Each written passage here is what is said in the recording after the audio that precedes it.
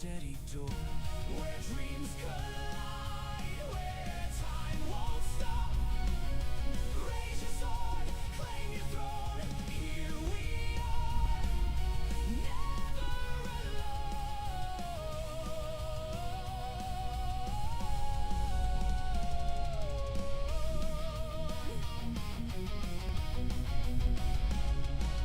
Miniatures march, armies clash, imagination burning like a flash. Heroes fall and villains grin, but every loss is where we begin.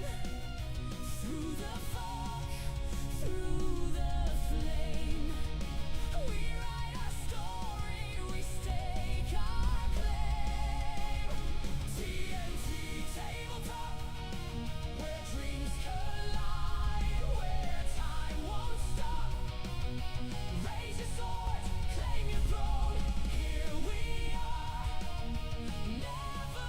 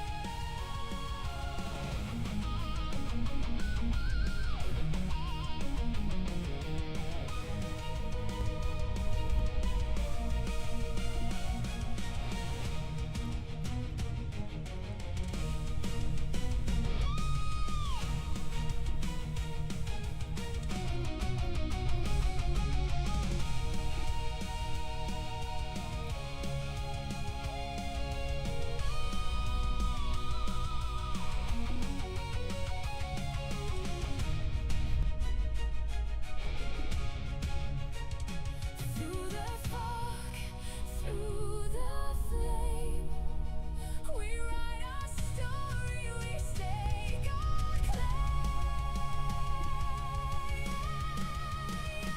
TNT tabletop, where dreams collide, where time won't stop. Raise your sword, claim your throne. Here we are, never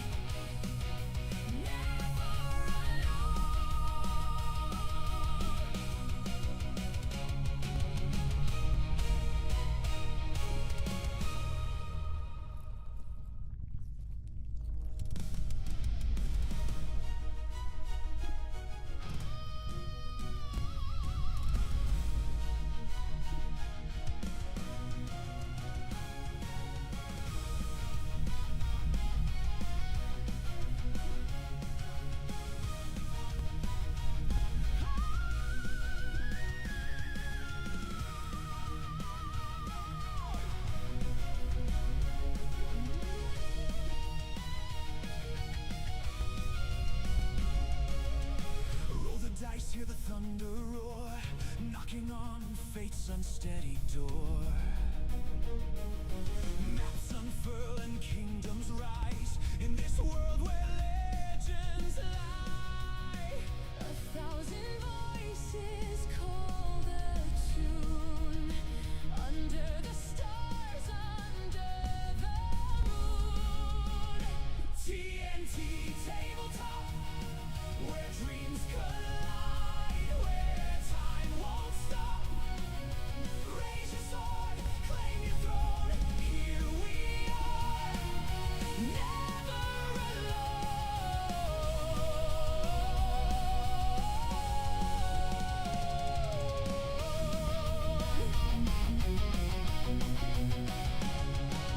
Miniatures march, armies clash, imagination burning like a flash. Heroes fall and villains grin, but every loss is where we begin. Through the fog, through the flame, we write our story, we stake our claim. TNT tabletop, where dreams collide, where time won't stop. Raise your sword, claim your throne. Here we are, never alone.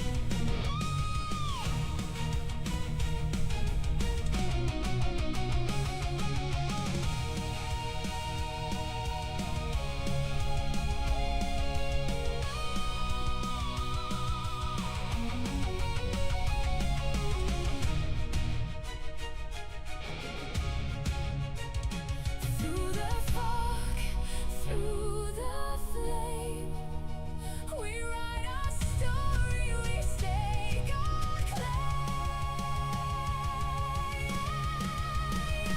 TNT tabletop, where dreams collide, where time won't stop. Raise your sword, claim your throne.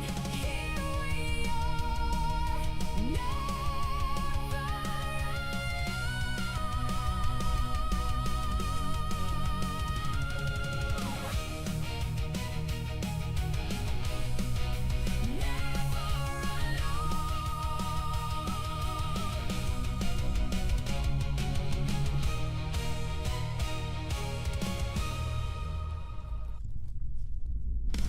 Thank you for waiting, and now we welcome you to TNT Tabletop. So kick up your feet, enjoy the show.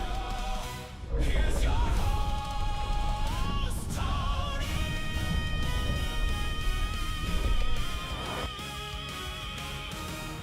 Hey everybody, welcome to TNT Tabletop. How you all doing on this beautiful Sunday? My camera's really off. Anyway, welcome to TNT Tabletop. I'm your host Tony. Typically on Sunday I play my seasonal characters, which is Hoshoryo, Lester, Abbie, and Chiyo. And we're going on 38 episodes now. So we got like one character who's level 6, that's almost near level 7 because she's a XP hoarder. And then of course we got 3 other characters who are, well, 2 characters who are actually doing pretty decent leveling, and then one who's a little bit behind. But either way, if you're not familiar with the game that we're playing, we primarily play a game called Shadows of Brimstone. And Shadows of Brimstone is a dungeon crawling board game that has this many worlds to go to, and each and every world comes with a whole mess of tiles. This is just, you know, a small handful of tiles for one of the worlds, which is actually one of the ones we're in right now. Why is that on there? But yeah, as you go to these worlds, there's all these different types of monsters you can run into, enemies. A lot can happen in this game. Every time you go into another room, you explore it, and it tells a story. The entire game is pretty much randomized, so procedurally generated and randomized. So if you like stuff like Diablo and you want something that's more hands-on and it has legacy character progression and everything with a skill tree, leveling up, you name it, going to town, selling your gear and gearing up. This is like the game, in my opinion. This is a lot of fun. Shadows of Brimstone has always been, since it's made by Flying Frog Productions, and if I remember correctly, I think they had the Kickstarter back in 2013, 2014, possibly earlier than that. But either way, I picked it up in 2015, and ever since then, I just have to. Every time they come out with a Kickstarter, I gotta get it. Every time they release new content, which is twice a year, sometimes 3 times a year, gotta get it because it's just such a fun game. Let me drop the volume down just a tad here. But anyway, so yeah, welcome to TNT Tabletop, and like I said, we're going to be continuing the adventure of 4 characters. As soon as I hit level 6, I am definitely planning on retiring them and starting fresh with a whole new set of characters. I'm probably not going to play... I'm still debating on whether I want to play as Journeyman again. I have to admit, if you are familiar with Shadows of Brimstone, but you never heard of the Journeyman part of the game, it's inside the second magazine, the second Darkstone magazine. It's a little addition to the game where you can actually multi-class. So at the start of the game, you actually choose a backstory class that you get all your ability scores from, and then you choose an inspirational class, which you get all your gear from. You get all the regular abilities from both, and then as you're leveling up, the only way... I mean, you can go to any skill tree, any one of the 2 skill trees, and pull from them. The only thing is, you cannot get tier 4. That's the only downside, but they are insanely powerful.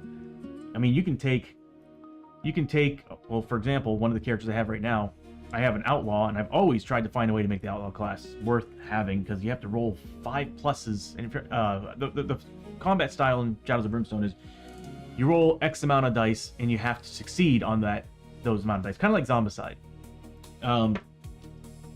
But the outlaw class gets a lot of shots per turn. The problem is her hit rolls are pretty high, which is not good. So, like, you have to roll 5 pluses to hit. Journeyman comes out, and I was able to make her a gunslinger slash... I was able to make a character that was a gunslinger slash outlaw, and it's just been... It was slow until she got her tier 4 ability, which, going back to it, I said earlier, you can't have a tier 4 ability. You can. You have to slowly progress down the Journeyman tree, which, again, is slow, because the first tier, you get something amazing. You can actually choose an ability from the class that you didn't choose a specific ability from. Starting upgrade, that's what it's starting upgrade from. And then the next one down was like changing an ability score, and then the one after that was finally getting a personal item, which the game characters typically come with a personal item, but Journeyman do not. That's your way of getting it. Once you hit tier 4 of Journeyman, then you can unlock any of the tier 4 abilities, one of the tier 4 abilities for your character, and then that's it. No more. Like, at that point, you're just pulling from either of one of the skill trees. I love it because I feel like it really made customizing your character more personal, and the only problem is you do have to find a balance, because in my opinion, I don't think they really had a good balance for the difficulty of the game on Journeyman characters, because they come out so powerful. So I've been kind of house ruling certain things. For every Journeyman character, I'm like, you're 0.5 additional elite abilities on your enemies. So when you got 4 characters that are Journeyman, I'm like, right there, that's 2 elite abilities per monster group. And monster groups basically represent the enemy, or enemy group represents the enemy that you're fighting on the board. And like I said, there's well over 100. I think there's like 150, possibly more than that too. It's a lot. Actually, matter of fact, if you want to see, and it's not all of them either. These are all new. Over the past year, I just haven't added them to my book, because my book's filled. But this right here is a whole bunch of the different types of enemies that are in the game. It's not all.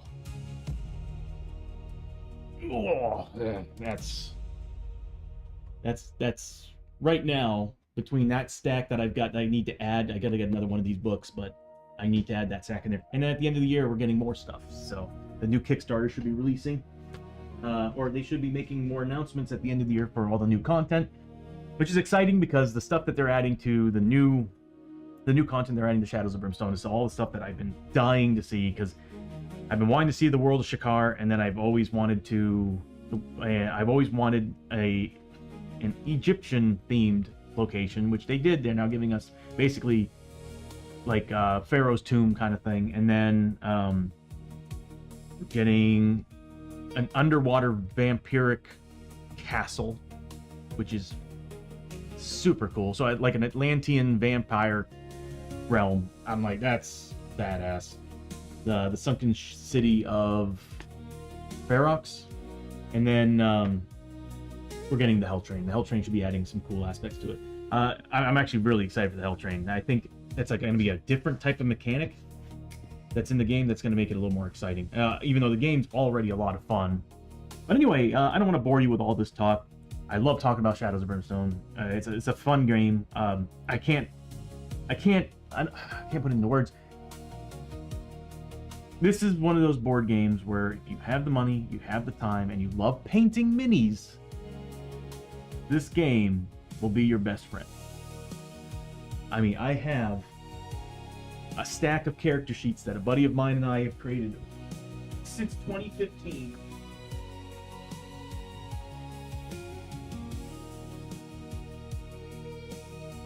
That I would love to get back into. But yeah, so it's a fun game. There's like around 50 classes. I think we're going to be getting an additional 8 or 12 at the end of the year. Sorry, get the hiccups all of a sudden. All right, so yeah, we're continuing this adventure. The last stream, last Sunday, our heroes went into they're currently in search of treasure. They found a treasure map in the previous town, which was a mountain town in the feudal lands of Japan. So there's 3 different towns you can go to right now. I think there's going to be a 4th one here in the new Kickstarter. Or a campsite. A campsite would be really cool for classic Shadows. There's a lot. There's 3 different game modes in Shadows. There's 2 different game modes in Shadows. There's classic, and then there's basically a team-based game where you're actually playing as either conquistadors or Vikings or Tredarans. If you're not familiar with Tredarans, they're basically what I consider the Helghast of Shadows of Brimstone. But anyway, it would be cool if they added a campsite theme. But anyway, they got done with town. They found a treasure map in town that led them to the mines, and then when they got into the mines, they found a portal that brought them to a whole other world. Brought them to there it is, the Norselands. And as you can see on the cards have like all this information based on what happens there. So I have to remember, whenever the darkness crosses into a new stage on the depth track, every hero takes d6 horror hits. Whenever the hero party crosses into a new stage on the depth track, the heroes recover a crit. Okay, so all right, darkness and the posse marker affect us during this area. I don't really need that card out because on this stream I have a lot of stuff built in on it, and you'll see it as we play. But for all those who are, again, not familiar with the stream. But anyway, so yeah, they found another pearl that led them to the Norselands. And before they actually jumped in there, one of the heroes, Lester, unlucky Lester, mutated. And the mutation that he got was a chest portal. The worst one you can get, double ones. So the chest portal is now anytime... I'm going to have to pull it up, but if I remember correctly, I think it's anytime we fail the darkness roll now, the portal opens up. And it either brings us a threat card, does nothing. I think it's on a 1, 2, or 3. On a d6 roll, 1, 2, or 3, we get a threat card. On a 4 or 5, nothing. Then on a 6, I think an artifact from the mines comes out of it. So,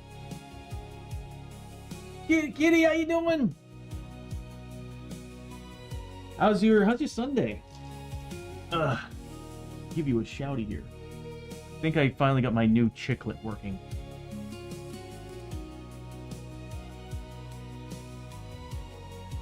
Sunday be okay? Yeah, it's got a good color palette. I don't really like that it it's is good. Captain America, actually, but I do like the color scheme. I just look like I'm going to the Met Gala. Or did you mean in real life? I have amazing skin in real life as well. I am a magnificent being, I know. But, sorry.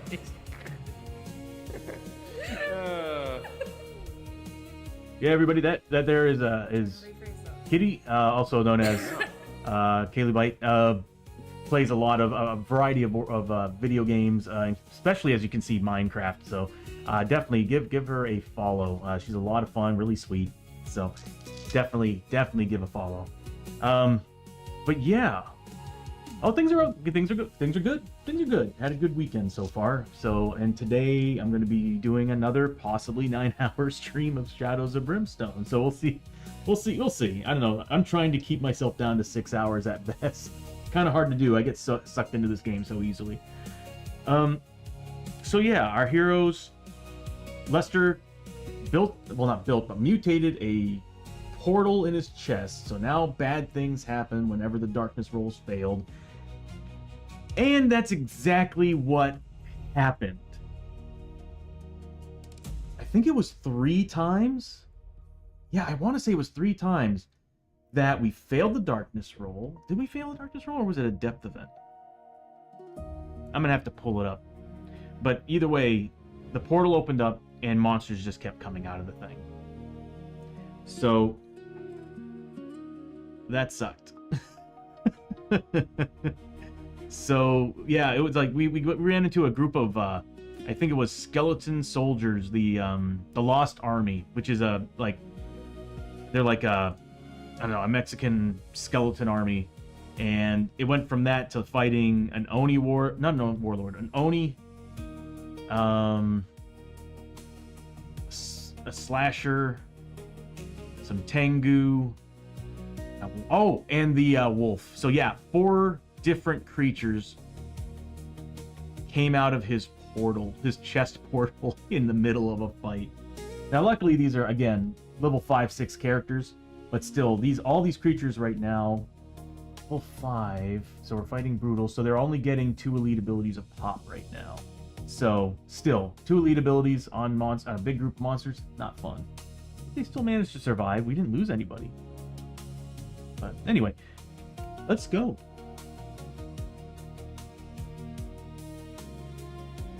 It would help if I went into OBS. There we go. I need to change that. I got a new animation for that, and I need to update.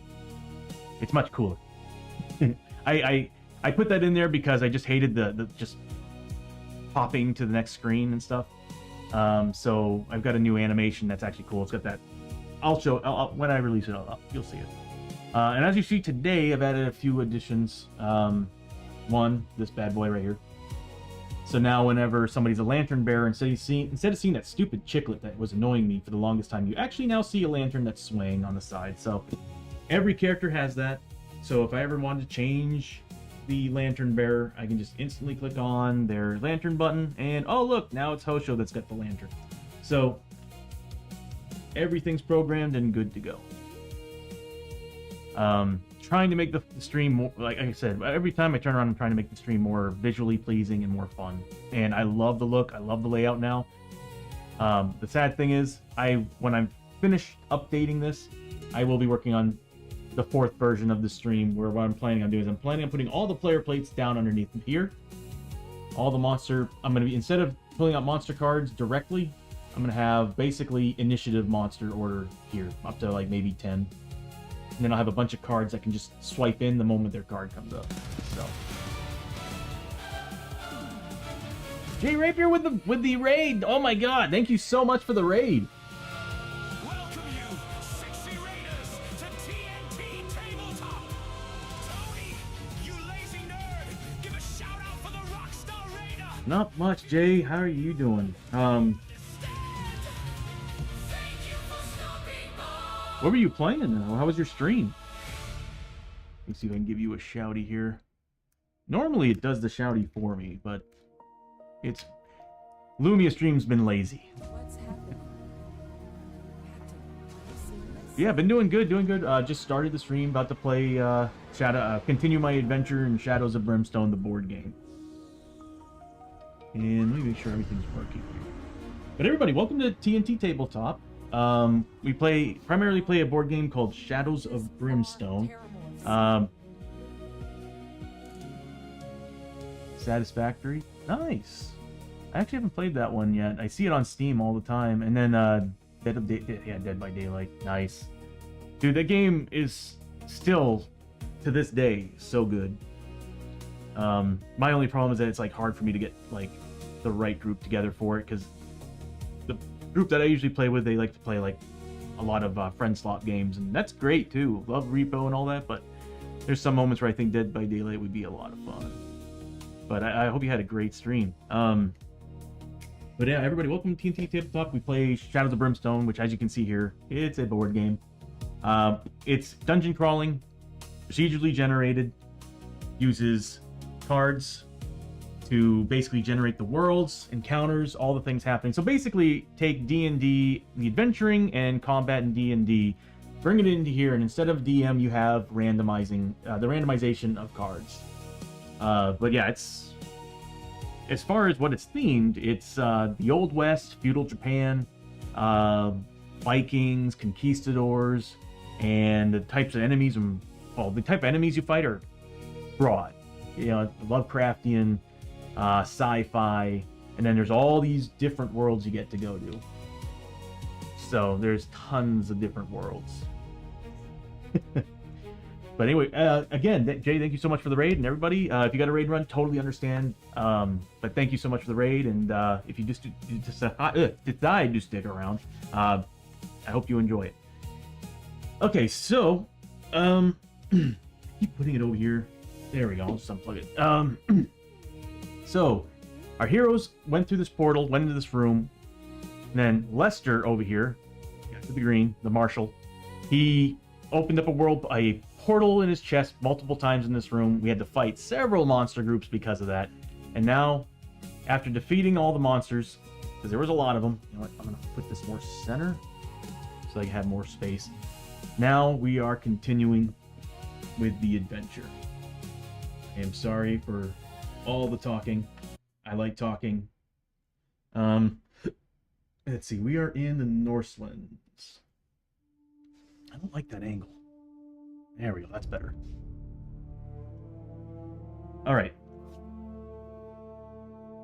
Is that the right song?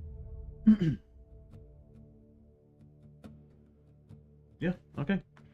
Well, anyway, so, if I remember correctly, the end of last stream, we finished up with all the loot. We looted the bodies. We did catch your breath, everything. It's now time for my favorite part of the game.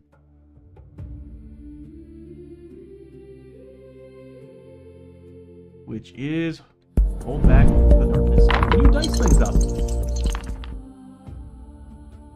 I totally forgot I added that. Awesome. So we still need a... God, that looks so much better. Okay, so we need a 7+ on 2d6 to pass this test. Now look at that, we got a 9. There is something I need to do. You might see the screen shift for a second, but there is something that I need to do, and I forgot to create a button.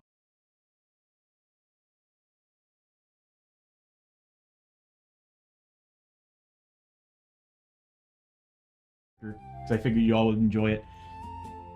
Lester has a ghost that follows him around and freaks him out. And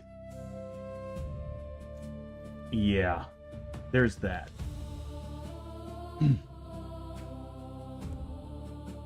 The lonely ghost. So he's getting a 4+ spirit. But there's a couple other things that happen when he has her around, and you know what? I'm losing cards all the time, and I need to figure out how I'm going to fix that issue, because I'm constantly running between 3 different streams, 3 different groups of gamers that are playing this with me. I tend to lose cards. Give me 1 second. I'm going to go see if it's in my card pile.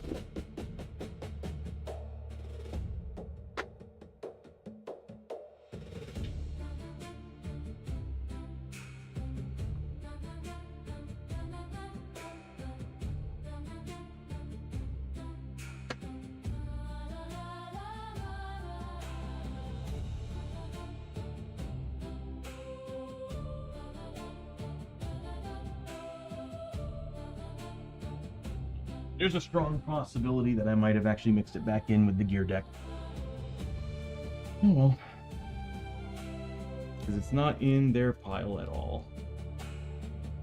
Yeah, I think I did mix it in with their gear deck. Well, either way, if I remember correctly, whenever we do a depth event, which is rolling basically doubles here, if we ever roll doubles on this, you don't pass or fail. What happens is that if you pass, nothing happens. Like this here is called the depth track, and this is basically the area that's showing us how far into the dungeon we are, which is the yellow, and how far the darkness is escaping, which is the purple. And whenever we fail it, well, the purple moves. And it moves and moves and moves till it reaches 16 and we fail. If we get to 0 with the party marker, we fail. If we get to the end, we fail. And whenever you roll doubles, it's called a depth event. And what that means is that you don't pass, you don't fail, but something awful or good happens in that tile or to the characters. In his case, he takes D6 wounds, ignoring defense and armor, because the ghost is leeching life from his body. She's giving him some awesome stuff. Giving him spirit armor, which is basically his way of avoiding taking sanity damage. But she freaks him out. And now I love that new animation. I've got a whole bunch of new ones that I've added in here, and I kind of want to keep them a secret, but I might... If you ask me it hard enough, if you peer pressure me, I'll probably show it off. It's for the vampires and the werewolves. Because you can actually be a vampire or werewolf if you get bitten by one. But anyway, we passed, so nothing happened. First off, we have Abbie and Hoshoryo. I'm going to start with Abbie. I think Abbie does still have some problems. Yeah, she still has paranoia. That's right, she's got Darkstone bullets. That's why she's doing a lot of damage. Okay, so she's going to first. Gonna roll for grit. For people who are not familiar with Shadows of Brimstone, first thing you usually do in the game is you roll for movement. The base rules of the game is you roll your movement. You know what? I'm just gonna roll these anyway. This is her... How do I explain this? In the base rules of the game, you actually roll to see how far you move. I'm notoriously a bad roller when it comes to dice rolling, so there's actually an advanced rule in the back of the game, or the book, that's instead of rolling for it, you just get 4 movement points. And then, on top of that, you still roll for movement, but it's technically called rolling for grit. And you're generally still supposed to be rolling a 1, because like if you roll the lowest, you're supposed to get a grit back, and then you can re-roll and see if you get more movement. Because you can spend grit. Grit's like fate points. You can actually use them to kind of give yourself some re-rolls, more movement. There's a whole bunch of things you can do with grit, and there's some character classes that have bonuses using grit. But anyway, she's going to be rolling for grit, and Abbie doesn't really match her color on her thing. I need to fix that. As a matter of fact, Hoshoryo's yellow and he's throwing up orange. I really need to fix these. I need to print it out orange and purple instead of orange and was that magenta? Anyway, here's Abbie. If she gets a 6+, she gets it. She does not. Normally, you're supposed to be rolling a 1, but when it comes to the grit rolls and everything, I always kind of figured, let's use the cool emblem side of the die for that. Just makes more sense to me. So she doesn't get any grit back, but she's going to move... We want to go straight or left? You know what? Let's roll for it. We'll say odds, evens. Alright, so we're going straight. Well, she's going straight. And she actually has a lot of movement points. She has, I think, everybody but Lester. Ooh, actually, I think Lester got rid... Does he still have his leg growth? He's got a lot of mutations. You need to get rid of some of them. So yeah, he still has his leg growth. What did we rolled a 9, right? So it's on a roll of 11 or 12. Oh god, so when you pass, you still can have bad things happen. Alright, so he still has the leg growth, so he doesn't have his boots on, so he's only getting 5 movement. But anyway, everybody else is a 6. So she moves up, and after that, you can perform an action, and your action's either... You can look through a doorway, like this, and see what's on the other side of it, or you can do a scavenge, which is basically just checking the room to see if there's any treasure, loot, or something in there. Some rooms also have the ability to have additional actions that are in there, but that's usually based on the encounter cards from that room. Okay, so she moves up, and she's going to look through that doorway. That's going to give her 5 experience, because looking through... Oh, wait, actually, first, she's got paranoia. Does she do it? On a 4, 5, or 6, she passes, and she can actually look through that doorway. She does. So she gets 5 XP, and on the other side of that door, or that passage, she finds... Oof, cross passage. So we do advance down the depth track 1, because we did find a... We did explore. Problem is, it gave us a cross passage. Ugh.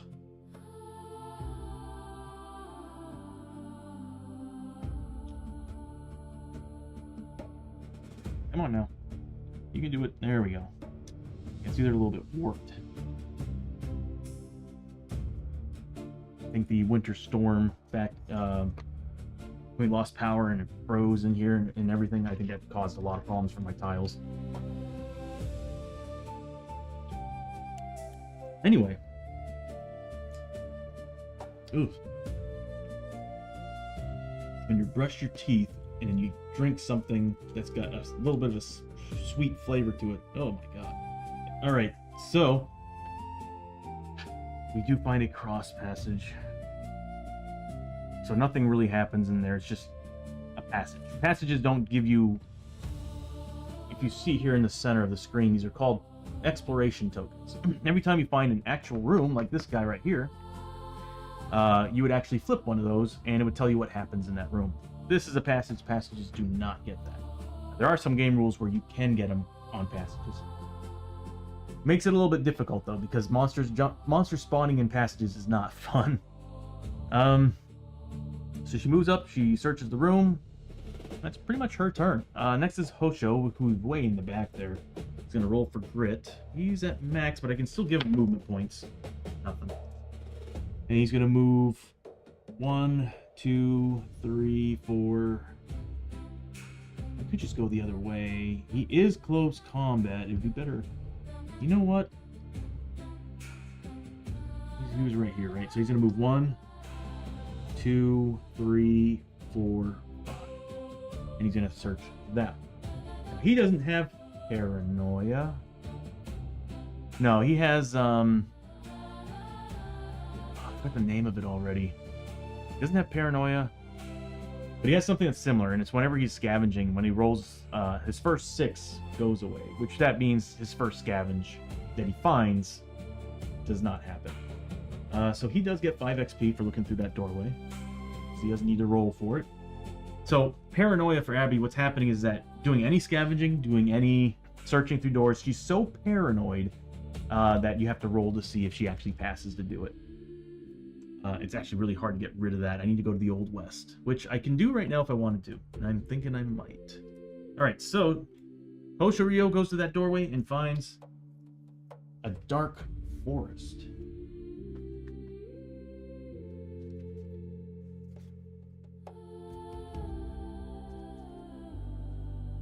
Okay, this right here is a portal.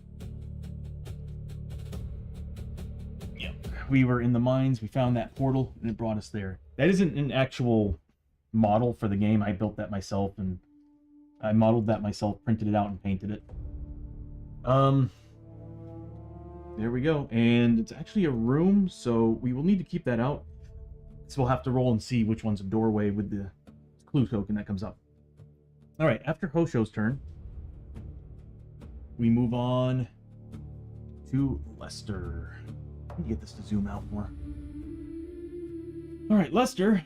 Let's see. He's going to roll for grit. Doesn't get it. But he's going to move 1, 2. Chiyo can go to that spot. How's her health? Yeah, she's alright. He needs help. Okay, so we'll say Lester's going to be behind Hoshoryo. And he's going to scavenge, as we said earlier. And how scavenge works is on... You roll 3 dice, and on any 6s, you find something. Scavenging can suck. As a matter of fact, we actually have a darkness card. So darkness cards are basically just, as you saw, as I was telling you earlier in the stream, we got this little thing that's going on here, coming out. That is also feeding all these terrible ongoing effects. And these cards are those terrible ongoing effects. Whenever the hero posse marker enters a blood splatter space on the depth track of a hero currently in the other worlds. Oh, well, we're not in the other worlds. We're in the starting world, so not a big deal. So he's scavenging. He doesn't find a thing.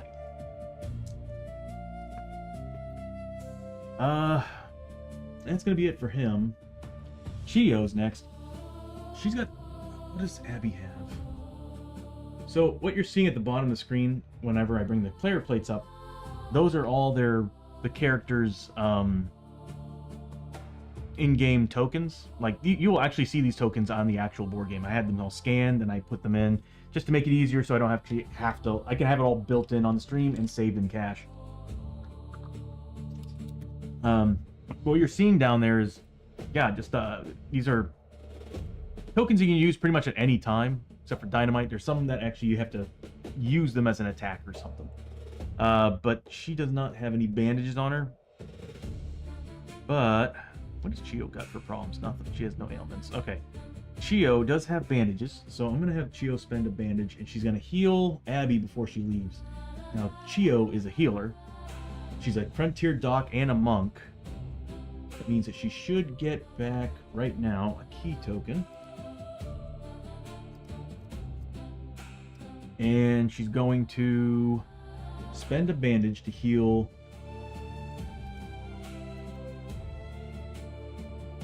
Need to have a little animation. She's going to spend a bandage to heal Abbie. And what the bandages do is it's 1d6 back, but since Chiyo is a frontier doc, she's getting +3 per bandage. Ooh, that's an 8. So she healed 8 points of damage. I think that'll be enough on Abbie. So Abbie will get back. That's Hoshoryo. Abbie's going to get back 8 points of health. And whenever you heal another character other than yourself, you get experience. So that's 5 times the amount of healing that you did. So we're looking at, what, 40 points of experience?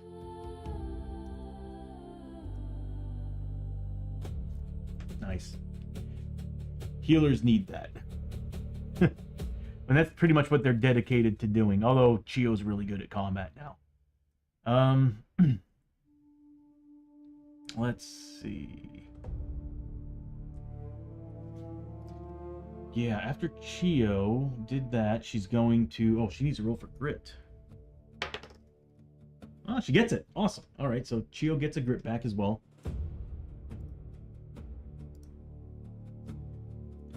And she's going to move...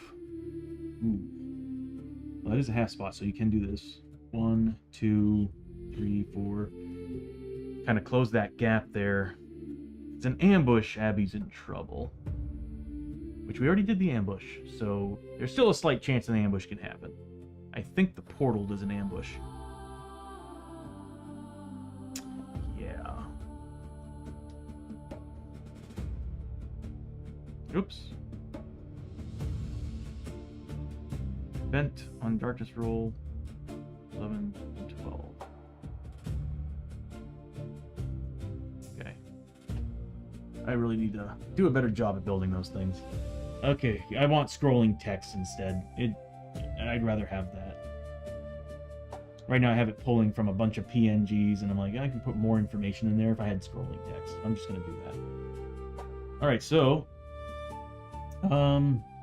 that's the end of everybody's turn, and typically, once you're done with the turn, or everybody's activated, when you've explored a room, you're supposed to actually put... Let me see if I have an example for you all. Yep, there we go. You're supposed to actually put one of these bad boys on the middle of that tile to represent that that room's been is starting exploration. And then you would flip it over right now. Well, we already went through the ambush one, as you can see on the screen. But you would flip that over and then basically from top to bottom carry out what it asks you to do, which is, as you can see here, 2 doors open up and an ambush attack. So we've already done that token though. Okay. So, all right, I guess let's flip an exploration token and see what happens. I did not add the new animation for that one though. Go figure. So one doorway opens up in an encounter.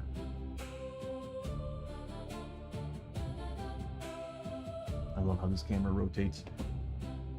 Okay, so we do get one doorway, which we have to roll a d6 for. As you can see on the card, it tells you which door you roll for. So on a 1, 2, 3, 4, 5, or 6. So that one doorway's on 3, which is straight across. So what we do with this, it's the wrong one, is we put these on the edges that don't have a doorway, so it looks like as if they're closed off. Now I do have actual 3D, they do make 3D models for the doorways in this game. I just haven't brought them out. I would like to. They're stashed away somewhere, and we're gonna be in the middle of moving here soon. Or in the next, month and a half, we'll be in the process of moving, and I'm like, I might as well just wait till I move into the new place. Okay, so that happens. Then an encounter happens there. Put that in our discard pile. In the encounter, roaming ghost, peering over the bank of snow, your eyes widen in astonishment at a... I can't read that.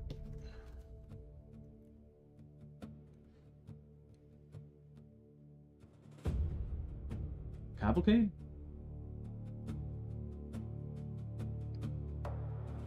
Anyway, you know, I've never crossed paths with that word before. Strange.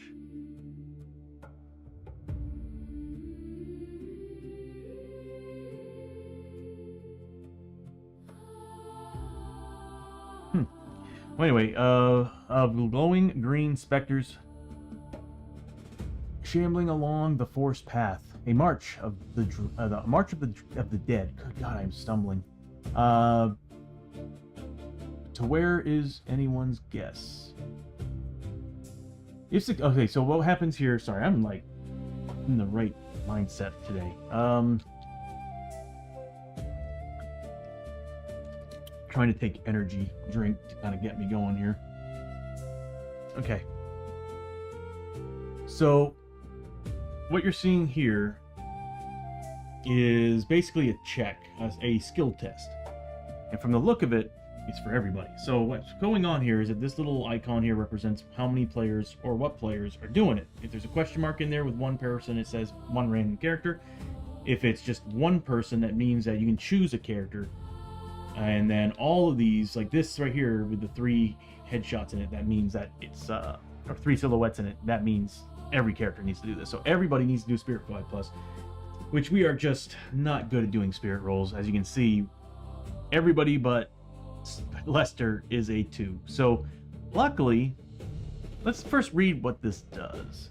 If successful, you gain 20 XP as you watch in wonder, contemplating your own morality. If failed, the spirits are aware of your presence, scattering into the glowing mist before vanishing, leaving you with a haunting chill. Take corruption hits equal to your spirit. Oh, Lester. Oh, Lester. I'm not really too worried about this test. We'll just... Yeah, I was thinking about spending... You can spend potions to actually increase your rolls. But what happens here is you take your ability score and you roll what the test is against it. So, for example, right now, Chiyo is a 2, right? She's a 2 spirit. So she makes 2 dice rolls. And you need at least 1 5+ to pass. Which she got both. So she does get 20 XP.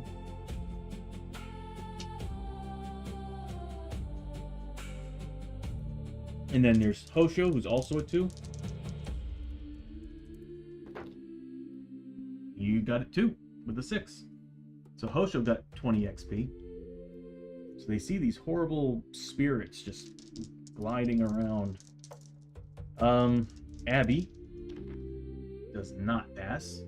So she's taking corruption hits equal to her spirit, which is 2. So corruption is not quite like horror tests, corruption is the way you mutate in this game. So there's 3 different types of ways for things to happen, and it's injuries, madness, and mutations. And of course, injuries happen when your character reaches 0 health. Madness happens when your character's sanity reaches 0 sanity. Mutations is when your corruption point hits your corruption resistance number. Now, as you can see on the player cards here, you can definitely tell red is health, blue is sanity. The green over here actually is the corruption. And the number on the left, of course, represents how many you're at, and then the one on the right represents your resistance level. So Abbie's a 3 out of 5. She's got 3 corruption out of 5 already. She needs to make 2 tests, and you always use your willpower against it. So that's why it's green and blue, because that shows that you're using your willpower for sanity and corruption. You just don't get spirit armor against it. She fails both. Do I want this to happen? Yeah, why not? She does. Abbie does get 2 points of corruption, causing her to mutate. I plan on adding an animation for that in the future. I've already got stuff for being incapacitated, either health or sanity, but I definitely want one that's going to be tentacles kind of crawling or coiling up the player plate. And I think I got an idea on how I'm going to do that.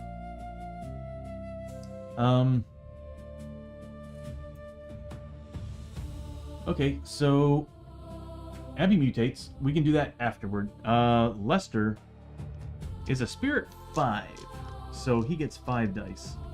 He only needs 1 5+, but I've got a history of failing miserably even on 6.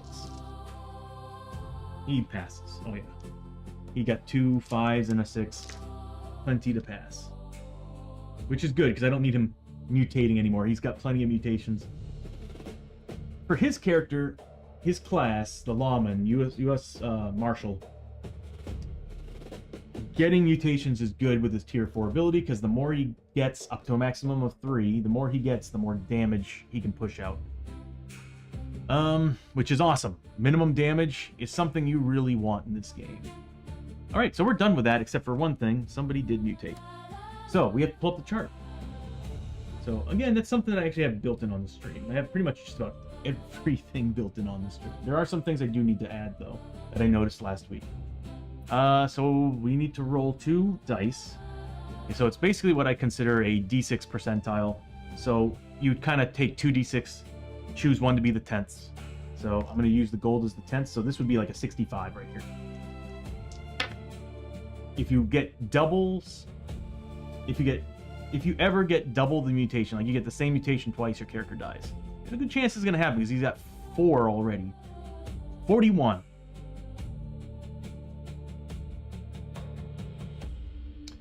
Horns.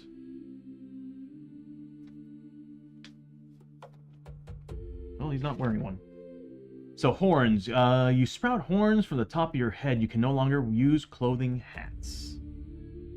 Dude, he's just looking like a monster right now. It's his last slot that I have on here too. This is why I kept telling myself I think I need to add 5 more. Let's see. Slot 5. And that is injury. No. Mutation 41.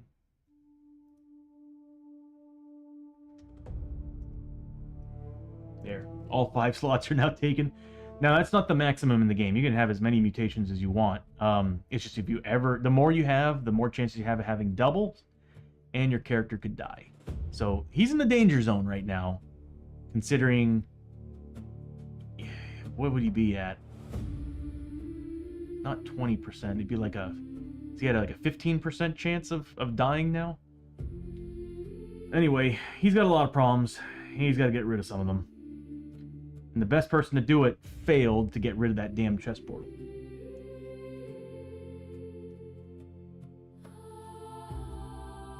Oh, that wasn't Lester. That was Abbie.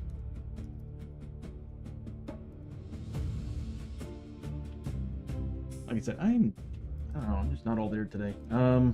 Let's see, she's going to be using slot 2 because she's already got one in the first one for Paranoia. So she's using Mutation 41. So she's the one with the horns, which actually sucks because I think she's actually wearing a cap. Oh, she's not. She had the Scafford cap. She gave it to her dad, and her dad lost it because, if I remember correctly, I think Hellbats came in and stole it. Yeah. There's things called the Hellbats, and they suck. Here. She no longer has any corruption points, because once you mutate, your corruption points go back to 0. Oh my god. Alright, so that was the encounter that happened in that room. After all the crazy fighting happening in here, they walked over here to find a bunch of ghosts and spirits and specters just floating around. And they're freaked. Even though Abbie's all the way the hell over here, it still freaked her the hell out. Of course, Lester would have passed because he's already got a ghost that's haunting him. This one here, Abigail, Cosmic named her Abigail. Alright, so... that's the end of the round. We're back to hold back the darkness rolls. What's funny is that we've reached the point now where, actually, hold on. I think we're at an 8+ now. We're at an 8+ now because we actually technically went down twice because we found 2 different rooms. We're at an 8+. Okay. So, a lot that's happening here. Okay. Dang. We had that 7+. We fail. So that means that the darkness comes out a step. And that's it. So nothing happened yet. Oh! Norselands. We went to the new side of the depth track. I think we actually get a grip back on a D6 roll. Let me pull that card up here. Odin's Light. Whenever the hero posse crosses over into a new stage of depth track, the heroes may recover grit on a D6 roll of 4+. Okay, so everybody gets a chance at grit, so they need 4+. So Chiyo doesn't get it. Hosho does get it. Abbie does get it, and then Lester. Oh, Hosho's at max. He does not get it. So Abbie does get a grip back.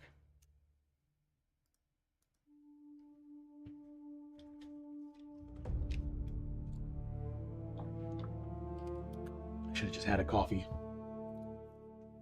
Okay. So we got 2 characters at max grip right now.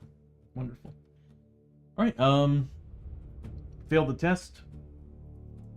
We're starting the round. It's either Abbie or Hosho. I'm just gonna, I'm gonna have Abbie roll for grit first.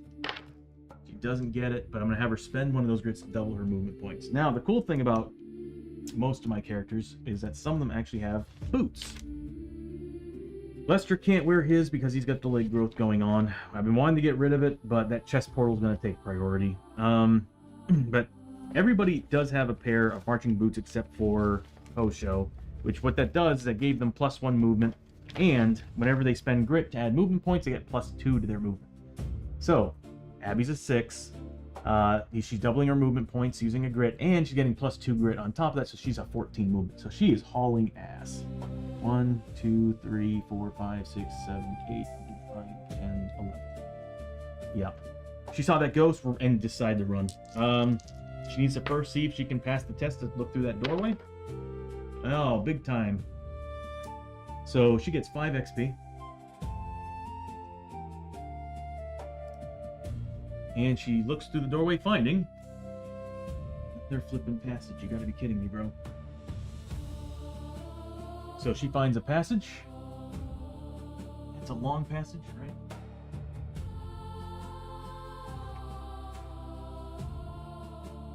That is not the tile set.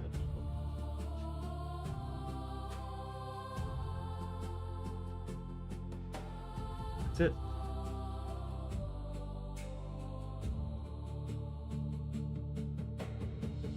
Just kind of move this over a little bit.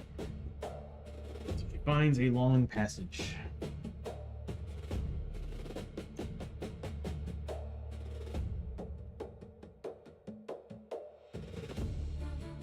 After that, that's pretty much her turn.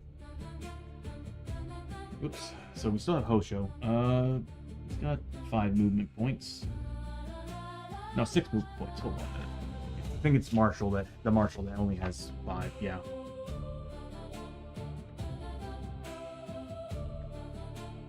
+1 for the walking stick.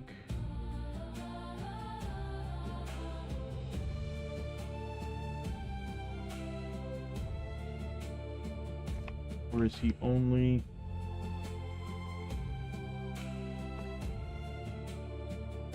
Is he only a 5? This one he's a 6. Oh, he +2 because he's a traveler. Okay, so that's why he's a 6 movement. Alright. The walking stick, because he's a traveler, gives him +2 instead of +1. Alright, so he's got 6 movement points. He's gonna roll for grit just to see if he can get some extras. Nothing. He's just gonna move up to 6. 1, 2, 3, 4, 5, 6. I could spend grit and have him go all the way to that door. But we can wait. So he's just gonna march up there, and that's gonna be, well, not quite his turn. I'm gonna have him scavenge. I'm gonna have him scavenge the room, because so what happens here is that these sections where the tiles connect are called puzzle piece places. When your character is standing on that, you're technically considered to be on both tiles.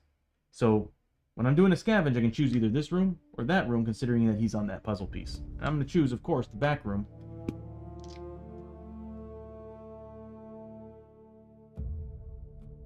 I have 2 characters that are probably going to go up and do the same thing. So I might as well have him do the front room. But the problem with him is that he does have the chills. So whenever he scavenges, and his first 6 is ignored. He does not find anything. Next up is going to be Lester. Lester does not get any grit. He's gonna move 1, 2, 3, 4, 5. That's the best he can do on movement. And he's gonna scavenge that room. He does actually, in fact, find something. Now, I do have a new animation for this, but I haven't built it in yet. I still need to green screen it, set it up. But let's see what he finds. Nothing, but he does find 10 XP. Trust me, sometimes the nothing cards are really, really nice to see. And since that room's been scavenged, it gets 1 scavenge token. I use dice because it's just easier to kind of keep track of. There are actual scavenge tokens for it. I kind of like using dice. And when it comes to scavenging, you can scavenge each room basically like this. For every character, it's 0.5 rounded up. So 1 to 2 characters, you can scavenge it once, 3 or 4 twice, 5 or 6 3 times. Kind of gives everybody a chance to do something when they're in a room. All right, that's it for Lester. He needs more XP. Next is Abbie, Chiyo. Chiyo's going to roll for grit. She gets it.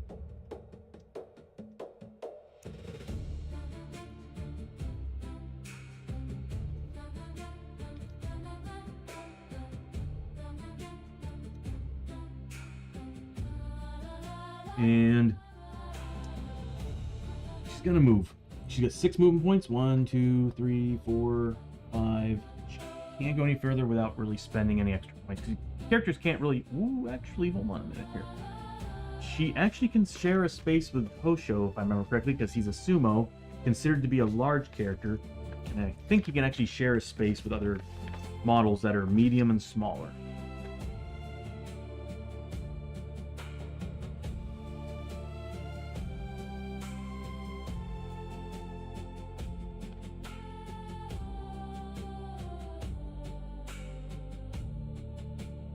He auto passes escape tests. I wish I would remember that.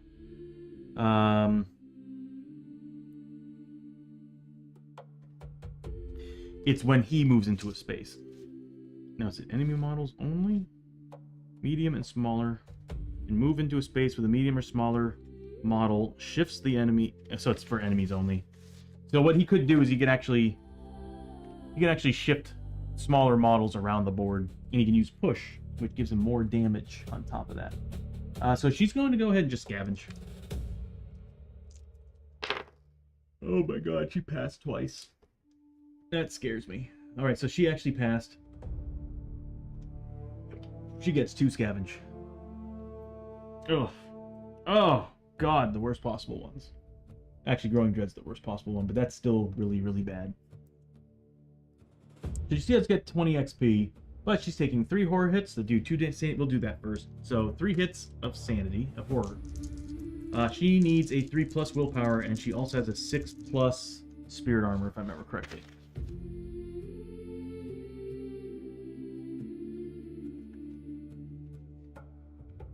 Oh my god, why am I doing this? Yeah. So first off, 3+ willpower save. Fails 2, passes 1. It's 4 damage. No, she needs to pass these.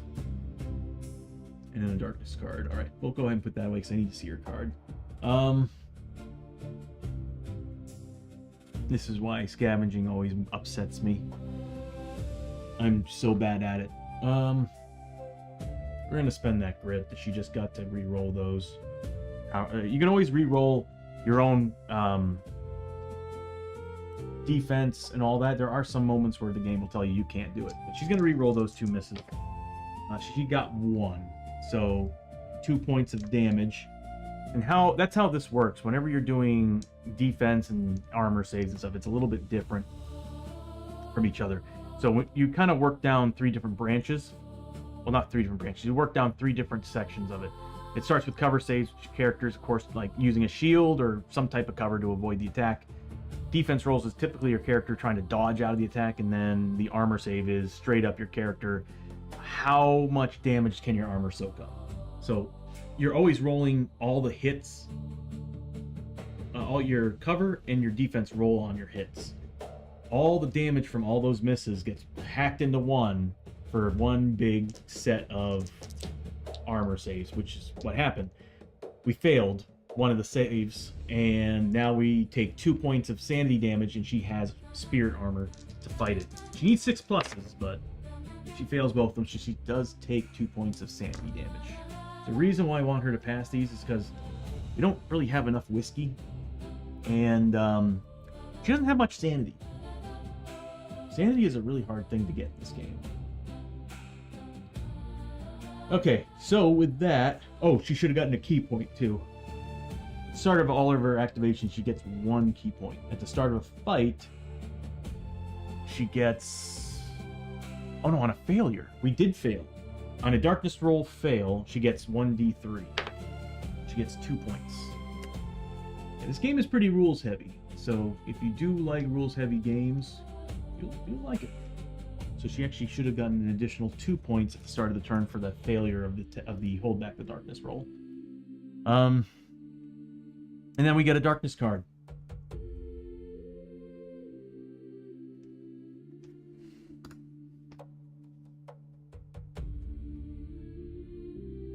Oh no, none of them remains in play.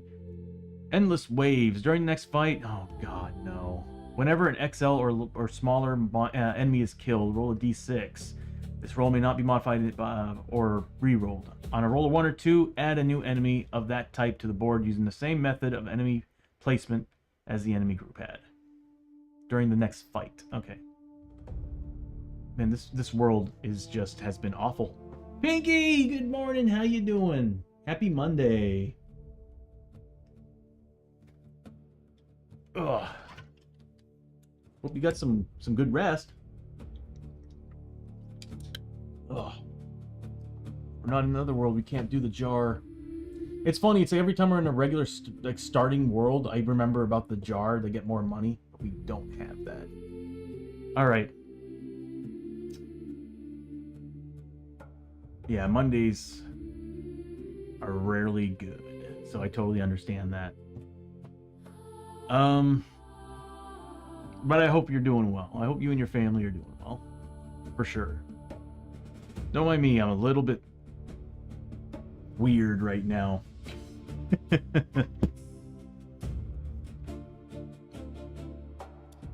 think it's partially a hangover. I'm not quite sure.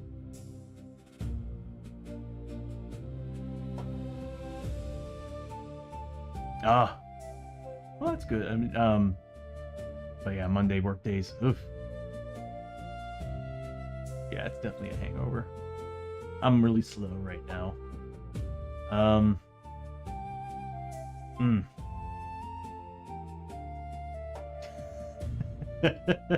Yeah, I can't fight with that. There is no partial. There is no Dana, only Zool. So Chiyo, bad things happened with Chiyo. And that's it. That's the end of the round. So we're gonna go ahead and move on to another Hold Back the Darkness roll, everybody. These are always fun. We need an 8+.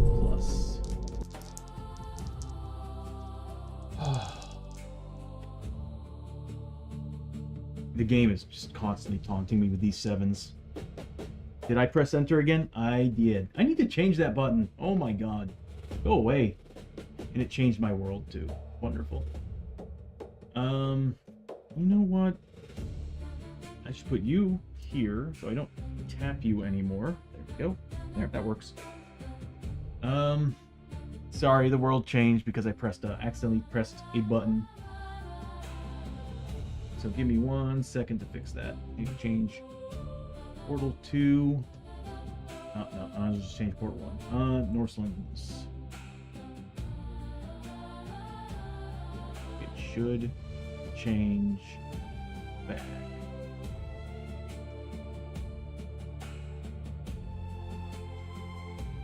It's not. There we go. Okay. Sorry, I keep forgetting that I stupidly set the numpad enter button as a special event. And that special event changes a lot on the stream. Whoops. I need to put that back. Alright, so...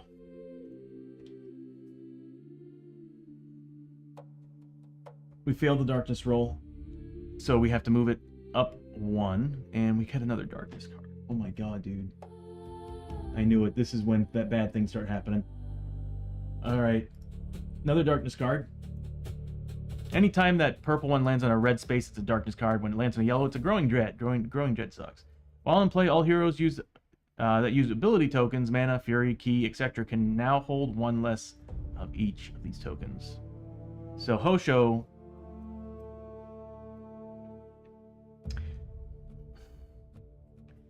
all his abilities can't be used anymore. He's a 5 fury, and both of his fury strikes are 5. Now he's a 4 because of that card, unless we can somehow get rid. Oh! I don't think we used the Norse traveling pants yet. Let's go ahead and use the Norse traveling pants. On a 3+, we ignore the card, but that's it. It's over. It's gone. We got it. All right, that card's gone. So there's certain items in the game that you can carry or find that allow you to ignore certain events, certain things that are happening. We've used pretty much everything at this point to stop growing dread and this.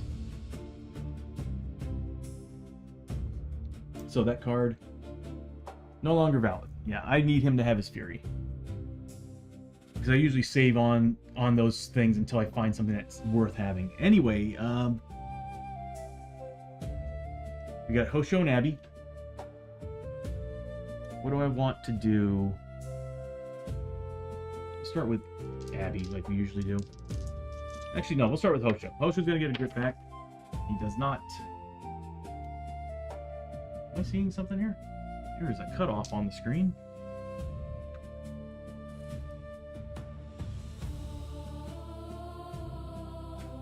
That's interesting. There we go. I think that's better. All right. So he doesn't get a grip back, but he still has movement points. He's going to move up his 6. Search that room. Finding a rocky shore.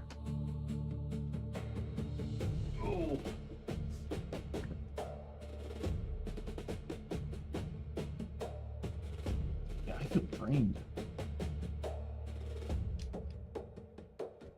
Okay, so he finds a rocky shore. And that also brings us 1 down on the depth track. We're now at 8. That here, because we might need that here in a second.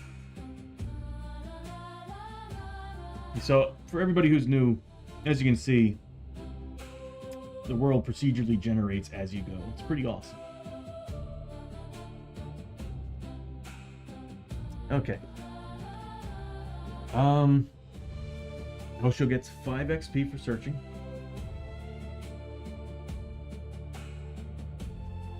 And after him, we'll go with Abbie. Abbie's going to roll 2 dice for grit. Wow. She nailed that. Is there anything else that I'm missing here? We failed, right? Chiyo gets back 3 points of key. 3 points of key.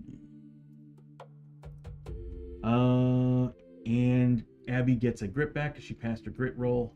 Now, the reason why Abbie gets to roll 2 dice is because she is a outlaw, and outlaws get 2 rolls of the dice for movement. I think it was an ability that I chose from her. But anyway, Abbie is going to move up. Probably not all the way. Yeah, I kind of want her there. And I have the hunch there might be a fight in this. Oh, hold on a minute. We did not pass, okay. It's weird, it's like part of me doesn't want to pass because rolling 11 pluses sucks right now with Lester and his damn chest portal. So she's gonna move up. Scavenge is just not working out for me. I want to do it, but I also shouldn't. So I'm not gonna scavenge. It's too dangerous. I'm gonna do it. All right. Does she do it though? She has to pass a 4 plus. Love of God. I need a better dice rolling period. She passes. So she finds. She actually does find something.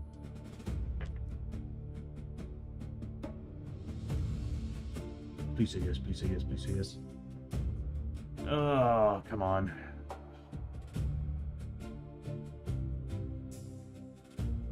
No. We're trying so hard to avoid this. This is why I hate scavenging. Okay, so she does get 10 XP. But thanks to her wonderful discovery of Chilling Dread, we do get a Growing Dread. We now officially have one. That sucks.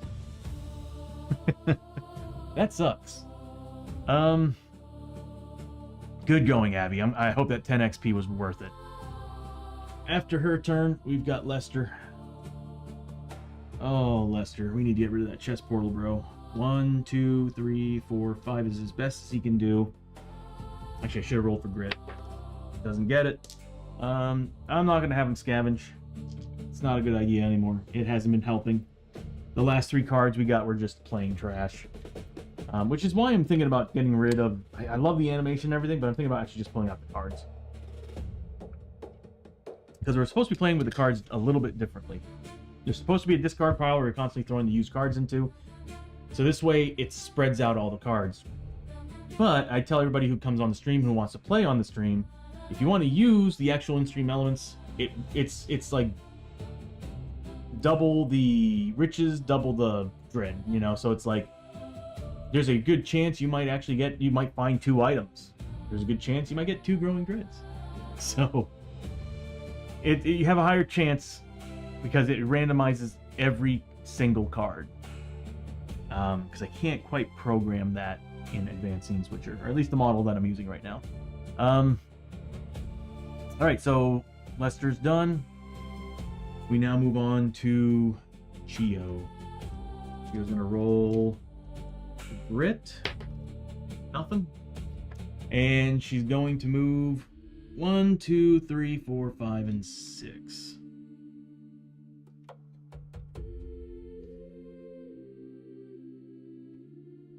Anybody need healing? Nah, we're good. We're good. We're really good, actually.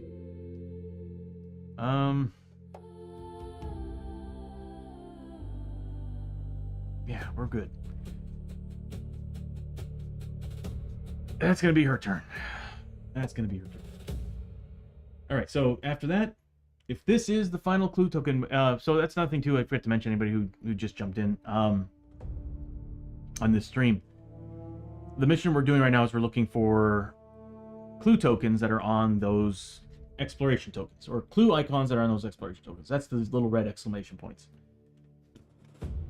I chose the hardest one, which is looking for the biggest deposit of Darkstone, which in this case it's the largest in number of treasure, because we're trading off what we're getting Darkstone for treasure and or loot. And we need to find 4, because it's either easy mode, which is 2, then of course medium 3, and then the hardest difficulty is looking for all 4 of the token, all 4 of the clue tokens. We are at a good chance of finding it, so let's see if we get it. Maybe this will be the final room and the final boss. It's not working. There we go.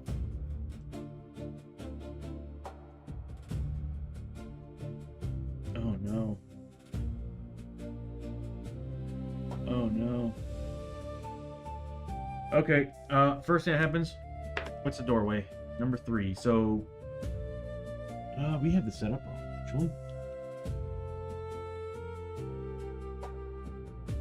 There we go, that's better. So this is closed off. And we have to go straight across. Yeah. Okay, so we have a depth event. That sucks. Let's see what we get for a depth event in the Northlands. 4. Okay, I don't think that's too bad. Depth events are not great. If you roll a 6, you'd be happy, but anything below it sucks. We're in the Northlands. We need the second page. So falling ice. Jagged hunks of ice break loose from the cliffs and trees, raining down from above. Each hero in the Northlands takes 3 hits to do 2 wounds a pop. Yeah, that's not too bad. All right, here we go. How many hits was that again? Was that 3 that do 2? Yes. All right. We got Chiyo first.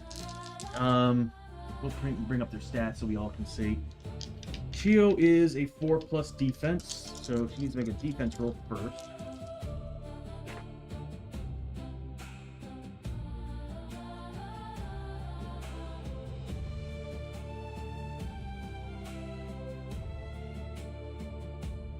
Fails.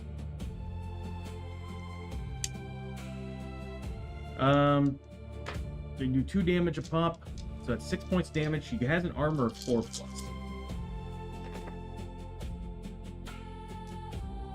She does save 4, but she takes 2 points of damage, and her armor has a special rule. If she saves 3 or more wounds using the armor that she's got, she needs to take a corruption test. So she is a 3+ willpower to fight it off. Oh, no, she gets it. She got a 6. So that's awesome. It's called Takobake armor, and what it is that it's really, really insanely good armor. Just, you know, it mutates you. Time Roller, how are you doing, buddy? Happy Sunday, pal. Hope you're having a delightful Sunday afternoon, evening. What time are we at? Yeah, evening-ish. Let me give you a shouty here.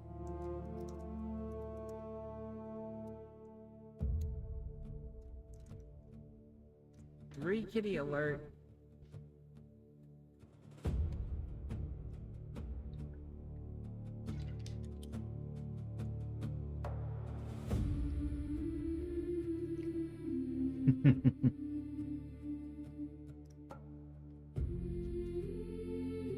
But yeah, everybody, there is Time Roller. He is a variety board game streamer. Plays a ton of different board games. If you are ever interested in trying different types of board games, you're curious about generally generally curious about board games, definitely one of the people you should go check out and follow, because that's, like I said, a lot of information that he throws out there, and he's very informative when it comes to the board games, and like I said, variety board game streamer. Highly recommended. Also, he has adorable cats that he has on his stream, like as you saw, Moochie in them. But anyway, good to see you, Time Roller. Okay, so found this room. We have a depth event. We completed the depth event, except that everybody else is taking damage too. All right, so Hosho's next. He needs to make 3+ defense. Passes all but one. He has a armor save, I think, of 5+, because he has special armor. Yep, 5+ armor save with his forged armor. So he's getting 2 points of damage. He needs to make 2, 5. Oh, he does. 6 and a 5. He's good. Yeah, we finally bought him. For the longest time, we did not have armor on this guy. He doesn't really need it. He has a lot of health, but I was like, you know, why not? Let's go ahead and give him some, because there's been times where there's been enemies out there that will deal 15 anywhere between. Enemies can deal anywhere between 1 and 15 damage. Sometimes I've seen more than that, because there's some enemies that are triple damage on a D6 roll of 6+. All right, next is Abbie. Which, by the way, we found something. I can't equip it right now, it's too late. But she needed a 4+, she fails 1. She takes 4 points of damage because she does not wear armor right now. I need to equip something to her, but I think she's maxed out on gear.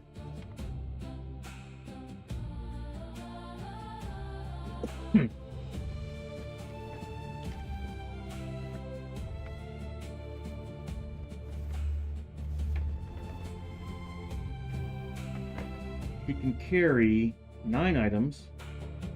2, 3. What is this?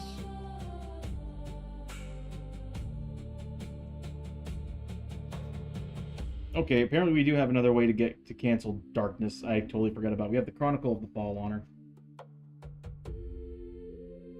Yep. Cancel once per adventure, cancel darkness card, or cancel a growing dread card on a D6 roll of 4+. For the growing dread card. It cancels the darkness card straight up. That's why her lore's higher. Yeah. So she's got, let's see, 4, 5, 6. She's got a lot of space left. Why am I not equipping that to her? I'm kind of stupid. All right. Now that she's done, we will go ahead and finally equip that to her, because we can't equip things and move things around in between combat and fighting and stuff. She's got a chainmail helmet now.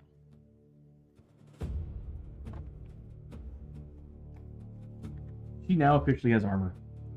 So she's got a chainmail helmet. She can wear this, right? She's got horns. She just grew horns. Just grew them in time for me to realize I needed to equip this, and I can't. That's a shame. Well, okay. Next is Lester. He needs a 3+. Passes 2, fails 1. He has an armor save of 6+ with his soldier's armor. Passes 1, fails the other, so he does take 1 point of damage.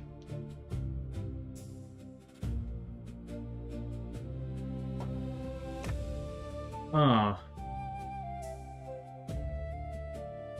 that's it for the depth event. We now have an encounter. Death walks these woods. Staring out through the frozen trees, a cold stillness grips you. Black shapes shift from shadow to shadow as the darkness advances toward your position. There's death here that does not sleep. Everybody, God, what is with these spirit tests? Everybody needs to make a spirit 5+ test.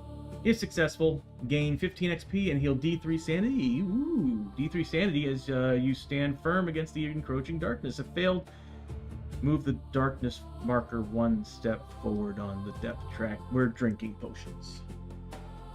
Now, luckily, we have somebody that's got... I think everybody's got potions, right? No, we got tonics. Oh, those are tonics. No, we got potions. Abbie's going to hand out these potions to 3 other characters who desperately need them. Or actually, we'll do it on the go. Because we can do that. Okay, so what we're going to do... First is Chiyo. So she needs a 5+ on 2 dice because she's a 2 spirit. She got it. So Chiyo's good. 15 XP. Next is Hoshoryo. Does not get it. We do. I'll go ahead and give him a potion. You know what? I'll just roll and see how many potions we need to give him. So I don't want that depth event going. He passes. So we did use 1 potion for him. I really need to add that flame wheel animation on those tokens as well. Abbie's a 2 as well. She gets it. So those 2 characters get 15 XP a pop. Not worried about Lester. Lester's got... what I love about him is that his spirit's so high because he's got a horrifying ghost harassing him all the time. So it shows that the spirits that are freaking him out in the darkness... Well, the spirits and everything is not freaking him out enough because he's already got a horrifying lady ghost, as you can see here, haunting him. But he does need to still make a spirit test. Deviant, how you doing, bud? Good to see you. Happy Sunday, man. Hope you're having a good day, bro. Especially, you know, it's always nice to have that one day to chill, relax, and take in before the work week. Let's see. Spirit 5, so he needs 5+ on 5 dice. Wow, really? Made me nervous when I saw those 4s. So he does actually pass.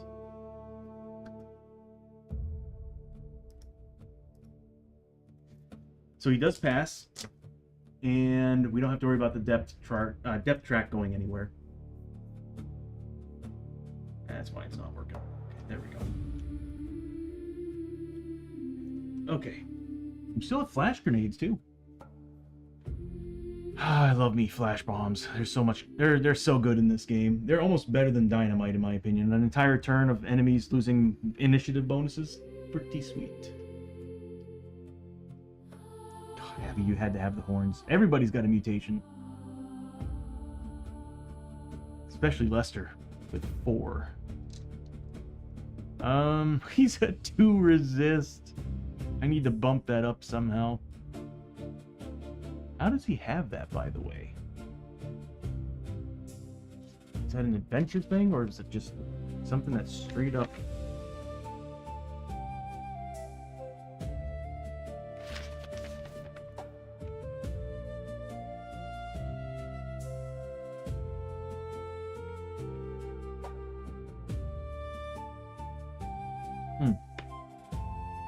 Maybe it's the portal that added that. I'm not sure. I don't like how he's a 2 resist.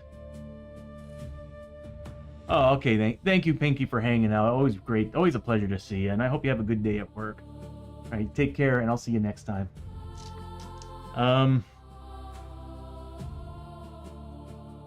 Okay. We're done with the token. Okay, good. We don't have any more encounters, nothing going on there. So we'll just go ahead and move on to the next round.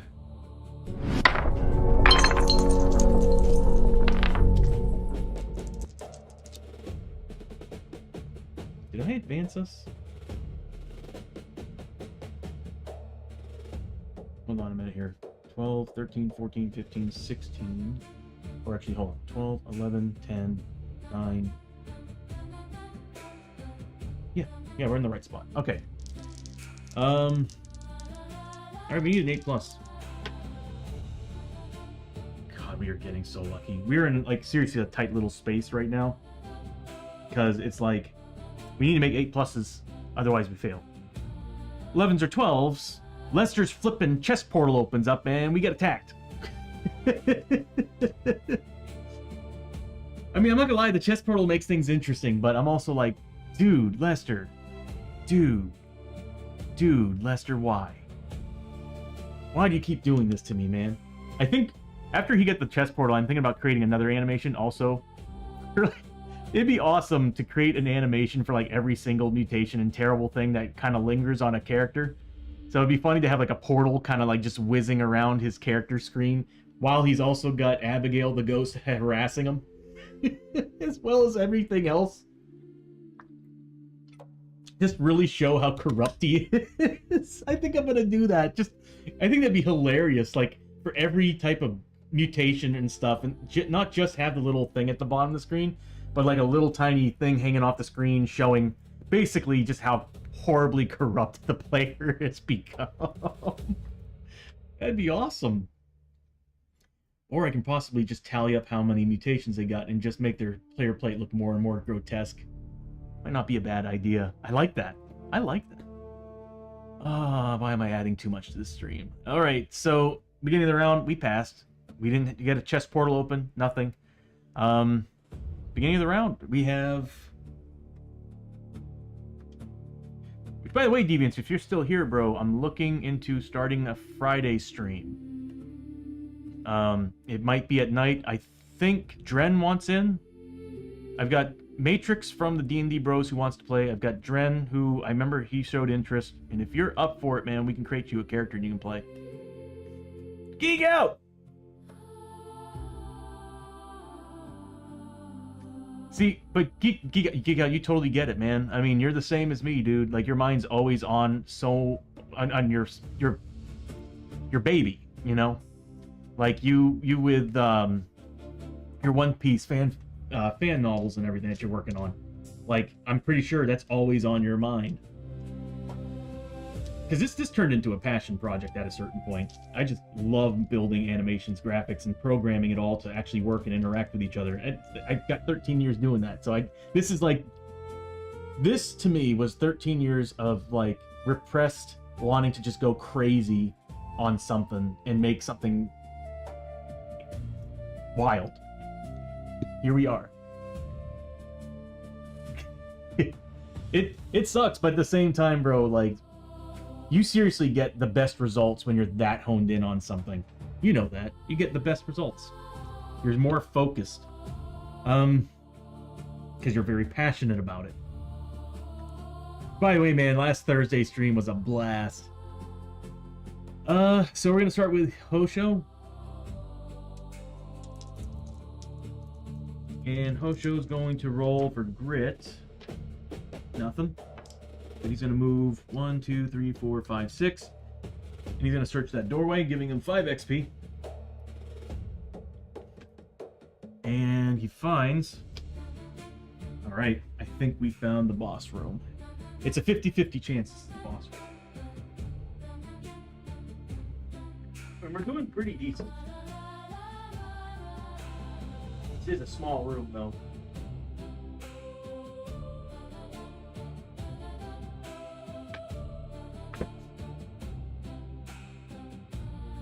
I know I have that tile. Something tells me I put it in the wrong spot. Oh, no, it's both nods. I see caves. Yeah. Oh, wait, no, I found it. One of the smaller tiles, that's why it's kind of hard to see. Bro, I completely get it. I look forward to Thursday more than I do for any other stream. I do right now. Not that I don't like it, but bro, it's so much fun. Even with a migraine, I am having a blast.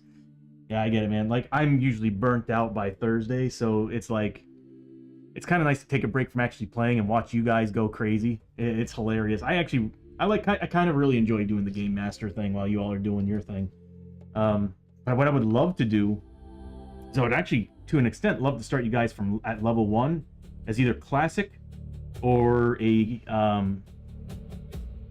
team campaign. Like, whether you play as the Vikings, Conquistadors. Actually, I should do a different campaign. It should be either the Conquistadors, the Tredarans, or another classic group.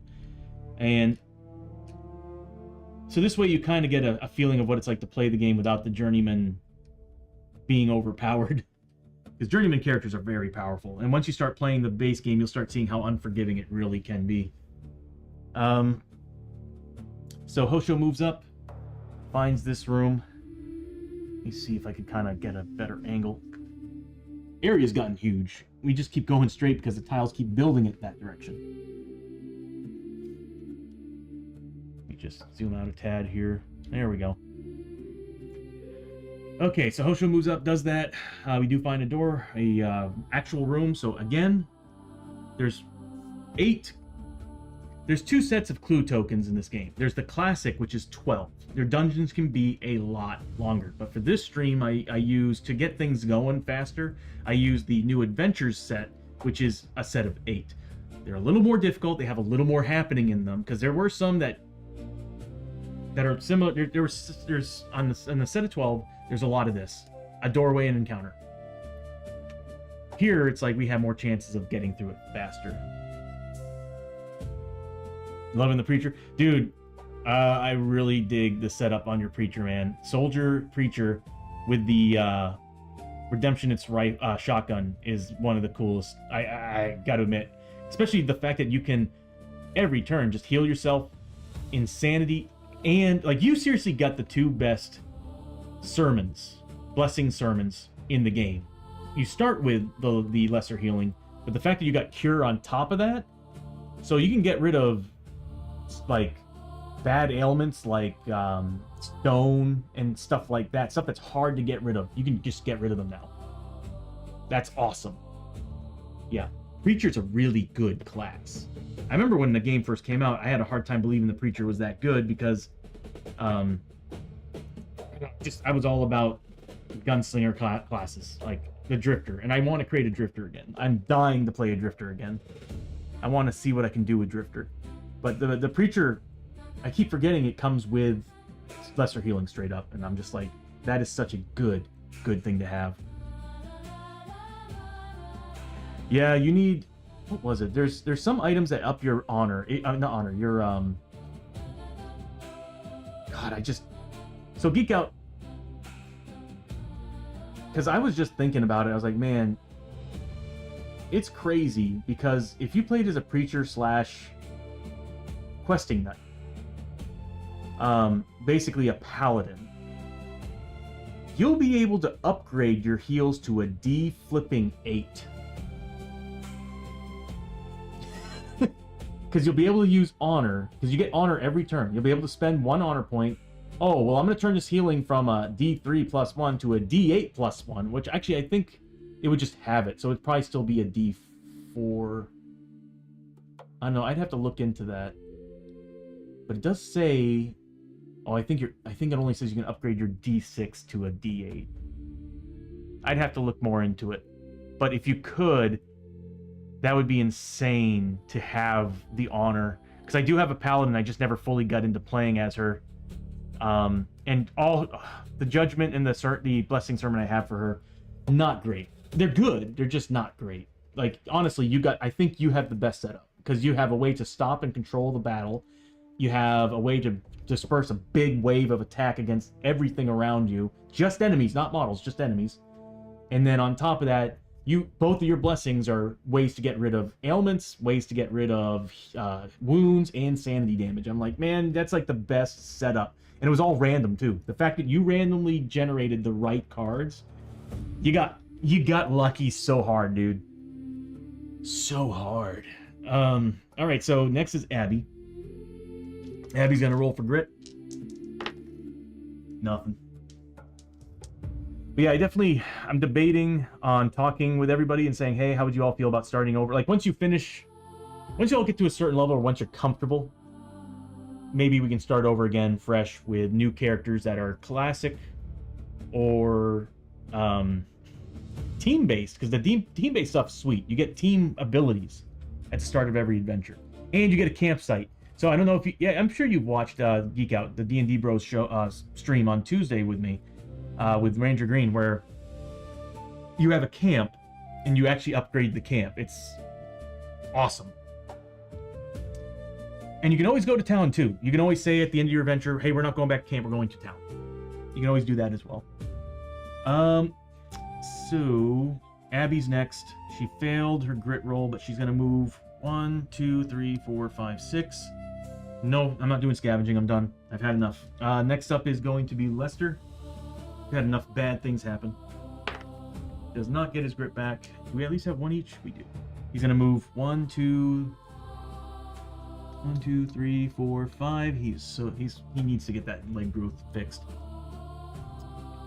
That's gonna be it. And then we got Chiyo. No grit, but she's gonna move 1, 2, 3, 4, 5, 6. Close that gap. All right. This could be the final.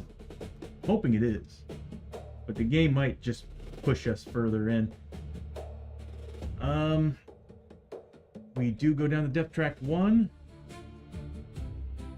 If this isn't the room, the next doorway we search better be a room. If not, we are making 9 pluses. Here we go. Exploration. I really need to add the new animation. Okay, we already went through the attack.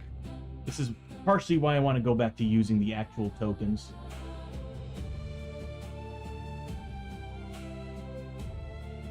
Cool, we got it. So, I have a little button I can press that I can randomize it over and over and over again until it gives me something that we haven't used yet. And that's it. A doorway, 2 encounters, and a clue token. So, the rules are, once we find the final room, we ignore all... I think... Yeah, I'm pretty sure it's attacks and encounters on that token. That is the final one. I'll bring it up just the same so you all can follow along. But I'm pretty darn sure that's what it is. Basic missions. I also got to add I gotta add all the missions to the stream too. They're in here. It's just I got to create buttons for them on my stream deck. Or do I have them? Hold on a second. Actually, I might have them. I have them. Yeah, there's so many missions. So we're doing the first one primarily because we have the treasure map.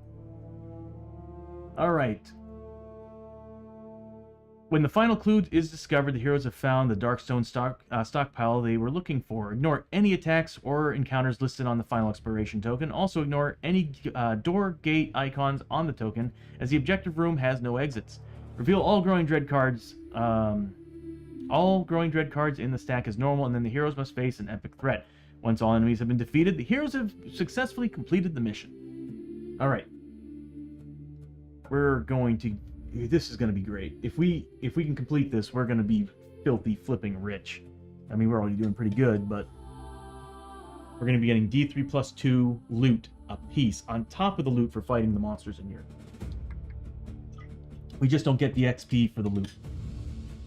Okay. Awesome. Flipping awesome. All right. So we are taking on an epic threat. I'm a little scared. Epic threats. We're fighting a brutal too. Oh god. And oh no. During the next fight, whenever an XL or smaller enemy is killed, roll a d6. If we're fighting an XXL monster, this will not take effect unless it's the Burrower. If the Burrower is here, he brings in tentacles, and this card will give us some trouble.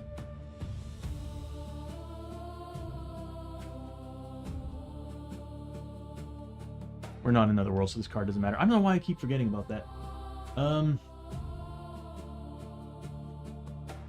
Okay. What do we fight? Epic threat. They get 2 elite abilities since we are playing with four journeyman characters. So that's 2. That's going to be 0.5 apiece. So that's 2 elite abilities there. Plus 1 if we were all level 6, and they're not all level 6. We only have 1 level 6 character who's almost level 7. I almost want to do something where it's just based on level. Like how many levels you have adds... Oh no. Dude, the Harinagos cannot leave us alone. Alright, she gets an enemy trait. Draw an enemy trait card for the Harinago. And we take on a low threat card. Or actually a medium threat card. Alright, so we got a Harinago. Wow, she just keeps following us around. It's okay. We got this. Oh, which by the way, I need to give a shouty. Initiative 5. I also need to change that. Certain icons I need to change. We'll do the elite abilities here in a second. Let me give a shouty also to Geek Out.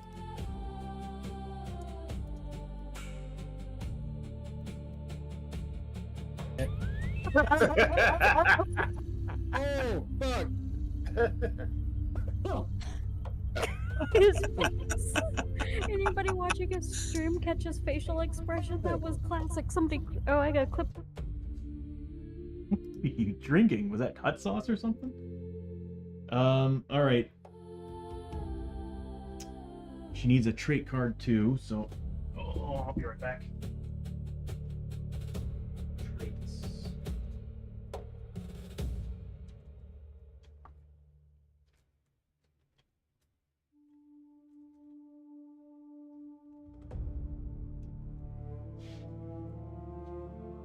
Oh.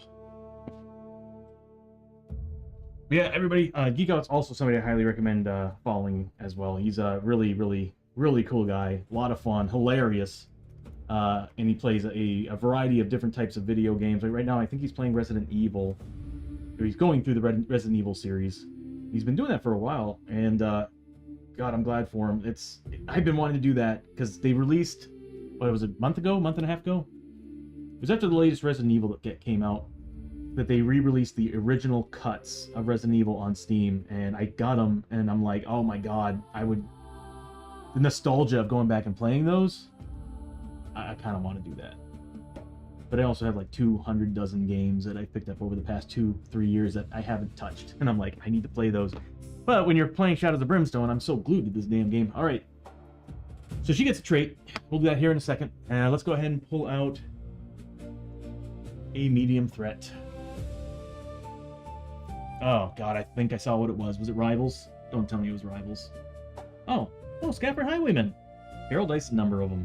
So Peril dice is a d6 sided die, and instead of being 1 through 6, 1 through 6 on each side, it's actually got 2 3s, 2 4s, a 5, and a 6. And the reason why is because, of course, it's just trying to enhance your chances of higher rolls, which is great. Because there's actually some little mini games and stuff that you use this on that makes perfect sense that we use it. We're taking on 4. Now I do have this all built in on a 3D dice roller that I use for the stream. I would personally like to use it, but I need to set it up here so it's easy and just to actually. I could totally do that right here on the screen. Why I'm not doing that? You know what? Let's do it. As much as I love rolling these dice, I keep rolling them off the table, and I kind of want to stop doing it.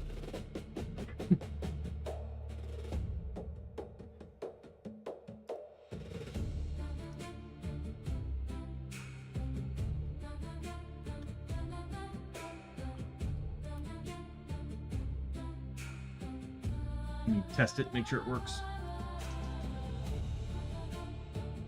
Hey, all right. I keep rolling my other dice off the table. Okay, so we got 4 Scaffold Highwaymen.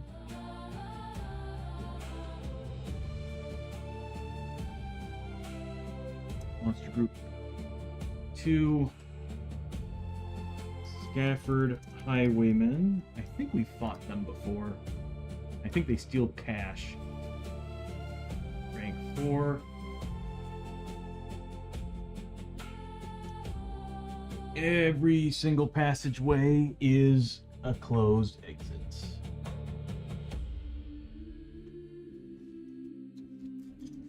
Okay, we're gonna have to move things around, and I'm gonna have to go into... Oh, I'm gonna have to set this up for the overhead camera, so this way it's a little bit easier for you all to see. I love using this angled shot for adventuring, but as far as combat, I kind of enjoy going to this shot the most. It's a little bit easier for you all to see, and easier for us to put tokens on.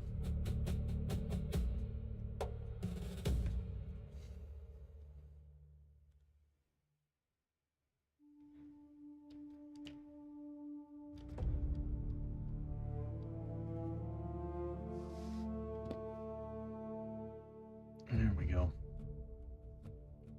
Sorry about my hairy arms. Alright, so there we got our team. And we're about to take on whatever's in this room, which we actually already found out is the Harionago and some Scafford Highwaymen. I wonder what they're doing together. Is there anything else we need to do in here? If we ever kill a model, we now have to roll and see... Here's the weird thing about that card. During the next fight... Oh, it's a promo. Go figure. During the next fight, whenever an XL or smaller enemy is killed, roll a d6. On this roll may not be re-rolled or modified in any way.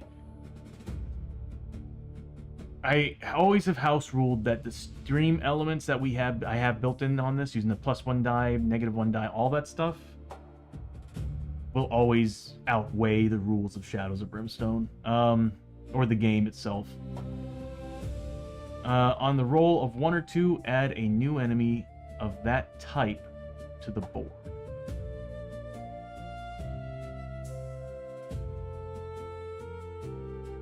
So you're just adding another model? Add a new enemy of that type to the board using the same method of enemy placement as the enemy group had. So yeah, you're adding another model. So it's whenever the enemy is killed. So they can just keep spawning. Oh, that's fine. Oh, we have a freaking chest portal on our team.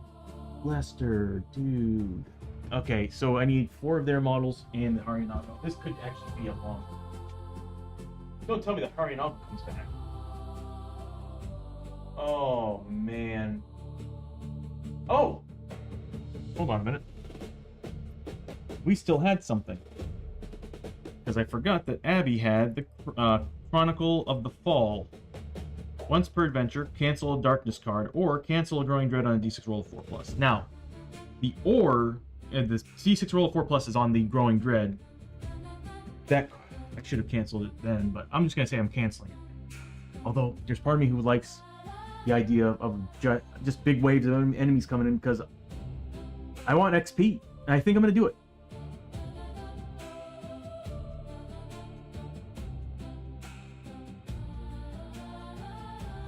Oh, okay, man. Cool. Yeah, I'm sure the kids would love to see their grandparents. Well, kids don't love their grandparents. Grandparents always show up with toys or candies or fruit. No, not fruit. Why fruit? Why was I going to say fruit? Anyway, candies and whatnot, treats. At least when I was a kid, that's what I remembered. Every time I saw my grandparents, they always had something prepared. But no problem with the shouty, man.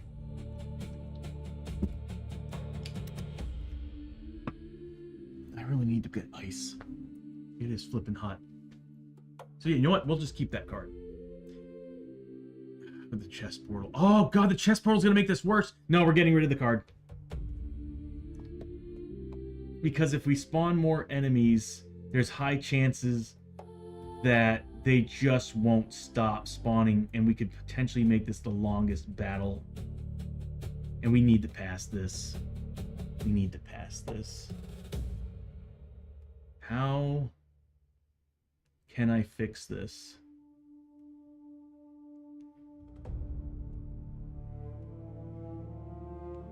Okay, well, what we're gonna do then... Screw it. Oh, we need to pass this mission. We get so much money and so much stuff. But I'm also like, XP. The kids are excited. They showed up with ice cream and soda. Yep, there it is.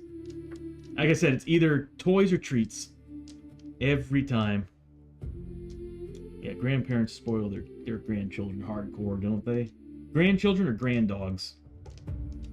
Or grandpets. Oh my god. I had a grandmother who would go crazy every time she'd see the pets. We're just going to use that to get rid of the growing dread. So, the growing dread is going to be removed. Oh, I'm making such a bad choice here because this could be an endless fight. We have to make 1s and 2s.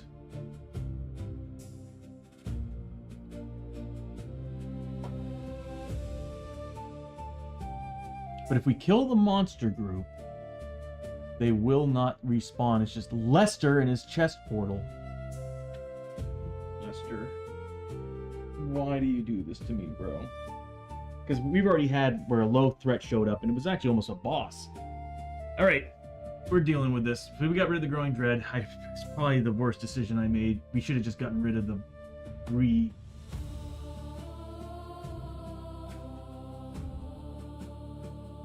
Oh, so they brought it for all kids and animals. There it is. I knew it.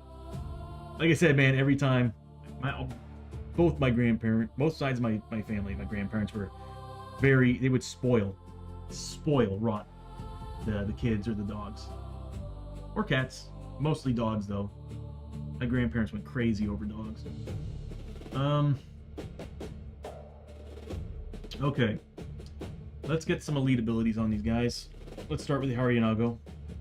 Oh, yeah, first, she gets a trait.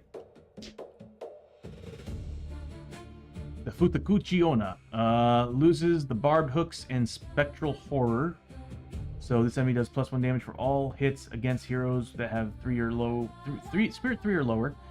And she doesn't get the barbed hooks. The hero that takes 2 or more wounds from the Hariyanago's animated hair gains ensnared. Good, because I hate ensnared. But she gets pulled in. For each wound a hero takes from the animated hair ability, the model is moved 1 space along the shortest path towards her.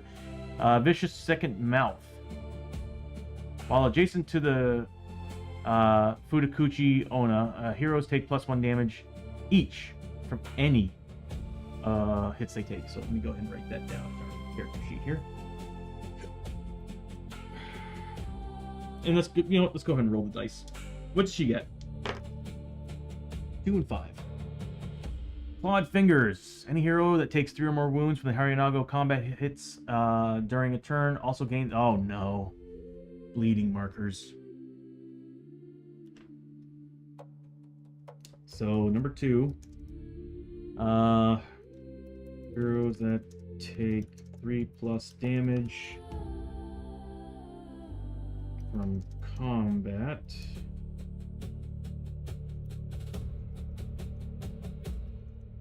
Gain bleeding marker. She's a lot of trouble.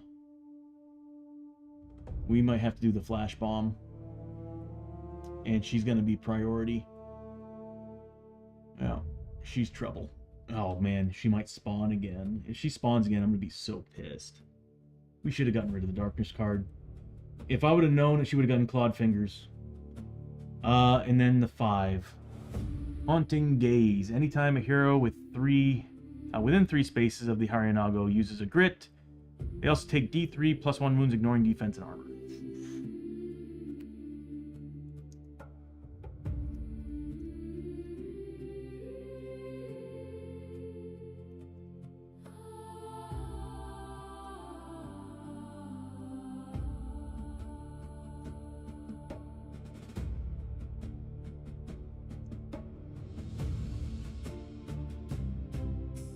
And then she gets these bonuses. Each wound a hero takes from the animated hair.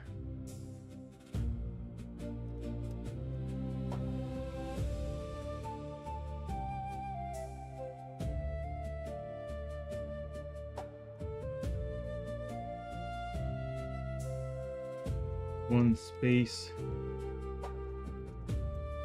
closer to the model. And then second mouth, while adjacent, heroes take +1 damage from any hits.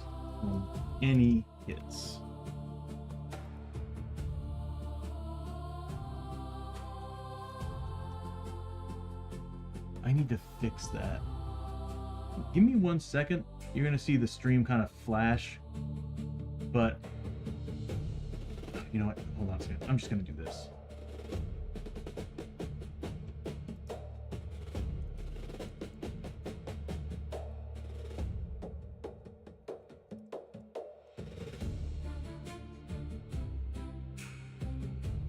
There. I need to stretch that out. That text box needs to be stretched out a little bit. I also need to do something about the ghost. I might need to shrink her down a little bit.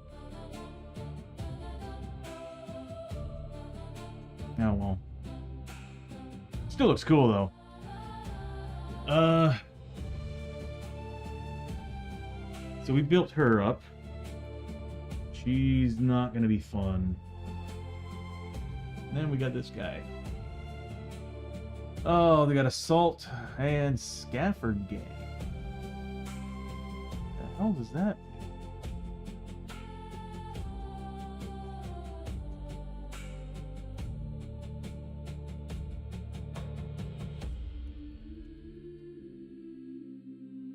Yeah, I had the hunch I didn't have that card. I have no idea what that means. Scafford Gang. It might be a faction or an abilities icon. Let me take a look. Scafford Gang.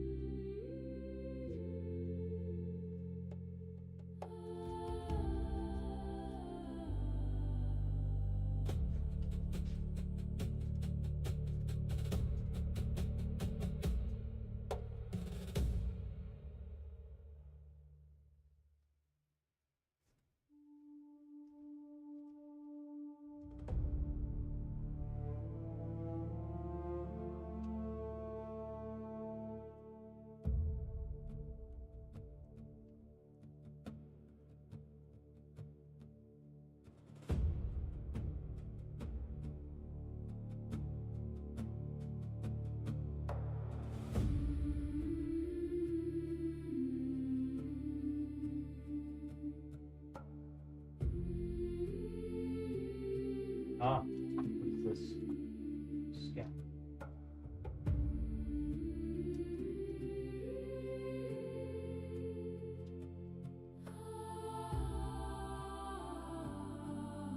I think that means they get a Scafford Hideous Mutation. Let me take a look. Because there's... It says Scafford Gang, and I'm like, the only thing I'm seeing in my deck is this. Scafford Gang Hideous Mutation. So I'm wondering if they get that. Let me put this off to the side. So Highwayman, shotgun, they get a range 4, shots 2, damage peril dice, uses d8s to hit. Ooh.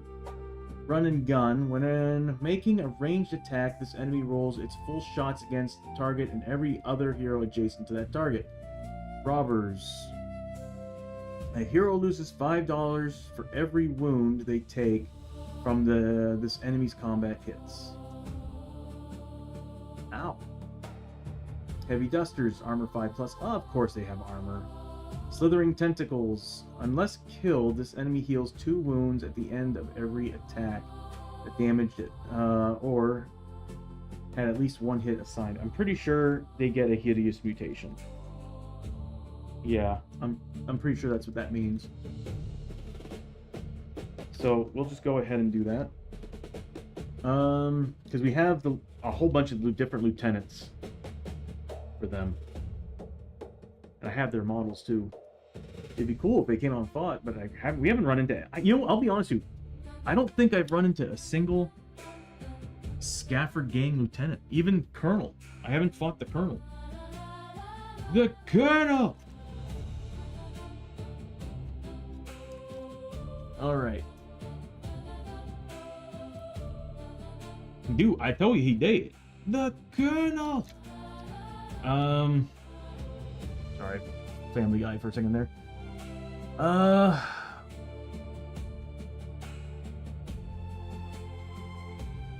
the end of every attack that damaged it.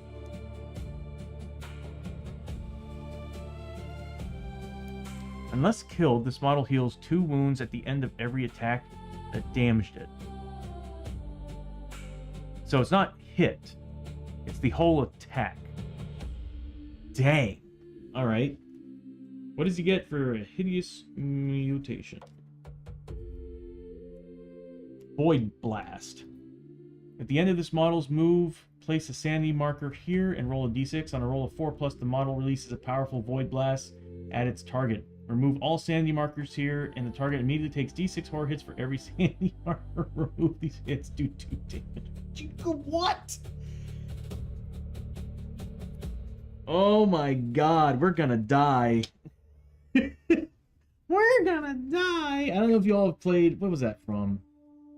I think was that Tales of Symphonia? No, it couldn't be. Was it? All I remember is that there was a character that, like, once they get to a certain point in their health, you just hear this little kid shout out, "We're gonna die!" It's just so funny. I mean, I shouldn't be laughing at that, but it is an anime, or it is a anime game, so it's pretty damn funny to me. I don't know. It's just funny. Just the way he says it. Very hopeless like. Alright, I need to go get the models. So there are 4 of them in the Harinago, and we still have the potential of that damn portal. I should have gotten rid of the darkness. That would have been smart. And the highway bit. Where are they?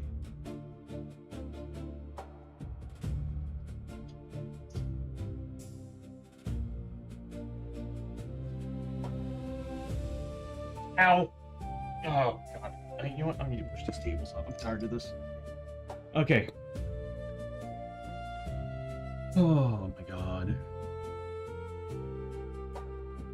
Yep, I need to reprint these because I like these click-ons better. She's a 5, so she would be the slowest go first.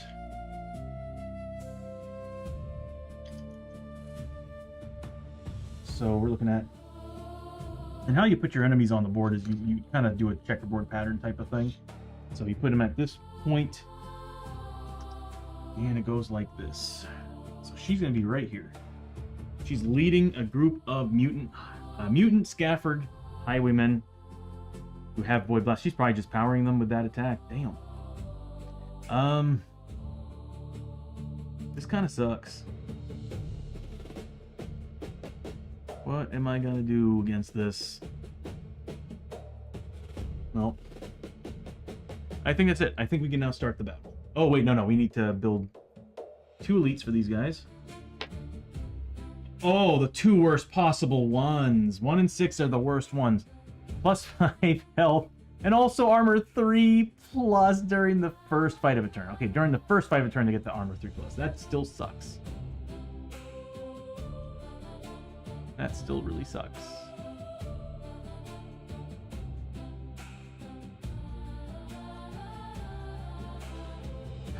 Another thing that really sucks, I don't remember if I used Lester's stuff yet. I think I did.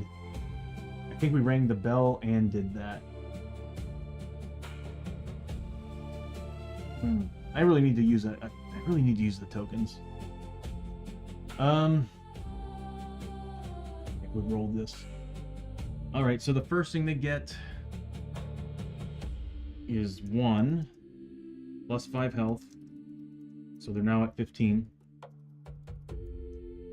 Armor 3+ start of fight. So yeah, we won't be fighting these guys until the next turn because 3+ armor. And 2 would have been worse because that would have been a permanent 4+ armor save. And then on a 6, ranged hit is now 3. Range to hit 3+, and the range to hit rolls of 6 do. Oh my God! Range of 6+ do 2x peril damage. That's not good. And then at end of move, add a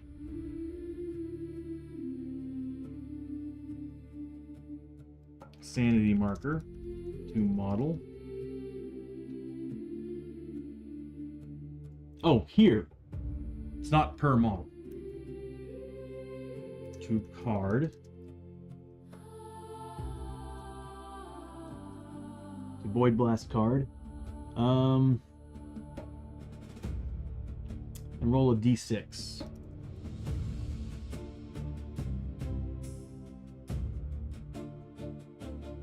On a roll of 4+, the model releases a powerful Void Blast. On 4+,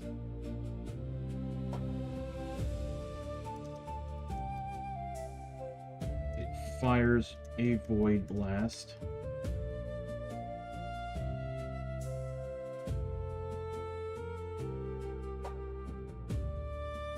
D6 hits for every sanity marker.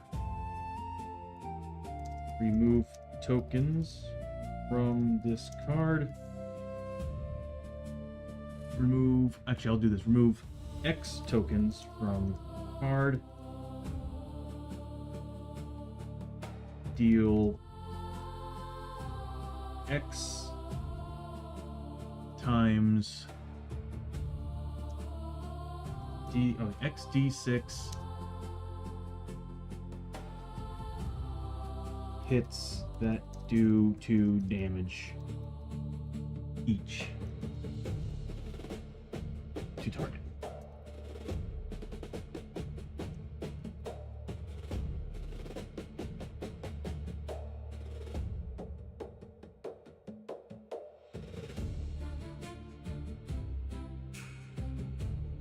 At the end of this model's move, place a well, that doesn't make any sense then.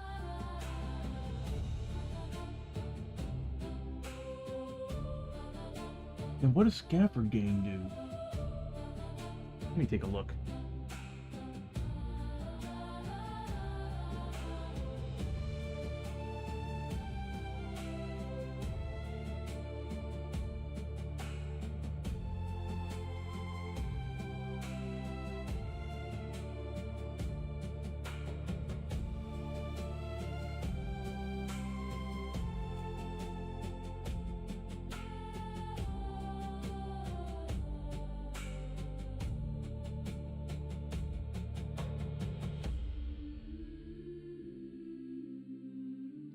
I really need to figure out what that does. Because I don't have the card for it. I'm missing it. Because I don't think this is it. I think the Hideous Mutation is for the lieutenants.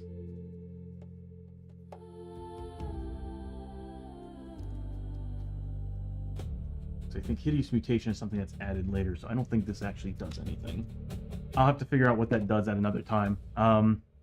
Because I don't have it in my decks over there. I would have scanned it and it would be in here. Maybe I do have... No, I don't have it. What would that be under? Advanced rules. Yeah, I don't see anything here that says Scaffold Gang, so I don't have it in here. Enemy rules.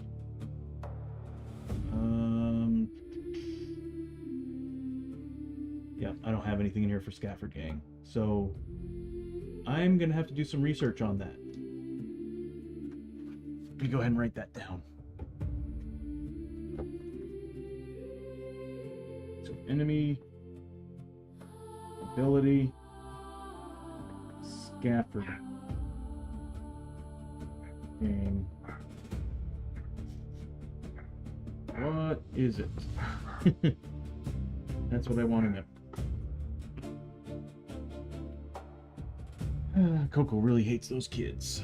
So yeah, you know what? We're gonna avoid that because I think that's for the lieutenants. I think the lieutenants get that some special thing. So I know that there's. Yeah, I don't think they get it. I think they actually have special rules for the Scaffold Gang members. I just don't have it on me. So we'll just get rid of that. Because it doesn't make any sense. It says this model. I'm like, it's an enemy group. How the heck would 6 guys have something so powerful like that? Doesn't make sense. That sounds like something for Colonel Scaffold or whoever. Anyway, these guys are still very, very dangerous with what they've got.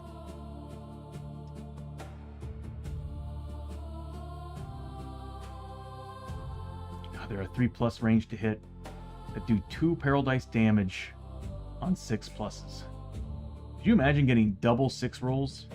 They'd be hitting on 2 pluses, and their range to hit rolls of D6 do 4x peril dice damage.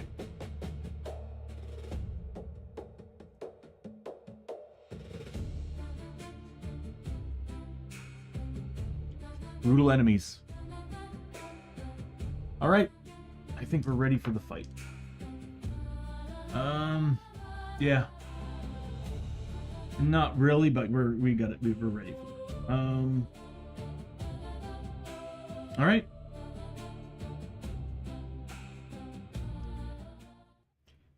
Let's begin.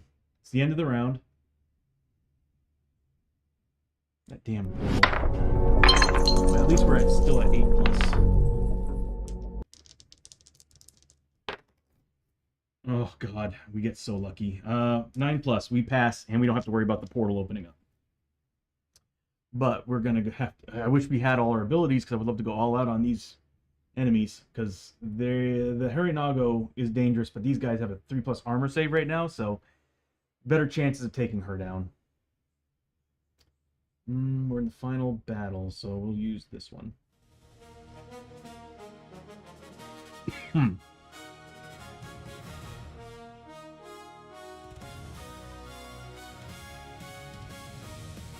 We're throwing the flash grenade.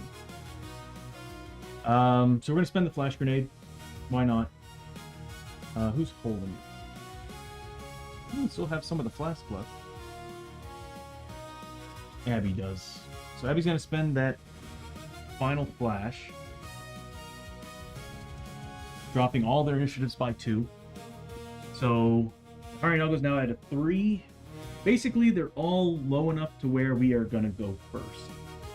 Abbie's technically in initiative 10 for her gunslinger ability at the start of the round and at the first turn of the fight, and she's getting a ton of attacks. She's getting 2 extra shots. So, what is everybody carrying?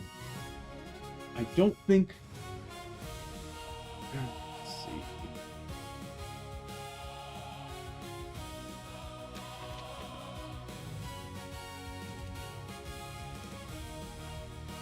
We don't have an XL or higher enemy, so there's no point on having the Sword of Destiny, so I'm just going to use what she's normally got.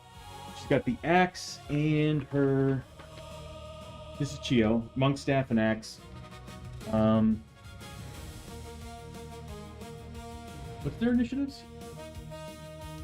Well, he's a 6 right now. If I put the weapon on him, he's an 8. I might be better off doing that. Hold on a second. Hoshoryo's got 2 different weapons he can choose from. He's got the laser drill, which gives him D8s to hit, so higher chances of critical, which is amazing.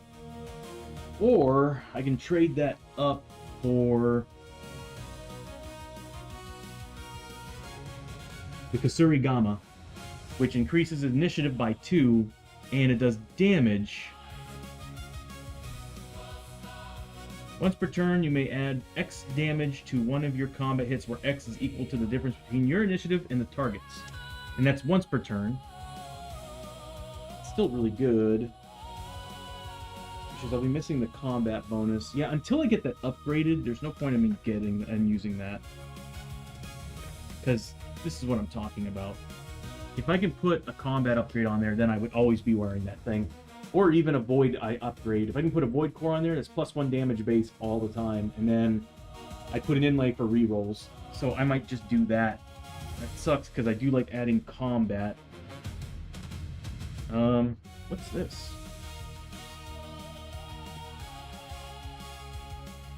I have yet to add that to Lester. We have a ribbon that we can put on his gear. So I'm thinking he's probably going to use the laser drill because he's getting +1 combat with the laser drill and +1 damage base. That's again on all attacks. Flashing blades, he's getting +1 combat. He's got a reroll. Yep, he's got Darkstone inlay for reroll. He's got a Void Core for +1 damage. And for each point of initiative higher than the target, he gets +1 damage. That Harinago is going to eat it pretty hard here. Yeah, Abbie and Lester. I mean, Lester's shotgun is embedded on him at this point because he's mutated to where his shotgun's stuck on him. Or at least the vampire's hunter's shotgun. Abbie is going to be using her pistols. I would never change her weapons up. She gets too many good abilities with that thing.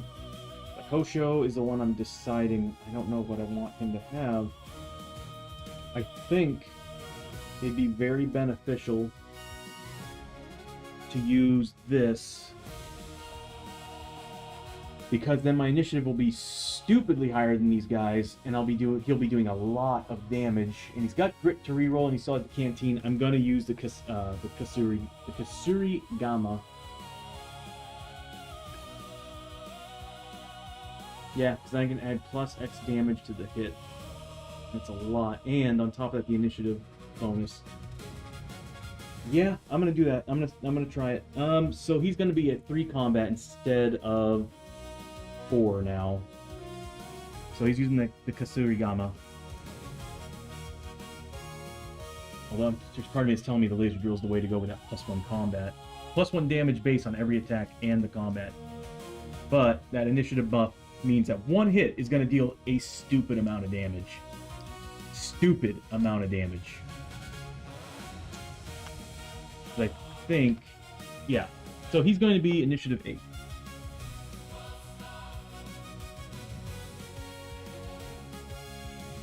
Meaning I need to bump up the initiative levels here. There we go. So Hoshoryo, technically Abbie's going to go first in the first turn because she is initiative 10 right now. Alright, so we're going to go ahead and kick this off. Start of the fight, Hoshoryo gets back 1 point of Fury.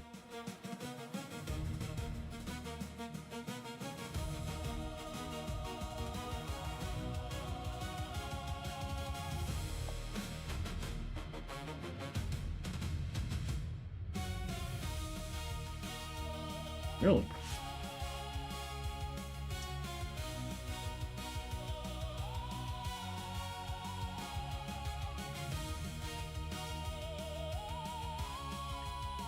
That's why I was getting the +1. The Forged Armor gives him +1 Fury at the start of every fight. So it's technically D3 +1. So he's getting 2 points of Fury. And we got rid of that Darkness card so he can still get his 5 Fury and do special attacks. He just needs to do damage in order to get Fury.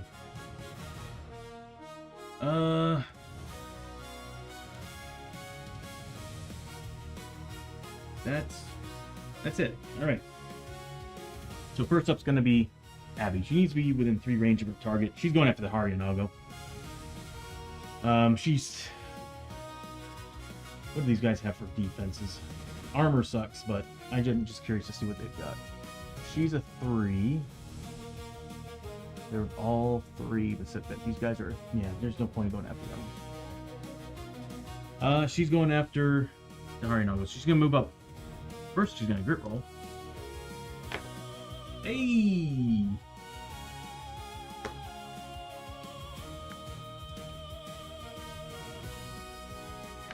She's at max grit. Dang. Alright, well, she just moves up. 1, 2... we'll just say 1, 2. Well, 3, in case she... I don't think she'll do it, because that Hariyanago is at 55 health. What else is she getting?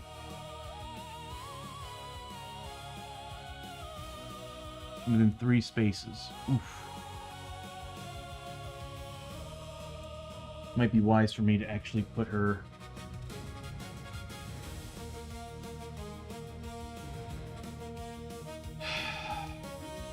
Doesn't matter. She needs to be within 3 spaces to get her extra damage. So she's just gonna move probably here. Wanted to be far away from the Hariyanago. So she's getting 3 attacks base with her main, 3 attacks base with her off. Stop it. Stop it. Okay. Or is it more than that? Hold on. 4 shots. How could I forget? She's got a Darkstone grip built on these guns. So she's got 4 with her main, 4 with her off, and she's got 2 for the first turn of combat for her gunslinger ability. That goes along with the initiative 10. So she's getting 6. I can put them on either one, but of course I'm going to put on the one that can hit better. Because the rules in Shadows of Brimstone, if you're ever dual-wielding pistols, and you're shooting with dual-wielding pistols, you're always kind of separating the attacks from each other. So this is her main hand at 3+, because that's what she needs base. It's -1 on your rolls on your offhand. So these are going to be 4 pluses. But she's got a special rule that if she rolls any 6s, that counts as a second hit, as double hits. which I do see one. Well, it's not that's bad rolling. You get 2. Let's see. She got 7 hits. I think that's good enough. Yeah, that's good enough. She still has the Flag of Conquest, so I'm gonna use the Flag of Conquest on the first turn. So that's +1 damage there. For everybody, I think. We've used everything else, but I know we kept the Flag of Conquest. Yeah, every hero. Oh, and everybody heals 2 sanity. Every hero, once per adventure, heal 2 sanity from every hero, and every hero is now +1 damage attacks on their next activation. So everybody healed 2 points of sanity. So Chiyo got 2 points back, giving 10 points of experience to Abbie. Because for every wound you heal, it's 5 points of experience on another character. Alright, so what we're looking at here is 7 attacks, 7 hits. As far as damage is concerned, she can't do crits, so this isn't treated as a crit. It's the reason why I get that ability. Unless I find a Gunslinger's gun belt. Or the Deadeye's gun belt. But anyway, she's got 7 hits.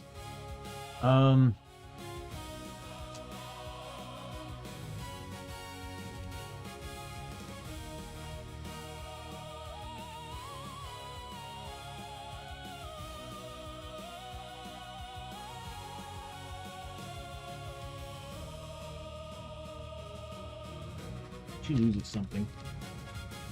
No barbed hooks, no spectral fork.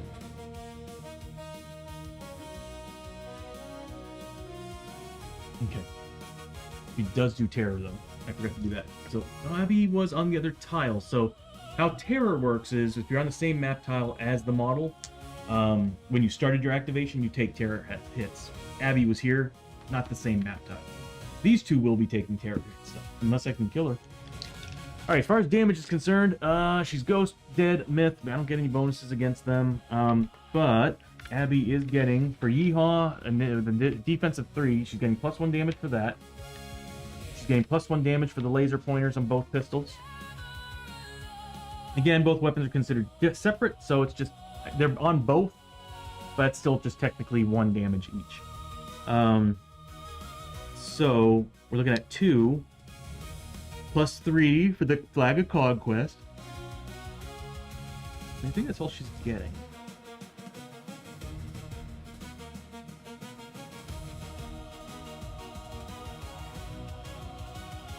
Oh, and Darkstone Bullets.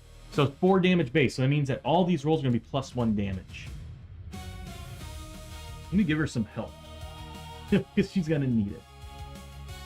She's going to be token 1. She's got 55 health. I might actually create my own token that says health instead of wounds. I like counting down more than going up. We got 55 wounds. Alright, let's roll these out and see what we get. Again, we're looking at +1 damage because I always work this way. Instead of rolling out and then removing the defense, I'm already just right off the bat like, alright, let's just cut the defense out for my attack damage. Alright, so it's 4 base, -3. We're looking at +1 to every one of these rolls. To me, it just makes it easier. Instead of having to do math every single roll. Alright, so +1. That's 4.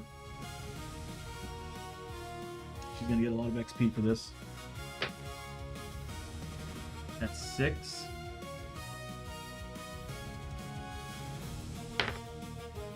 Another 6 points of damage. She doesn't have armor or anything, right? Nope. 3. 3. God, I wish I had my Deadeye shots. Is there any way for me to add any more damage to this? We're good. That is 5. And finally... Alright, so grand total. Let me just put these in easier order for me to keep up with here. We're looking at what? This is 21, 25, and then 33, hold on, 25, 34. So 34 points of damage is what she just took.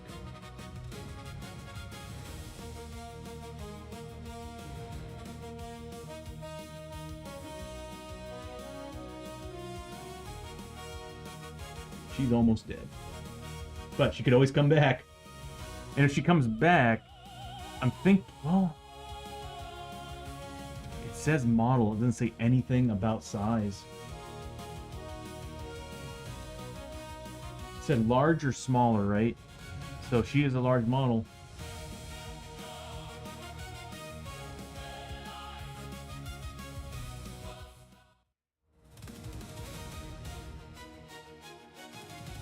Experience-wise, this is how experience works for anybody who's fresh to this game. For every single hit that we're seeing here, on her in particular, you're getting XP, and a lot of it. So for every elite ability, it is plus 5 experience to the base level. So she's 15, so it's going to be 25 base because of the elite abilities, and then plus 5 for each wound that Abbie did to her. We're looking at what, 30 plus? I'm going to get a calculator because this is a lot. So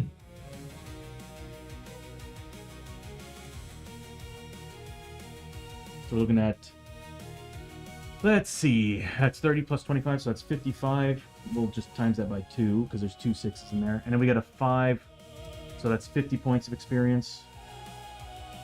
And then we got a 4, so that's 25 plus 20, so that's 45. Good God. And then we'll just say, oh yeah, it'll be 15 plus 25, so that is 40. 40 times 3 is 120, so plus 120 XP. She just gained 325 XP for that round of shooting. Yeah. Gunslinger outlaw with those outlaw pistols is disgusting. I'm just glad I kind of looked up the rules for combat and range. Like, player heroes cannot roll and they can't get more than 8 hits. So she just did a whole lot of damage to this guy. Next up is Hoshoryo. Hoshoryo is taking some terror hits though. He is a 4+ willpower. He's actually got spirit armor, I think. I think he's got a cross.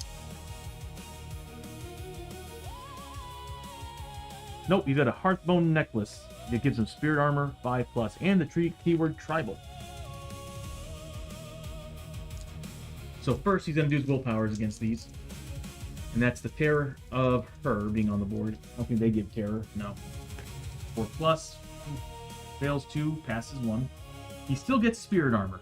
These do 1 damage apiece, so I just need to roll those 2 dice again at 5+ spirit armor.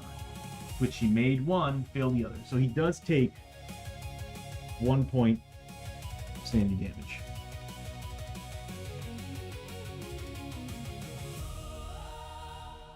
What else?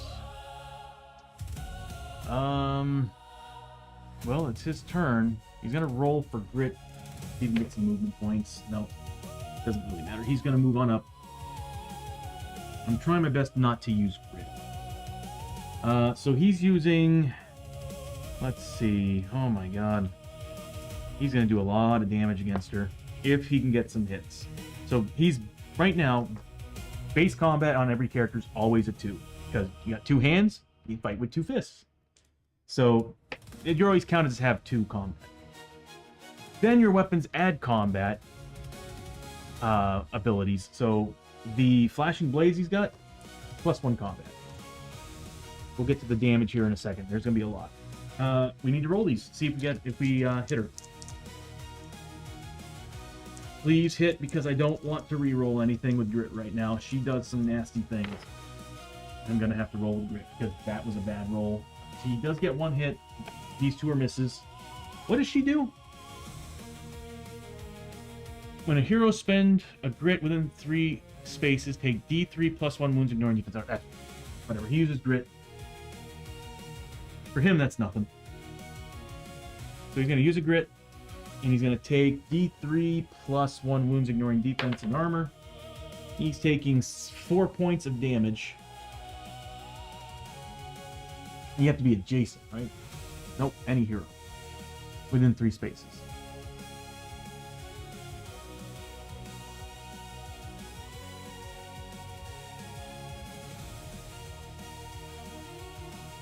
Yeah, we need to take her down because that bleeding marker is terrifying. So I'm re-rolling these 2 misses. Nice. That was a miss, but this was a crit, which is what I was counting on. It was the blades. He has a laser drill that lets him roll d8s for hits. But either way, we did good here. I'm putting everything on this. So right off the bat, he's initiative 8. She is technically right now initiative 3. So we're looking at plus 5 damage just from that because of the flashing blades and their ability. Yeah, flashing blades. Plus 1 damage for each point of initiative higher than the target. So 5 damage there. It's also got a void core. So plus 1 damage on top of that. So 6 points of damage. Bishop, how you doing, buddy? You said you were unveiling a new overlay today. Looks great so far. Oh, thank you, buddy. Yeah, new lantern. I love it. I flippin' love it. I love the plates. They look great. I mean, but those were there last weekend. I haven't yet added the background. I do have new backgrounds. And this I'm currently working on. I'm just trying to figure out how I'm going to piece that together. But the new, what's the bench? Oh. So, remember I said it would be cool for me to add things to remember if a character has certain things? Well, he's got the Lonely Spirit, right? The Lonely Spirit card? Well, that's the Lonely Spirit. Every single one of them has it. I just have to press... I haven't created a button for it yet, but when I do, I'm going to create a button where she just kind of moves up. I'm going to shrink her down and maybe put her over here on the left side, though. I liked how she looked sitting there. So, what I'm doing is that there are certain things, like, for example, Lester's got the chest portal. There's going to be certain mutations, certain things that I'm going to add to the player plates that click on and off. So this way we remember that they have certain things that kind of get in the way of the game elements, like, for example, the damn chest portal. Because anytime we roll an 11 or 12 while doing Hold Back the Darkness, that chest portal opens up. So I'm thinking about actually having like a little animation of a portal around his faceplate, like just kind of spiraling. Hers, I really want to add... I think I'm going to add like a little, thing saying... because it's on depth event that she causes damage to him. So I think I'm going to just have like little words trickled on her saying, that kind of like... whirl in like ghostly. Exactly, visual reminders. It would make it so much easier because I'll forget that she's there. But now that I see that, it pops, So this way you all can see what's going on. And I think, yeah, that's pretty much what I'm doing. And I'm gonna have a whole bunch of them, so you can see how screwed up the characters really are visually. Alright, so damage, we're looking at already 5 base for the initiative bonus from the flashing blades, plus 1 for the void core in the flashing blade. We're looking at, and we're also plus 1 damage. No, wait, hold on, this is a crit. So, okay, so we're looking at 6 right now. We are also using this bad boy. Where did I put it? Oh, there it is. The Kasurigama. So I get to elect 1 hit to get the bonus damage. And again, it's plus X, which X is equal to the initiative difference. So it's another 5. So we're looking at 11 points of damage base with this critical. He's plus 1 damage for also his flashing steel. So he's getting plus 1 damage base for that.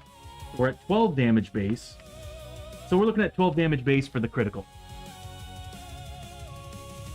This thing is gross. And the fact that he can dual wield two-handed hand weapons. I'm beginning to think, I mean, I love... Oh, you know what I should have done? Yeah, I'm going to go ahead and do it. Why not? He moves into her space. Rolls a 3+ for push. He got it.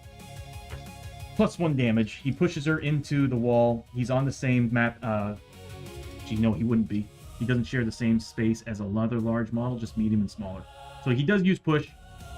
Supposed to push her back, but he's getting +1 damage for that now. So we're looking at 13 damage base. So 13 damage base. That's 19 points of damage. Oh my god. That's just... His setup is just disgusting. What sucks is we have less combat, but if he hits, he just butchers whatever he hits. So that's 19 points of damage. Holy crap. There's no damage max in this game, is there? If she had endurance, that would have been useless. This is why I'm kind of like, maybe I should have just made him Wandering Samurai Enforcer, because then I can use a grit on that to make that ignore toughness or endurance, and roll d8 for damage. Wandering Samurai Enforcer is a disgusting combo, especially with all the other bonuses you can get. So we're looking at 19 points of damage. Ow. Yeah, she's dead. That next attack is just straight up gonna kill her. She's a 3 defense. Bishop with a +1 die, thank you, buddy. I'm just gonna go ahead and do that experience right now. That's a lot. So 19 times 5 plus the 25. Not as much as what Abbie got, but still. But thank you for the +1 die, buddy. Yeah, so she's got 3 defense base. He's a 5 damage because of her initiative. He's not getting the bonus from the Kasurigama because that's only once per turn add to a attack, and I used that on the crit already. So we're looking at 5 damage base. Again, +1 for his flashing, whatever it's called, flashing blades or whatever it is. Flashing. Come on. Flashing steel. Also +1 damage for the Void Core. So and of course for push. So we're looking at 8 points of damage base. Yeah. I don't even need to roll. She's dead. Because that would have been -3. And all we needed was 2 points. She's a goner. So that's another 25 plus 10. So that's 35 points. He gained a solid 155 points of experience. See, when you're a character that nickels and dimes an enemy, you get so much XP. That's why you saw Abbie get 325 XP for 7 hits. Because you're getting that base bonus every single hit on top of the wounds.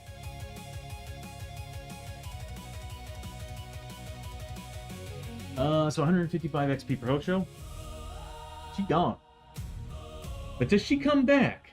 Hold on, let me reread that one last time. During the next fight, whenever an XL or smaller enemy is killed, roll a d6. The fact that it does it on an XL is stupid.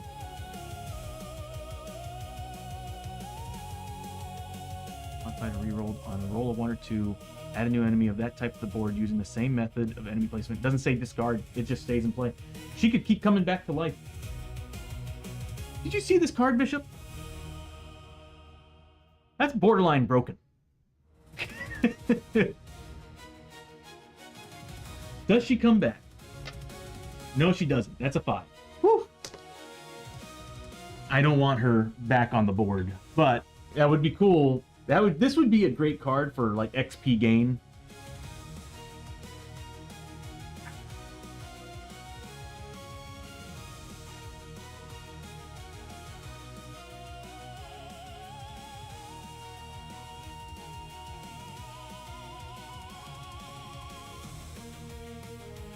Anyway, he's doing good on XP.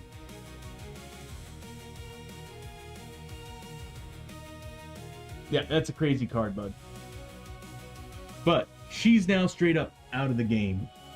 So we'd have to keep killing her till we don't roll a 1 or a 2. But what I hate is that these guys all have armor save 3+ right now in the first turn. And they will go back to a 5+ armor save. They're going to be tough. And they're also 15 health. But at least she's gone. That's all that matters. She could have been a big problem for us. Now, the big problem for us is going to be Lester's Void Portal. His chest portal. Oh, God, it's already done terrible things to us. I think armor 3+. I don't know how we're going to be able to do that. You know, you would think that this would also be like a range 2 weapon. At least. Wouldn't you? Although it is really, really good. So maybe it wasn't any point to having that, but it would be cool if it was a 2-range weapon. Alright, that's Hoshoryo's turn. There's no more horror checks on this field. They are currently at initiative 2 because we threw the flashbang. So we've got Lester that's going up next. He's going to roll for grit. He got it. We don't have to worry about spending grit anymore either. That's nice. He's using, of course, his... Well, actually, first he's going to move. 1, 2, 3, 4, 5. The range of the weapon, I think it's a 5 or a 6. I think it's a 6. Yeah, it's the Vampire's Hunter's Rifle. Or shotgun. It's a range 6, shots 2. Oh. Yep. I had to move him close, so he's not getting his extra shot from rapid reload. So we're looking at 2 shots. He is getting... Oh, that's right. +1 damage for the Flag of Conquest. I forgot about that. So he's getting D8s to hit. They're not undead, but he's getting +1 damage. Well, he's getting +3 damage because he's got 4 mutations. That's what I was thinking. Like, if the... When I saw the... I was thinking large monsters would make sense, but when I saw it said XL, I was like, so you mean, like, a flat-out boss can just come back to life? Yeah. Brutal bosses coming back to life. That's insane. That card's insane. So anyway, but like I said, that'd be amazing XP gain, though. So we're getting 2 shots. What are they getting again? They're getting armor save 3+ because they have the bonus for it at the start of the fight. So 2 shots. He's getting 3 damage base for his mutation bonuses. +1 damage for the Flag of Conquest, so we're looking at 4 damage, so +1 to the damage rolls right now. They are... God, they're armor 3+.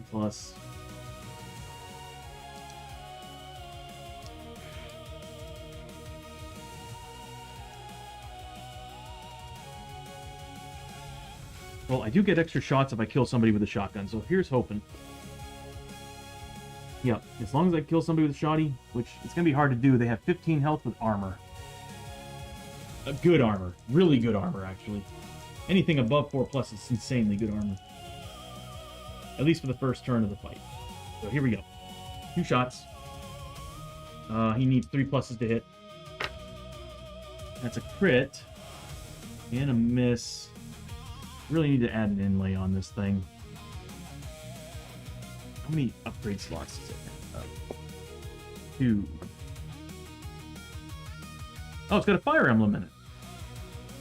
The fire emblem lets me reroll damage rolls. Awesome. Okay, so... Or a damage roll. So yeah, I'll probably put an inlay on it.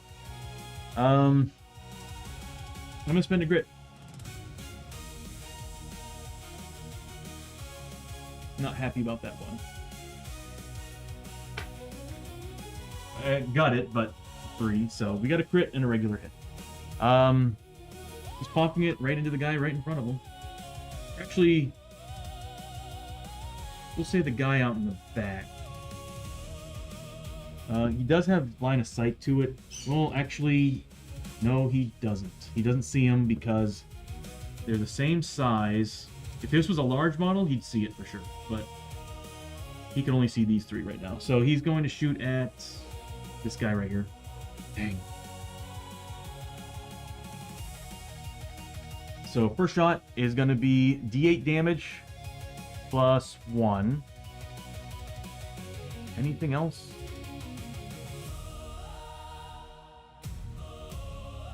Darkstone bullets.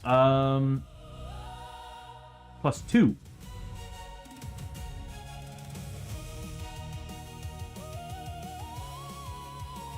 They have too much health. There's no way he's going to kill them with armor 3 plus. So 6 points of damage, so 8 points of damage total. He needs to make 8 3 plus saves.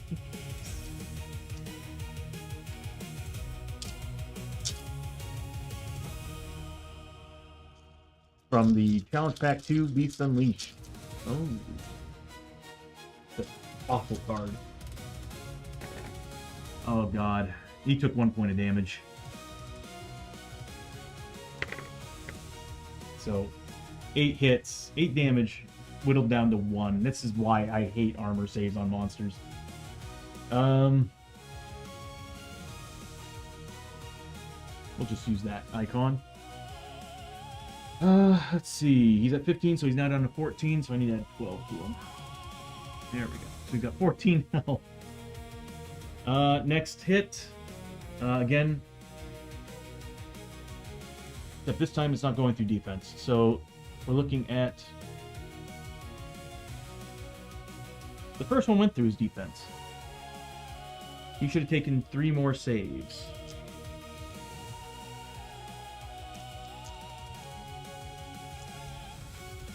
Yeah. 3 plus armor saves, everybody, for the win. Now we're looking at the plus 2 damage because we are actually removing all the potential damage. Because we're looking at 3 plus 1 for the Darkstone round, 1 for Flag of Conquest. So yeah, 5 minus, so plus 2 damage. Isn't it? It looks a lot better. Like everything, what I like about it is that all the important stuff are a little bit bigger and thicker than the rest of them, and they're all in nice little frames. So it pops a lot better. The only thing is I do need to reprint the models' faces to kind of match because we have orange and that purple more than magenta. So I do have those colors. I just gotta fix that stupid printer. 5 points of damage. Nothing. Oh, that's cocked. Nothing. 3 plus armor saves, everybody. How much damage was that he just... Statistically, that was bad. Hooray for bigger and thicker. Yeah. So 1 point of damage. We're looking at nothing, because, like, you have to kill these guys to get anything. So he's got 14 wounds on him. After Lester, God, these guys are going to hurt us big. This is when I wish we didn't use the bell. Chiyo is going to move in 1, 2, 3, 4, 5. Oh, no, she needs to go here, make an escape test, 4 plus. She's stuck there. She's going to do what exactly? She's got... Okay, she's got the Darkstone Grip. Well, she's got 2 combat base, Darkstone Grip on the Monk Staff. She's the Hero of the Dragon War. And... Okay. She gets 4 combat. She needs 4 pluses. Oh my god, that fan. I need to move it. She needs 4 pluses to hit. Did I roll her grit roll? I don't think I rolled the grit roll. I think I just threw her over there. Alright, here we go. That's a crit. 1 crit, 1 hit. We'll spend a grit to get 2 hits back.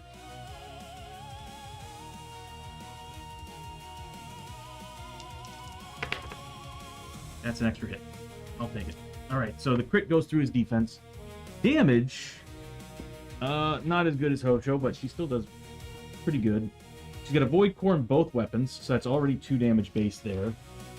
The axe does an additional damage, so we're looking at 3 damage base for her attacks.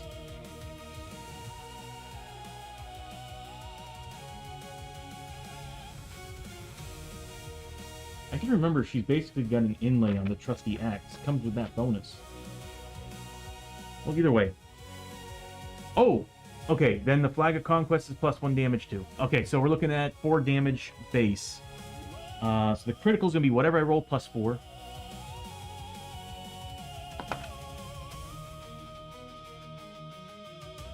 She gets a key token.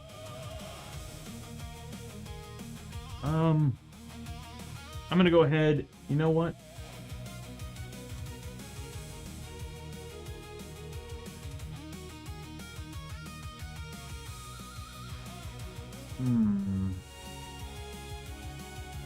I'm gonna spend all of it on this attack.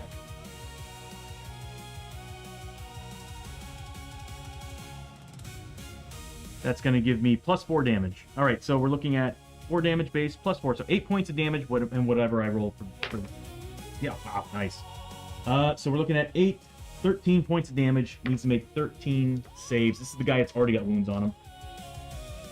So there's that. That, and then that. So we're looking at 15 here. 13 here. Yeah, right? The token background's pretty cool. You know what? I'll go ahead and showcase it right now to show you all of the new stuff. I might shrink it down a little bit more, because now that I'm seeing it on the bigger screen, I think I can shrink some of the animations down a little bit. Like I said, what I might do is I might take the ghost, either shrink her down, or just put her on this side. But I also see a lot of these kind of overlapping, because there's parasites and all these other things that can happen. Let me go ahead and do all... Let's do this attack first, and I'll show you the new vampire and Warble stuff. It's pretty much the same, I just made it prettier. Here we go. 3 pluses. Are you freaking kidding me? Look at all these 6s and 5s. My goodness. 2. Statistically, this is trash. Oh, is it? No. No, that's about right.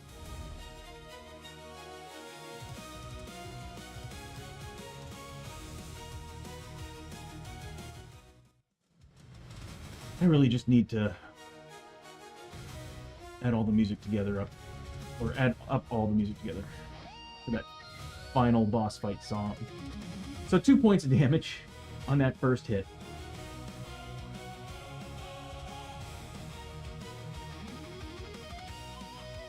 Hold on a minute here. Oh, no, there's more than that. 4 points damage. Okay, there we go. So 4 points of damage. That's definitely better. Next is two attacks that don't cut through the defense.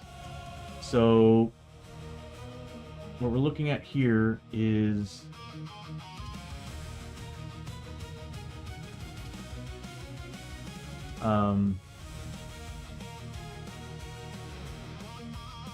that's right, I used all our keep, the extra damage.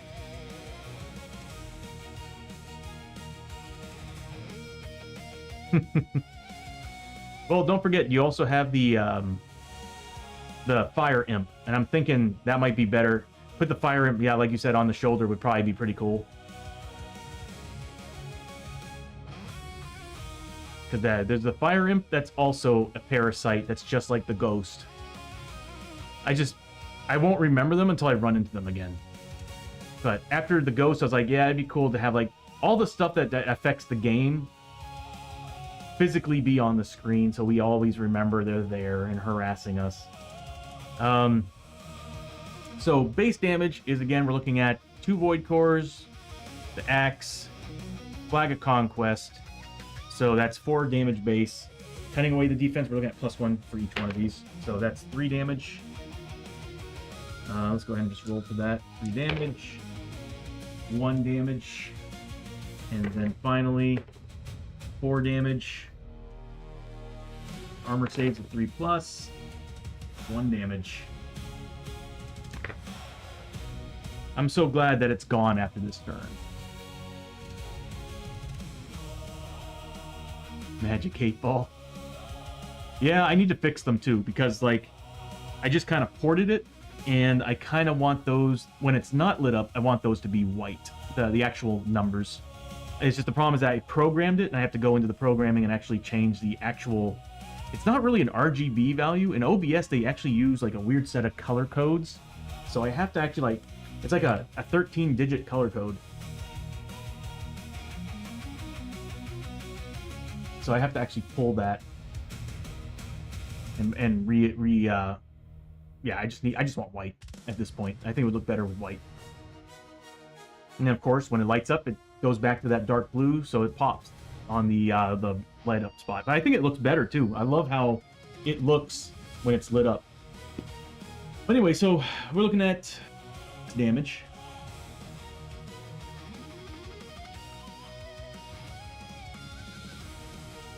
These guys suck. Oh, we have dynamite. Yeah, but dynamite would have been a good thing against these guys. Nobody died, so no experience. I'll show you the stuff at the end of the round. Let's go ahead and do what these guys are doing. They get assault, so yeah, they get to run and gun, I think is what it is. Welcome back to the ad break, everybody. If I remember correctly, it's run and gun.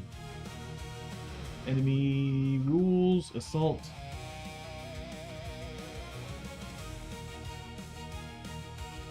They get their free ranged attacks, which they do a lot of damage on. And so at the end of its movement, it makes a free ranged attack against its current target using ranged attack, describing its abilities. If this enemy does not have a target currently or a hero to a melee attack, it will move as normal and make its free ranged attack at a random hero. They're going to be able to reach anybody because they're a movement 5. Yeah. Abbie's kind of safe. No, Abbie is safe. So they're going to have to go... They can only go after 3 characters right now. Let's see what they're doing, because they do a lot. So they get assault, so they get to shoot. They're running and gunning. Range attacks. Range 4, shots 2 at peril damage. Their range is 3+, and their 2 hit rolls of 6+ do 2x peril damage. I'm glad everybody's got armor now. Chiyo's going to have to be Johnny on the spot for heals. She's in a bad place. A hero loses $5 for every wound they take from the enemy's combat hits.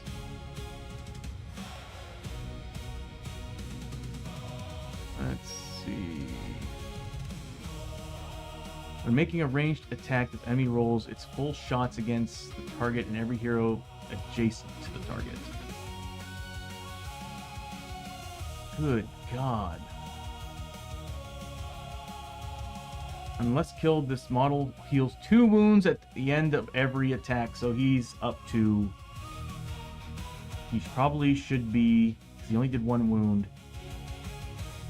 Wow. He should be at 11 wounds.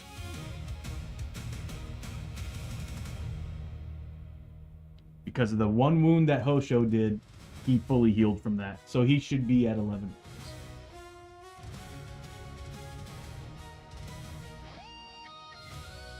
Wow.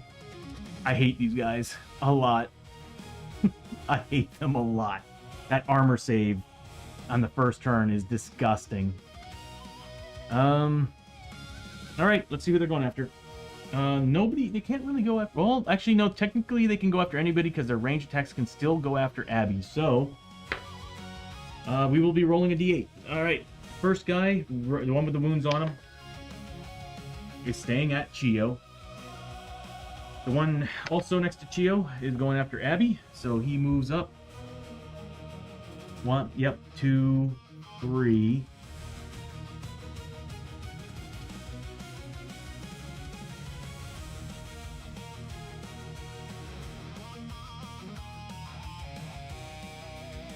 That's interesting.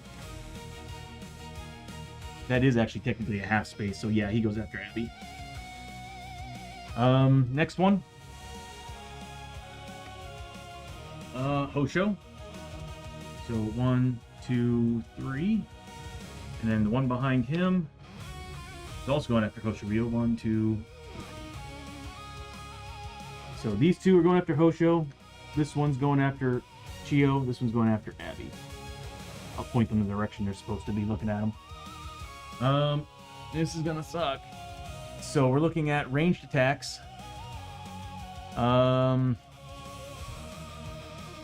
They do D8s to hit. Oh my god. Alright, here we go. We'll start with Chiyo and work our way down.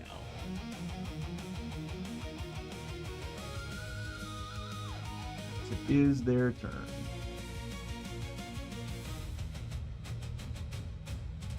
Oh, that's 2 hits and a crit. Well, one's a crit and one's a hit. One does... Oh my god. Oh my god.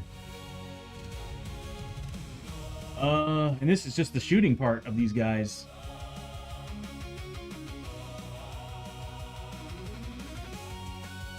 This is awful. Okay, well, how am I gonna take care of these dudes? So peril dice damage. The first one does peril dice damage. Actually, first you can try to avoid these. So one's a crit, one's a hit. This is gonna be for the regular hit. She needs a 4+ to dodge it. She got it. Crit. She got that as well. So doesn't hit her. We'll do all the shots first, and we'll do the melee. Then Hosho's got 4 shots coming into him. That's 2 misses, 3 misses, and a critical. Does he avoid the critical? He does not avoid the critical. He is taking peril dice, double peril dice damage. That's 8 points of wounds from just the shooting. These guys might actually either going to give us some serious trouble, or they might actually take the team down. These are his armor saves. He needs 5 pluses. He takes 6 points of damage just from the shooting. Next up is Abbie. 2 shots. They are 3+, so 1 hit, 1 miss. Does she avoid the hit? She needs a 4+. She got it. Next up are the melee attacks. Combat 3. Combat 5 with damage 3. Oh my god. Alright, here's Chiyo.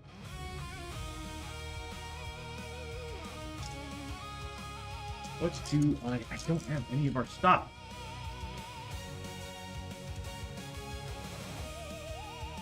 How can I roll so good for them?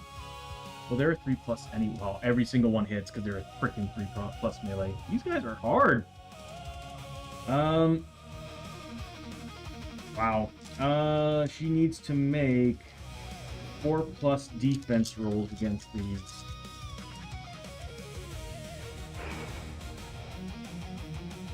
Oh. Combat hits. Okay, these are what count.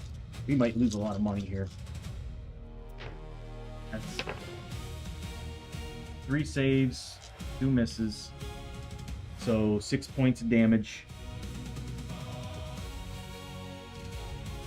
He's gonna lose some cash here. He needs a 4+ armor against these. So she saved 4, taking a corruption hit at 3+. She's good. Gets the Takobaki armor. Every time she saves more than 3 or more points of damage with her Takobaki armor, she takes a corruption. So she does take 2 points of damage.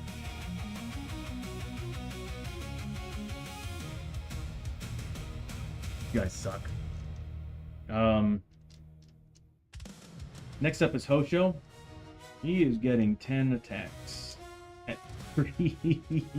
Oh my god, Apple, stop. Oh, that new update makes me so mad.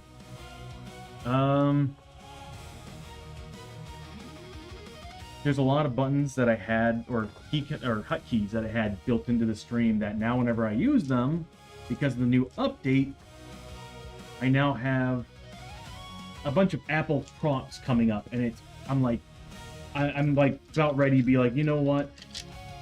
My PC will actually do a better job at keeping up with the stream with a much better video card. I'm half tempted to switch over to the PC. I hate to do it. It's just the problem is my Mac does have more Thunderbolt ports. So here we go. 10 attacks. That's 3+. Good God, dude. Actually not bad. Whittled it down to 7 hits. Defense of 3. He can re-roll these, by the way. He can do it once. So he needed 3 pluses. He saved everything but 2. Oh, look. I'm going to use his flashing... What is it called? His flashing steel. Once per turn, he gets to re-roll his missed defense rolls. He saves both of them. Nothing happened. Chiyo actually does lose 10 gold. I'm just going to write it down for now. Because at the end, if we fail, I house ruled it that if we fail, we lose the money. So we're looking at -10.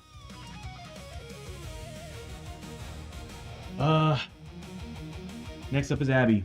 She's getting 5 combat. 3+.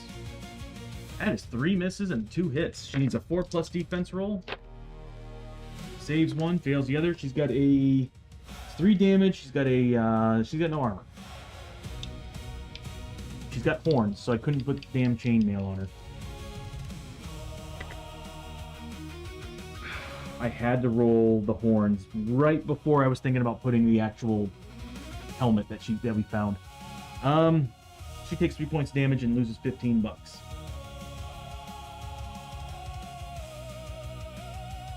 These guys do a lot. I'm just glad that Harinago's gone. That would have been bad.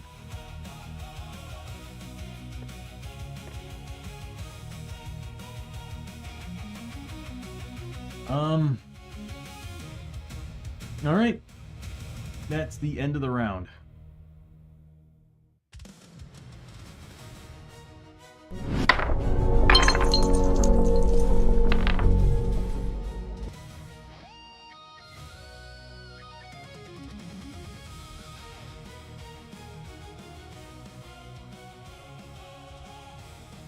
We need 8+ to save.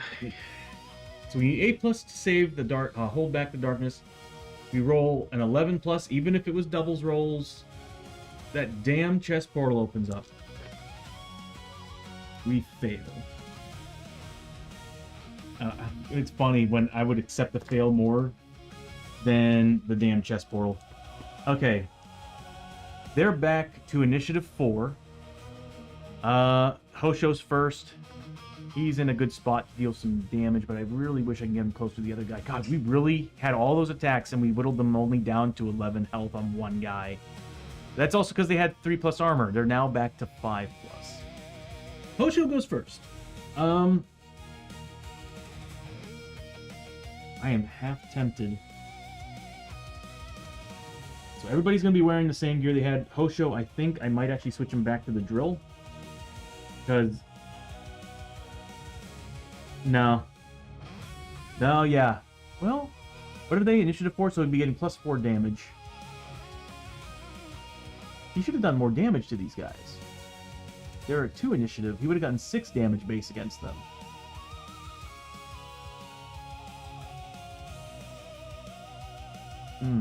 He does have the canteen. I'm trying. If I use the drill, it's +1 combat. He'll be at 4 combat. Which is going to be very helpful. And it'll be +1 damages, but +1 damage per attack. Yeah, I'm going to do that. As much as I would like... Oh, hold on a minute. He hit 3 times, dealing damage on each one of those, right? Hold on a minute. Am I accounting for... I'm not. He's at full fury. He's going to spend fury points first. So he should be at... Because he had 3 attacks at least a damage apiece. spending all 5 of his Fury points. I forgot to add that to him. To do... I'm glad we got rid of that Darkness card. Because now he can do this.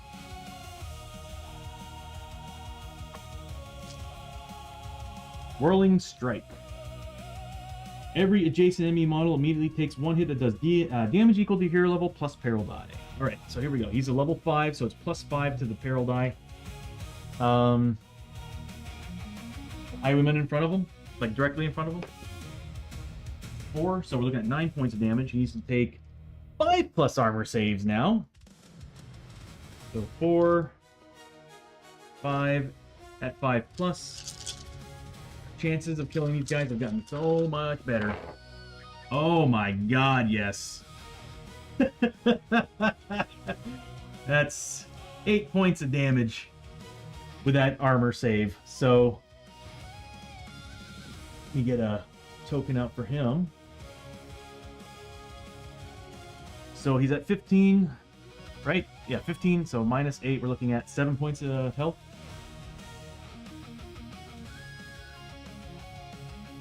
Next guy, again, 5 points of damage. Oh, hold on a minute here. Minus defense. I forgot to add that. So that was...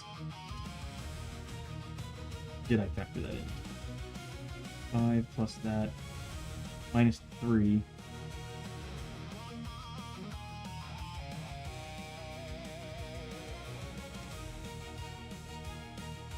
Did I do that right? I don't think I did it right.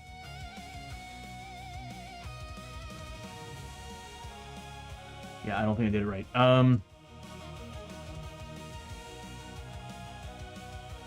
What did I roll?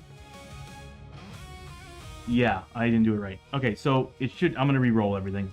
So, it was 5 damage base, minus 3, so plus 2.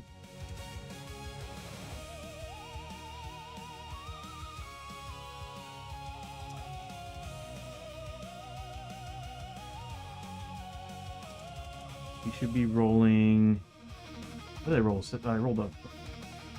Damn it, I forgot already.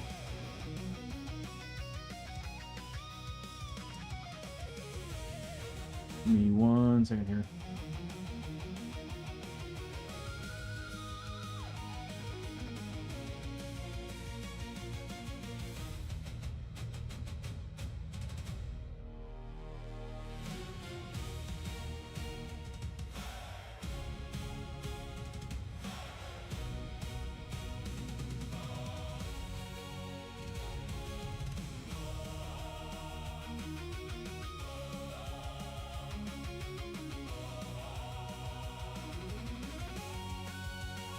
So I rolled a 4. Okay, so it should have been 2 plus 4, so he should have taken 6 points. Cosmic! How you doing, Cosmic? So he should have taken 6 points of damage, so I have to roll 6 dice. Okay. Okay. Alright, so 6 5 plus armor saves. Still, yeah, pretty good. 5 points of damage.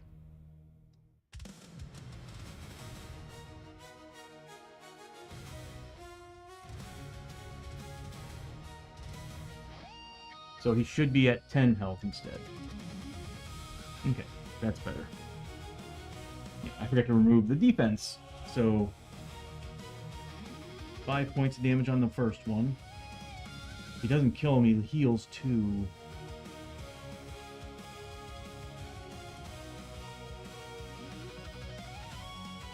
Well, this all is an attack, so I think we're good.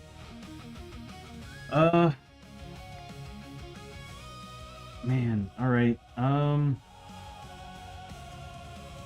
no, actually it's not part of the attack, this is a whole separate thing.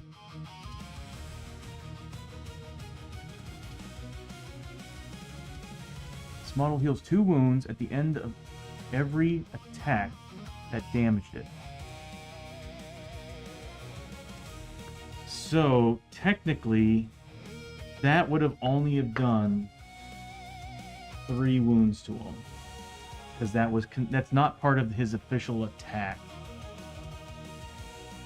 Wow. Okay. Dang, man, these guys suck.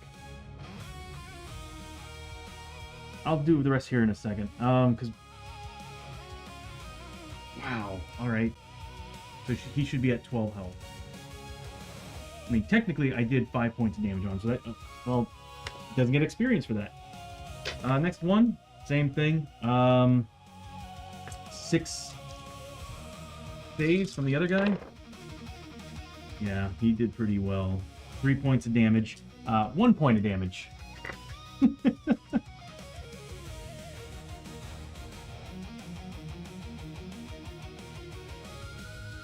My goodness. Alright. These guys are really, really tough. Okay, so next... Do I want to use the drill? Yes, I want to use the drill. Okay, so I'm going to use the drill because I forgot. I use these instead. And roll for grit, did I? Either way, I get the canteen. Okay, so here we go. And I got tonics. Chiyo needs help. I need to heal Chiyo. Is there anybody near Chiyo? There is not. I can have Chiyo heal herself, I guess. Hoshoryo needs healing too. I need to get Chiyo over there, or at least get Hoshoryo closer to her. Before he makes his attacks, he's going to make an escape test. He makes it. This way he's now adjacent to her and she can heal him. So he's going to make... He's using his laser drill and his flashing blades, so he's getting 2 combat base, and then an additional combat per each one of those weapons because they give +1 combat each. We need 3 pluses to hit. Cosmic with the Hoshoryo. Oh, thank you, Cosmic. 1d3 +1 sanity, health, any mix. Hey, 1 point's 1 point. So Hoshoryo's getting back 1 point.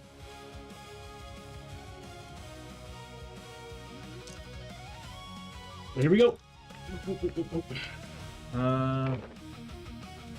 That's some very bad rolls. We do get 2 hits. I'll spend a grit to reroll these. I do have an inlay on the blade, but I want to re-roll both of them. So we'll go ahead and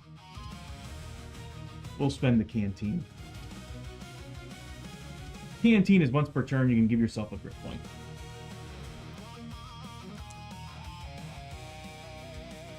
So we got 4 hits total. That's good. I mean, that'll work. At least their armor is now a 5+. First turn it was 3+. It's ridiculous. Oh yeah, I did say that I was going to show you all stuff. We might as well do it right now while I still remember. So yeah, so on top of the player plates having those new features and stuff, they look much cooler. Now, when a hero changes over to a vampire or something, of course the card still comes up. But now you see a little vampire icon above the player plate. That kind of animates a little bit. So that shows you that you've been bitten. Press it again. New player plate. Vampire icon still there. Although I thought about getting rid of it when... I feel like it doesn't really need to be there, but it does kind of help remind you that it's vampire. But anyway... And then, of course, the plate has like a stained glass look to it. So, this way you can tell what hero and what, you know, which hero is what. So, a little bit easier to tell who's a vampire or a werewolf. The werewolf one looks exactly the same. It's just instead of a vampire stained glass, it has a werewolf stained glass.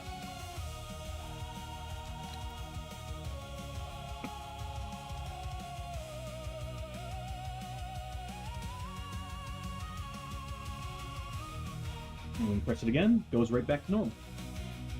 I'm thinking about doing that for some of the mutations, so it's going to be kind of hard to do, though. It's the only way I'll be able to do it is by actually changing the player plate. Alright, so we got 4 attacks here. Damage, they're initiative 4, he's initiative 8, so it's going to be 4 base because of the flashing blades that he's got. It's got a void core in it, so that's +1 damage there, +1 damage for the laser drill.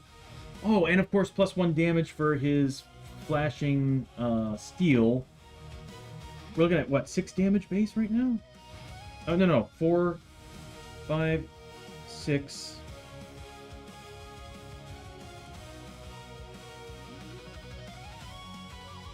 4 base because of initiative, 5 for the Void Core in the Flashing Blade, then of course another one, so 6 because of the Drill, and then 1, yeah, 7 for the, for what's it called, his Flashing Steel tier 4 ability. So 7 damage base against their defensive 3. So we're looking at +4 for each single hit.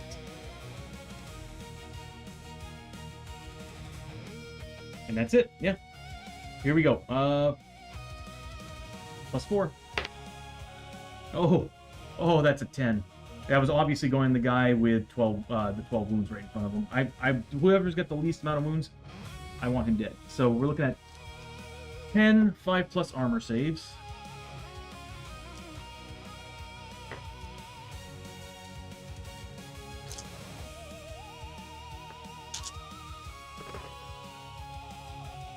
Decent rolling on his part, but that's still a lot of damage. That's 7 points of damage right there. So let me just go ahead and mock this up. He's gonna die. There's no way. 7 points of damage on the first one. He might come back to life though. Next one is again +4 damage.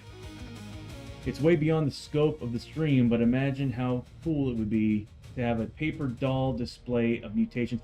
That's exactly what I was talking about earlier when I was talking about, because I had Pinky and a few other people asking me about the about her, and I was like talking about her, and I was like, yeah, I want to do the same for the parasites and a few other, because like there's like the fire imp and stuff, and I was like, you know, there's other creatures that come into the game that I think it kind of need to be listed there, and I was like, it would also be cool to have specific types of mutations like the void, the chest portal, and a few other things that affect the gameplay. Not so much like oh, you know, the leg growth. I'm like, that's stuff that's character based, but it just stops you being aware how. It would be cool to do that, but I was like, I will definitely do it for things like the chest portal, anything that really affects the game. And I kind of want to add the Quado too, like just that one I want to add for fun. It'd be cool to have like a little mutant like Quado sitting there like curled up and just kind of like staring at the viewer, just kind of cringing and stuff. That'd be hilarious and awesome. And I'd probably a lot of people probably get offended by it. I'm not sure. +4. Good God, another 10. Again against the guy over there. He's got 5 wounds left. And Hoshoryo is like, dude, I hated what you guys did last time. I'm making sure he is dead. Alright, so here we go. 10 armor saves at 5+. He shouldn't pass. This should be death for him. There's no way. Yeah, that's death for him. He did save 3, but the rest go through, doing the last 5 points of damage that he's got. But the question is, does he come back?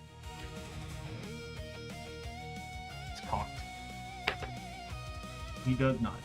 He needed to be a 1 or a 2. So this guy died. I really should use the digital roller. So you can keep rolling off the table. So he's dead. We still have 2 attacks left.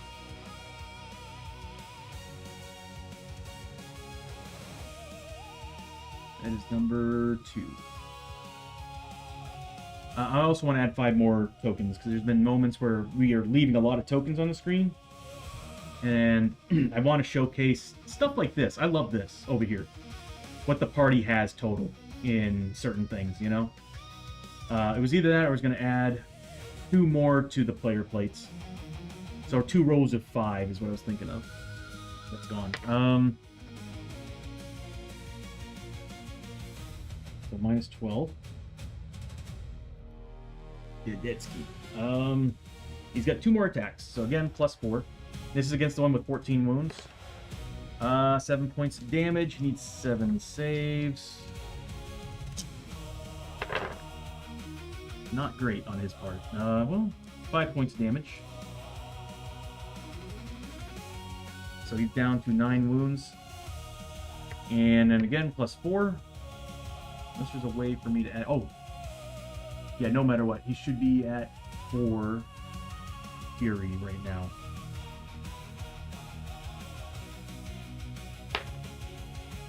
Oh. 6 points of damage. So 6 saves at 5+. Statistically, exactly where it should be. So 4 points of damage on the last one. So we're removing 9 health from him.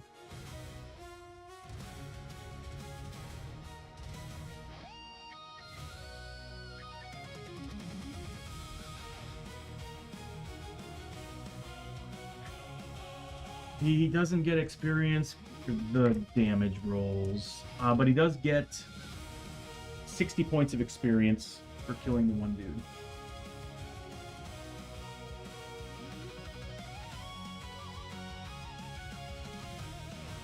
All right, that's it for him. Next up, we've got Abbie.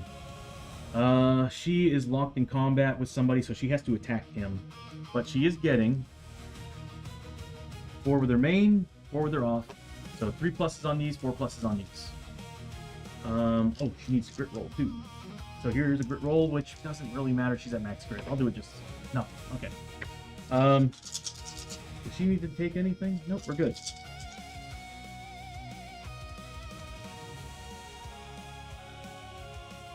He's at 7 health. I forgot he gets 2 wounds back at the end of an attack.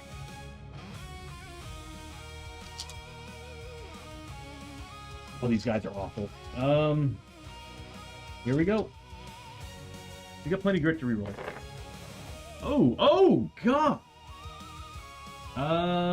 That's a hit. That's hit. She doesn't need to use grit to reroll because these 3 count as extra hits, putting her at her cap for the amount of hits to deal.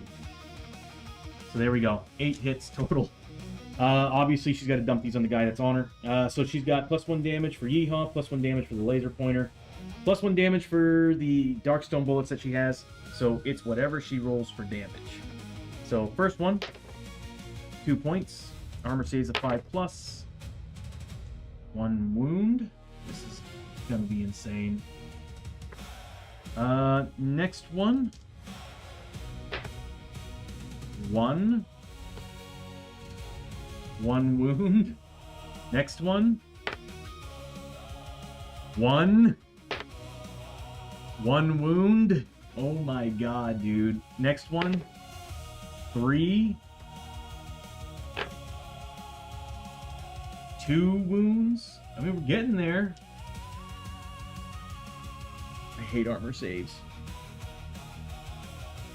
The lions are the Conquistadors set. Next one. Oh my god. 2 hits and 2 damage. It actually does 2 wounds. We're not doing anywhere near enough damage against this guy. Can I upgrade any of this in some way? I could add +1 die to it, but I don't. Or +1. I could do the +1 die. We need to kill him. And we're not doing well. I'm going to add the +1 die to the damage.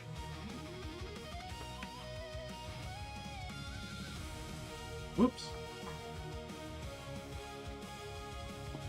Thank you, Bishop. We are going to need that. I also want to redo the +1 and -1 dice stuff. Oh, so 2 dice. Oh my god. I'm going to grit roll that.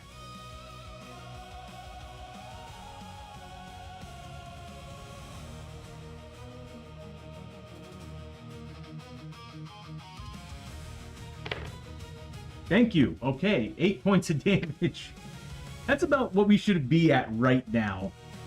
So 6, 7, 8, at 5+. That's some good rolling. So we're looking at 5 points of wounds. How are we looking here? He's got what? Oh, hold on a minute here. He's dead. I forgot he's at 7. Oh, hold on. Yes, he's at 7 wounds. He's dead. I wasted the 2 dice on that. Oh my god, what was I thinking? Well, I guarantee he's dead. Is he, though? Oh, yeah. On a 2, 1 or 2, another one would spawn. So that model's gone. Gets 2 shots left. She has 2 shots left. We'll remove 7 from that.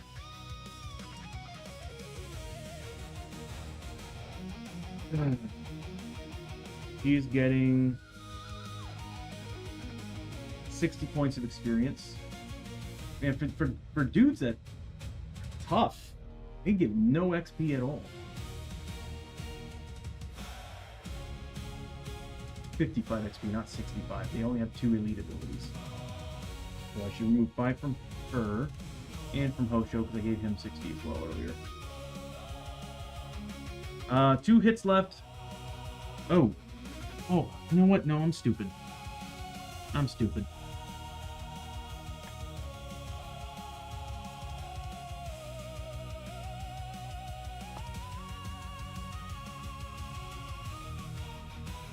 I can tell I'm still not all there yet.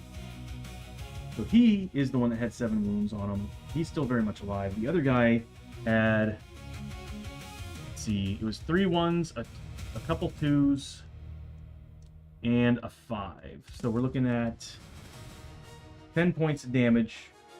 He's got 5 wounds left. So I didn't waste that double hit, or a double roll. He's got, yeah, we'll just put down, he's got a total of 15 or 10 damage. So here we go. Oh my god. He saved it. And then finally, he's very much alive after this. My god. He takes 9 wounds, really.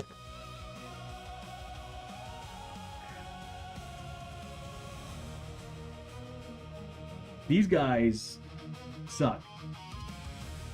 So he's at, what, 6 health? These guys suck.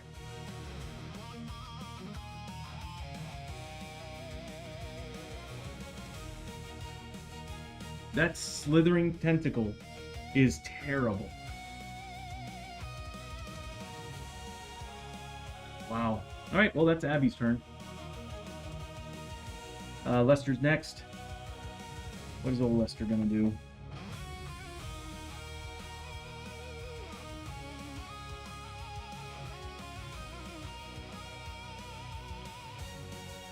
I want to make her brighter, though. The ghost. The lonely ghost. Or lonely spirit. I want to make her brighter. A little too dark. I wanted to pop one. Lester is going to use... First, he's going to roll for grit. Nothing. But he's going to use pullback. 1, 2. Yeah.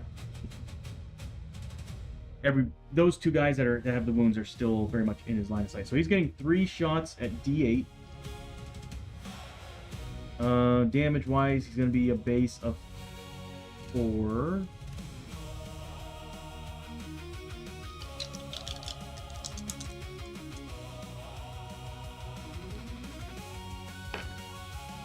That's a crit and a hit. I'm going to grit roll it, why not?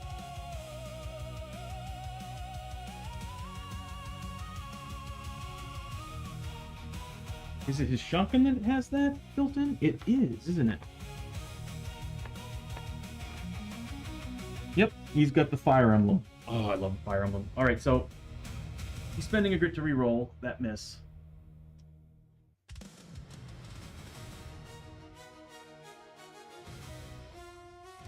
Hate doing it.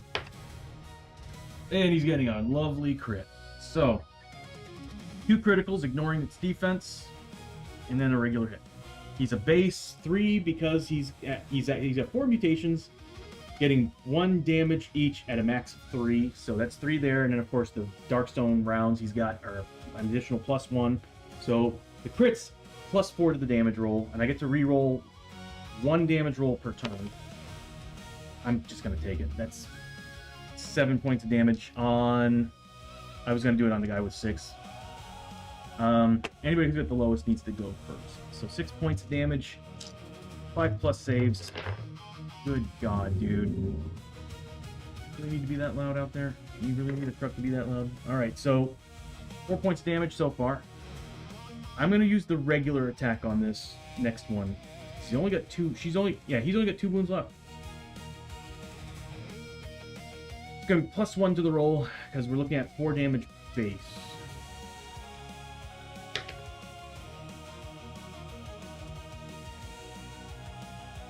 We'll do it.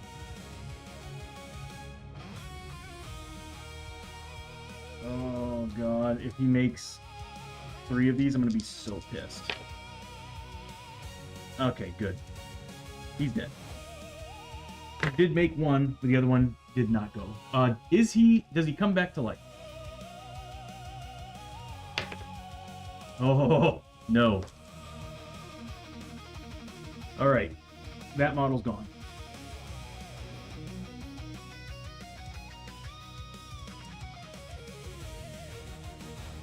Officially. Next attack is +4 damage. I'm not rolling the right dice, am I? Oh, no, I am. It's D8 for damage. +4.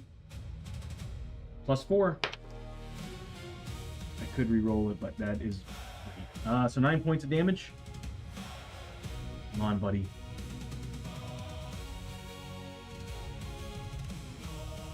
Come on, Lester. This is when I wish I had the Gunslinger's gun belt, so I could actually, like, get an extra 2 damage to it. That's some really bad rolling. And I think it was just enough to kill him. It was just enough to kill him. So he's dead as well. Does he come back? Nope. No, we're getting lucky on those rolls.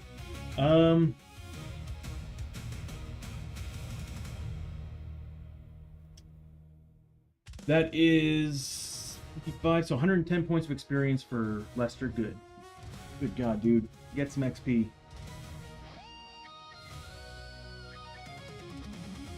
Before it's over, I'm gonna have Hoshoryo heal Chiyo with a bandage, so he can get some XP out of it.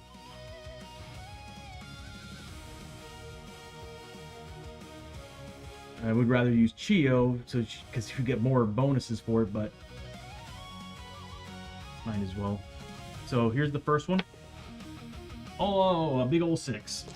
So heals her for 5 wounds, giving him 25 points of experience.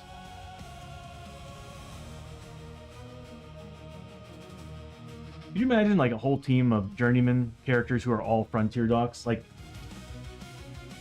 that would be insane. Just a bunch of incredibly good healers. So he does spend 1 bandage.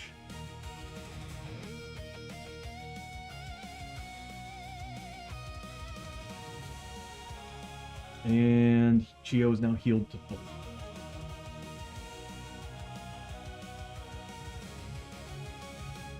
Next up, the one last Scafford Highwayman, then Chiyo.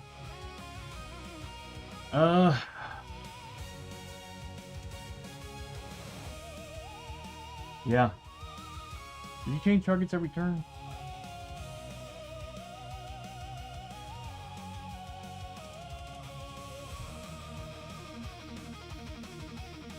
Does Assault add that? Change targets every turn. Sometimes it does.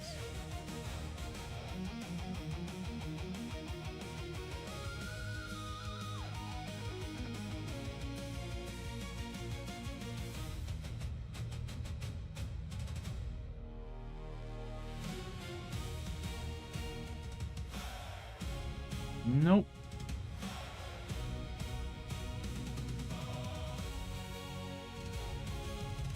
Okay, so they actually kind of follow Shootout a little bit. He's still going after Chiyo, but he still gets his shots too.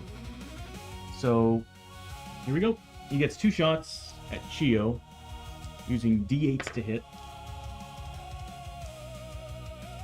3+ to hit with his range, and on top of that, any 6 pluses do double peril dice damage. Oof. Oh god. Oh my god. 2 crits. She needs to make 2 defense saves against this. Of 4+, she gets them. Next is its set of attacks. 5 combat.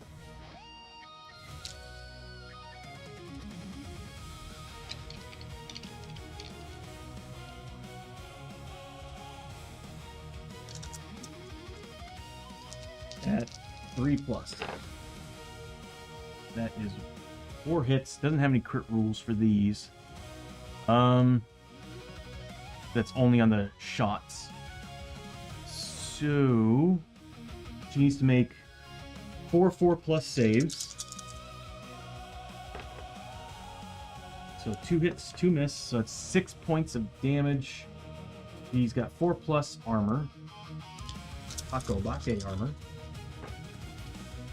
Oh, very nice. So that's an additional 10. I think she's about to kill him, though. So she so far is losing 20 gold if we don't win, which I'm sure we are winning. But she does take 2 points of damage. And she needs to take a corruption test for saving more than 3+ wounds with the Takobake armor. This is why I'm rolling on this thing. I need an actual, like, green gamepad.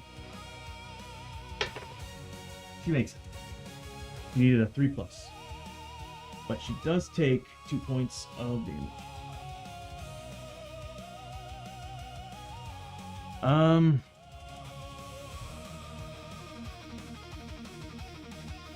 Let's see.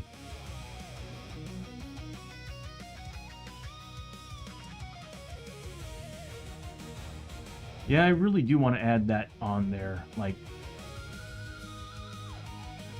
anytime a depth event happens.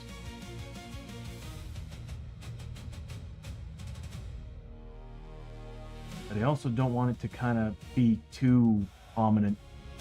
I'm talking about the ghost, sorry. The lonely spirit. Okay, so she took 2 damage. He stole $10. He so far has stolen $20 from her. It's now Chiyo's turn. So she is getting a grit roll. She's getting 2 attacks base, 1 for the hero of the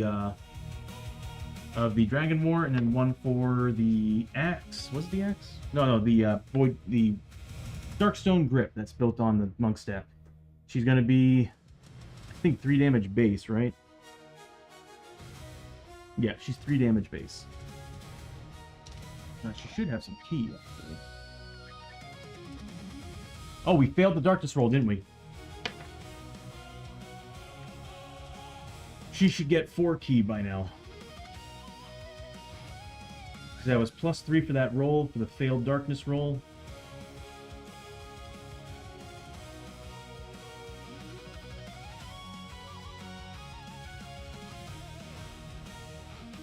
I might end up spending that on damage. Here we go. Yeah. So with them, it's gonna be whatever I roll for damage if I make any of these. And if they crit. That's some bad rolling. She needs 4 pluses. She does not have grit. And I don't think she has the canteen anymore either. That's just some piss poor rolling.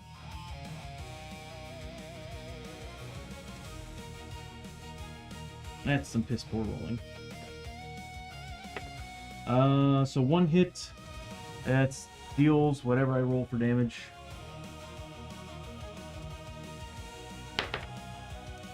Two wounds. He makes them both. So Chiyo did a whole lot of nothing that round.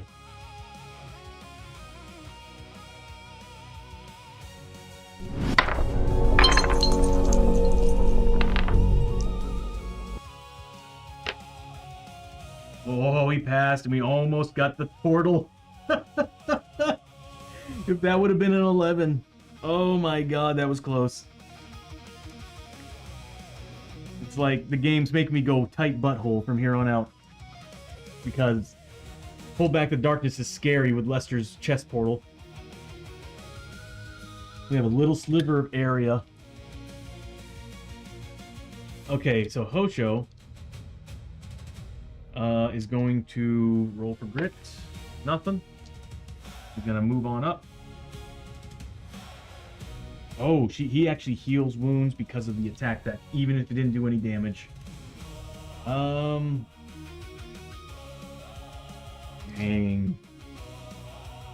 That is crazy.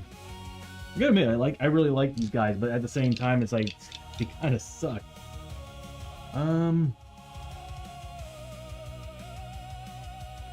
He's using the laser drill, so he's getting. Yes. I already chose. So he's using the laser drill. You need 3 pluses to hit.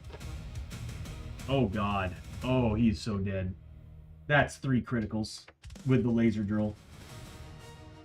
3 criticals and a hit. Yeah, this guy's so in so much trouble. So we're looking at, let's see, +1 damage for the Void Core, +4 damage for being higher for the initiative buff. We're looking at 5, +1 damage for his feet, so 6. I think that's it, right? Oh, and +1 for the laser drill. So 4 base for initiative, 1 for the Void Core, 1 for the laser drill, Void Core, laser drill, and then his hero's ability, Flashing Steel. So we're looking at +7 damage on 3. There's no way. There's no way. So +7 damage. Oh boy. That is 13 points of damage, everybody.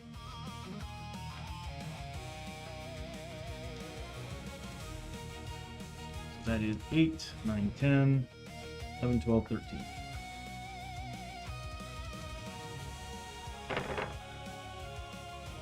Wow, really? That's some good rolling. Looking at 8 points of damage.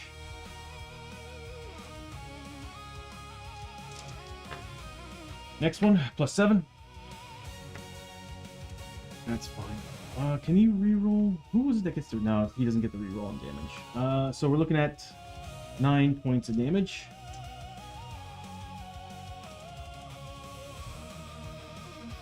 Six, 7, 8, 9. This could kill him.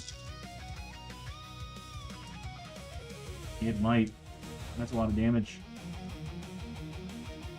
8 points of damage. So we're looking at, yeah, he's dead.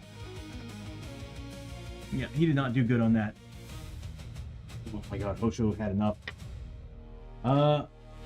He's dead. So that's 50 points. 55 points of experience.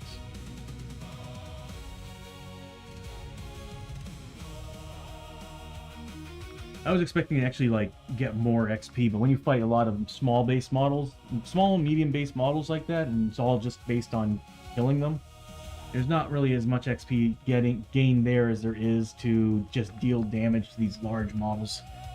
So ad break starts in 4.5 minutes. I might actually take a short break during that ad break and come back, because I kind of need to get some more water, hit the bathroom. But hey, victory, everybody! We did it! Oh my god! This is the treasure map mission. Oh my god! For every Darkstone we would gain, and we did the maximum. For every Darkstone we would gain, we would get a loot card.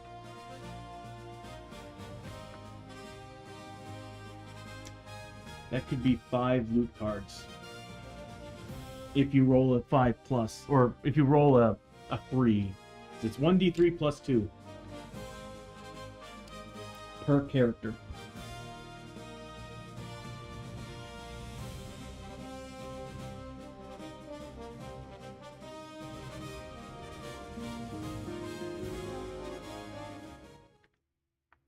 That's the wrong button. Okay. There's gonna be a lot of loot here, because on top of that, we also have the loot of the monster groups that we fought. We fought 2 monster groups. So we get the XP and the gold and whatnot from those, but the extra loot we get from the treasure map, we get whatever without the XP. The loot cards without the XP. So, alright. Let's go ahead and... He's gone.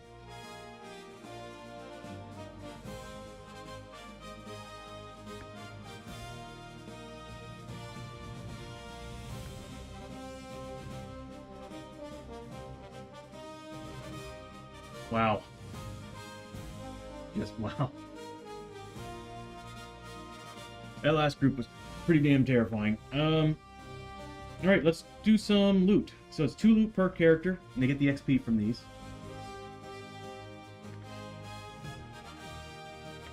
I got new animations for these as well. They look a lot better. Ooh!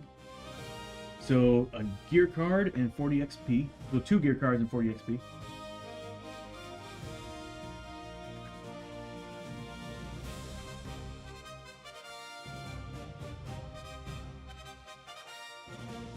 I really need to create icons for my stream deck.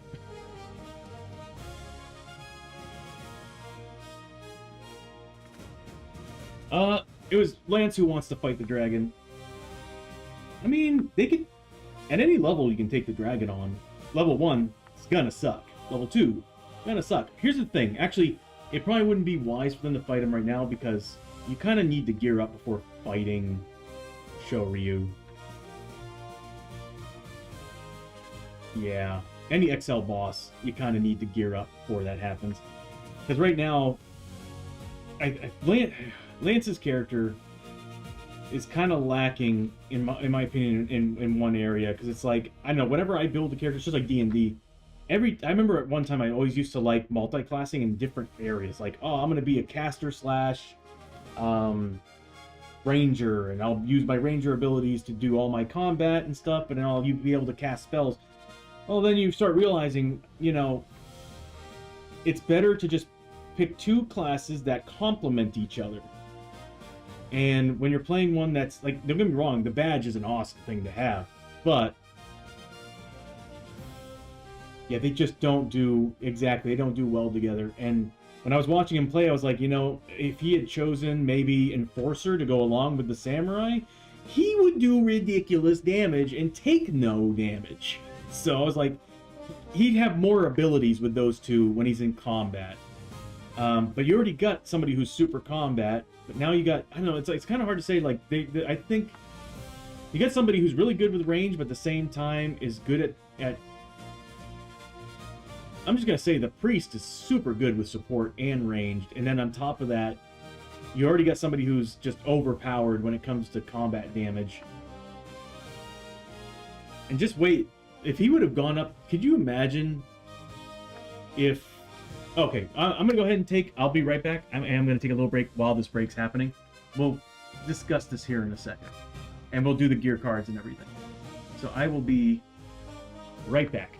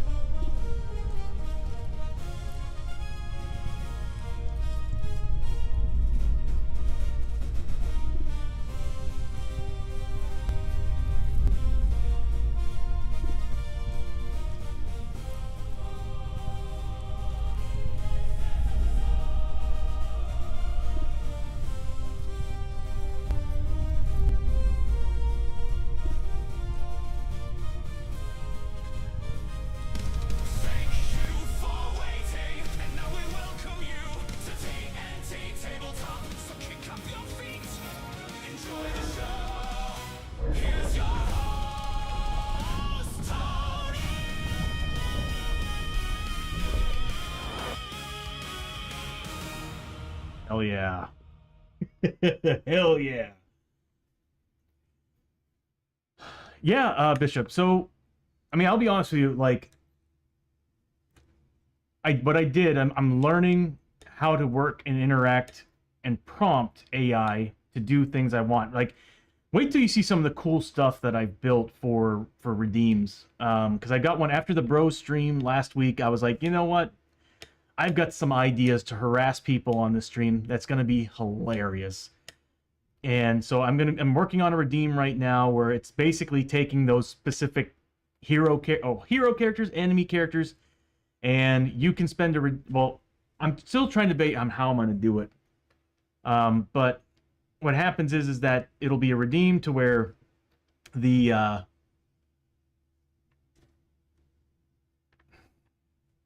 I'm going to make it very expensive, but what's going to happen is that it's going to come out and it's going to kind of create an ongoing effect that can be changed. So if it happens again, the ongoing effect that was there is now the new one. And it's basically going to be a coin toss.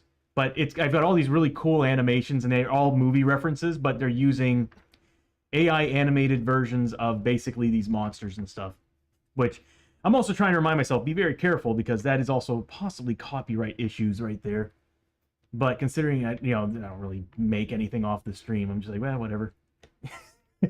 So, but anyway, so yeah, there's that. And as far as like I said earlier, I was saying earlier, when it came to the intros and everything, I've learned how to take stuff I've already built, pass it over into AI, and then give it prompts and instruct it how I want things to work, animate, and how to reconstruct the thing that I already built to have better textures and detail and stuff. Because here's the thing, I could spend an entire week or 2 weeks building, and I love and hate doing it. When I was working in broadcast, I used to love working in Cinema 4D and building node-based textures.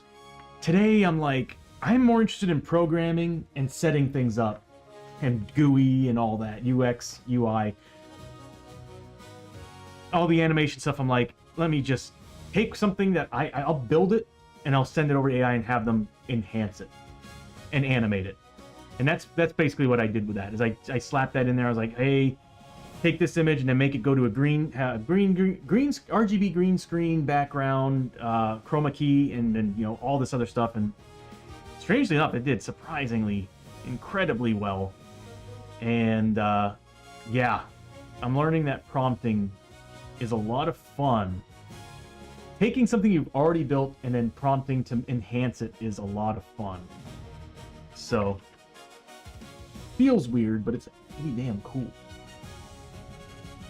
But that's basically what happened there. Now, of course, I still edited it, and I still added the text, the wording, and a few other things that are in there as well.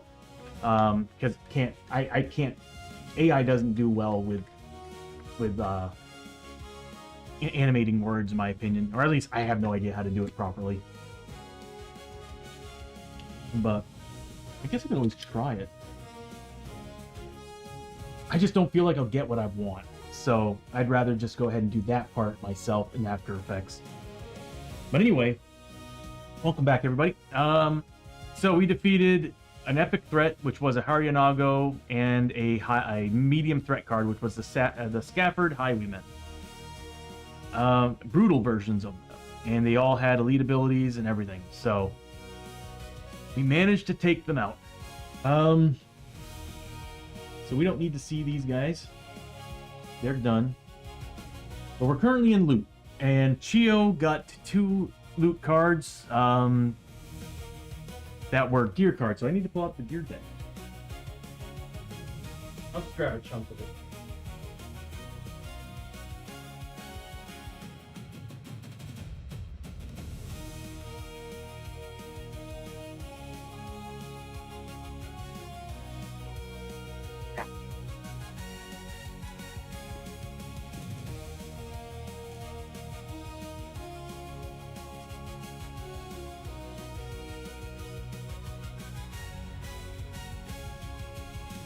But yeah, the animations I made I had Flying AI make or actually Sea Dream. I'm using Sea Dream. What I had them make was I basically had them make the Shikari pirates, and the animation for them is flipping hilarious. Although I'm kind of wishing I did something different. The sad truth is that what I made was so, I don't know, it just made me chuckle, and I was like, I got to keep it. So I can't wait to bring that on. But what's going to happen is that it's going to be a redeem that, first off, randomizes which character it's going to happen to, which player it's going to happen to. It's going to be blue, at this point orange, blue, orange, purple, or green, and then it's going to, let's see, it's going to do that, and then it's also going to randomize which monster is the one that's going to come out. So it's going to be like monster or hero. So there could be one where Murphy might come out, or Isamu, like older characters from like other streams, because I might actually have Stelios show up, or Father, the Father come out. But anyway, it'll randomize between several different characters, and what it'll do is it'll just pull out a video into the same portal, and it'll play it, and it's a 50-50 chance for it to choose either the bad or the good that comes from the enemy. So typically, if it's an enemy, it's going to choose its 6th elite ability, and all the enemies currently in play are getting that elite ability. And that's going to be remain in play until someone buys it again, and it switches that out. And it's going to be, I think, a 30-minute timer is what I'm thinking. 15 or a 30-minute timer, probably a 30-minute timer. So this way, it lingers, and then it'll take that ability, put it somewhere on the screen, and it'll be like that's a remains in play ability until someone replaces it again. And again, it'll just do the same thing, randomize.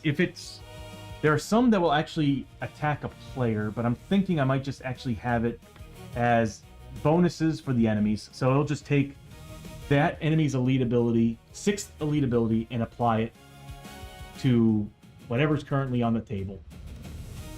And heroes just get like gold back, like some gold or whatever.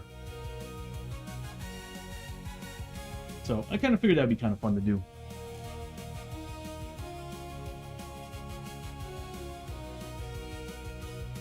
Trying to find more ways to add redeems, and I also have some redeems that are coming out mid-September. I'm switching things over to the Halloween version of the stream, and you'll see some redeems just for simple stuff like, I'm not going to give it away, but basically it'll just be fun redeems. That's it. Kind of like last year with the pumpkins.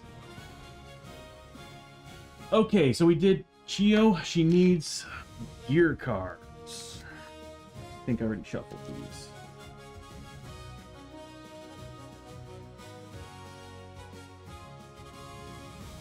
Yeah, I think it would be fun. And what I loved about it the most was that, the D&D bros loved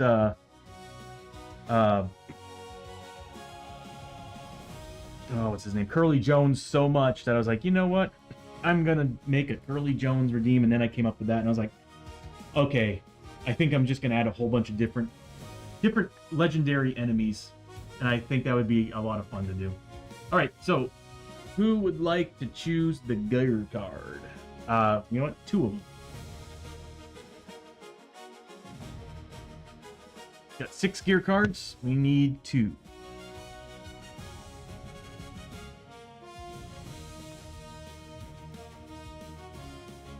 I gotta keep reminding myself to look at YouTube every once in a while.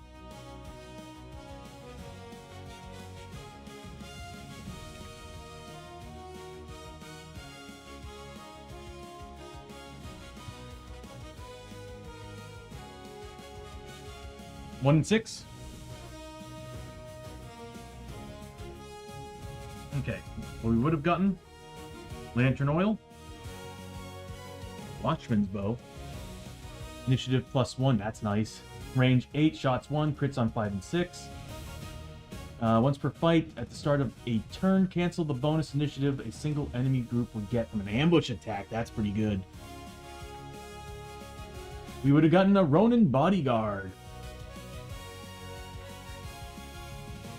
Sure, yeah, well Cosmic's. I'm sure Cosmic's here. So yeah, we'll just have Cosmic choose the next one.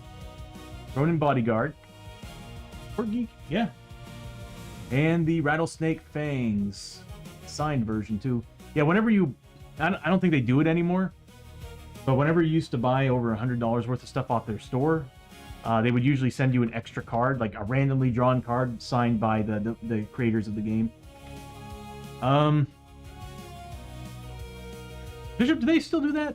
The last couple times I haven't gotten it. I know I've got several of these.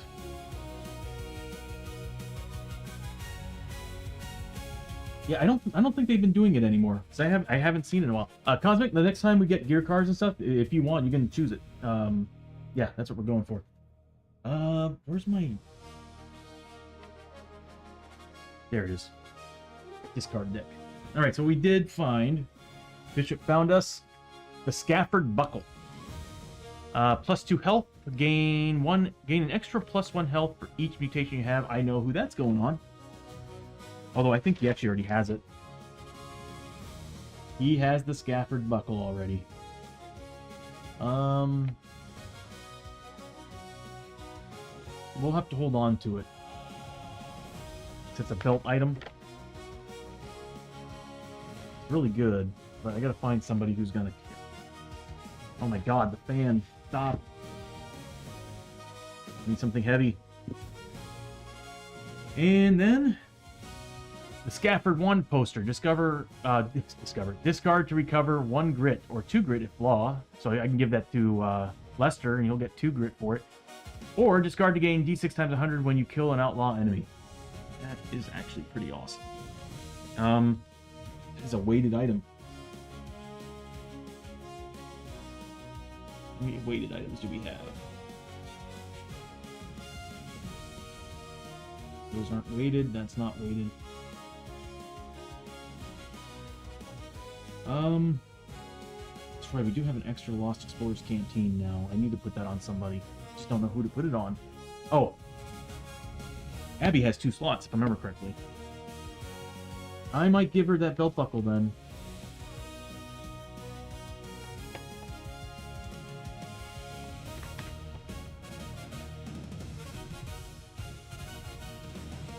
Get the soldier's belt, which is giving her side bag items. Yeah, no, never mind. I don't know. I don't know. Okay, well, I guess we'll just move on. Hosho's getting... God, we got a lot of loot to go through right now. Okay, so Hosho's getting 2 from the base, defeating 2 enemy groups. And then we go on to everything else. So 50 XP. 125 bucks. Next time I go to town, I think I'm buying 2 donkeys. I'm buying 2 donkeys. 'Cause we're running out of space. Next up is Abbie. A gear... Okay, so 40 XP, a gear card, and D6 times 25. Ooh, 125 bucks. 40 XP. And a gear card. Alright. Cosmic. Choose a gear card. We got... Whoops. I'm gonna have to shuffle that. We got three gear cards.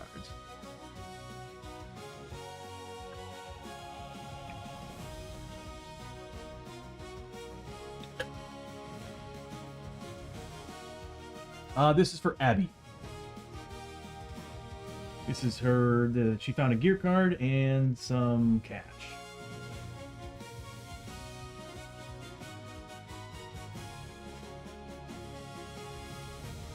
Abbie gets number 2. So the first one would have been the Mark of the Oni. Use 2 Darkstone to attach to any item.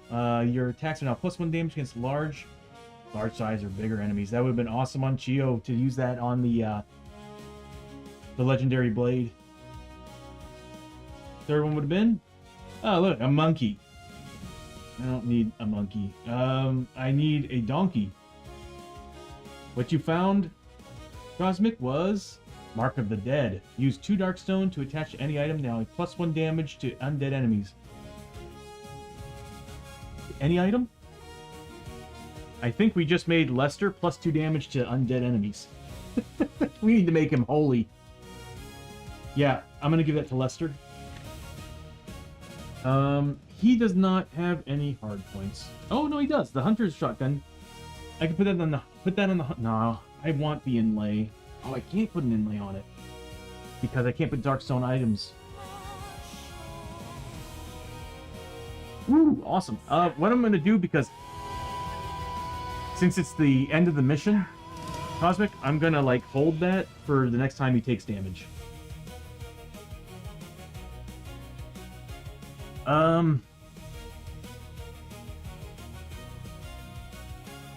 You know, that might not be a bad idea.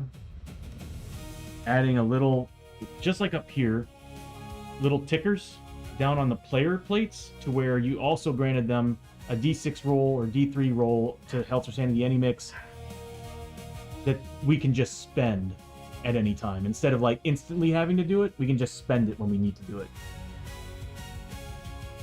It's no problem, Cosmic. Totally understand. But yeah, I think that's what I'm going to do. I think that on this version, what I'm going to do is I'm going to add these little tickers down here as well, because I want to add the max weight down here as well. And I'm thinking I might actually have like a group of them that's plus, like, kind of reserves. One that's plus 1 D3 and one that's plus, or actually it'll be just one reserve that we can have for that character. And anything that overlaps, if that's still taken, I'll just have it apply to the blue side. I might just do that. Alright, so I might just say screw it and put it on the shotgun. That'll make the shotgun do more damage against undead.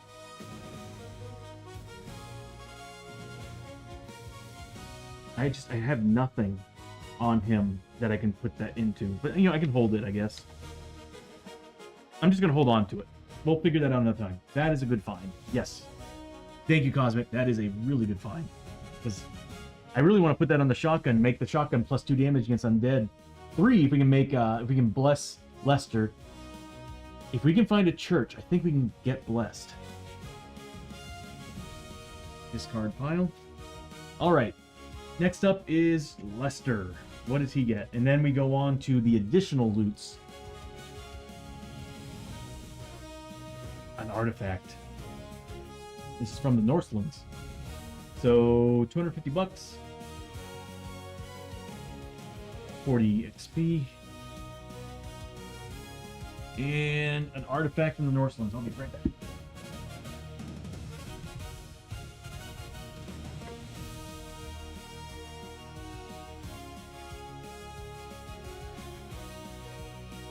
Alright, who'd like to choose for this? Actually, Bishop, since you chose the 2 for the first gear card set, Cosmic wants to choose this because it's just the 1. Cosmic can choose it.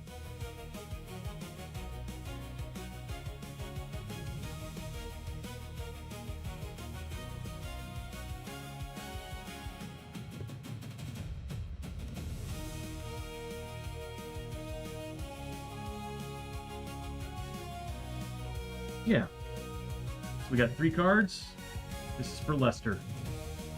And this is, yes, the Northlands, because we were in the Northlands. Awesome. This is more melee-based stuff, which we kind of need. Lester number 1. All right. So the second one would have been, ooh, what's this? Ancient Norse Sword, +1 combat. Once per turn, use 1 Darkstone to add +1 to one of your melee hit rolls. That's interesting. That's pretty cool, actually, because then you can turn a 5 into a crit. The Cloak of Freya, +1 lore. Once per turn, you may spend 3 movement to heal 1 wound, or 5 movement to heal 2 wounds. That's really cool. The one that you found as Cosmic? The Song of Rage. Once per fight, every hero on your map tile gains 1 rage for each threat card in all discard piles. Limit of 1 song may be used per turn. That's awesome, but that would be great for Vikings, but we're gonna end up having to probably sell that one. Because we don't have rage on this team. But hey, that's money. I like money. Alright, so now we're done with that. Now everybody's gonna be rolling to see what they get. And this is going to be crazy. All right. We did the...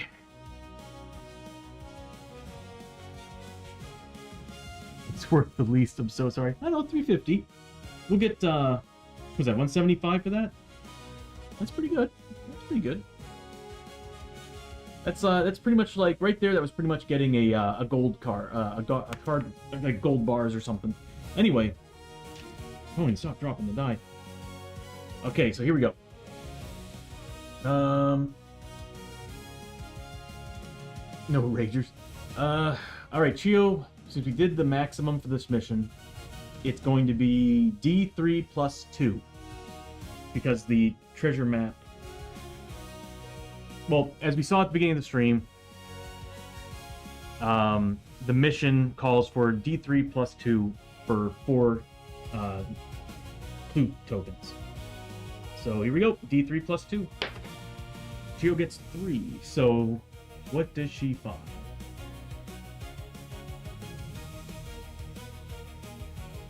Nice. We don't get the XP from this though. So we're getting 300 bucks and another gear card. Who wants to choose the gear card?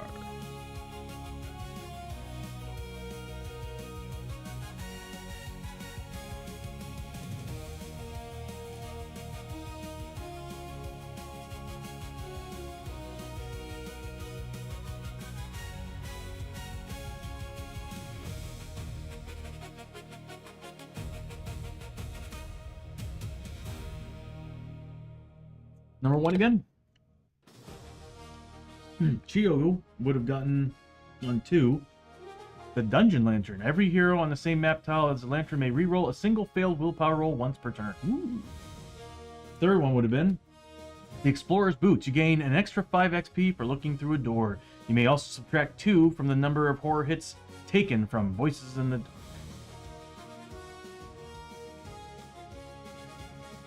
This card. There we go.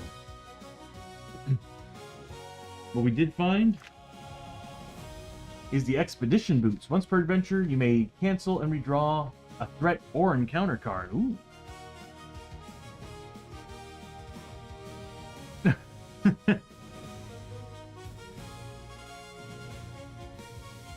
Right, protection from Bishop from those Voices in the Dark hits whenever you do the cheers. You've had bad luck with those. The Expedition Boots, I like them.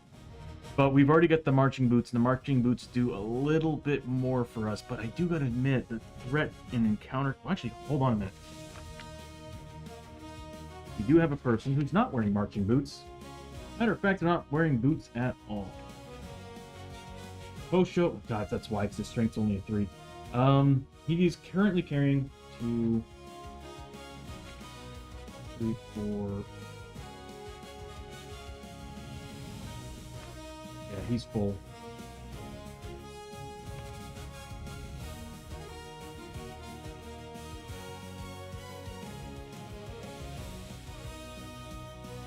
Hold on a minute here. 1, 2, 3, 4, 5.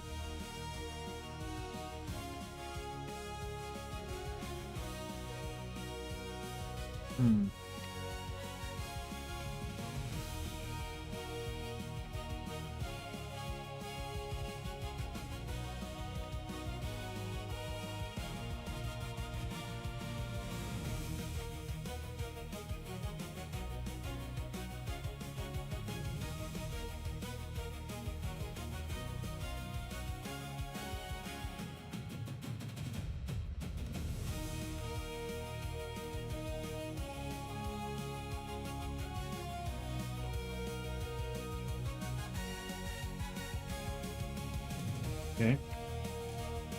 Well, I'm not wearing that. I don't know why I even have that on the sheet anymore. I'm not even wearing that, so yeah, he's at cap. He's at 7. Or 8. He's at 8. Not sure. 1. I know I'm counting that one. He's at the laser drill. 2, 3, 4, 5, 6, 7. Yeah, no, he's at 7. He's got 1 slot left. I guess we could put the expedition boots on him. You keep a tally from the... Maybe I'll just add it to the stream, Bishop. I'll have it detect... I can actually have it detect your name as the redeem is used. And if you happen to get that roll, it'll just tally it. It'll just pop up saying, "You failed us again." Or Bishop's voice in the dark plus, and it just adds 1 to the tally. Kind of like how the growing dread works.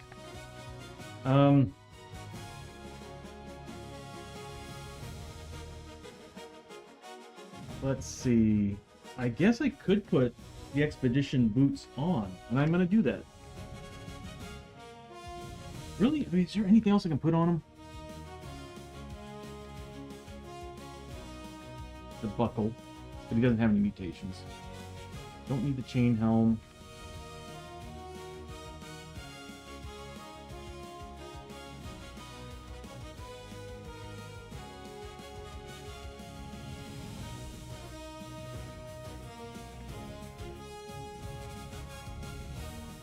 Is he a performer? He is. I could make Hoshoryo a 7 movement and +1 agility,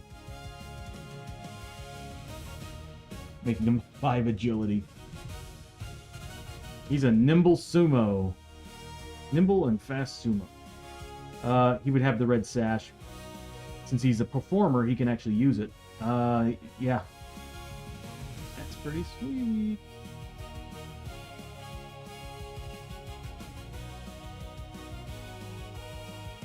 Or I could equip him another Lost Explorer's canteen.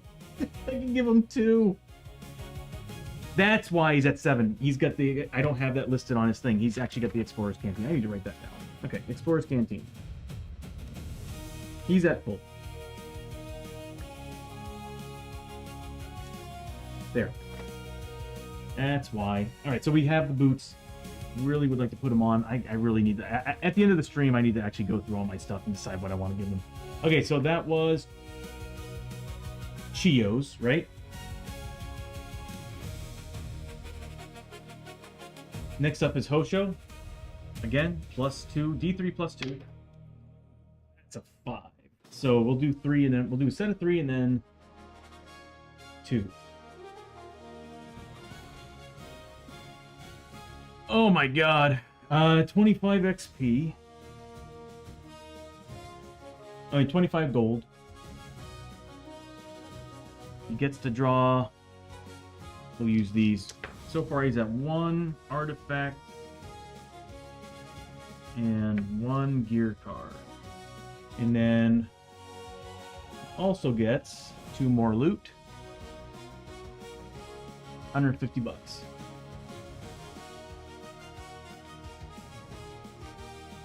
We might not be able to carry any more items. I think we're at max total.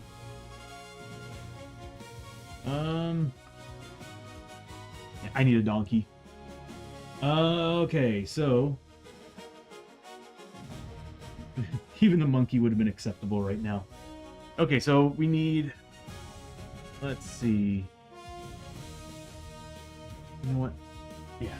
3 gear card. Who wants to choose? We got 3 gear card and 3 artifacts.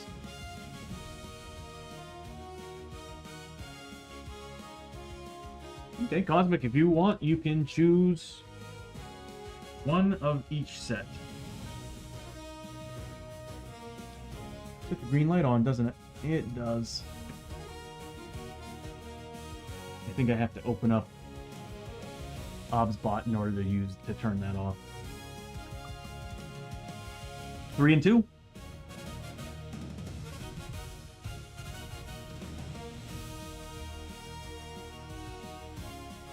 first gear card would have been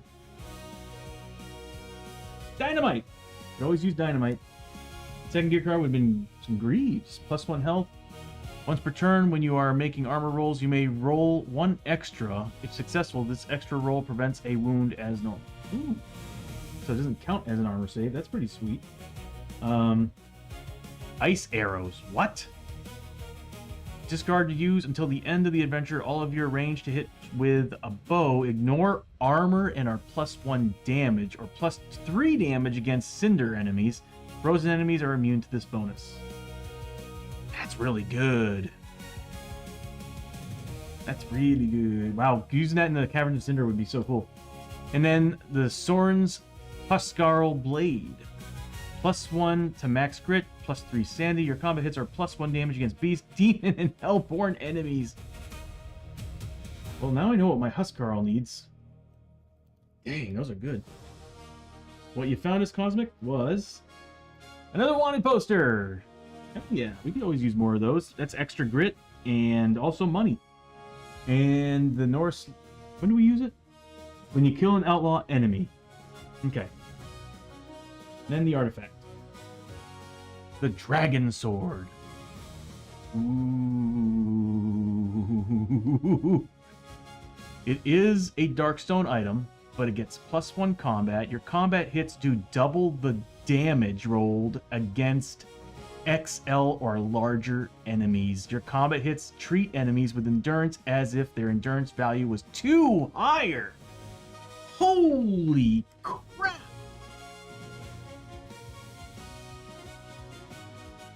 And it's 3 upgrades. You can make that a 2 combat with +1 damage. No. Yeah, Bishop. You're 100% on that, bro. Cosmic. This is probably one of the best finds in the game for a one-handed sword. That is insanely good. You can make that a 2 combat weapon with an inlay or +1 damage. Your combat hits do double the damage rolled. Okay. I'll come out and say it. I won't need the Sword of Destiny anymore. This here would straight up do a lot of damage against anything.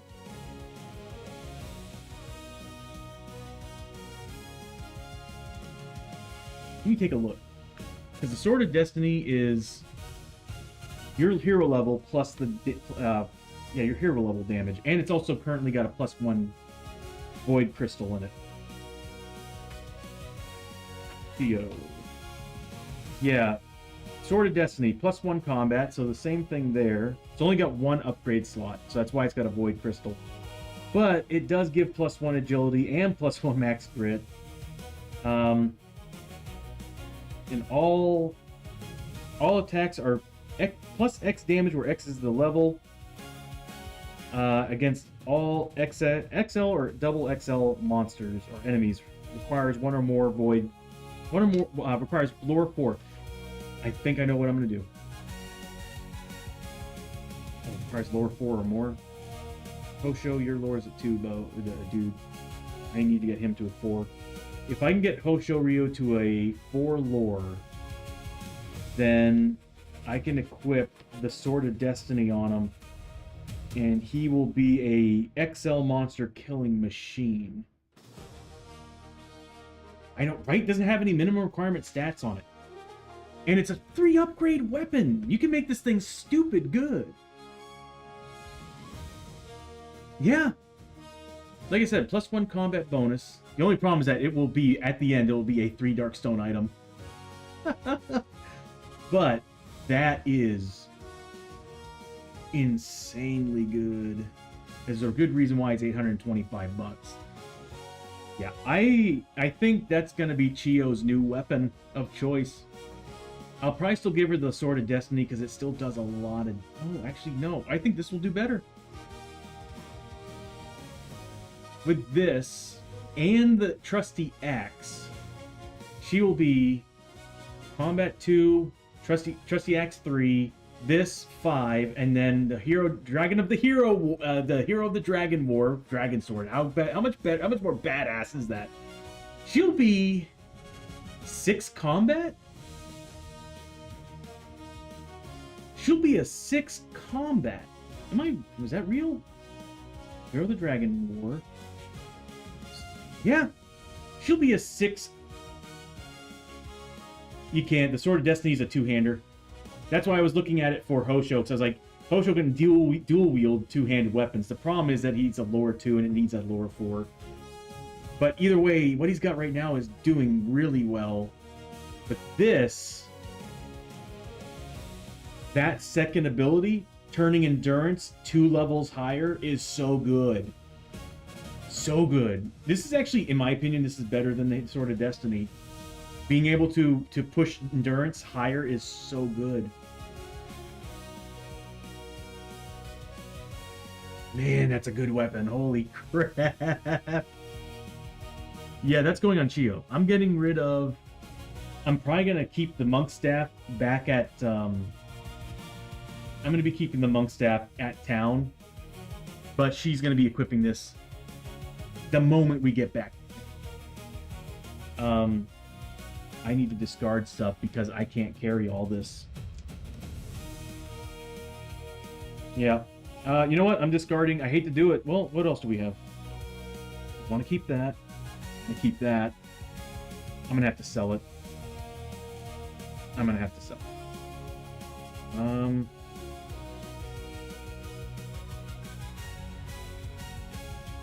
That's... I am going to have to get rid of...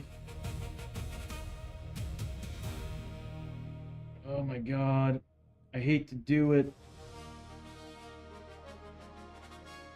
I hate to do it, but I have no use for it. Well...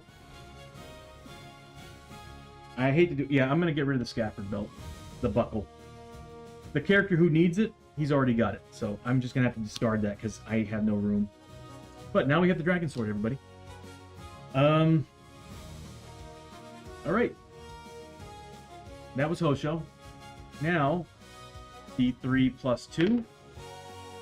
3 for Abbie. Good God. So 20 XP, 20 gold. 50 gold. God, I'm blind. And 2 gear cards. Oh my god, gear cards. Gear cards. Alright. Bishop, do you want to choose this one?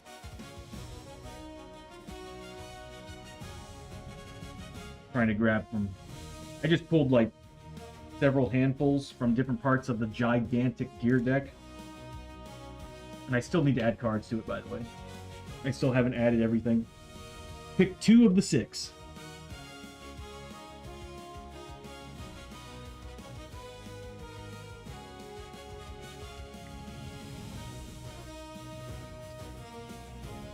I also... Oh yeah, I need to add the Enchanted Forest. 2 and 5. Because I really want that other world bad. And I'm like, I need to add the Enchanted Forest. 2 and 5. What we found was the weapon poison. Attached to any hand weapon, your melee critical hits do +1 damage each except undead, construct, or robot. Performer. That's a permanent upgrade. That's a permanent upgrade. That's hot. That's actually really hot. But for Performer and Outlaw only. Matches, yeah. Discard to prevent up to 3 sanity damage when you're about to take, or add +1 to your damage rolls for Dynamite Throw. That's actually pretty sweet for Dynamite. Rusty Mouth Harp. Isn't that the same as a harmonica? Anyway. Whenever you are about to draw 1 or more loot cards, you may roll a d6 to play a celebratory tune. Which is also hot. The roll of 4+, you may double the amount of gold or darkstone listed on one of the cards. It's a side bag slot. Whenever you may roll a d6. Doesn't get discarded. A roll of 4+, you may double the amount of gold or darkstone listed on the card. On a roll of 1 instead, take a corruption hit. That So good, Bishop. That is so good. I want that. And then Burning Shot. Discard during a fight to use until the end of the fight. All your gun and bow hits that do one or more wounds to the target add a burning marker. That's pretty awesome. But you did find us another expendable gear. Oh, we have 2 of them now.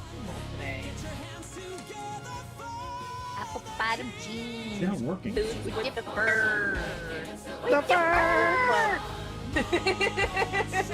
Looking at her. She hit the floor. She hit the floor. Next thing you know, shoulda got low, low, low, low, low. That was Are we Matt, back how you out doing, to buddy? main menu? It's weird how that works sometimes. I'm beginning to think it only works on people who stream. That's what I'm beginning to think, because I think it's looking for the clip and everything too. So we got another expendable gear attached to any item when you would be KO'd for any reason. We got 2 of these now. Luckily, they don't weigh anything. For any reason, you may discard this upgrade and the item it is attached to.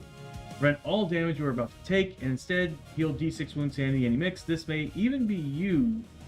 This may be used even if the item is not currently equipped. So if I just put this on like some junk item.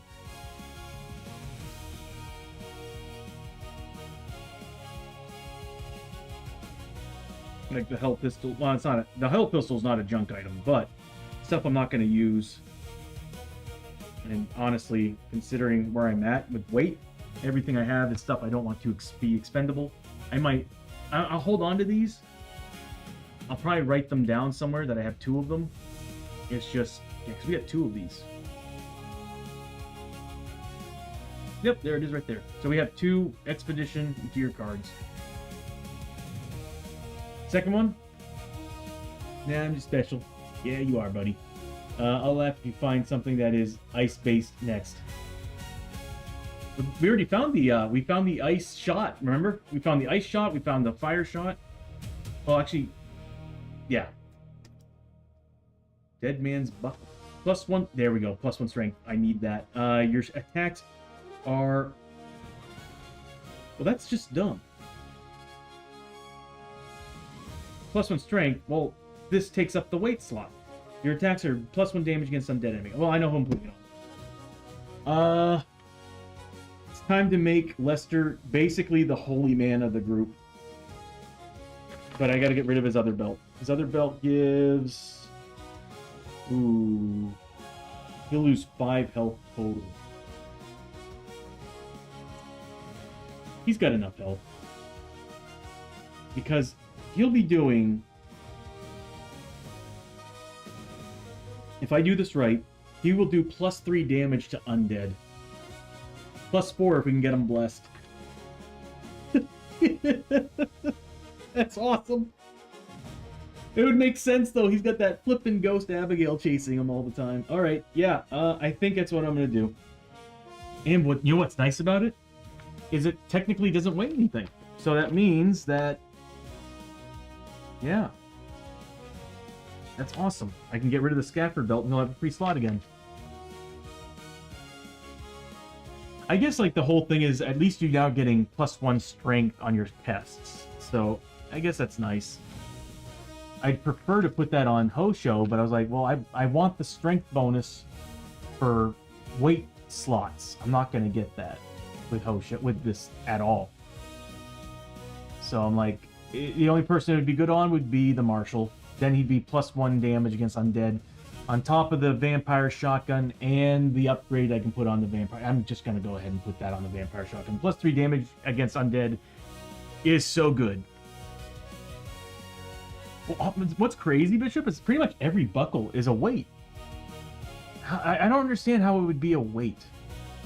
I can understand it would be stuff that would weigh you down, but like you said, how heavy is the damn buckle? So I'm going to go ahead and do that. We'll get rid of this. Where is he on his strength? So he'll be at a 4 strength now. 5 strength now. 1, 2. Oh no, he's not wearing that. 1, 2, 3, 4, 5, 6. He can carry a lot more than what he's got right now. A whole lot more. And it's because he's got the vampire's rifle. He's mutated into the vampire hunter's shotgun. Alright, so we'll get rid of that belt. That means he's going to lose 5 health. That sucks. But he's getting the dead man's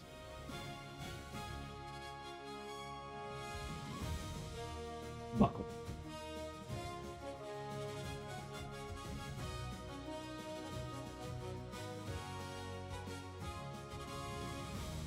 So it's worth 450. And attacks deal.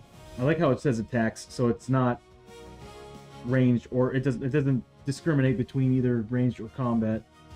Are +1 damage undead. Yeah, we'll just do it right now. I'm just gonna go ahead and do it. Which, by the way, Mad Arts. Oh my god. Cosmic found that for us. Mark of the Dead. There we go. I'm going to attach the Mark of the Dead. Oh. That's not technically a Darkstone upgrade. A Darkstone upgrade would be the ones you'd find in town. Or would it?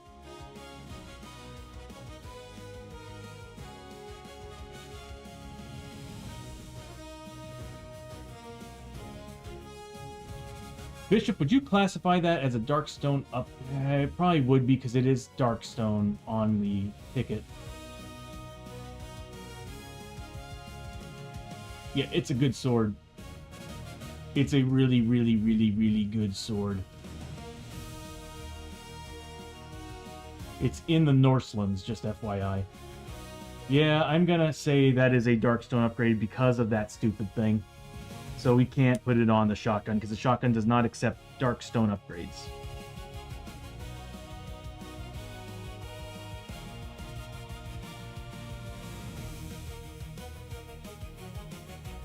Dang.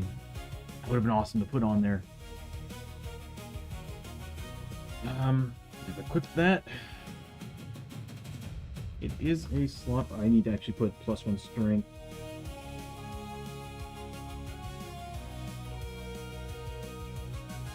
So he's technically right now got 9 weight buff. 1, 2, 3, 4, 5, 6, 7, 8.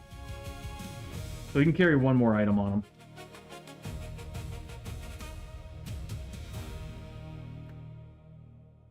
I'm not gonna lie, I don't think I'm going to get rid of the mutation where the gun is permanently attached to him, because nothing can steal it from him. I might just keep that as it is, because I think that Vampire Hunter's shotgun is amazing. I need to add that to the stream. He is now 5 strength. That means he's a 10, so he can carry 2 more items.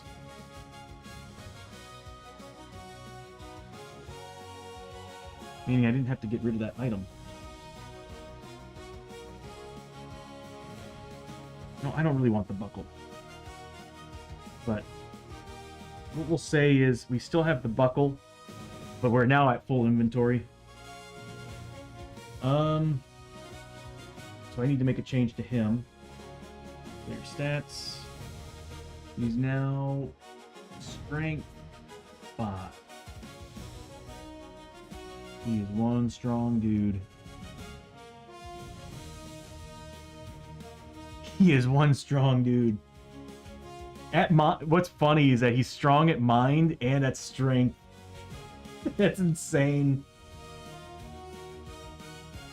Alright. After that, we got 1 more. That's going to be D3 plus 2. Oh, yeah, Lester. You're getting 5, buddy. Alright, so 5 loot, we'll do 3, and then we'll do 2 more. This is a different dragon sword from the Norselands, man.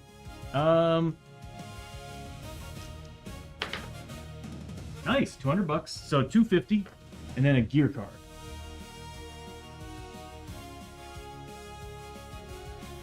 God, the treasure map is such a good quest. So much money, so much loot, so much stuff. And a gear card. So I'll most likely actually have to say we got rid of the buckle. Alright. Mad Arts. Yeah, I am, Bishop, because we still have a couple slots. Well, we have 2 slots on Lester, and I kind of want to gear him up a little bit more. He needs that red sash that we have. Was it the red sash?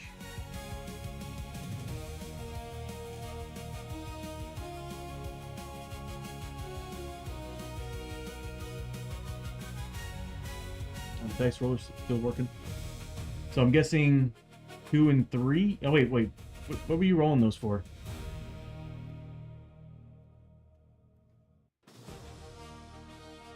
I thought I had an item.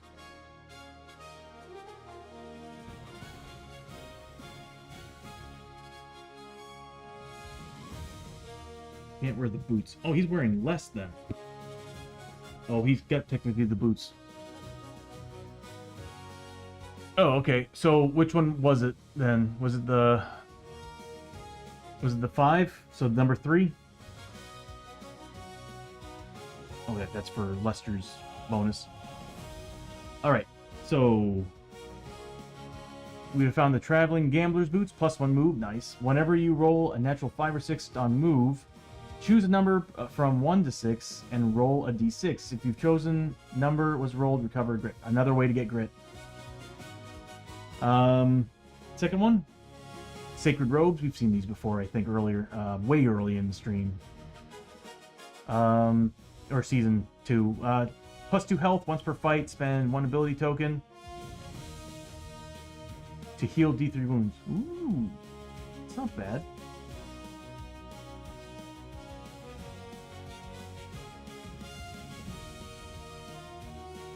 Where did I put my discard? I would put my gear deck in the wrong spot. Alright. And finally, a supply cart. Yeah, we'll take... Is that lumber? That's tonics. Choose one of the following to gain. So basically, whiskey, bandages, or a tonic. I think...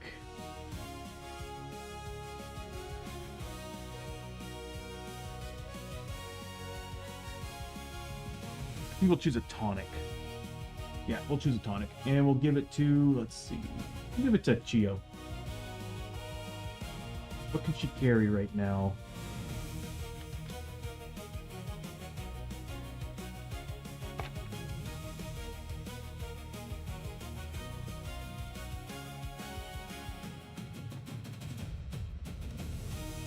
She can carry it.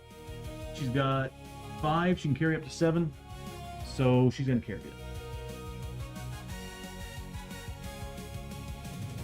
The bandages, she can hold up to 5 bandages in her bag. So in her doctor's bag, which don't account for the side bag tokens. So we'll give her a tonic.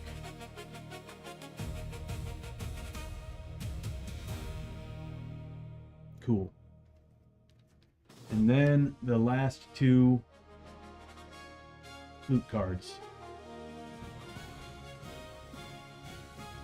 Nice. 250 bucks to payday.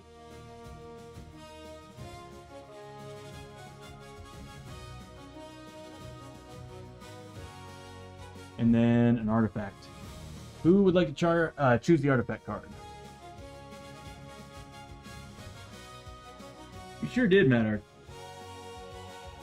I know we found there's so many boots.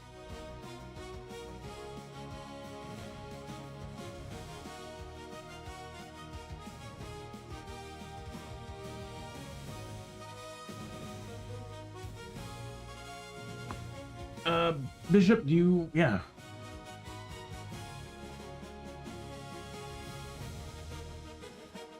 Oh, it's ad break. Oh yeah.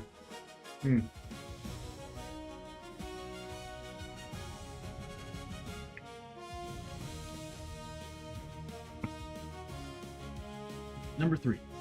So the first one would have been some troll blood, discover to fully heal and recover a grit.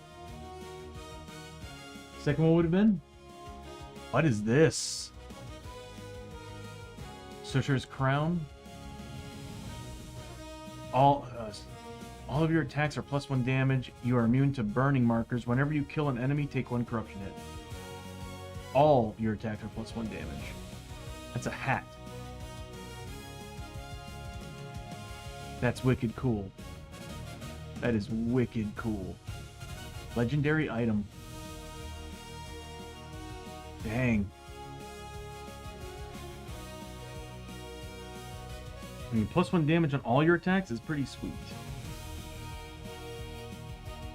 That's a hat. A hat's giving you damage buffs. Alright, well, you know, that's a good question. To any item. I need to get something on... you know what I need to do? I need to get Lester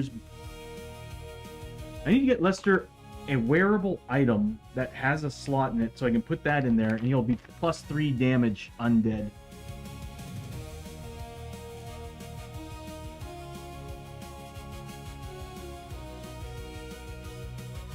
What do we get?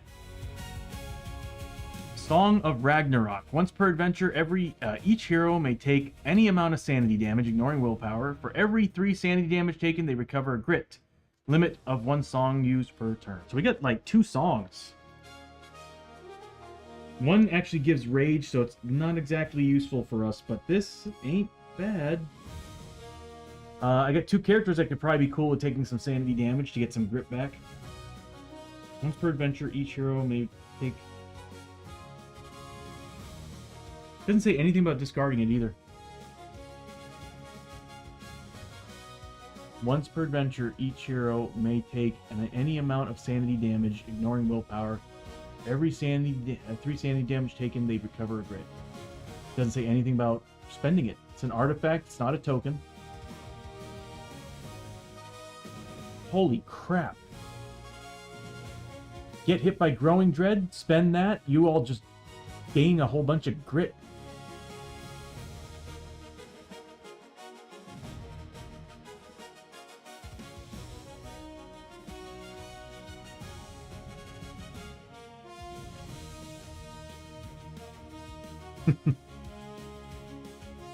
Well, that... Luckily, that didn't weigh anything. So that's something we can actually... I'm just gonna put that in somebody's... I'll do that after the stream. Someone's inventory. Well, that took long enough. We got all the loot, because we did the treasure map, so we got tons of loot for that. Now...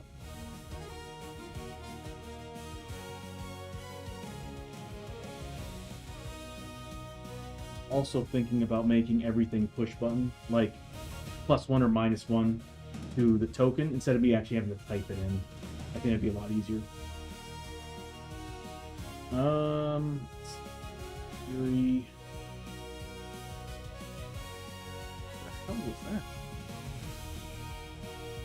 Oh, Siri, go away. No, Okay. don't. I think she took that personally. -4 to the Fury. Let's see. I mean, did you hear the tone of voice she gave me? Damn. I said Fury, not your name. We still have some Darkstone bullets left on our characters. I need to create a custom icon for Darkstone bullets. I need to create an icon for the badge. I need to create an icon. Actually, I do have an icon for the badge. And for the bell. Why didn't I use them? No, anyway. We're done. Except we now have to do Darkstone. We didn't okay, so for a mission where like it was all about loot and stuff, we found a ton of gear. We found a ton of money. We found 2 whole Darkstone on a Darkstone mission. Okay, now as far as checks are concerned, we're kind of in trouble here. 1, I'm going to be leaving the monk staff at base. 2, really? Yeah, that's right. Lester doesn't have much. Oh, he does have the Darkstone bullets, though. So he's got 2 rounds, so that's 2 there. So we're looking at 4 total for him.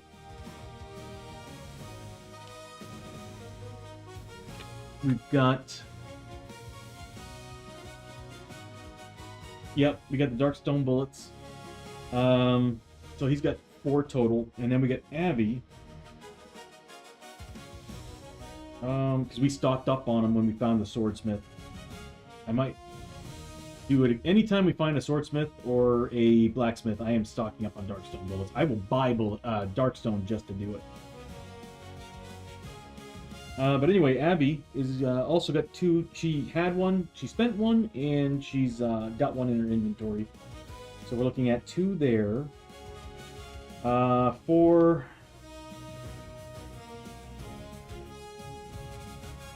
She's got all these items I need to upgrade. I might actually give her the bonus. She's at 4.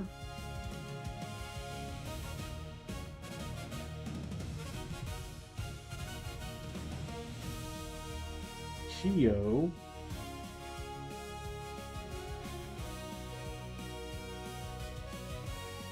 Should be 2.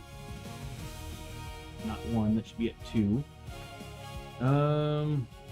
Oh, that's the wrong character. Oh my god. Chiyo should be at 2 with the monk staff.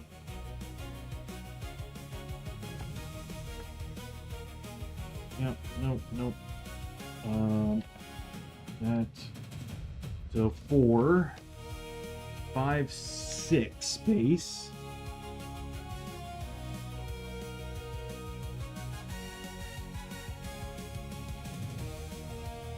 And Hoshoryo could be at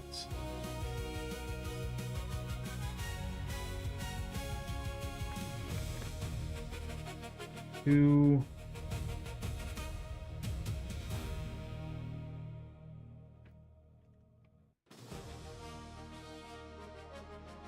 He's got 2. Now, what else do we have? We got 2 pieces of Darkstone. We'll just give it to Hoshoryo. And we got this fat stack of trash here. 1, 2, 3. 3 more added to it. Like I said, stuff that's not equipped, I am always kind of house ruling it that you can put that in the Tansu boxes as well. They just count as 2 slots in the Tansu boxes. So as a matter of fact, the Darkstone's covered. So all that's covered. We do have to make these though. So all the corruption you've been taking the entire time you've been holding these equipped items. Alright, so Chiyo needs to make 6 rolls at 3+.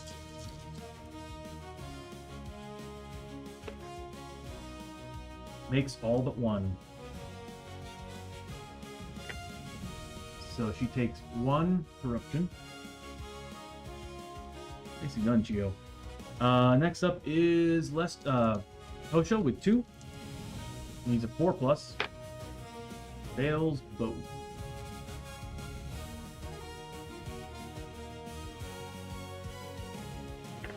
Next up is Abbie with 4. He needs a 4+.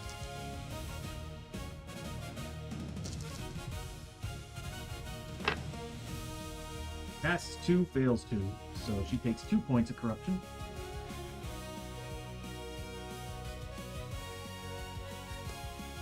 And Lester. Alright, Lester. You got this, buddy. 4+. Oh, that's a good roll. Okay, so he passed 3, failed 1, taking 1 point of corruption. He's on his way to getting his fifth mutation.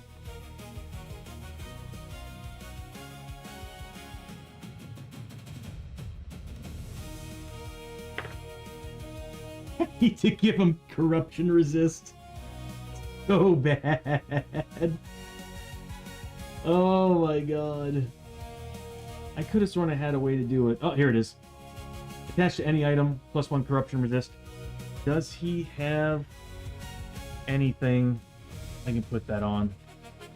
I think he's actually one of the characters that I'm like telling myself I need to find gear. So we're probably gonna go to the Old West and find him some. Oh, he is wearing gear. It's just none of it has any slots.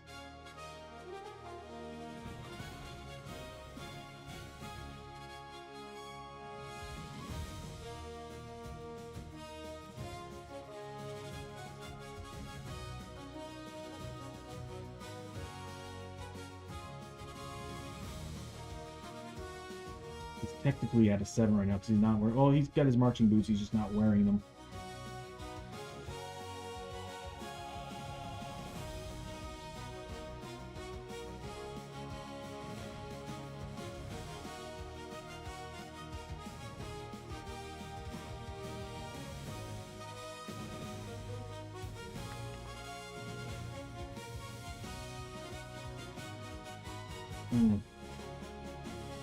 We need to find him gear.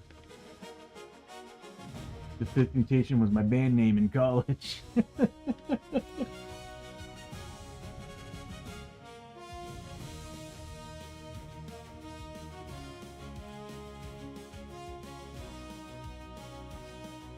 We gotta get him something to wear that. And we have nothing. We had all these boots, but he can't wear boots. Yeah, we got nothing.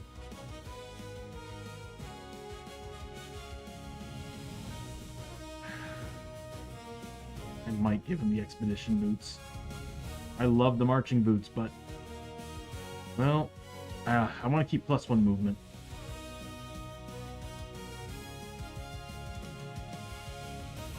This is crazy. We cannot find anything with upgrades that are clothing. Alright, so we did all the darkness rolls.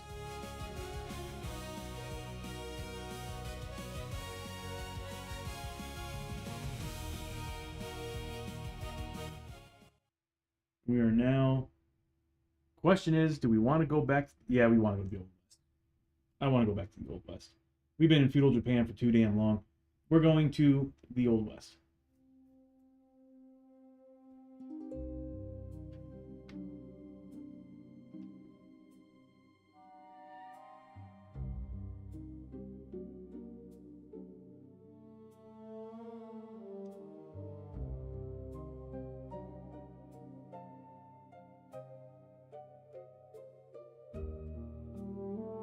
Okay.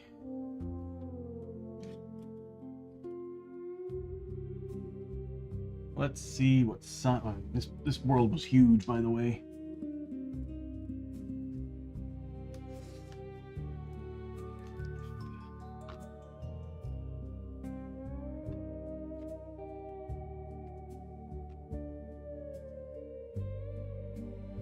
Now, I don't know if we'll make it to an adventure. We're already at 5 hours in.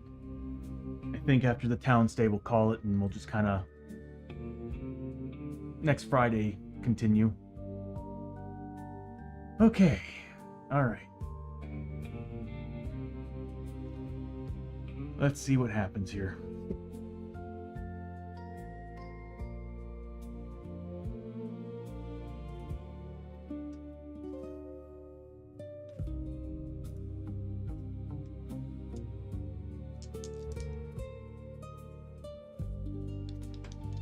Alright, so what size town are we going to? Again, how I usually house rule it is instead of choosing, I roll a D8 on a 1, 2, or 3, small town, 4, 5, or 6, medium, 7 or 8, large. Kind of creates a nice little, oh, nice medium. Okay, cool. Everybody creates a travel hazard. I really... I need to add that. I don't think I have... I don't have the travel hazard stuff added to this yet. I have the way to end it, but that's it. So I'll just put them away for now. So everybody's getting one travel hazard. So we'll just say total of 4. All right. Let's begin. Tenths. So this way, if I roll it, it'll be like 64.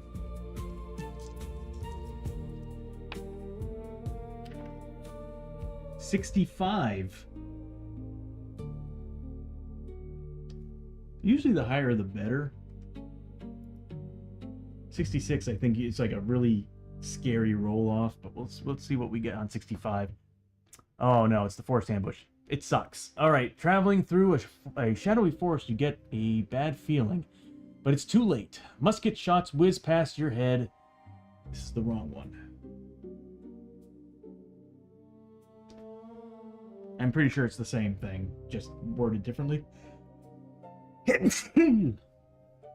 Yep, gulch ambush. Traveling through a dusty gulch, you get a bad feeling. It's the same damn thing, but it's too late. Feathered arrows whiz past your head as a savage group of Black Flame tribe Indians descend from the cliff tops, hungry for Darkstone. We only got 2. Oh wait, we got a wagon. We're avoiding. Well, yeah, we're avoiding this because I don't want to lose any Darkstone items. We only have 2 Darkstone. They're going to steal our Darkstone items. What do we need to make? Agility test or lore test? Let's take a look. Oh, we do have potions. Hold on. It's agility or lore. Let's take a look first.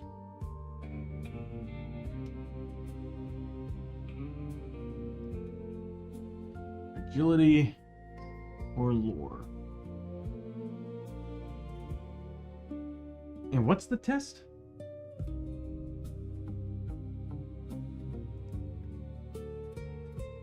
+5. Oh, and we also get a grip back. We do have the wagon. We can avoid it right now. Oh, we also get a whole bunch of stuff. Hold on a second. We get a lot of stuff. So we get a horse cart. We get 15 XP for just rolling on the travel. So that was Chiyo's. So she gets 15 XP for that.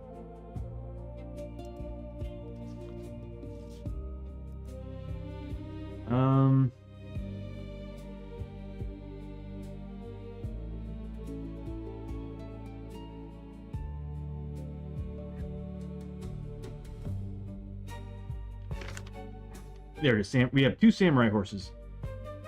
So whoever's got them, which is... Who has them? Everybody's got them.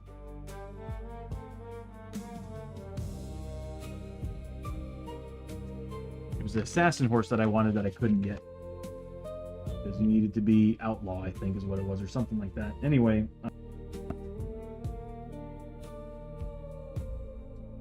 So, everybody but... Hosho's got the wagon, the horse cart, and the samurai horses. Their special rules are you get 10 XP for each hazard rolled. So that means that, yeah, because let's see.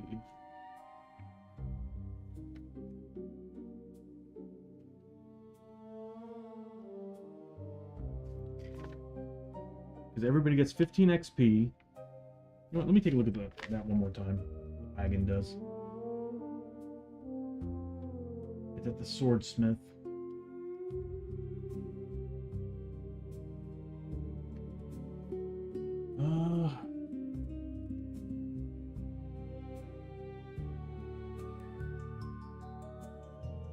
Everybody gets 15 XP. Okay. Okay. Everybody got 15 XP. That's across the board. I don't think I have a do all button for that.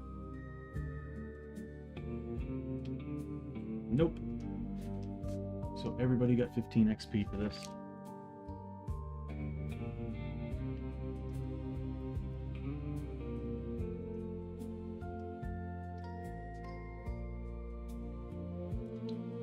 Chiyo got 10 XP because the samurai horse, whenever you roll on a hazard chart, and she's got a samurai horse, and so they do everybody but Hosho, you get 10 XP. And oh, you start to travel with 1 extra grit. Makes sense that Hosho would have the wagon, because I also need to reset everybody. There. Everybody's back at max grit and everything, and plus 1, not max grit, max health, sanity, and plus 1 grit. But there are characters who are now plus 1 grit at the start of the travel for the samurai horses, and that is Lester, Abbie, and Chiyo. Abbie's at max, so Chiyo gets a grit.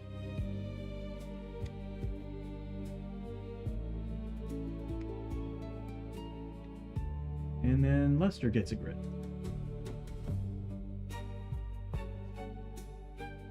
Okay. There's a lot. Okay, so what we're looking at here is we do have some potions. We got a lot of potions. I think we should just do it. There are worse ones in there. It's just I hate the idea of losing our stuff. And it's only a 5+. So, yeah, we're probably going to do it.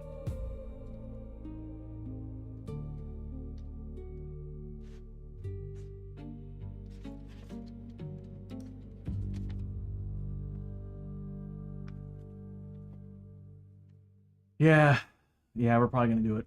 I think we'll pass on the 5+. So, agility or lore. If passed, gain 25 XP, and you are able to evade the worst of the attack, escaping into the hills to meet up with the rest of the posse. If failed, you are knocked to the ground as Black Fang scavenge your belongings for Darkstone. Lose D3 Darkstone, or 1 item with a Darkstone icon. Also, due to the bumps and bruises, lose all grit.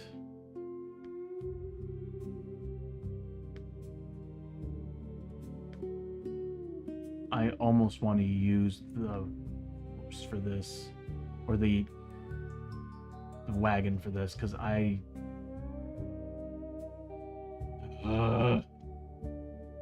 either agility or lore. We got some good. I want to say we should pass. Let's do it. Let's do it. We'll just go ahead and do it. We got plenty of potions if we need to. So we'll start with Chiyo. She's a lore 4. And we got grit. Yeah, I want to say we're good. Oh yeah, she passes. She needed a 5+. She got 2 of them. So she gets 25 XP. Next up is Hosho. He's a 4 agility. Wasn't there something I was saying earlier that I can bump his agility up by 1?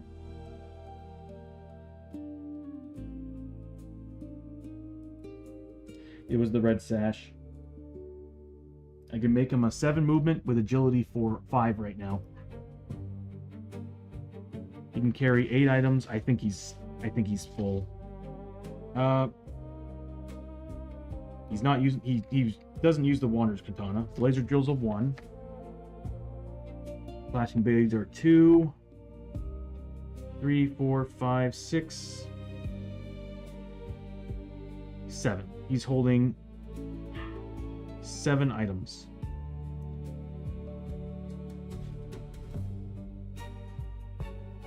Hold on, am I sure about that? 1, 2, 3, 4, 5, 6, 7, 8. He's full. Okay. Okay. Oh well, he's gonna be doing 4 dice. Let's see if he can make it. He needs a 5+. Come on, buddy. He's got it. 25 XP for Hosho. Next up is Abbie. She is 3. I can spend a potion afterward if I need to. Or as many as I want, really. She passes. She got 2 5s. 25 XP for Abbie. And then there was Lester. He's got a 4 lore. But he tends to be very unlucky. God, he's got insanely good stats. He's got 2 5s, 2 4s, a 3, and a 2. He's just not very Oh yeah, he passed big. Yeah, he got it. Everybody passed.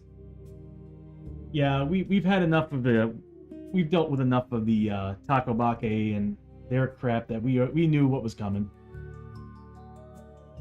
Okay, so that was the first travel hazard. We are now down to 3, or the third. Yeah, we're down to 3. We got Hoshoryo, his version. Again, that's gonna be the tenths. D6 percentile. We're looking at a 16.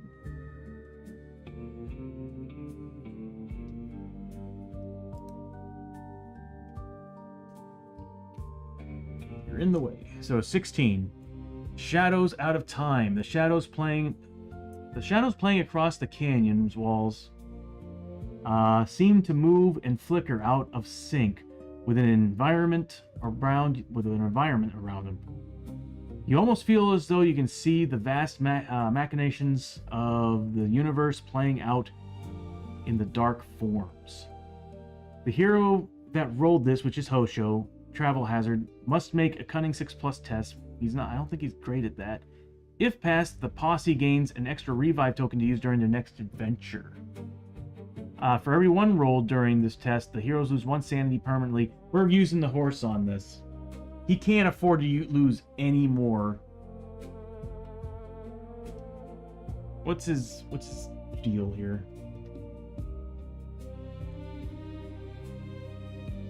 He's a cunning 4. I could just re-roll those 1s.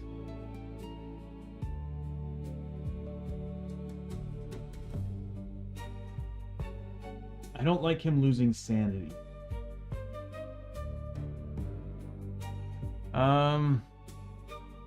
Is this cunning 6+ test?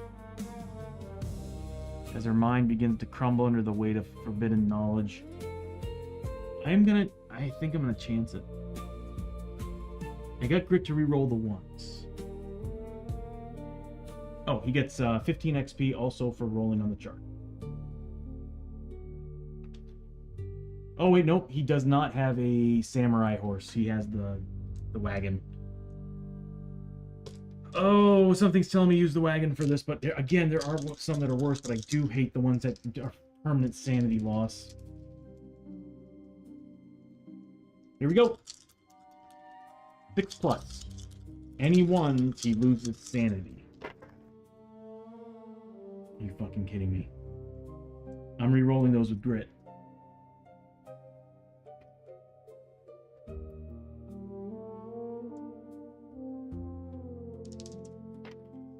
Are you kidding me?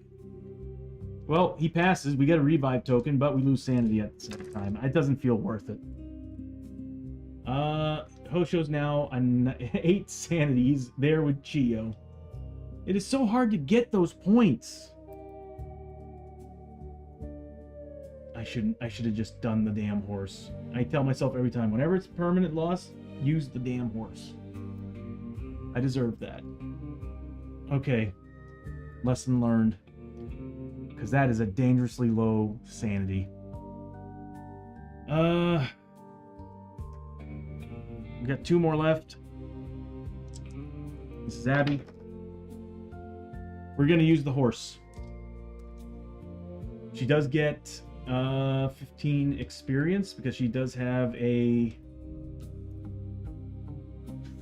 I didn't even, give it a chance. As soon as I saw the double 1s, I was like, nope, we're using the horse. Because I know exactly what that is, and I ain't dealing with that right now. Although I'll pull it up just the same. Yeah, possession. Yeah, no. We have been having bad travel hazards. These have been bad. Alright, here we go again. No, you can't get... I've house ruled it. You can't get the same one twice on the same travels. What is this? 65 again? There we go, 23. It's like, come on, dude. Living Hills. Oh, God, no! Something not right here. The hills surrounding the valley you are in seem to be shifting and stirring before your eyes. The road before you opens up to reveal a massive demonic maw waiting to devour you whole. Each hero must make an agility 5+ test. Save the horse, ride a cowboy. And that song's not working here, man. Yeah. Not in the living hills.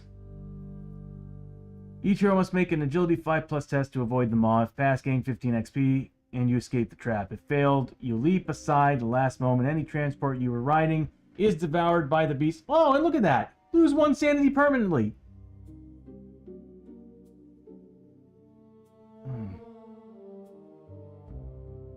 I hate travel hazards. I freaking hate them. I hate them with a fiery passion.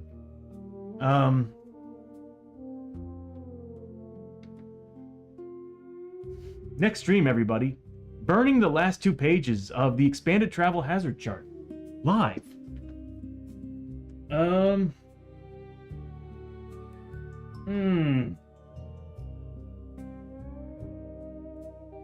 This is everybody, though. Like, everybody has to do this. That's the thing that sucks. This is Lester's. Yeah, each hero must do it. But Lester caused it.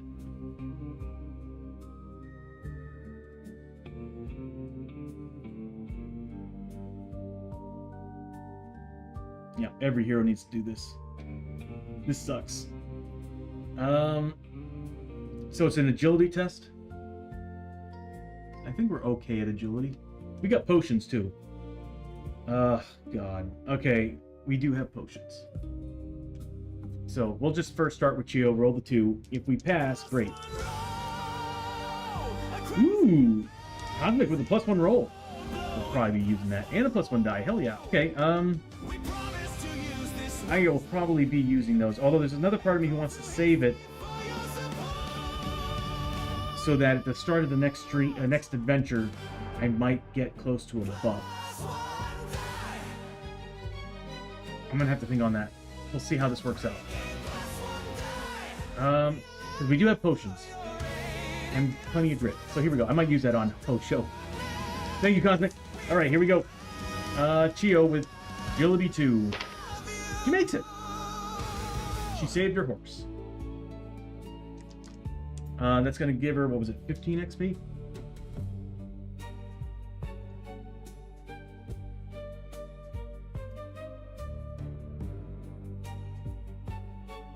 Yeah, 15 XP. So Chiyo gains 15 XP. Next, we got Hoshoryo with a 4 agility. So he's the one with the wagon too. So this is perfect. He passes. He got a 5. Wow. Okay, so he got it. 15 XP. Save the horses. Save the wagon. That's what I'm all about. The wagon must survive. Abbie with a 3. She got it big. So Abbie got 15. All right, Lester. All right, Lester. You can do this, buddy. Don't let Abigail get you down, bro. He's going to spend a potion.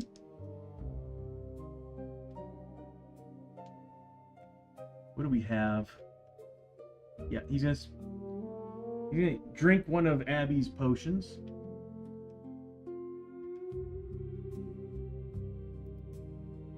I'm glad we stocked up on all that.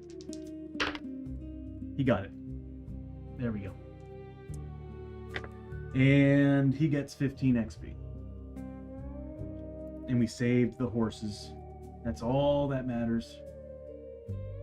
And that, folks, is why you always carry potions. Or tonics, but mostly potions. God, potions are so good. Right? Good rolls against all this stuff. I mean, it sucked that Hoshoryo lost to sanity. But I wasn't gonna deal with the possessed stuff. Oh my god. I was like, yeah, that's we're done with this. No way. I will avoid a double ones roll any day of the week. Alright, that's it.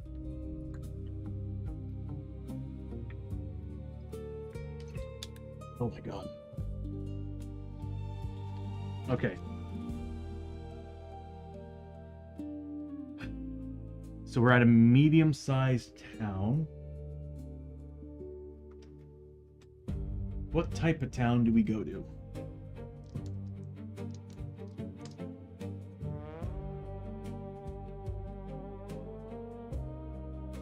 Trying to think of a way for you all to actually choose the town for us.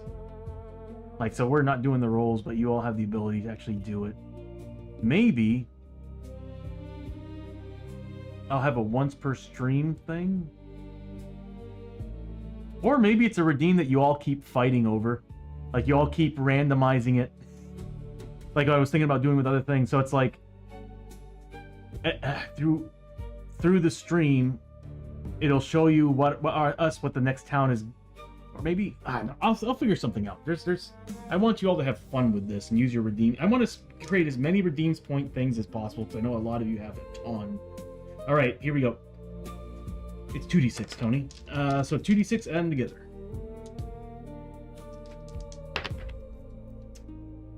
A 5. So we're going to a fishing village. I think fishing villages are good.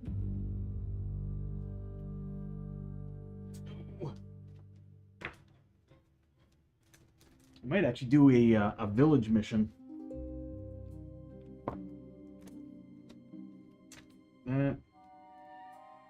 Is that the right chart?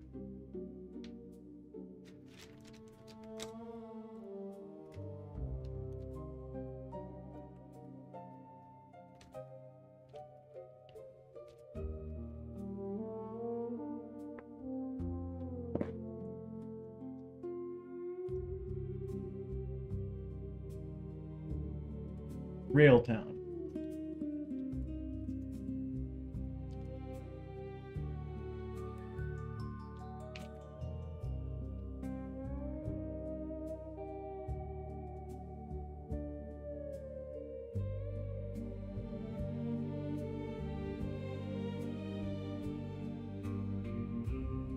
How many do I have here? I'm trying to make sure I got everything.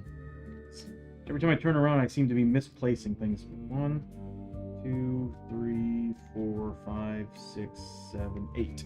That's about right. Okay, so we've got a rail town that we're going to.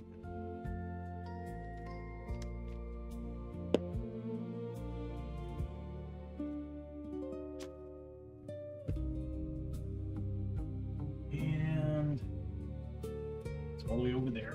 Oh.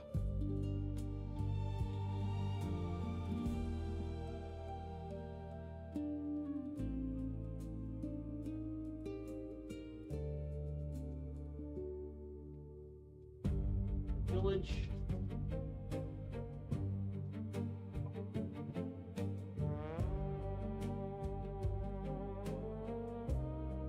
We need to get the cards out for this. It's been a while since we've been to the Old West.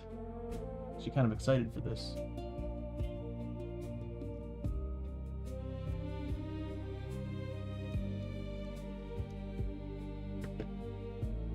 We might need to fix the camera.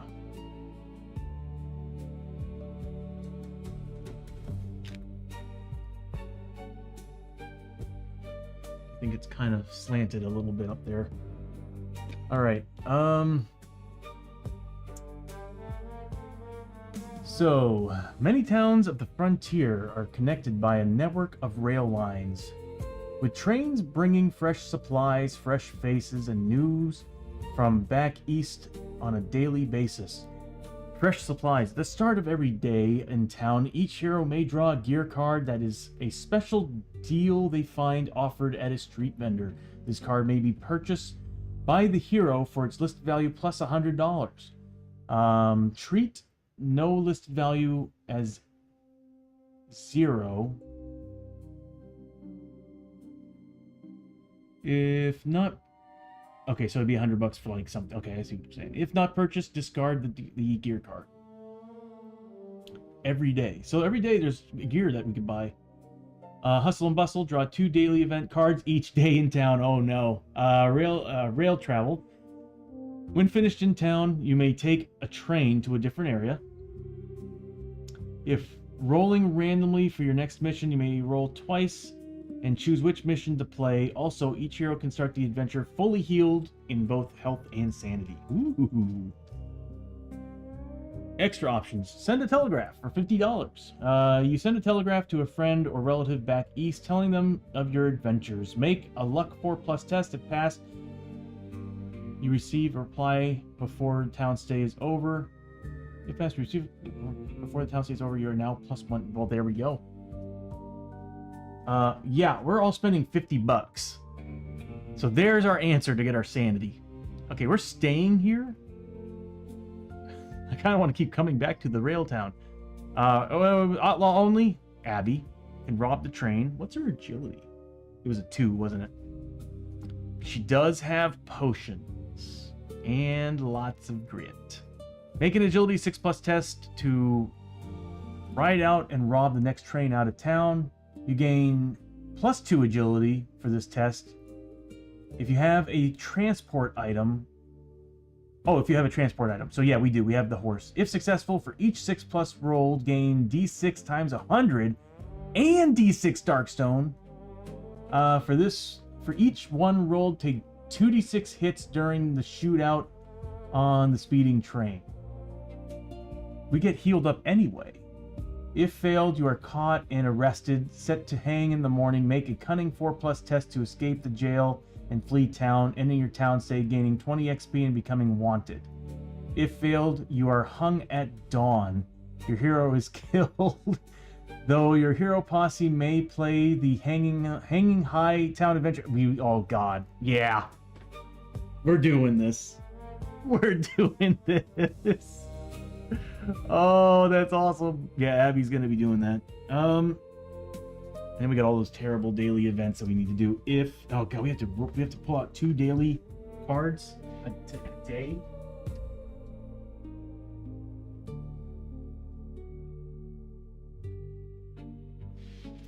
Yep, 2 daily events a day.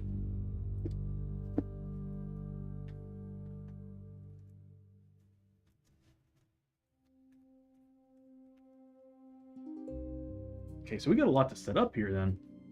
We got a gear card that we need to pull out there. And you know what? I'll do that right now while I'm setting up. Who wants to choose the gear card? 1, 2, 3. That's going to be today's gear card.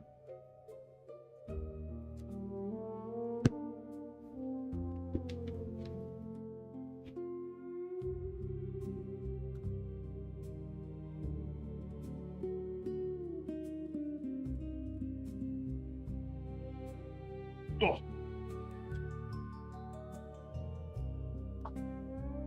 Number 1, it's gonna be plus $100 for it.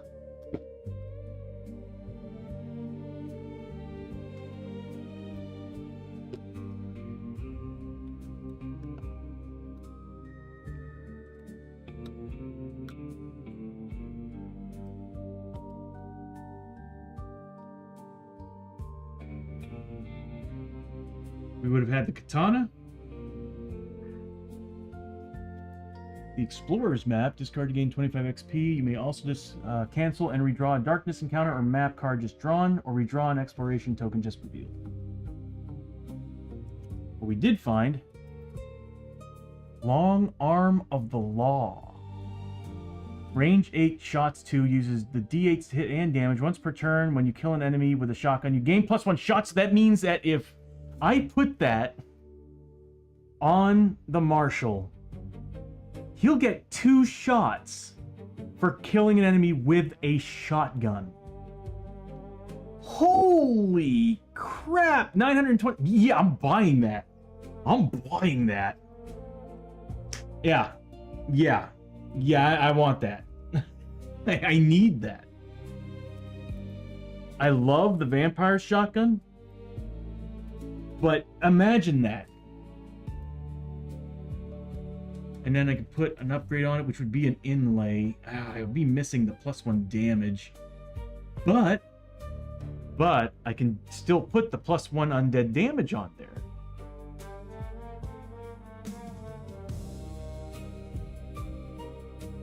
I might do that, and I might get the surgery done so he can actually hold that. But we need to get rid of that portal.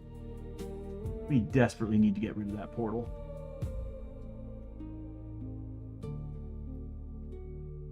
Yeah. That's sweet. And it's 8 range, too. 2 shots, so 3 shots with rapid reload.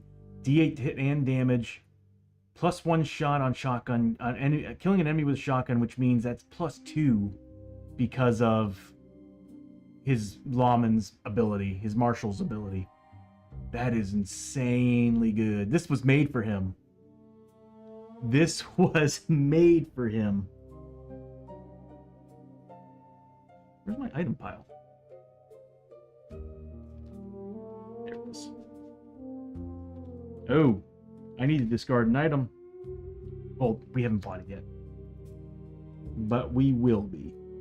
Okay. Alright, who wants to pick the very first one? I think we got 12 total.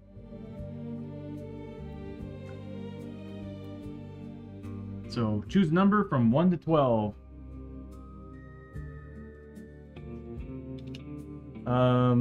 Bishop, since you chose the gear card, Cosmic, would you like to choose? Oh, 12? Okay, so 12 for Cosmic. So that's the first one. We now got 11. 9.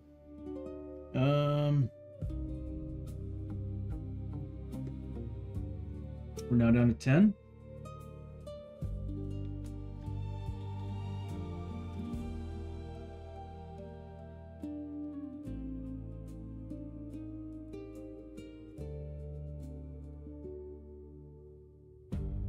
Oh, okay, I see what you're saying.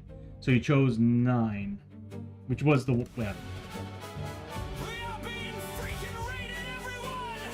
Welcome you sexy raiders to TNT Tabletop! Tony!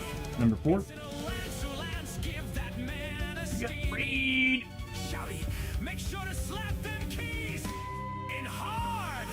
Thank you for stopping by! We are being freaking raided! Oh, and Dren too. Welcome you sexy raiders to TNT Tabletop! Lance, Dren, thank you so much for the raid, buddies. How you doing?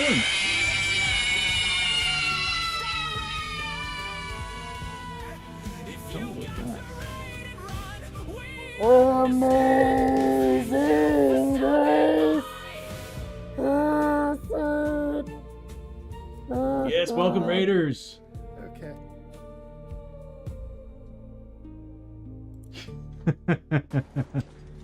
Yeah, welcome, Raiders. TNT Tabletop.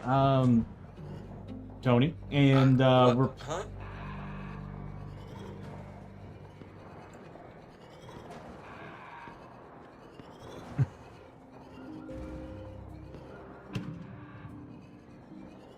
The fuck?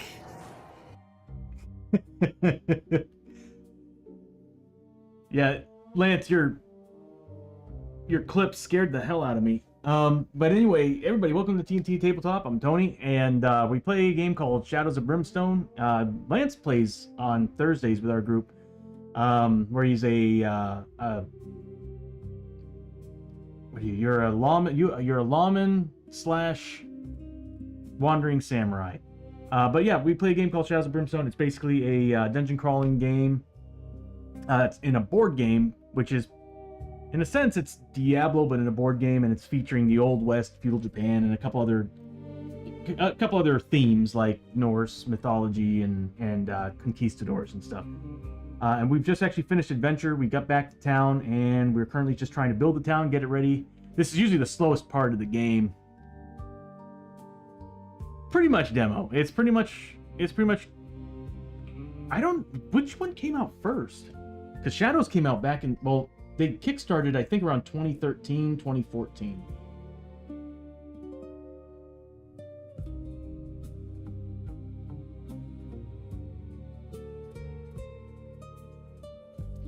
Shadows came out before Gloomhaven. 11 would be your next choice? Oh, Cosmic, we're at 10 right now. Because you chose 12, right? No, you chose 9.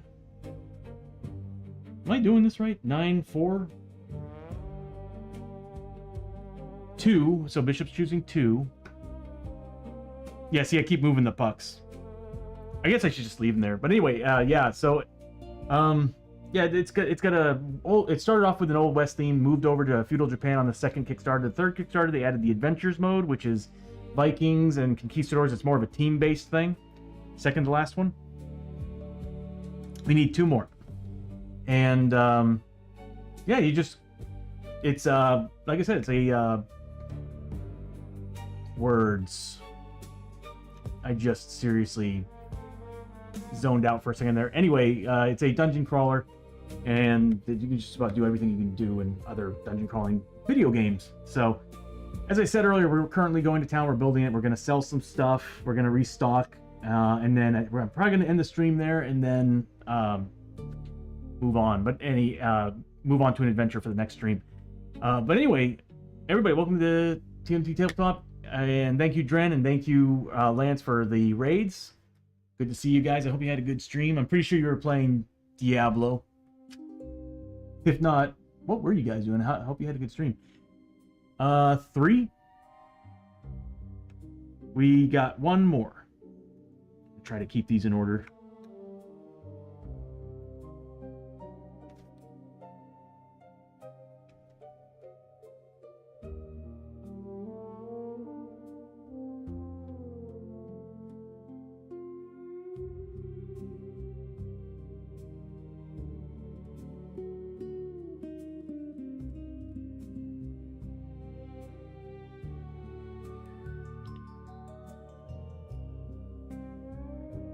Ah, you finished the story. Nice, nice. Number 6. Okay. Hopefully we get the blacksmith. That'd be pretty sweet. All right, so this is what you all found for us in this town. Putting in the order as chosen.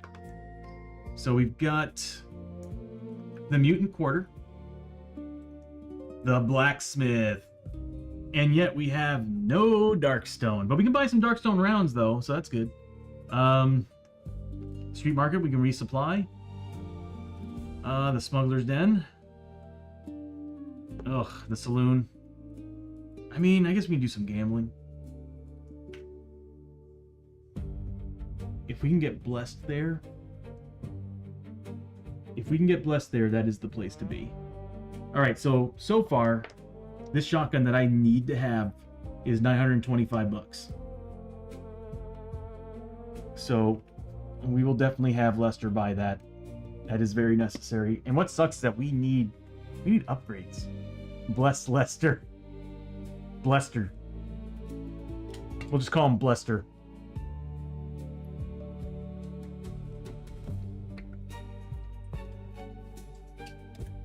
Okay. What to do? We have to do 2 of these. Oh my god. I'm just gonna take 10 bucks from everybody. I need to create animations for that. So player all, gold. And everybody will pay 10 bucks to stay at the hotel because I don't want them at the campsite. Might as well, we're rich. Kind of. Lackluster Lester, right? We've changed his name several times during this stream. Can't do it anymore because it will take away his player plate or his image. But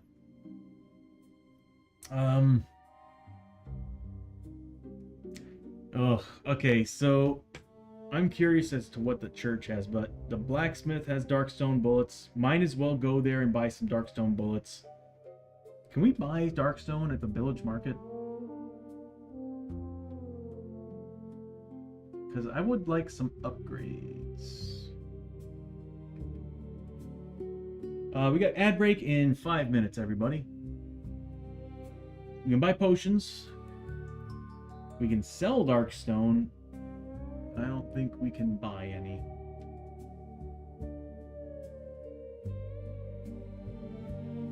There's There's street gambling. There's a bat. Oh, we can buy a fine hat. There's nothing with upgrade slots.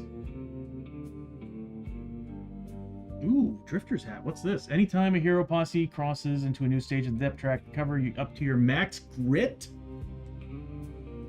Oh my god. Oh, the ornate pistol. Yeah, that's good. The Butcher's Blade. Red Dragon.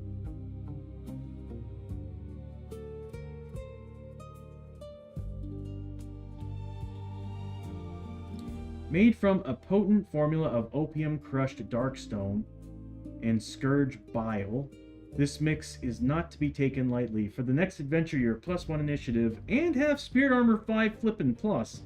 But anytime Hold Back the Darkness roll has failed, take 1 corruption hit. I mean, that's pretty good. +1 initiative is sick. Spirit Armor 5 plus is even sicker, but the sad thing is that this whole team pretty much already has Spirit Armor. So, I don't know. The initiative might be nice, though. $100 for initiative bonus?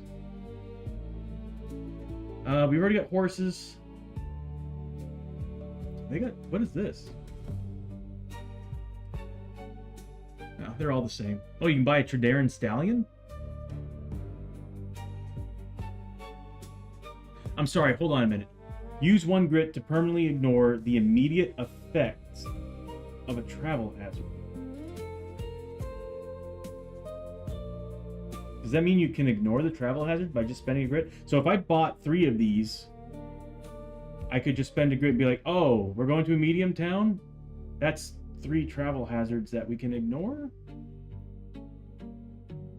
That seems insanely good, if that's what it is. Use 1 grit to permanently ignore the immediate effects. That's what it sounds like to me. And then we get clothing, to which none of them have an upgrade slot. Am I missing it? Like, none of them have an upgrade slot. What's up with that?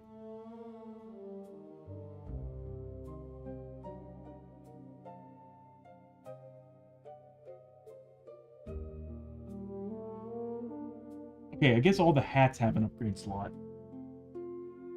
That's all I'm seeing. 1 upgrade slot on the hats.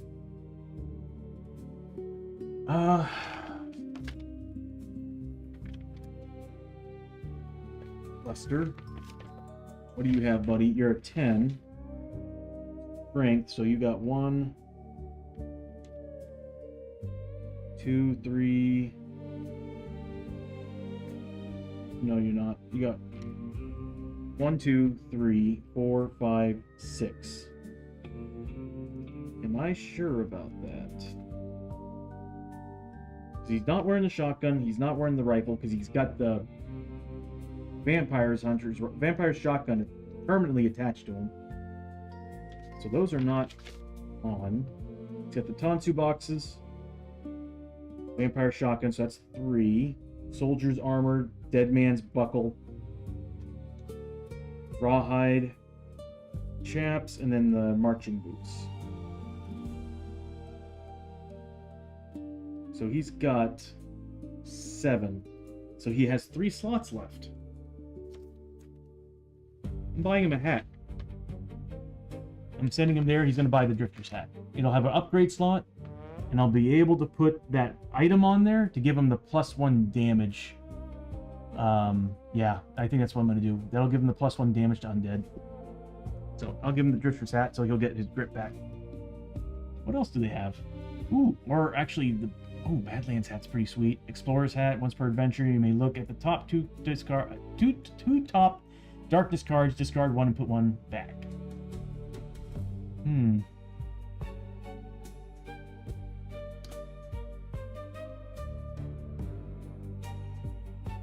drawing the loot, you may take 1 corruption hit to discard and redraw the loot card. Ooh. That Drifter's hat, though, is pretty hot. It's just it's $3,000. We don't quite have $3,000, but we do have stuff to sell. We only have 2 dark stone. That's the street market. We kind of do need to go here. No, we got plenty of potions. What does the Smuggler's Den have?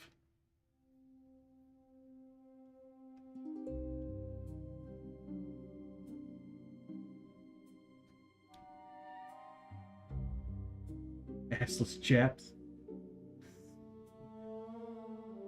We should make a custom card for that, just for fun.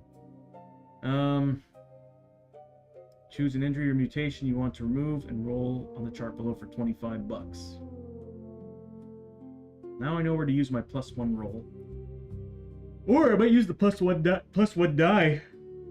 Give us better chances. But he needs to get rid of that portal.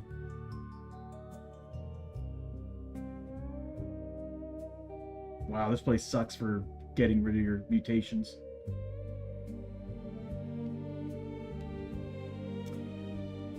Black market goods. Roll 3 dice. For each 1, 2, or 3, draw a gear card. On a 4, 5, or 6 world card, and draw an artifact. These 3 items are available for purchase at the Smuggler's Den by the hero during any hero during the town stay. Each item may be purchased. Okay. D6 plus 25 times 25, the printed value. Oh, I'm sorry, I'm getting tired. Treat the printed value as 0 if none is listed.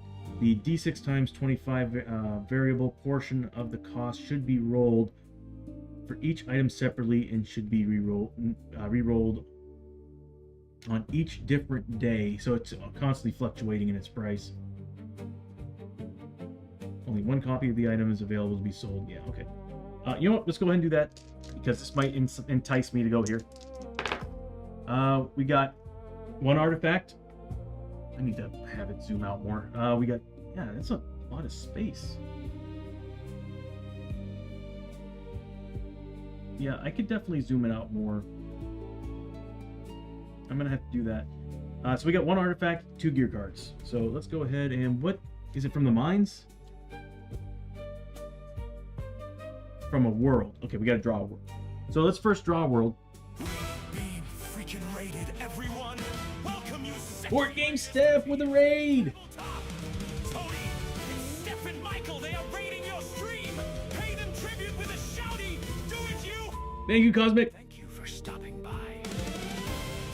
Board Game Steph, how you doing? Michael, Steph, how you doing? How was the stream? What were you all playing? Good to see you. Been a while.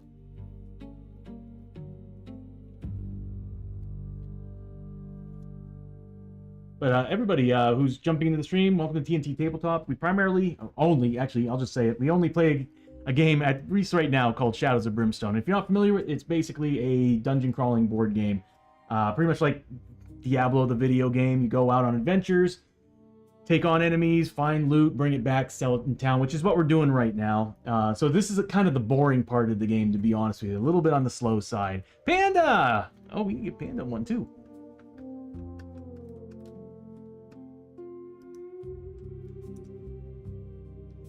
Give me a second here.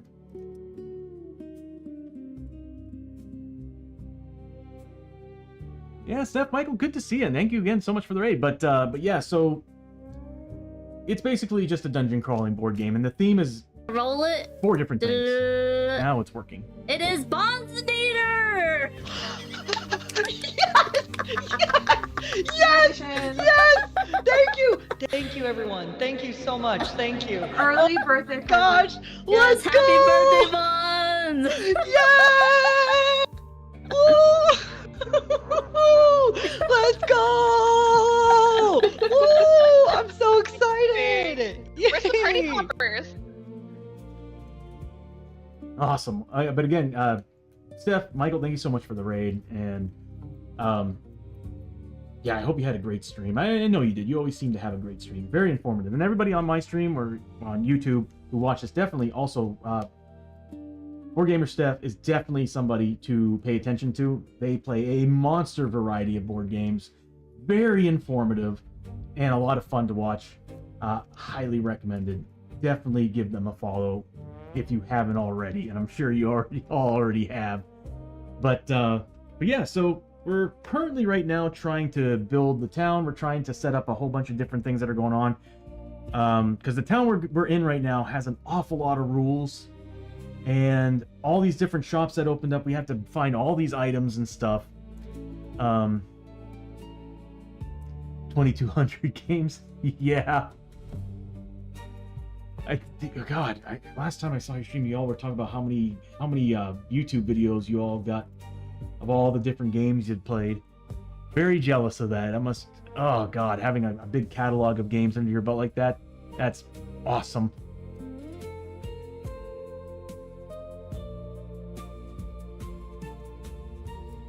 Did a weekly recap and rules for Rosali. Little Soldiers, Big Apple, Tap 4, and Rumble Quest. Cool. Man, you played a lot of games today. Well, awesome. Well, again, thank you so much for the raid, and everybody, if you have to raid and run, it's totally understandable. Don't worry about it. If you want to stick around and watch, that's perfectly fine. Like I said, we are kind of at a slow part of Shadows of Brimstone. We're building the town and doing the rounds of like getting prepped for the next adventure. It's really, really slow. But anyway, so yeah. Right now we're deciding what kind of artifacts we're getting in this town. Because this location called the Smuggler's Den has a black market goods section where we have to actually roll to see what kind of goods they have. And right now we found out they have 2 gear cards, which is just your standard equipment, and an artifact. Artifacts can come from different worlds. So right now I'm going to have either Cosmic or Bishop, or actually, since Michael and Steph jumped into the stream, if you want, you all can just tell me what world card does this artifact come from? Any takers is welcome. Number 3. Okay, so the first one would have been from the Forbidden Fortress. The second one would have been from the Blasted Wastes, our favorite place. And then the third one, Derelict Ship. Nice. Thank you. That location is awesome. That's pretty much all the guns I would really want on this team. So, big win there. Thank you so much. Let me go get the artifact, and then we'll decide what artifact it is.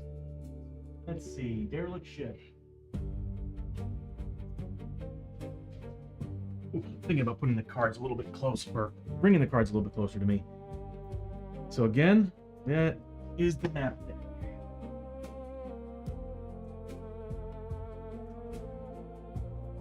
Let's see. Derelict Ship. Artifacts. There we go. Okay. So we'll randomize this and we'll draw 3 cards, and that will be the whoever wants to choose it, go right ahead. You know, as a matter of fact, Steph, if you're still here and you want to choose it, go for it. Since you chose the world, choose the artifact. 1, 2, or 3. This will be on sale for, I think it was, what was it, D6 times 25?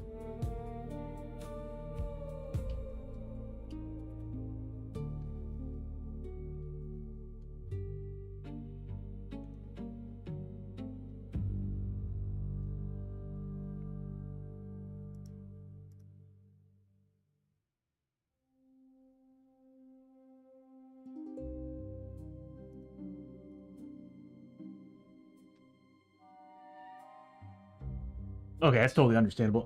Kimba, do you want to choose? Yeah. Cosmic, you're right. Kimba, do you want to choose? So it's 1, 2, or 3. That's going to be the artifact that's being sold here. And I also need to do the same for the gear card. So if you want, also choose 2 of the 6 gear cards.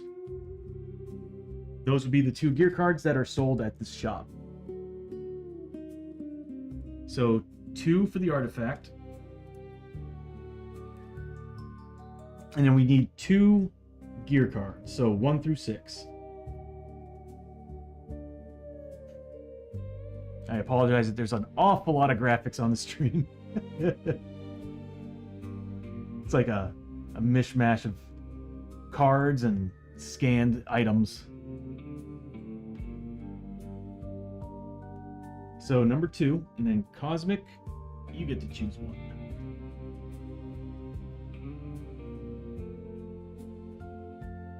Number 5.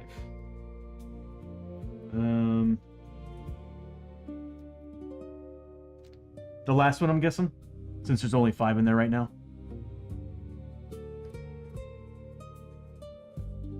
Or do you want this middle one?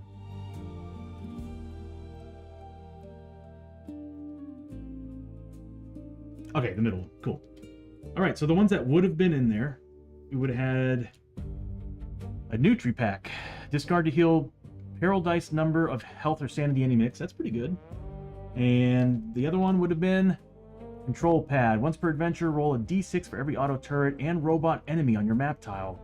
On a roll of 1, 2, or 3, that model is shut down. Removed from the board, gain 20 XP. After each use, runs out of power. So discard on a d6 roll of 1.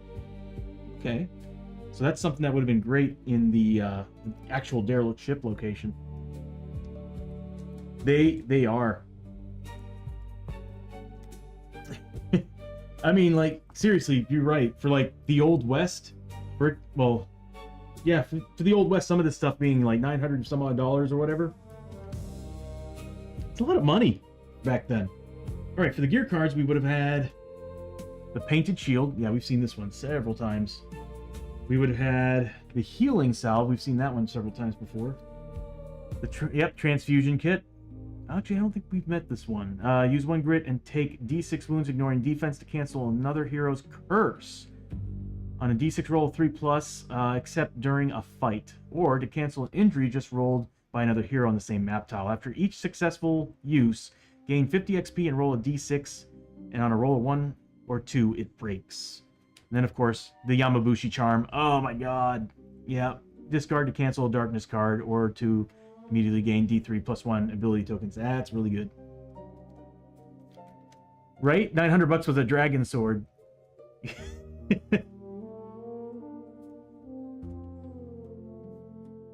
All right.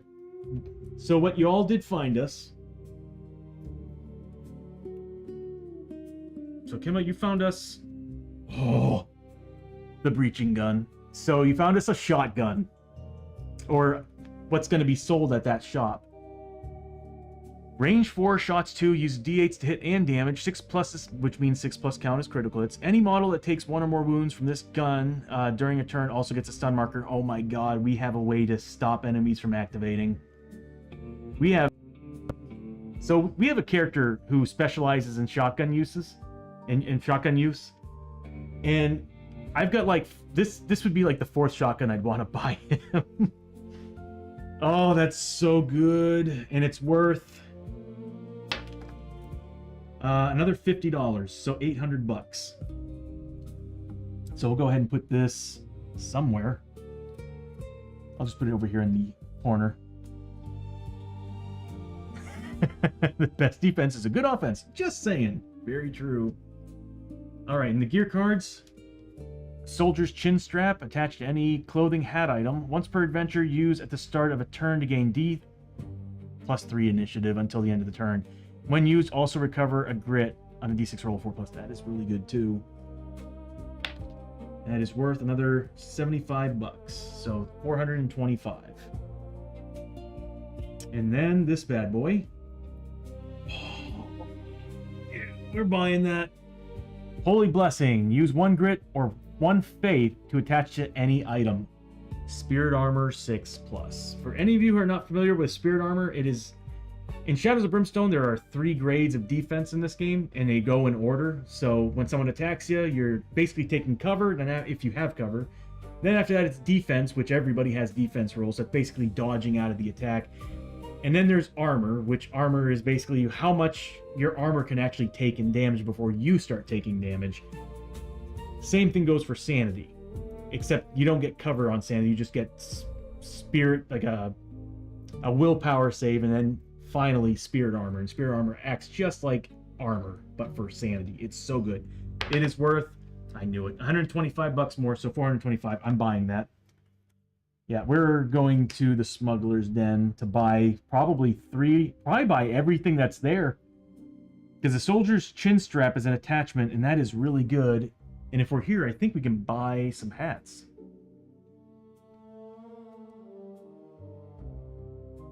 The chin strap is actually pretty okay in my opinion, because like being able to actually add +3 to your initiative during specifically during a combat stage, you can. This is the reason why I would love it. I have a character who's, if his initiative, he takes his initiative, or the difference in initiative between himself and the target he's shooting at, and adds that much damage to his attack. This would make him a horribly untouchable, well, not untouchable. He would do so much damage to whatever it is that he's fighting. So I might have to buy that. No, I have to buy that. We're spending so much money in this town.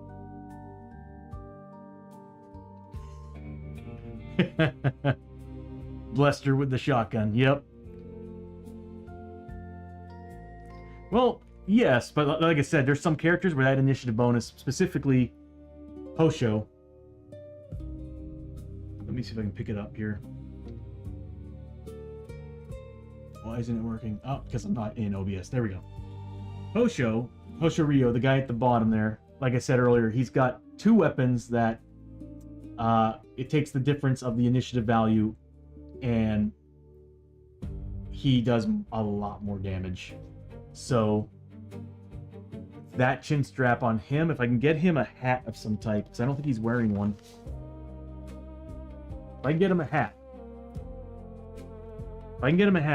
he can once per, is that once per turn? Once per adventure. That's good for a boss fight. Yeah, it's still worth it. Going up against a boss, that'll bump him by 3 initiative, giving him 3 more damage for that attack. That can actually be really good during a boss fight. So we've already seen it. He did base 13, was it? No. I think it was 11 damage base, or 9. It was somewhere around there. He did a lot of damage in base, then started rolling attack damage.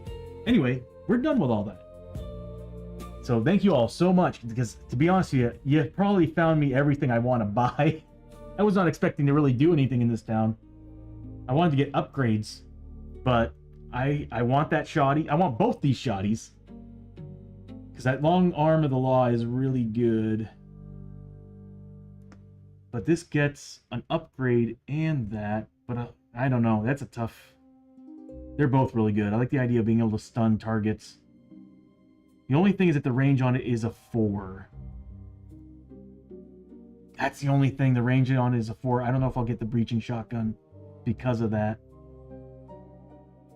The long arm of the law is an 8 with 2 shots. The holy blessing I'm buying for sure, and I think I'm going to get the soldier's chin strap for Hoshoryo. So that's all at the smuggler's den, which there are some outlaw items there too.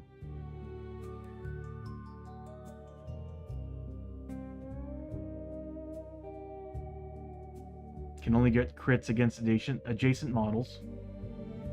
We got a sawed-off shotgun. I'm not seeing much else here.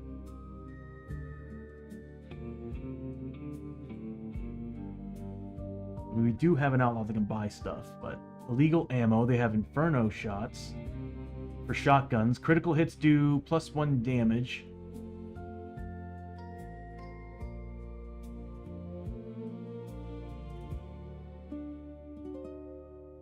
Well, we can do the bank heist that's, yeah, on this sheet here.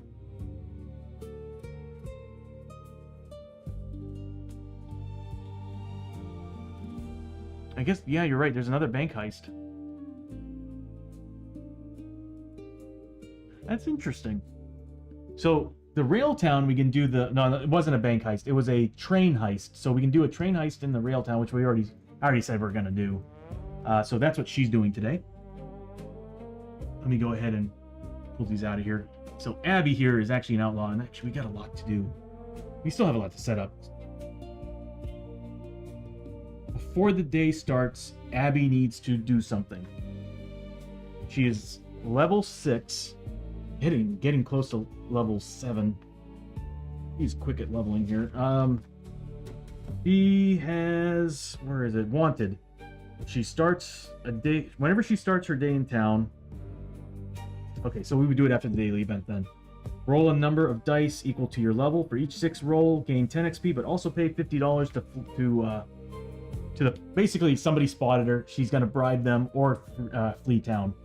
So first thing we do need to do is the daily. So we got 2 of them because of the Rail Town stuff. So no effect, except we are in a specialty town, which means we have to roll once on the daily event. Oh god. Okay. Rolling Tumbleweed. Just another day in town, the frontier of the Wild West. Tumbleweed and wide open sky as far as the eyes can see. Every hero may heal up to 2 sanity damage.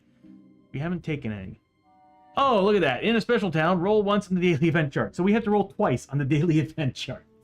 Oh, these are the worst. I'm not going to say it. If I say it, I'm going to jinx myself. Here we go. First one. Ooh, a 6. Big city reporter. One random hero is approached by a reporter looking for a story. That hero may make a lore 5+ test. If passed, the reporter races off to the press to print your heroic tale, gain D6 times 10 XP. Alright, who's it going to be? Per usual, how I do this is I kind of start... I go from left to right. So I'm always like, I roll a D4, a D8. Sorry, I don't have a D4 on me, but I'll be like 1, 2, 3, 4, 5, 6, 7, 8 on the characters. So who is getting the report? Chiyo. Makes sense. She is the hero of the Dragon War. So she's getting... Nice! 60 XP.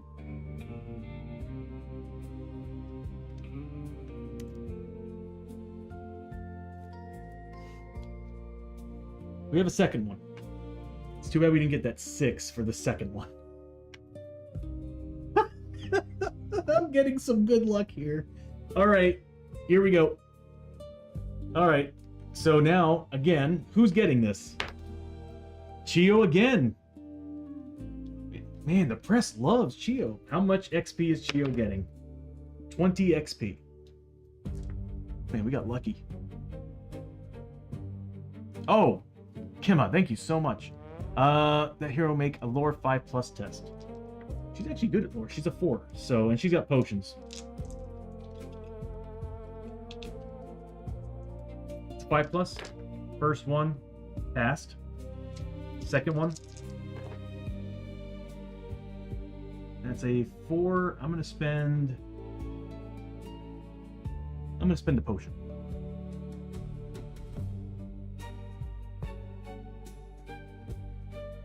Let's see. Yeah, I'll spend a potion. Why not? That's 20 XP. That's 2 extra dice. She's got grit.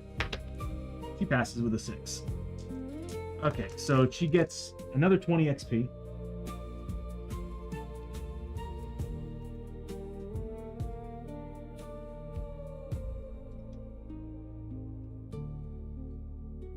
And that's it.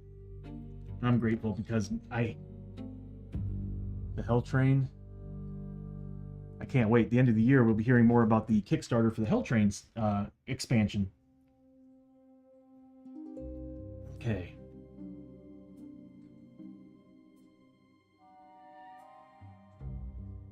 No, you were right. You're right. I got a little too excited. that's on me. I got a little too excited when I saw XP, especially considering I rolled 2 6s in a row. Catch that. 3 6s in a row. Oh yeah, no, when I get too excited, Bishop will call me on it a lot. So, I'm all about it though. I'm like, yeah, no, please, scold me. I do my best to follow the rules. But this game is rules heavy, so yeah. Alright. Next up is Abbie. She's level 6, so she needs to make 6 rolls. Any 6s, she pays either $50. Every 6 she gets 10 XP. And she needs to pay $50. Or leave town. 1. So she's gonna pay... I want her to stay in town, so she's gonna pay $50.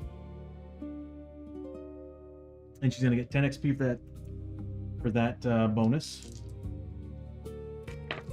And that's it for the prep.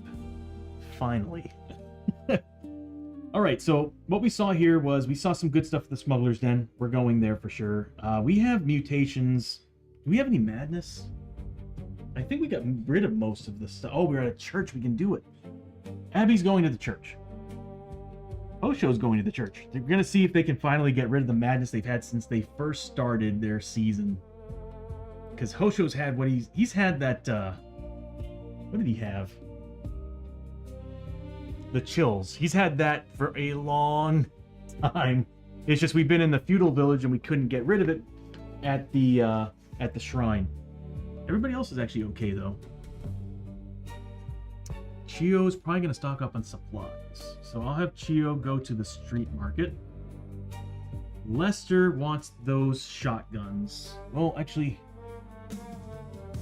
who doesn't have spirit armor? Chiyo has spirit armor. And I could have sworn that Hoshoryo has a 5+. Yeah, Chiyo's got spirit armor. Abbie, I don't think has spirit armor. Nope. Yep, Hoshoryo has the Hearthbone necklace, which is giving him 5+. And I think that's it. Yeah. So I will definitely buy the that blessing and give it to somebody. I'll probably give it to Abbie. Abbie's got less sanity than him, so yeah, he could use the spirit armor. Or she could use the spirit armor. No, not for real. Come on, for real. I mean, I'm that type of person that rolls lots of 1s and 2s when I'm rolling dice. There's been streams where like I will just like bow my head in shame the entire stream, frustrated because I just can't get a hit or I can't make a save. That's why I kind of enjoy my Tuesday and Thursday streams, because I have other streamers come in and they're playing and I'm just kind of orchestrating everything.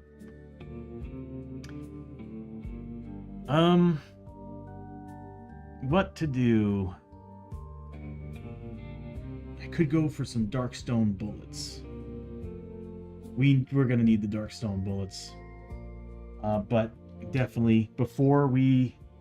This might actually be cheaper tomorrow.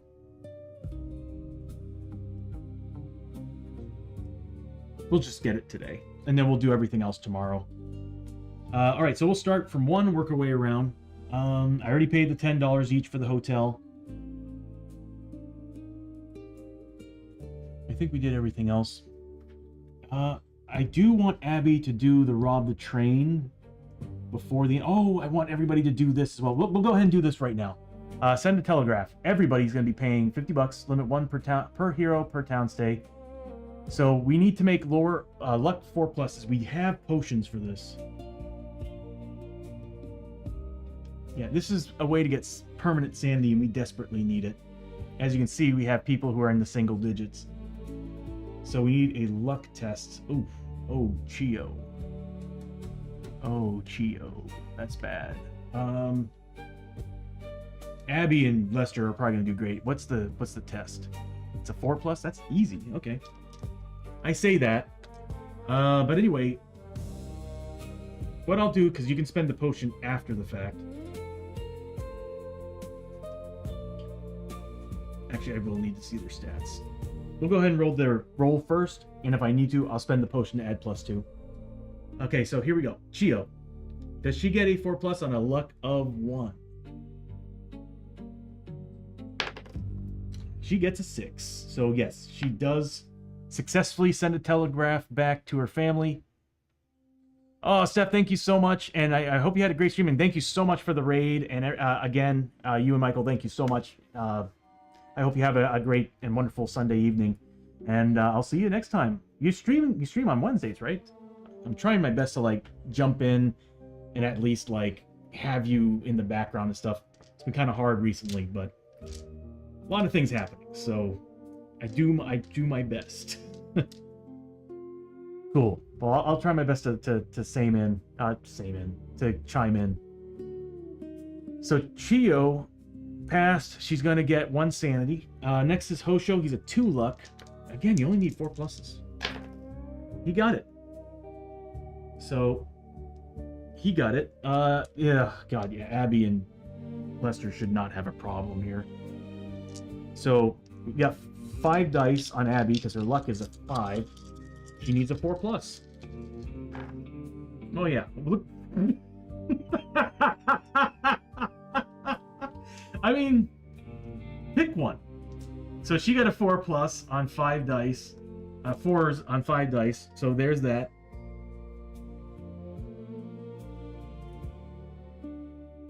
Oh, hubby needs medicine. He caught my cold. I'm off. Oh, okay. Thank you so much, Kimma, for hanging out. Good to see you. Hold on 1 second here.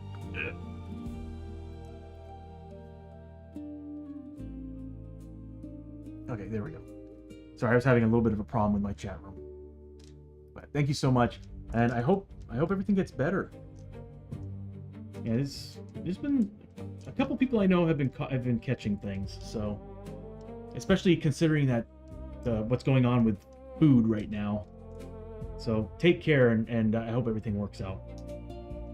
And then there's Lester with a luck 4, which he got. So everybody got +1 sanity permit. Oh my god. We need to come out to this town more often. Oh, there goes my chat again. Yes, Taylor Farms. The air quality this week sure didn't help. Yeah, that's what I've heard. I got a lot of other people I know who stream who are saying the same thing. Like, not great. Really messed up summer this year. So Chiyo is now a 9 sanity. I'll bump her up as well because that's what's supposed to go. Hoshoryo, I'm pressing the wrong button, is now a 9.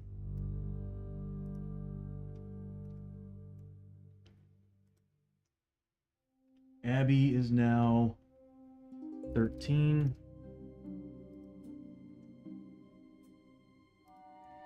And Lester is now a 16.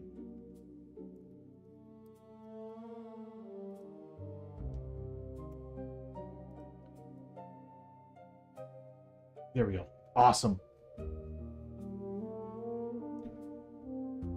Oh, it's nice to see the team building some sanity again, because my god, it has been... Every time we go to the Forest of the Dead, or we do a haunted mission in the fortress, it is not good. Not a good time. Alright.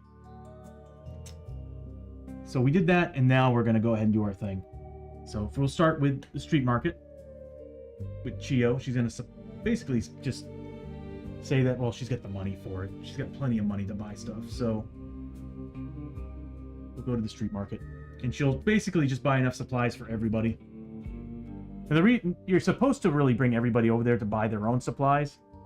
Because technically she shouldn't be able to carry all those side bag items to the other characters. But I'm like, to keep the stream going, instead of spending so many turns trying to get everybody to all these different locations, to speed it up, I kind of just say, you know, they just bought the stuff, brought it back to the hotel, and gave it to them. There's tons of them. I have every mission scanned. I gotta go through all of them and figure out which one's which. The sad thing is that it's mostly just +1 sanity, but we really just need to find them. But I do want to take on... I want to take Belial on so bad. But when I see single-digit sanity, I'm like, we're not going to survive. We're not going to survive a fight with Belial. The Lord of the Underworld? No. Alright, so street market. First thing we need to do, per usual, when we go to a town location, we roll 2d6, add them together, and that's what happens on the way there or there. I'm not gonna say it. Don't say it. Don't say it. Okay, good. We got a 7. So on a 7, hogs and horse thieves Dark and foreboding, the back alleys of the street market stink of fish and filth. Smells like home. Does it? No event. Potions are expensive in the Old West. They're $50 in feudal Japan. Huh. We do need to go to the blacksmith and buy dark stone bullets. So we do have a set each for the next adventure. I like if we ever have a blacksmith or a swordsmith, it's like while we have it here, buy them. So yeah, I'll be going there for. We'll be spending one more day here just to at least buy some more bullets.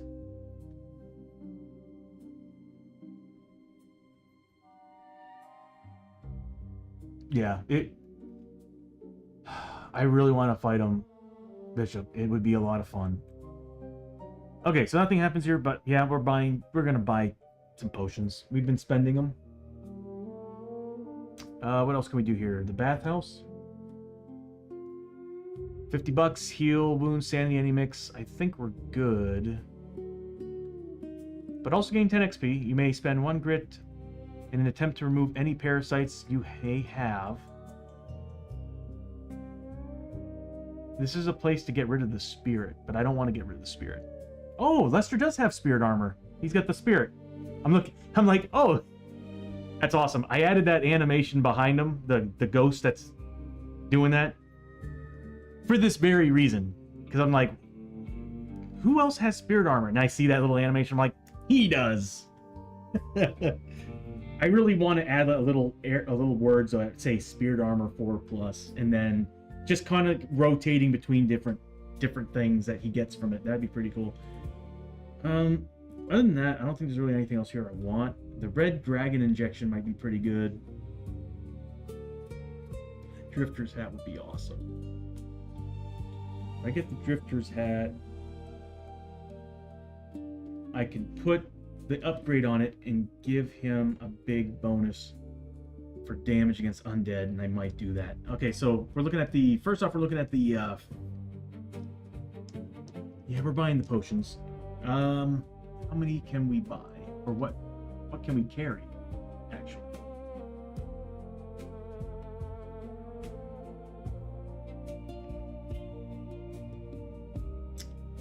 So Chiyo can hold 7. Hoshoryo can, I think, hold 8 or 9. I really need to add the max weight to it. Or max side bag. And it'd be cool to add max weight too, since we've already got strength built in on it. I'm like, I can just add like a weight section. It's not a bad idea. Have it do the math for me.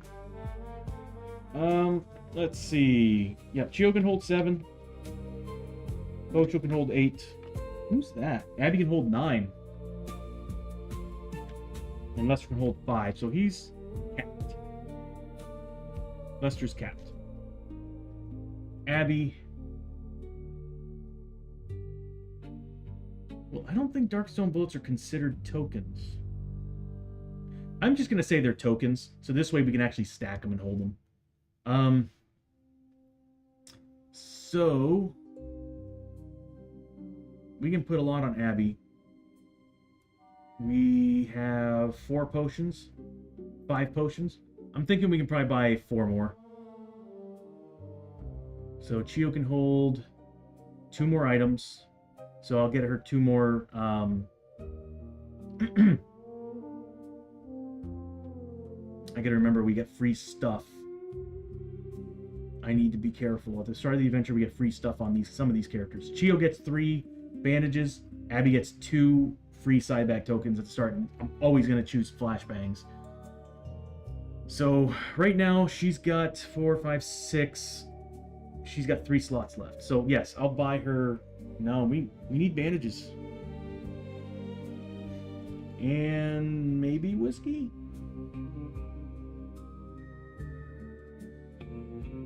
Oh my god. I'm gonna just buy 2 potions. You can hold 5. He's got 5 right now. You can hold 3 more. Yeah, I'm gonna buy 3 potions. I'll give 1 to Chiyo and 2 to Hoshoryo. So that's gonna be, oh my god, that's $225.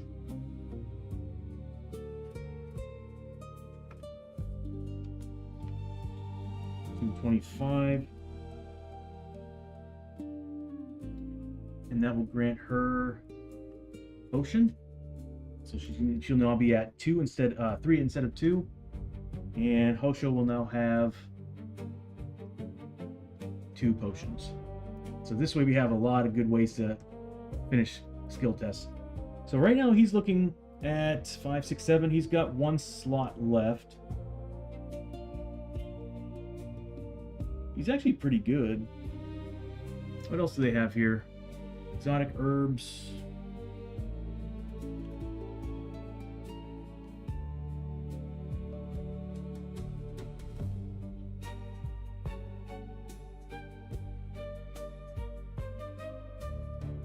You could spend $50 and do that just to get the 10 XP.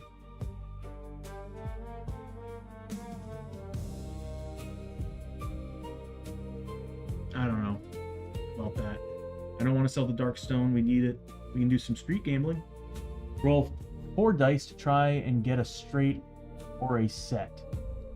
You may then pay $25 to re-roll any number of those dice. After that, you may re-roll up to 3 more times at the cost of $50 each. Plus, any free re-rolls using grit. Free re-rolls using grit. Dang. Alright. You can only re-roll once. You can't re-roll the same dice twice. So, note that this is an exception to the rule that prevents the same die. Oh, this is an exception to it. Okay, so we can actually spend as much grit as we want here. When finished rolling, if you have a straight or a set of numbers, gain the following.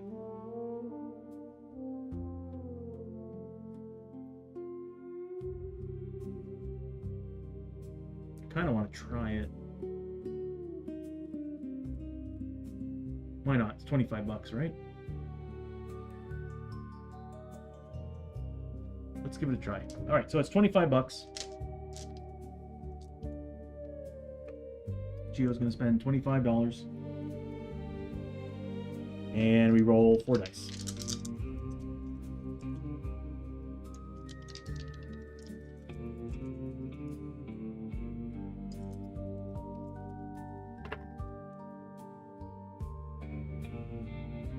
We need a 4.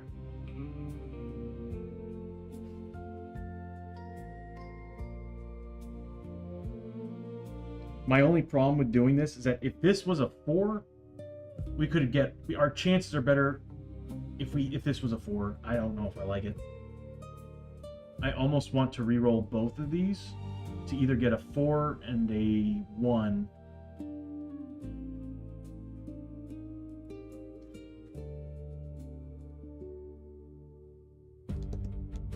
Because trying to get that one number on a D6 is going to be really difficult to do.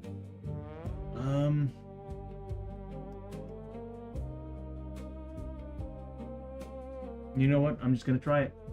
$25.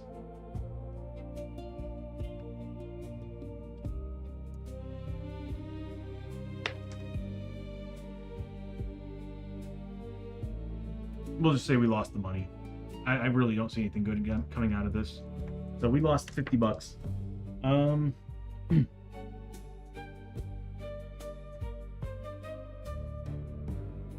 gonna buy the Drifter's hat.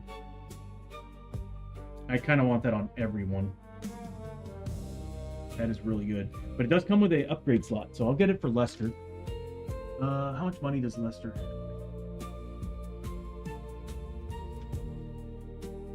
You know what? I'm pretty sure the rest of the... Oh, we got stuff to sell. So while we're here, we do have stuff to sell. Because we've been having to drop things off. I'm keeping this. Ooh.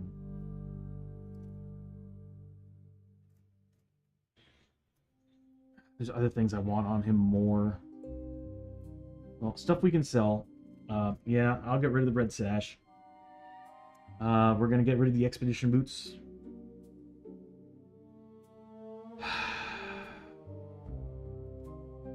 We'll get rid of that because it's not useful to our team. I'm gonna keep the chain helm because one of these days I'm gonna give that to Abbie. Hold on a minute here. Yeah, I'm gonna give that to Abbie. We'll get rid of the hell pistol. We'll get rid of the book of Gom Jahari. We'll get rid of... We're going to keep the journal. Get the Journal of the Alamo. It's actually really good. But it is once per adventure, but that +1 lore could be very, very helpful. Because that's the way I'm going to get Hoshoryo to finally carry the legendary blade. The blade of... the Sword of Destiny. Of course I'm keeping these two. I'm going to make room on Abbie. Because having a hand flamer is insane. And then, of course, basically a plasma gun. So she's basically from the 40k universe at this point.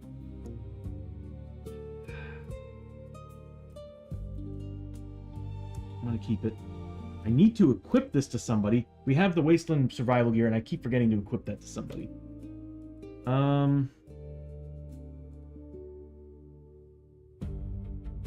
I think I've already equipped this to whoever the lantern bearer is.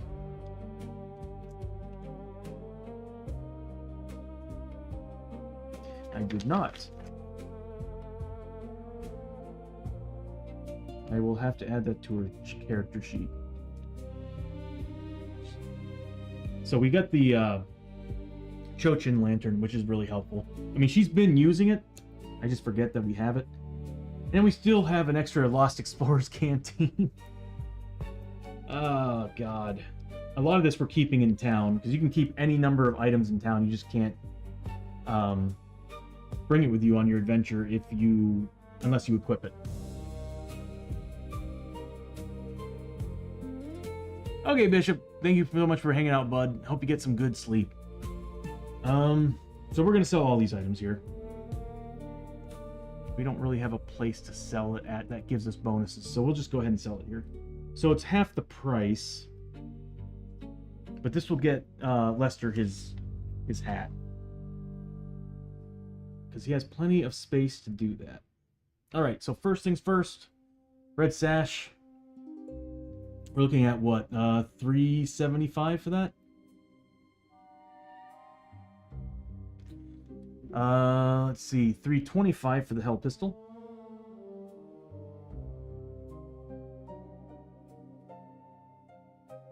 Yeah, that's correct. Let's see, $225 for the boots. You can do this anywhere in town. $175 for the Song of Rage. My Tuesday streamers would love having that. Book of Gom Jahari. That is going to be $275.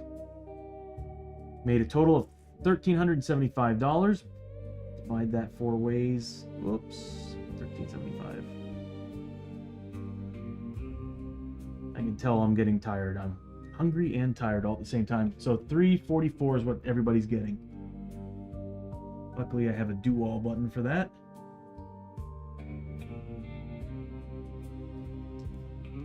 So that's $344 to everyone.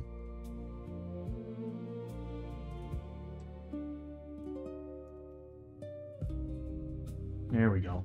So now Lester has the money for his hat. So we'll just spend that 2K right now, 3K right now. We'll just say that he gave it to Chiyo.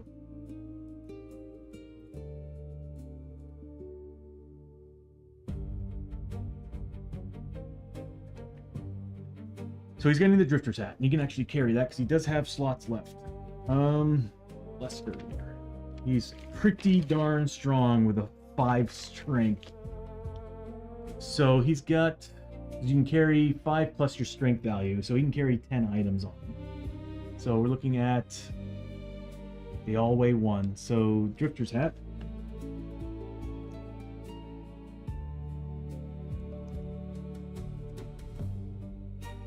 Worth 3,000. And anytime the hero posse crosses into a new stage, so hero posse new stage, recover your max grid.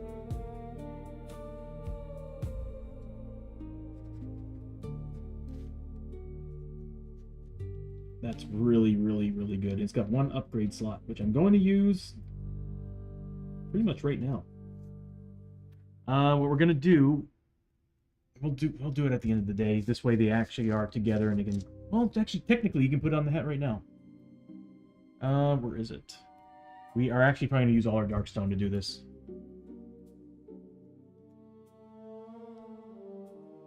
Yep, it costs 2 darkstone to do it. So we happen to have 2 darkstone. So much for buying the rounds. What we're doing is we're attaching the Mark of the Dead. So use 2 darkstone to attach to any item. Adds +1 damage to undead enemies, which makes him now plus, I think, 3 damage against undead enemies, which is really high. So he's getting +1 damage from the vampire's shotgun.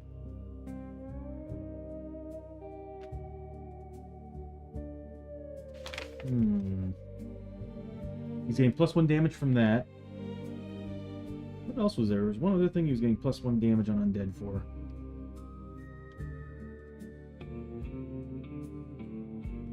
The Dead Man's Buckle. So he's +3 damage against undead. That's a lot. That is a lot. On top of his mutation. So he's got 4 mutation. He can get up to 1 damage for each mutation to a max of 3. So he's now +6 damage against undead. Oh my god. With D8 rolls of damage. So we used that. So we set that up here. Mark of the Dead.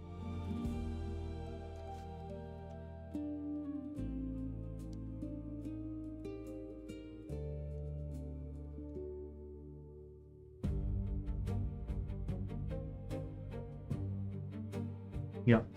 He is now officially a vampire hunter at this point. He's Van Helsing. Because he does have the vampire hunter's shotgun. That's pretty awesome. Alright, I think that's all we're gonna do here. Alright, next up. Kinda wish I sent him to the church instead. I think he can get blessed over there. We might be spending one more day in town. Smuggler's Den. What was I wanting here?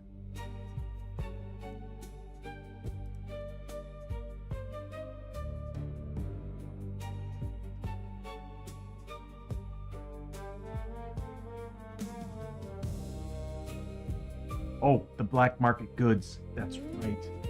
Alright, so he's going to roll 2d6, add them together. Ooh, a 10. A big haul. More illicit items have found their way into the black market this afternoon. I'm sure they just fell off the back of the wagon. Roll for and draw an extra 2 items for the black market goods. Ugh. Another artifact and another gear card. More stuff, Cosmic. Do you want the honors? His bishop's gone, and so is Kima. So I'm not sure who else would be interested in drawing for us here. So we got 3 gear cards, and then we got a set of world cards for the other items.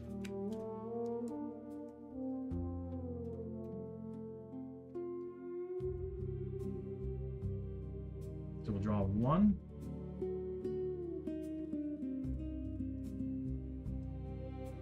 2, 3. So number 1 for the gear cards. Which world card? So we would have gotten a sawed-off shotgun.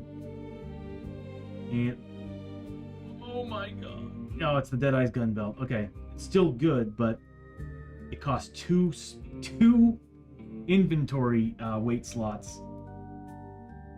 That's just too much. That's too much. And then a gear card. Number 3. We'll get the gear card here in a second. Forest of the Dead. Swamps of Jargano. The Norselands. So we do get a Norselands artifact, which we do happen to have out right now. And finally, what artifact from the Norselands? So far, this place has had a lot for us. That Dragon Blade is the best. We just gotta upgrade it. Yeah, we gotta upgrade it. That'll make it like actually worth putting on. Well, actually, it's pretty good right now. Where is it? Where's my stuff? Number 2. So we would have found the Bow of Grimny. Range 10, shots 1, critical hits on a 5 or 6. Whenever you assign a critical hit from the bow to a target, every other enemy adjacent to that target also takes a critical hit from the bow? Oh my god! Ah, Song of Battle. Once per fight, use 1 grit to give all heroes +1 combat and +1 shots. That's like a marshal's badge. That's really good. Hold on, that's once per fight. That's better than the marshal's badge. Once per fight, use 1 grit to gain. Wow. That is so good. It doesn't discard, does it? Nope. Some of these songs are really good. Alright, so the gear card you found us, Cosmic, was Tonic. So it's going to cost $125 for a Tonic. I might buy that. That's pretty cheap. Considered they're 150. The artifact, Oath Shield. Once per turn, prevent up to 3 wounds, sanity, any mix you're about to take, limit 1 shield. Worth 4. That'd be great for my Huskar on Tuesdays. Oh, that sword is so good.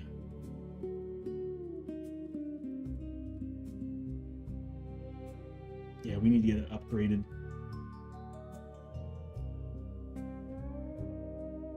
We need to get that upgraded. Rebel, how you doing, buddy? Good to see you. Good to see you. Hope you're doing swell, bud. So the black market has a lot of stuff. Now, is that only for today? Nope. They just keep adding more stuff. Cool. All right. We're buying things then. We don't need to go to the dock, do we? I don't want to take the chance of going to the dock. He could get rid of a mutation right now. We should have Chiyo get rid of a mutation. We do that once per town visit and adventure. Got a date in 7.5 hours. Ooh, good for you, bro. Oh, very nice, man. It's been a while since I've been on one. But I'm sure you're going to have a great time. What are you planning on doing? You planning on going to a bar, restaurant, something special?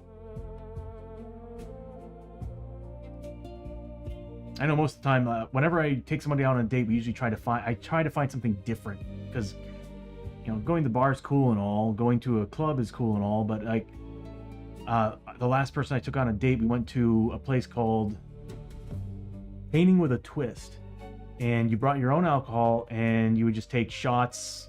They would actually have like a buzzer go off like every once in a while, and everybody would take a shot of their drink. But yeah, it was just a lot of fun, a lot of painting, a lot of fun. Going out for lunch, nice.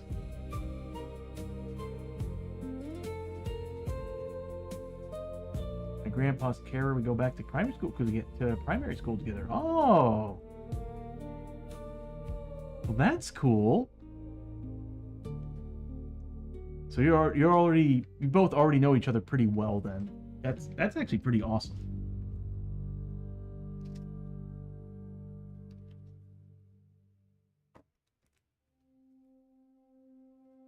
And lunch is always good. Something simple is always good, man. Usually, actually, I will say the first date, usually it's like the third date is when it's like find something different, something special, interesting.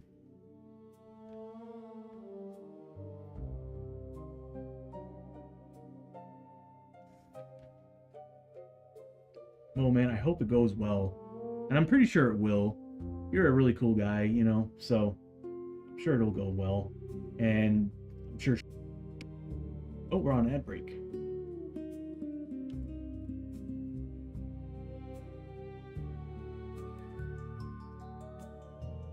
No, thank you, Rebel.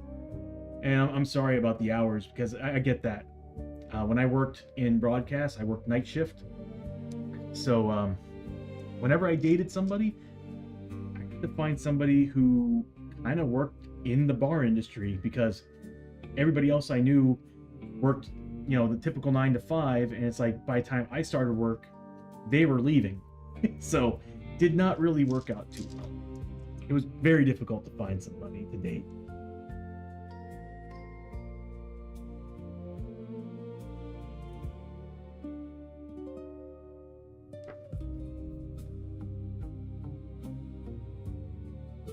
Yeah, she works the typical 9 to 5 type of shift, I'm sure. So, and you have a unique job and career, so yeah, that's difficult, man. That's very difficult.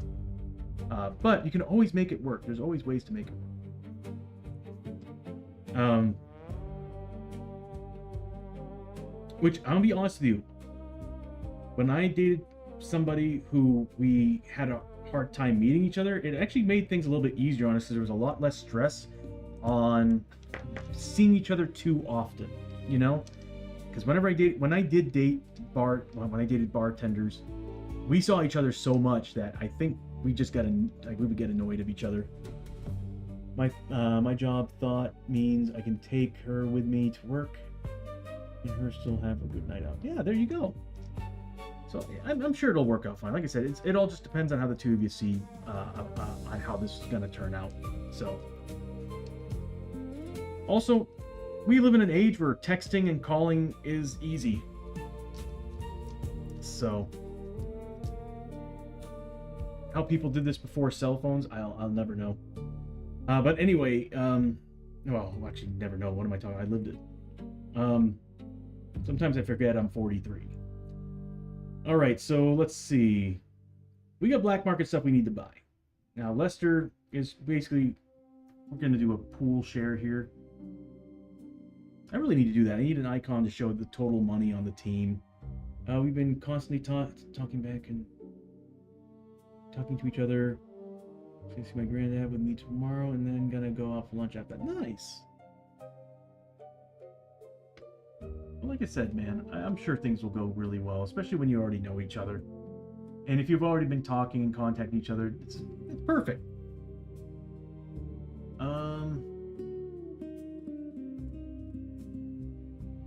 Yeah, so we're gonna buy stuff. We're buying the Holy Blessing. And that is, hold on, that was a 5. So it's worth 125 more than what it's printed as. We're gonna buy the Long Arm of the Law because I have to have every shotgun in the flipping game. Hold on, what time is it? Okay, I need to lower my volume. We're buying the Soldier's Chin Strap. We're buying the tonic. I want the shotgun because I'm all like, I'd love to build my arsenal of weaponry. But my only problem is it's a range 4. And I mean, stunned is so good. Using that against a boss and stunning a boss from not being able to move is a really good thing.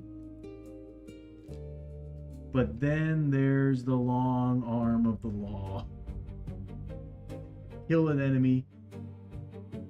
Yeah, I need to get rid of the attachment. That sucks. Because I like the gun that he's got right now because it's attached to his body. He can't lose it. But in order for me to use these, I have to detach the weapon. So what happened was that he mutated, and his hands literally like formed to the gun. Sucks because you can't switch weapons now. But it's also awesome because enemies can't steal it from you anymore. Like, it cannot be removed from your person. And it's a good gun to have that happen to. But I have to have that. God, we're buying almost the entire store.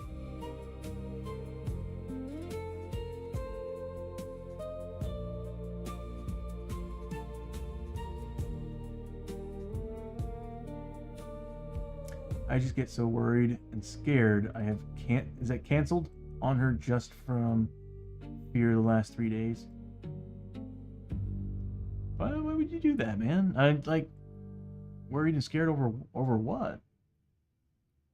Oh, well, Oh, I'm not gonna lie. There's some moments when I date people where I get a little bit worried that I might get too connected to the person, too into them, to where my focus drifts from my career and my interest, and it shifts over to them, and now I'm just like, that's what I always get worried about. I get too into them and too involved.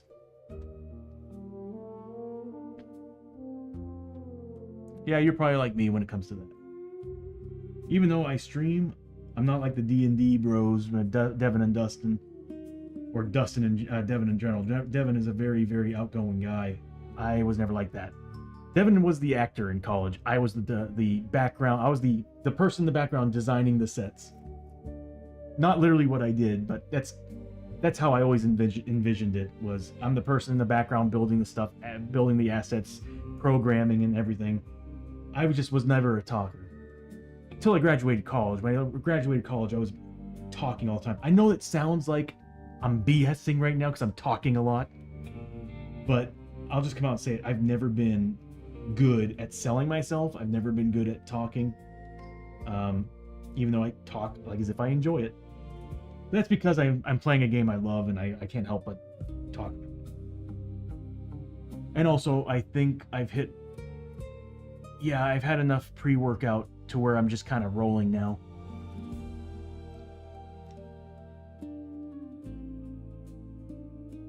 No, in person, I will be a lot more quiet. Until I have a few drinks. Last night, I went to a club. A lifestyles club, by the way. Loved it. And I was super shy up until I had 3 groups of people give me shots. I had a couple drinks. And after that, I was pulling people up to the dance floor, dancing, talking, joking, laughing. Yeah, you're no longer... I have no control. Once I've had a few drinks... But that's the thing, though, is that like I'm the fun type of drunk. Well, not drunk, but I guess it would be. I get tipsy. I still remember the night, but I'm the type that I'm all about having fun, and I will go out to the dance floor. I'll get people out there, and on top of that, I'm just like hugging everybody. So, totally different person. Because if you catch me out in the world, I'm usually just like that guy with his hands crossed, and I'm just kind of like listening and nodding my head. All right, so we're looking at... Oof. What do we need total here? Yeah. We're very, very similar, bro. 425. I don't know why I pressed the equal button. That is actually... I thought that was a 2. That was another 50, wasn't it? Or was it another 100? No, it was another 100. That was a 4. Okay, so that 925, because I need that gun. We're looking at 425, and then 125 bucks for the tonic. We just spent $1,900. We just spent $1,900. But hey, that's all ours now. Need to get a hat for Hoshoryo. Oh, knew I forgot something. Well, either way, the Holy Blessing is an upgrade. That's going to be going on a character who I don't have enough slots for all this stuff. Well, this is going to be in our inventory in town, so I can figure out what to do with it. Man, really? Tony, you should have prepped better. So somebody gets a tonic, and I think that's going to go to Hoshoryo.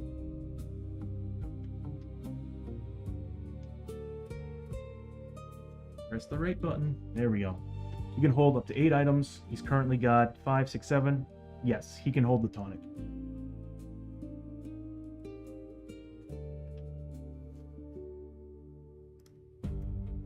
And I flippin' love this game. Yeah, it could be. I know, well... Yeah, it could be. It could be a glasses thing. Because even at my old job, I didn't know a single person who wore glasses who was super outgoing and in your face. I was more that. at work than them. All of them. Or people who wear it 24/7. These things, I feel like I'm naked without these. Sucks because I actually bought a pair of those Ray-Ban Metas. I love them. They look awesome. Very fashionable. The only thing is, my head is huge. I got a big ass head, so they're just putting pressure. And I tried wearing them on one of these streams, and I say it was like around the 2-hour mark is when I started getting the headache. Oh my god, it was driving me crazy. All right, so we got the Tonic 2 Hoshoryo, and we still got some stuff we want to buy there. What do we got? I keep forgetting that's a touchscreen too. Not doing the back alley dock. No way. We get Darkstone bullets, but Inferno shots are pretty sweet with the shotgun. But it's only on criticals. Darkstone bullets are better. Hell bullets. All of your gun to hit rolls of 1 count as critical hits, but also do 1 corruption hit to you. Oof. Anytime you kill an enemy with a critical hit, you get +1 shot with that gun. It wouldn't really work if I used that gun we just picked up. That would be useless because I can only get... Dang. Wait, hold on. No, that's +2 shots per turn with the blood rounds. That would be really good with the shoddy. They're only 200 bucks. They're tokens though, aren't they? I need to make custom tokens for these. Let me write that down. If I don't write it down, I won't remember. Hell, what am I saying? When I do write it down, I don't remember. Make custom tokens. This is the Smuggler's Den stuff. So Smuggler's Den bullets. There we go. This way later I can do that. Ah, God, I would love the blood rounds. That is really good, but I think they're tokens and we... Are they? Gear ammo. Doesn't say anything about it being a token. There would be a thing in there saying token. Yep, see? Tequila, tokens. So it's not a token. You can buy as many as you want. They don't weigh anything. I'm going to buy... Anytime you kill an enemy with a critical hit. Lasts for 1 adventure. When used, replaces any current ammo, so you can't combine it with Darkstone bullets. That's still really good, though. I'm going to buy 2 rounds of that for the Marshal.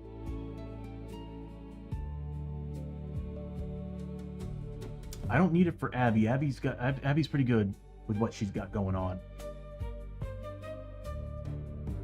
Critical hits do +1 damage. That's going to be useless for her.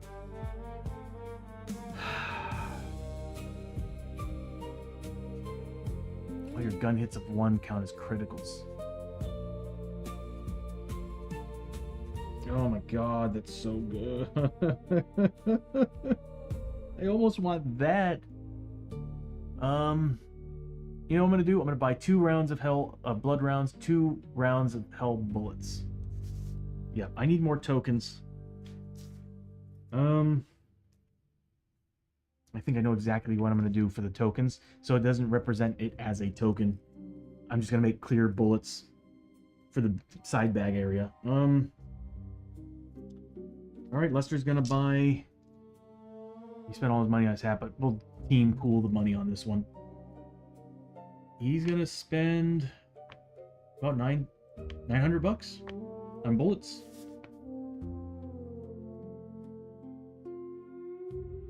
That's really good. Putting that on Abbie would be insane. Alright, so we're looking at blood rounds.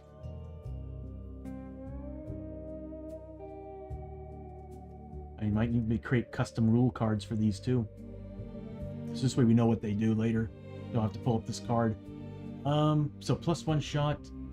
Anytime you kill an enemy with a critical hit. That can still happen. So we're going to buy 2 of those. And hell bullets.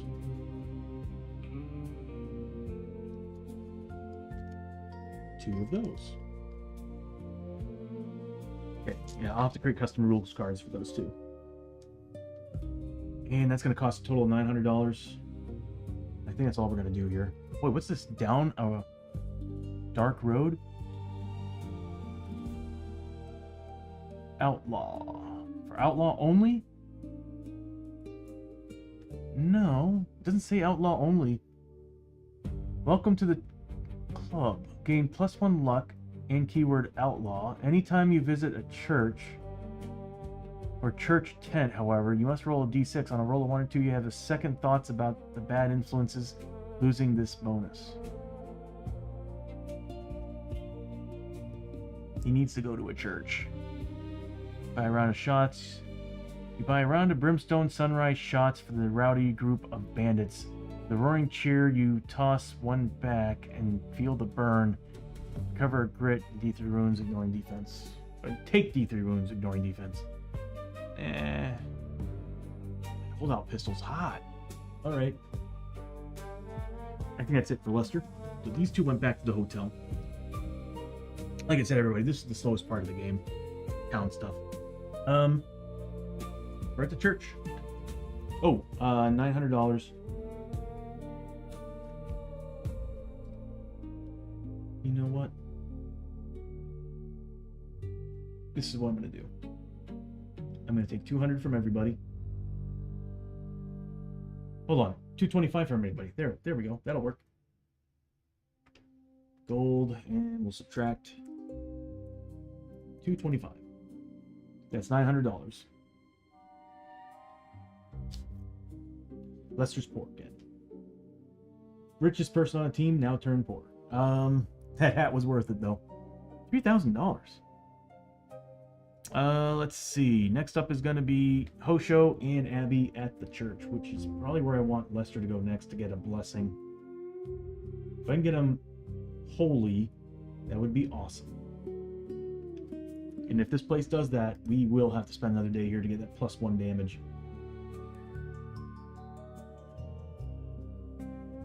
Alright. We have to make 2 location tests here because we have 2 characters here. So this is going to be Hoshoryo first. That's not good. Darkstone altar. We have spent our Darkstone. We put that thing on there.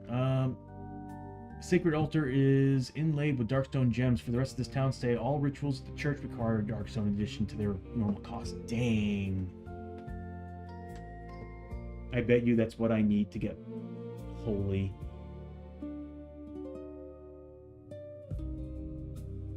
If they have it.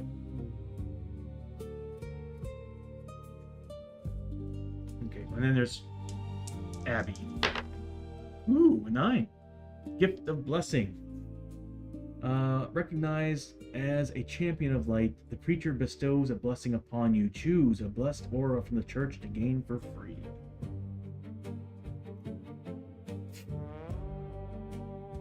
She doesn't have armor right now. Aura of Wrath.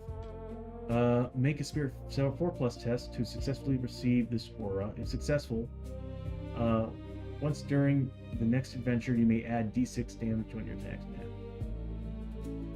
I don't think she has spirit armor right now. Chiyo does, Hoshoryo does, Lester does. She does not. She needs a hat. Or something. What does Abbie have? Oh! There we go. Attached to any item requires a grit. So she's going to spend a grit to add that holy blessing that we found to her Scafford bandana. Because you can put it on any item.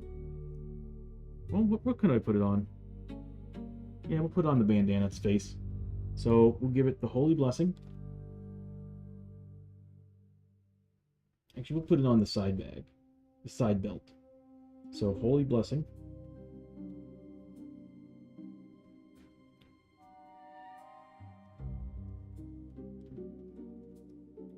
So it's now... She spent a grit to do this, so it's going to be Spirit Armor,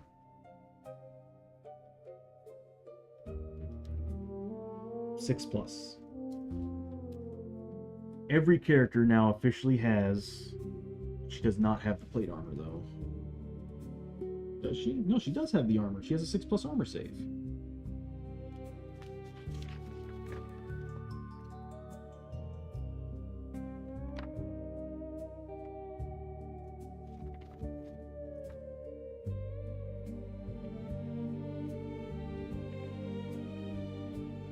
That chest piece should be 1.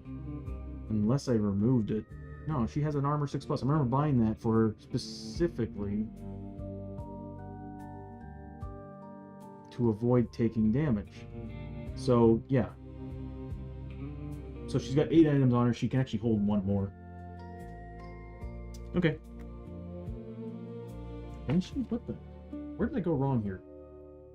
4, 5, 6, 7, 8. Yeah. Interesting.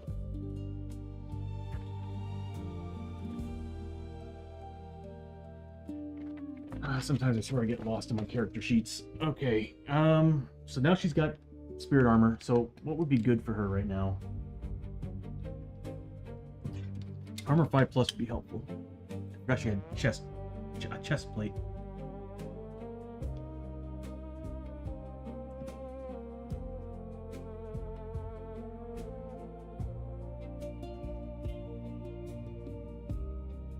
We could always just try for the 5+ armor. We'll do that. We'll try for the 5+ armor. You still have to make the test. So she needs to make a spirit test. I think she's a 2.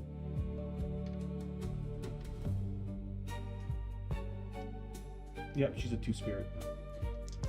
It's a 4+. Yeah. She got it. She got a 5. So she gets 5+ armor.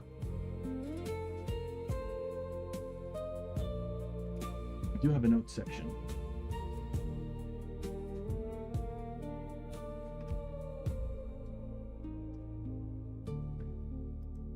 We've got to do Slayers of the Legendary Oni.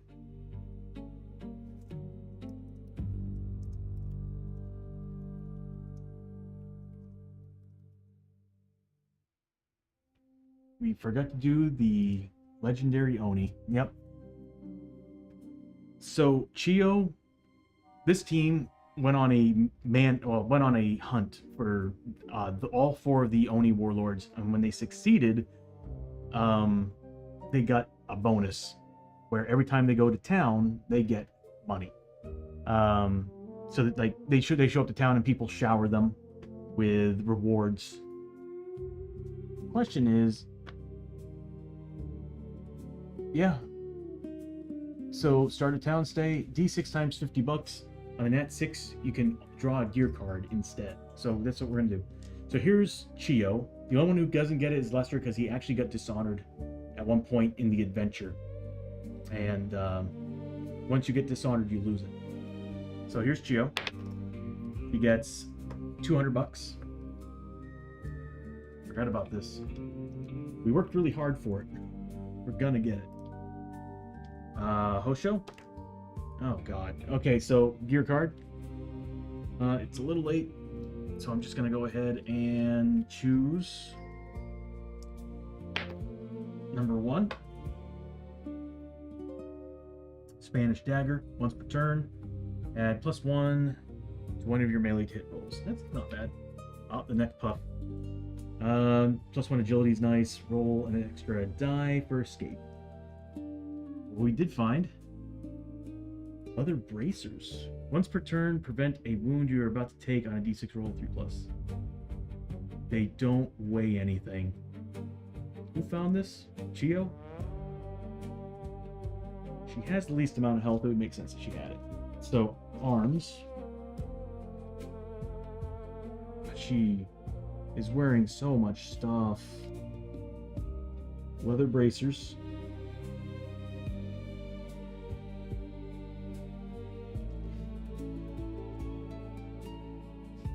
It's worth $125. And once per turn,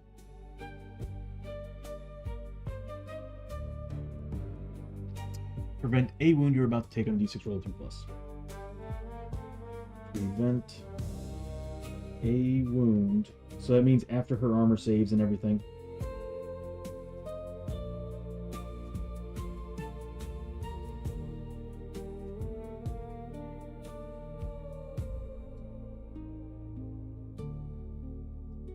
Roll D6, roll 3+.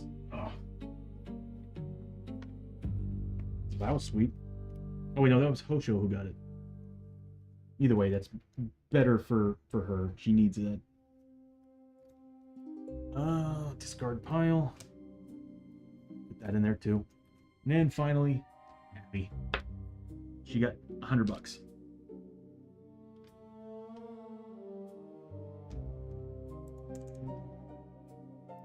There we go.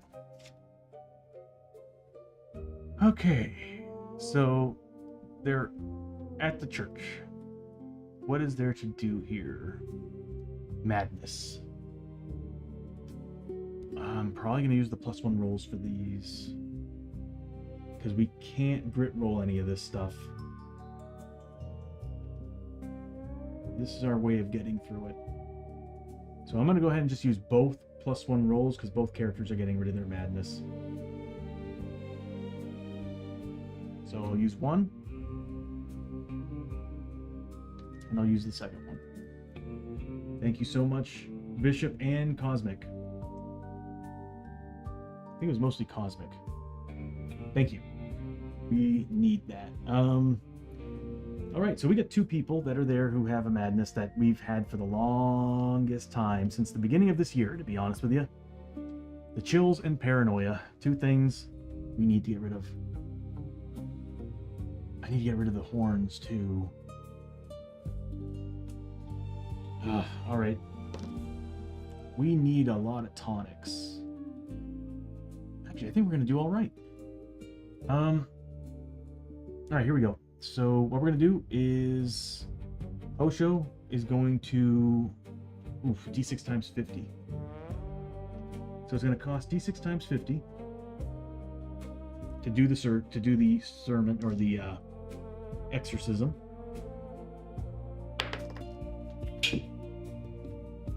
That's why I want to use the digital dice roller. $50.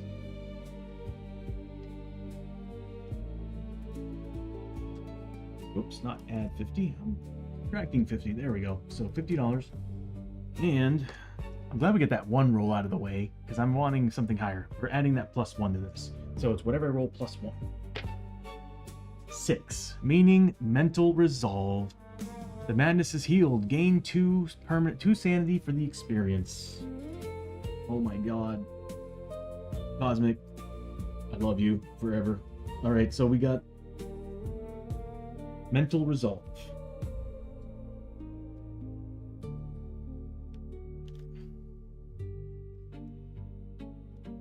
So it's going to be +2 sanity permanently. Whoops. Oh, there goes my clumsy hands. And finally,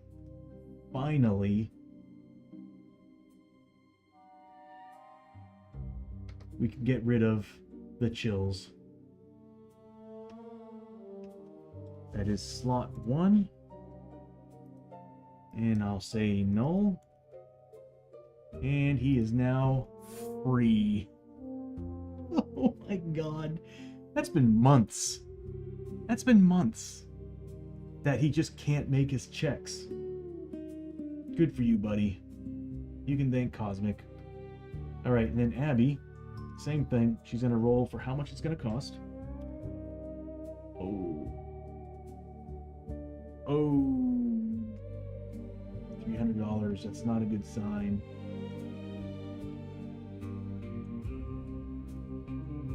I was a little worried I was going to see a 6 roll. I was like, if I see a 6 roll, I'm in trouble here.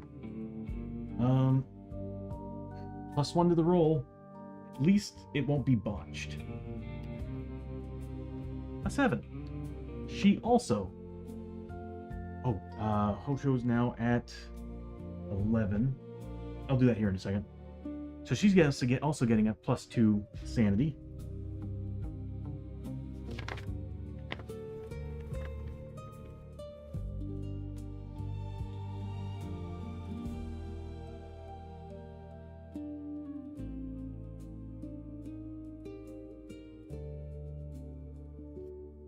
plus 2 sanity. So she's now 15 and he's now an 11.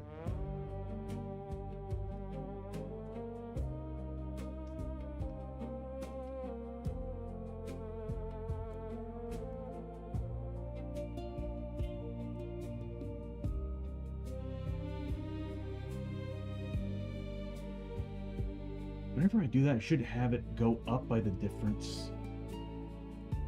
I really should. I should have it automatically do that so I don't have to do that anymore. She's now a 15. Awesome. Awesome, awesome, awesome. That couldn't have gone any better. Let's see what the other sheet has to offer. Oh, and she no longer has paranoia. Slot 1 is now null. No longer paranoid. Oh, thank God. Now she can actually start checking rooms again without freaking out. Or doing scavenge runs. So we can't afford Blessed Ores because it's going to cost us Darkstone to do it. That's for the rest of the town stay too, isn't it?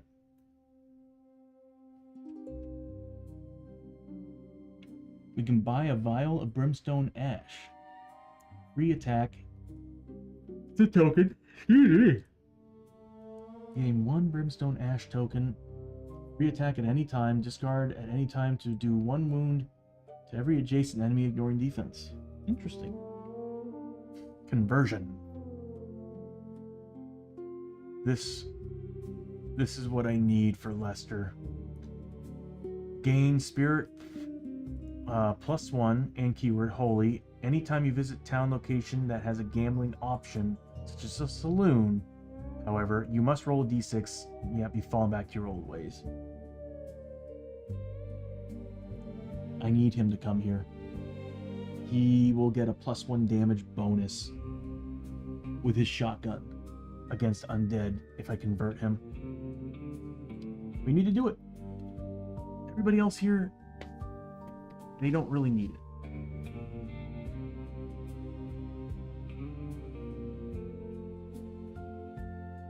Oh. Oh.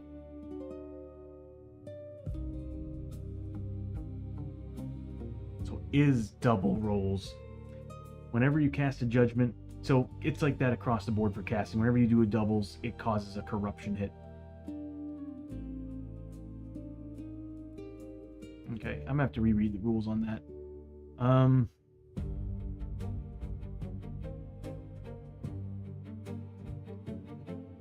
Oh. Yep, the Thursday creature needs to come here.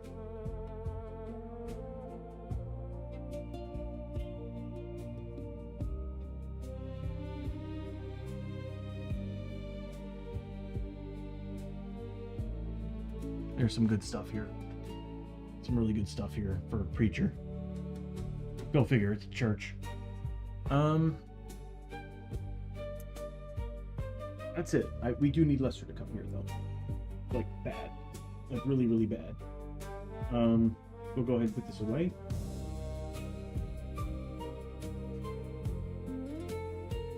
And they're done. Before we end the day, what do we have? Chiyo's full on grit. Alright, so she's gonna attempt to get rid of Lester's crazy number of yeah. He's got 4. And he's got that dumb chest portal.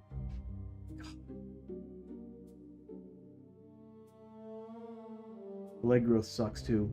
We're gonna get rid of the chest portal. That's the number one thing. So it's free because it's a surgery that she can do, but it does cost grit.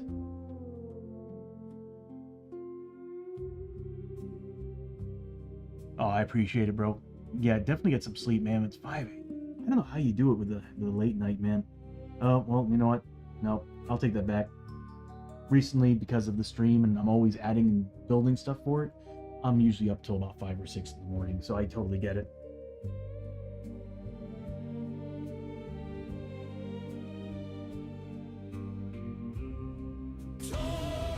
Oh, thanks, buddy. Get some sleep, man.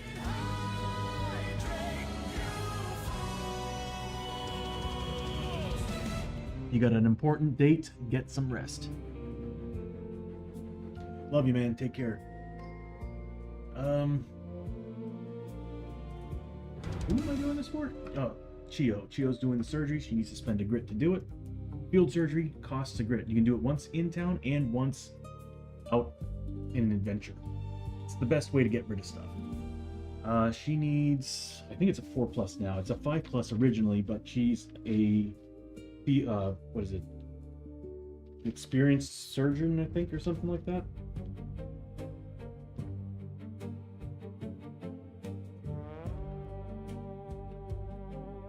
Yeah, field surgery, it's normally a 5+, but being an expert surgeon, it's a 4+. If she rolls a 1, it's permanent sanity damage. She needs a 4+.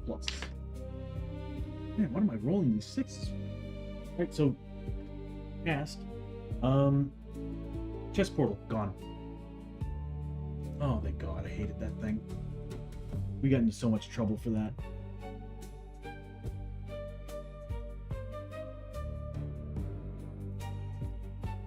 And we do it one more time, which I think we're going to try to get rid of either his leg growth or the horns on Abbie. Our team's pretty clean right now.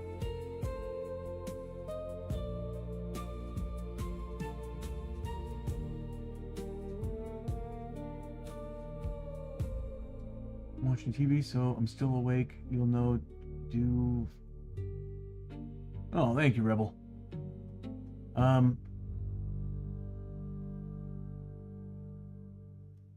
Yeah, the Tuesday nights is with the D&D bros, Thursday nights with Mad Arts, Geek Out Corner, and Lance and Ranger Green. So I haven't heard from the bros yet. I'm going to find out tomorrow if we're doing Tuesday, because I want to build an ad for it.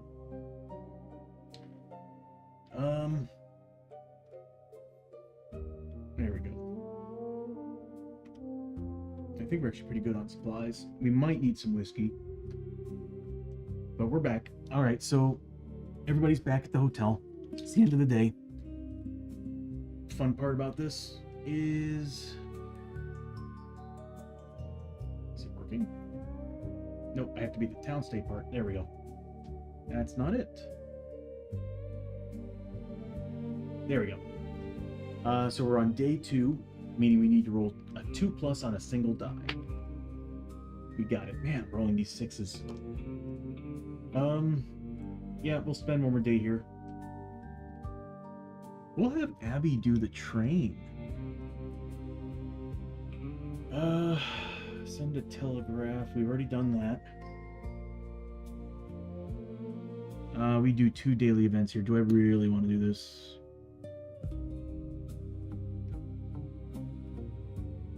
We don't have any. Do we have Darkstone? We spent the Darkstone. So we spent Chiyo's. Where's my cursor? There it is. We spent Chiyo's Darkstone and Lester's Darkstone. Am I on the right character screen?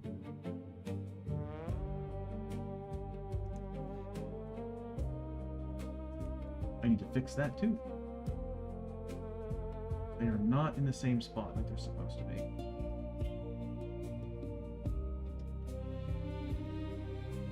Yeah. Alright. We have no Darkstone, so I don't think going to Blacksmith is really all that important. To be honest with you, there's really nothing else to do here. So I'm going to have these two just leave town, so they don't have to deal with all the crap here. Abbie's going to go here, rob the train. We're spending $20. I'll just take it out of Abbie.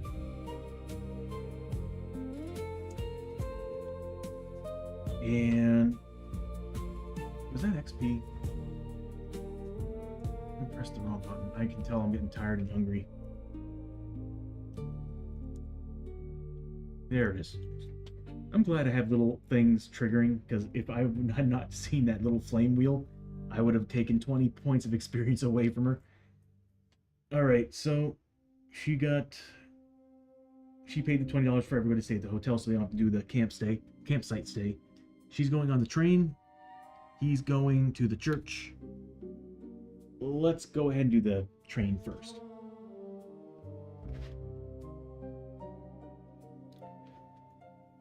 Make it oh god, I don't. What's her agility? I might have made a poor choice here. We do have potions. Make an agility 6+ test to ride out and rob the next train out of town. You gain +2 if you have a transport. She does.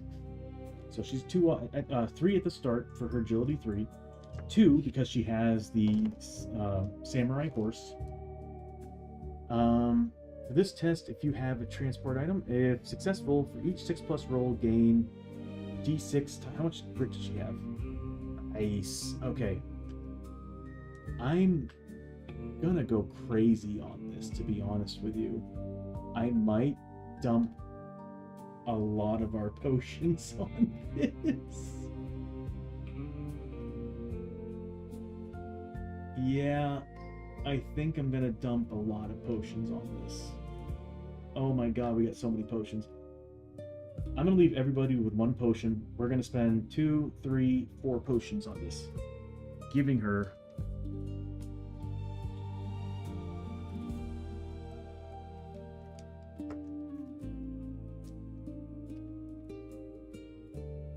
we're looking at that space. 4 potions means 4 more sets of dice. 4 sets of 2. That's how many rolls we're making. She's got grit to reroll too. She's gonna make some money here, I hope. Look, I've been rolling 6s nonstop. I actually am a little bit worried. So we'll spend... I mean, we didn't use much of the potions last time, so why not, right? Right? And we'll still have 1 left over for everybody. So we'll spend 2 from Chiyo. 1 from Hoshoryo. We'll just say that they gave her that stuff when she left. When they left. And then the 1 from Abbie. Alright, here we go. Any ones rolled, I'm gonna be re-rolling. I see 1 6. Re-rolling that for sure. Re-rolling that.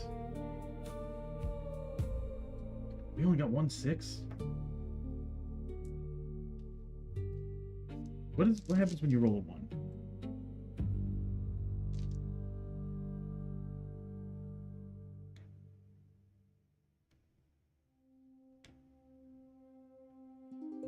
Oh god. If successful, for each 6+ rolled, gain that. For each 1 rolled, take 2d6 hits during the shootout on the speeding train. If failed, you are caught and arrested, set to the hang in the morning. Make a cunning 4+ test to escape the jail and flee town. We got this. We got this. Hold on.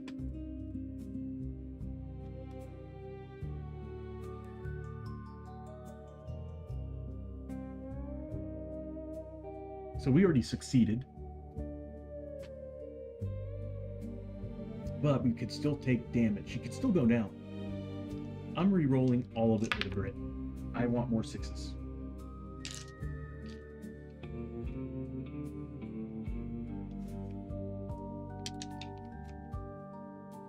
Okay, so she's gonna spend a grit. She's got defense and armor.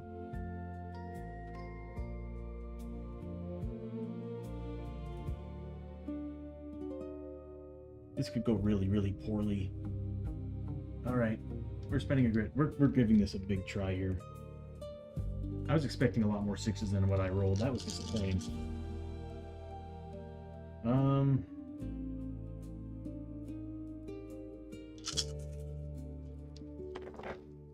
Ooh. Oh, wow. Oh, wow. Okay, well, we did get 5 successes. We also got 4 losses. That's So that means we need to take 4 sets of 2d6 hits. They all do 1 damage. That's fine. All right, so here we go. That's how many 2d6s we need to roll. Oh my god. Oh my god. Okay, so we're looking at, that's a lot of damage, or a lot of hits. That's a lot of hits. We're looking at 12, 16, 22, 26 hits. She's got 23 health. She should survive this. So 26 hits. She needs to make 4 plus. Yeah, she's fine. We got a healer on the team, so we're good. So we need 26 dice. You know what? Let's do sets of 13. So that's 10, 11, 12, 13. There we go. 2 sets of 13. You need 4 pluses to save.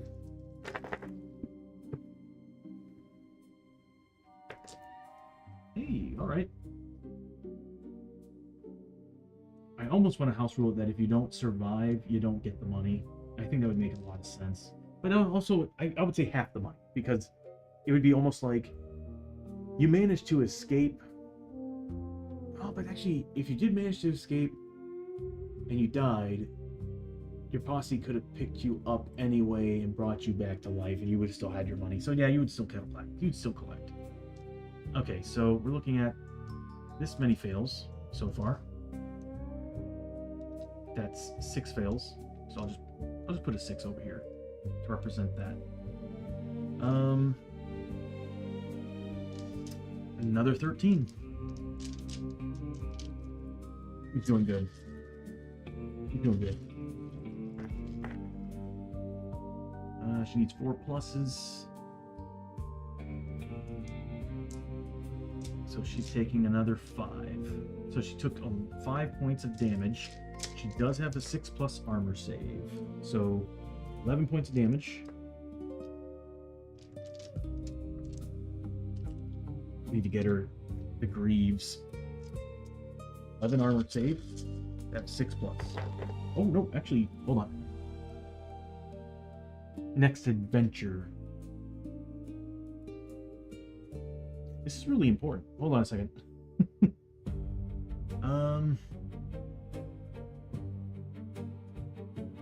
It's that blessing.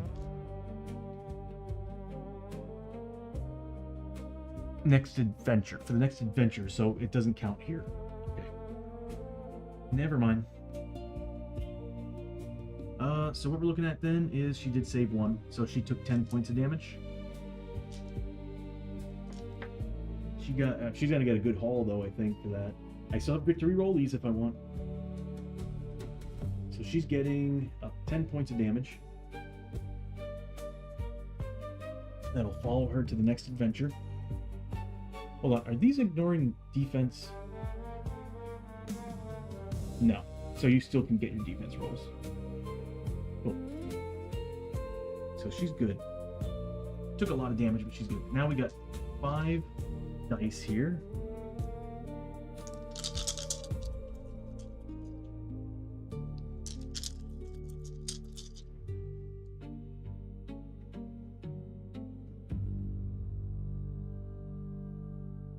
Oh wow.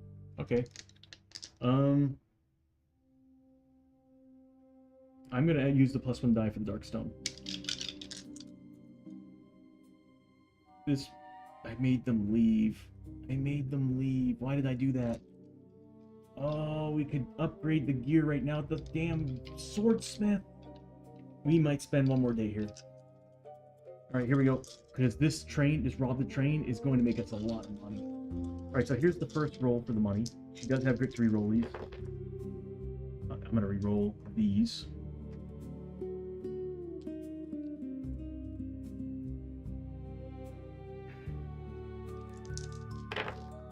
Nice. Oh, except these 2. Definitely better. So it's that times 100 for each.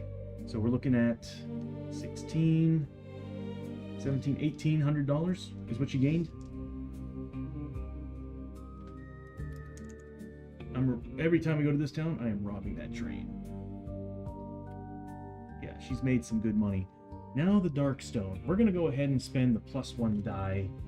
Add a +1 die to this because we need Darkstone. So we'll use the +1 die. And it's D6, so we'll add one more die to this. D6 Darkstone each. Good God, it's awesome. Oh, that's an insanely good roll. Holy crap. Holy crap, we're keeping all this. We're looking at, that's 24, 28, 32 pieces of Darkstone. We're upgrading gear right now. We are spending one more day here. That's 32 pieces of Darkstone that she just found.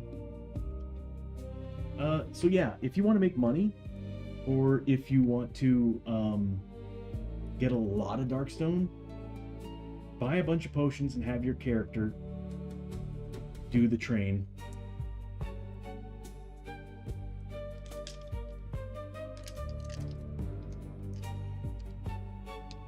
That is so good. Oh my god. Note to self, Old West is the best. Oh my god. Okay.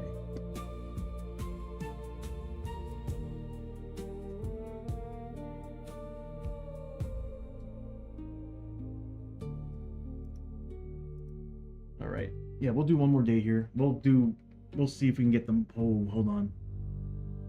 Is that a blessing? It's not a blessing. Okay. Marshall's at the hotel.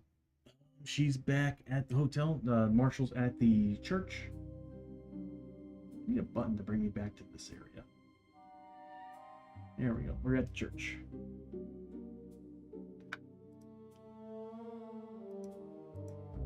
There we go. I love that fan, but it is blowing all my papers around. Okay, so 2d6 add them together. What happens at the church for Lester? 7, good. Faith, good. Faith to the Forsaken. The preacher's fiery oratory echoes through the mostly empty church. No event. Yeah, we're not doing any of that. Actually, no, we don't need to do any of that. Conversion, $500.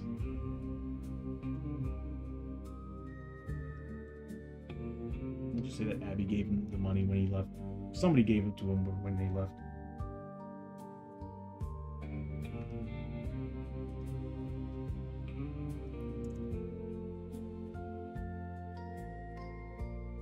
And is it a test? Gain +1 spirit. Oh, okay, well there it is. I need to. There's so many things that I want to add that would just be so cool to the stream. Like just all the little intricacies. Pretty much just like how Bishop couldn't have said it any better. Where it's like, what is that called? Paper dollet or whatever it was, like all the little tiny things added to your player plate that shows that you've got certain things, but mainly stuff that's like character stuff that reacts to the character in a specific. So this way we're reminded, like having the horns. I mean, I guess I could add horns. I could. Okay, yeah. Oh man, why am I doing this to myself? Adding more to the stream. Okay. I want to work on version 4. I'm tired of working on 3.5. I want to work on 4. I want to make it so I can have 6 players. And I want the visuals are looking great, but really I'll work on the next version.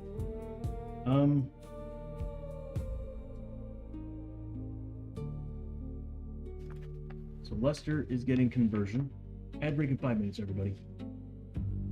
So he's now +1 spirit. Where am I going to put this? You know what? I know exactly where I'm going to put this.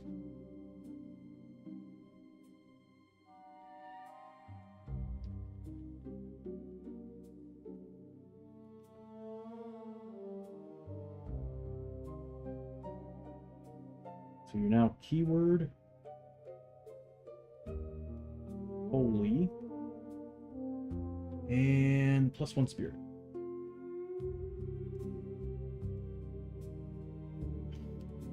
Anything else?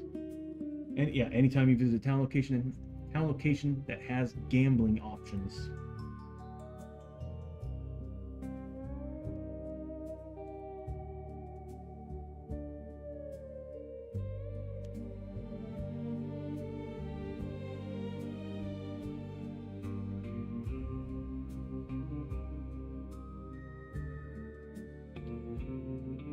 Roll d6. So d6 roll 3 plus or lose it. Yep. That's awesome. Oh my god, he's now holy.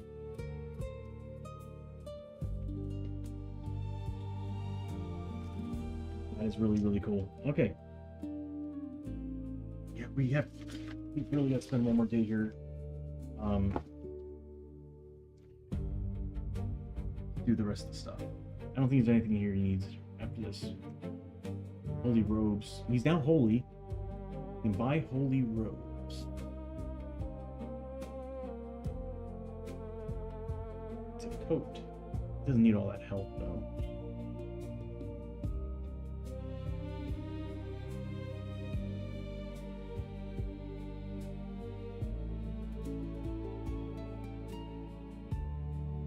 Yeah, discard and cancel darkness card and a d6 roll of 3 plus.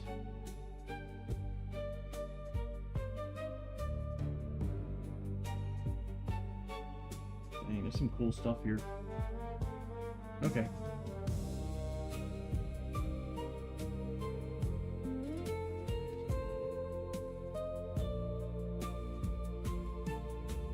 Didn't I drop something off of him?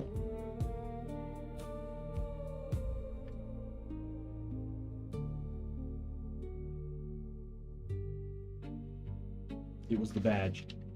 He should be at 28 health.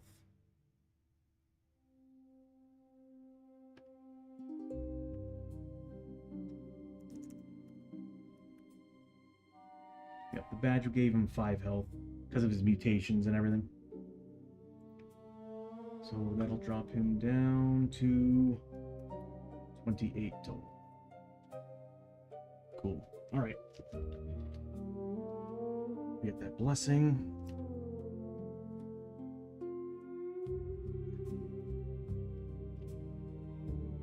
Okay, so everybody's got spirit armor now.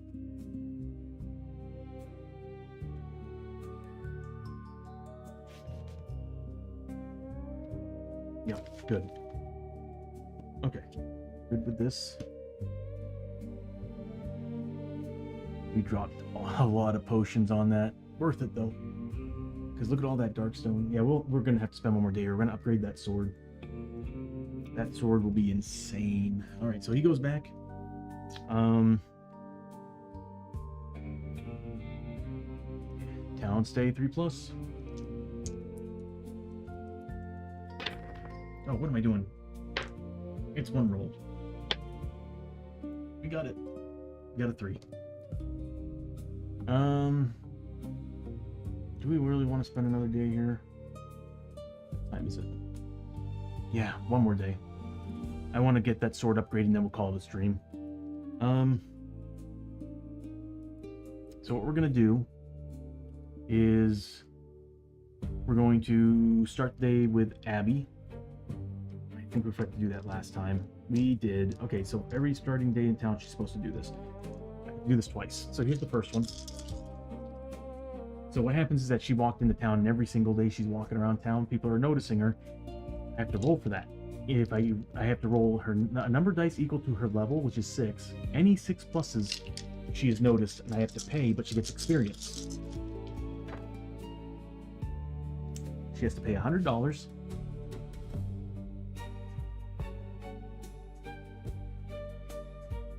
Well, she gets 20 experience. and she has to pay $100 to shut somebody up. Day 3. Tried to do this last time. Nothing. Nobody spotted her. And what's funny is this is after the train robbery. Let's see. There's a lot of things we can upgrade right now. I'm looking around and I'm like, oh my god. I want to upgrade the Kasurigami, or the Kasurigama. I can put an inlay. Actually, what's in there? There's nothing in it right now. I can put an inlay, or I can put a combat. I can give it +1 combat. If I can give it +1 combat, that would be amazing. That would be amazing. But also an inlay would be good, because then it would have 2 rerolls per turn.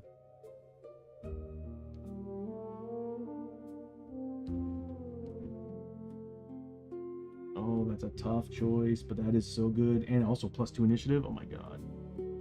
Oh, I have too many cool items. Okay, so that happened. We have to do 2 daily events, and we can choose where we want to go. So daily event 1. Fire in the camp.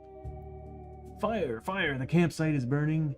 If you act quickly, you may be able to put it out. There's only 2 heroes in this town. All heroes may make strength 6. Do we really want everybody here? I could have just had Abbie leave. We don't really need everybody here.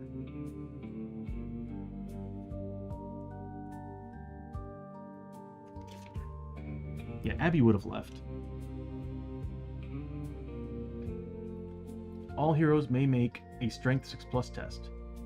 Roll each 6+, for each 6+, hold on, strength 6+ test? He's actually good at strength.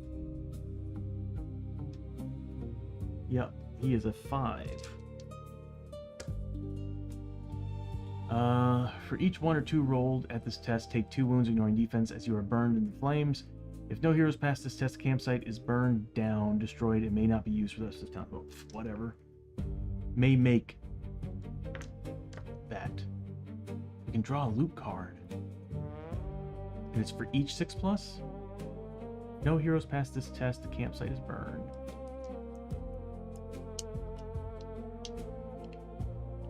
He's got the wounds for it. We're doing it. He is the marshal. He did get 1 and didn't get any other problems, so he didn't burn himself or singe himself. So yeah, you know what, we'll accept that. I was thinking about gridding, but I was also like, it's a pass with no problems, so we'll take it. So he puts out the fire,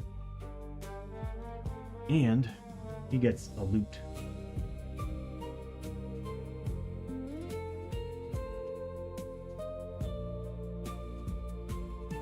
At 20 XP and $100.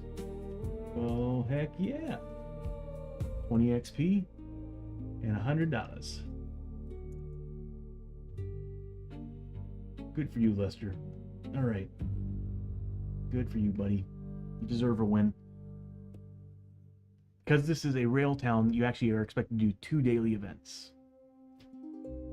Uh-oh. Old prospector, sitting in a rocking chair on the walkway outside the Rusty Pun watering hole. An old prospector tells tales of his adventures on the frontier to any who will listen. All heroes may make a lore 5+ test. For each lore 5+ rolled, gain 5 XP. He's a lore 4. Nothing. He's just not interested in the old man. All right. Well, pretty much Abbie gave him everything, so he's going to the blacksmith. My luck, that place. Nope, don't say it. Don't say it.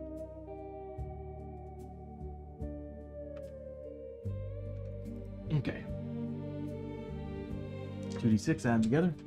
What happens to the blacksmith? Well, actually, it's good. So a 6 roll. Black smoke and horse manure makes you feel alive again. No event. So nothing can happen. What do they have? We've already got pretty much the stagecoach. It's just called the wagon. We can buy flash powder. We did spend all those potions. I kind of want to buy the flash powder.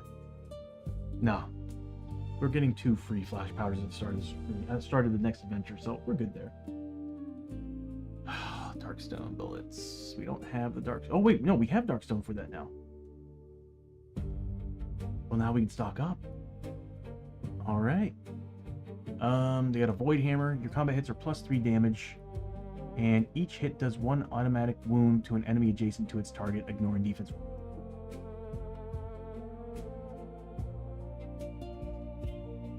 Whoa.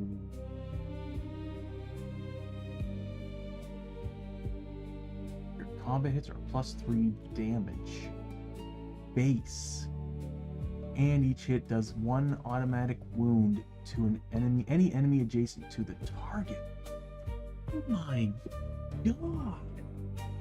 That's a zombie killer. That's a flippin'. Whoa, what's this void plate? -1 agility, but you're 4+ armor. Oh my god. Darkstone buckle. When rolling on the mutation chart, you may roll twice and choose the result. The blacksmith is real good. Alright, what do we have? Darkstone horseshoes. Attached to an animal transport. When they roll for traveling hazard chart, you may roll twice and choose the result to keep. I almost want to buy that for every horse. I want to buy that for every horse.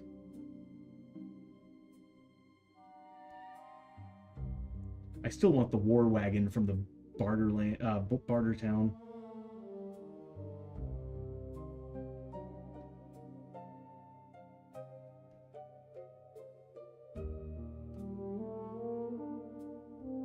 I like it all.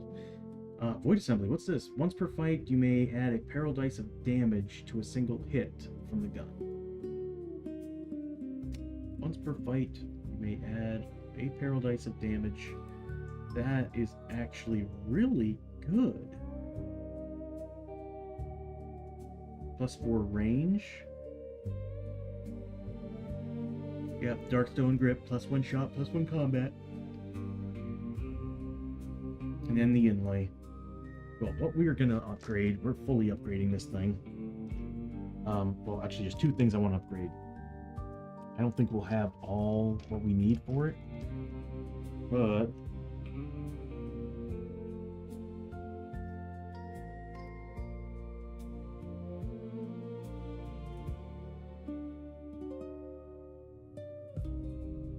this stuff is not part of our pile.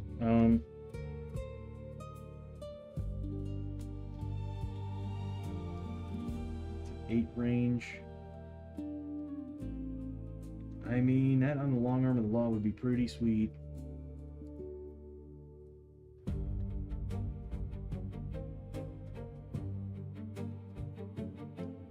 Where is it? Just give me the sword. Just give me the sword. There we go. And of course this. These are what I want to upgrade. Got the money for some things. So we've got... I'm putting the Darkstone grip for sure on that. And I am half tempted to either go for the inlay. I think the inlay would make a lot of sense because I don't think Chiyo has any rerolls. I can get rid of the monk staff. We don't need it.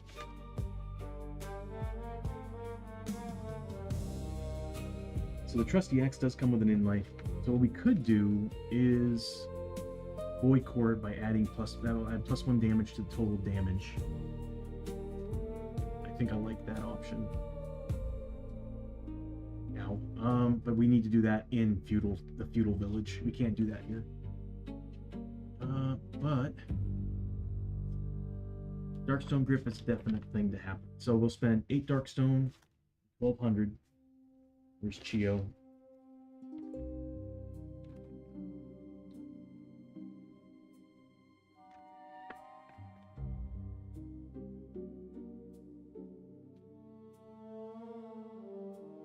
I have no room to put her stuff. She is outfitted with a lot of things.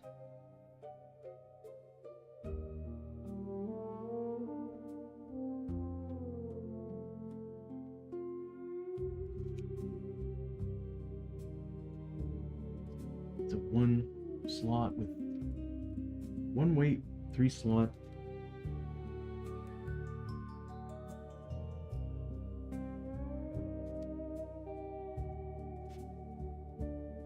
That is just too good. Yeah, I would have to go and get the Void Core built into that. We've already got a reroll, so I think the Dragon Sword is the way to go.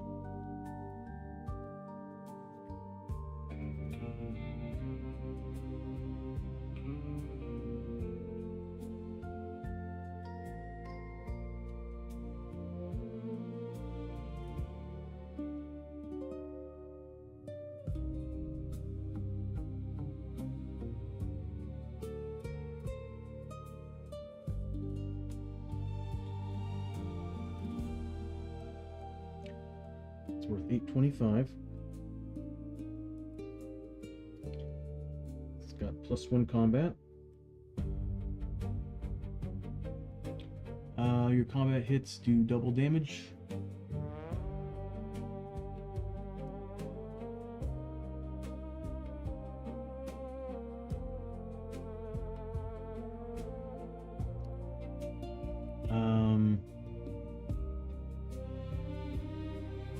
Rolled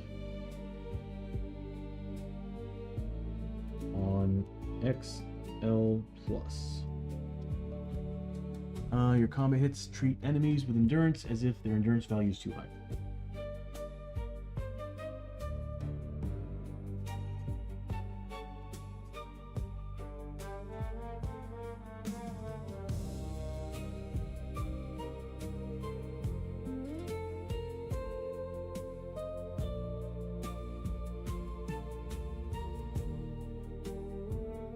That is so good. 3 upgrade slots. It's 1 weight, 1-handed. And we're going to put a Darkstone. Do I really want Darkstone grip? I can get an inlay. Yeah, we want the Darkstone grip. So now it's +2 combat. So we're looking at her being... Yep. Rolling 4 dice. 5 dice, because she's rolling 5 dice of combat now. That is so good.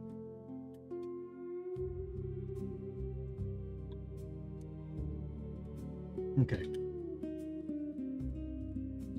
We want the inlay? No, we want the Void Core to add +1 damage to this. So we'll keep the last slot open for the Void Core. Oh, it's good. It's so good. All right. This guy. Let's see. We're taking.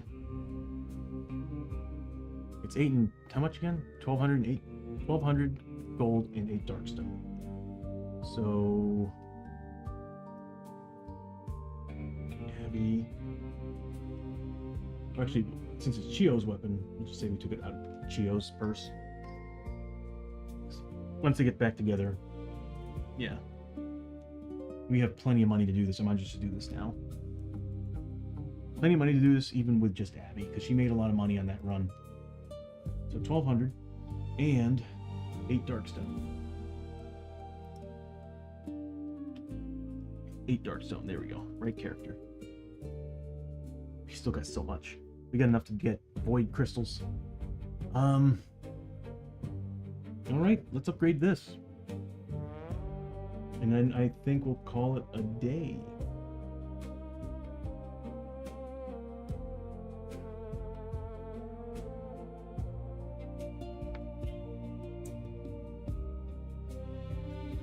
We can put a Darkstone grip on it,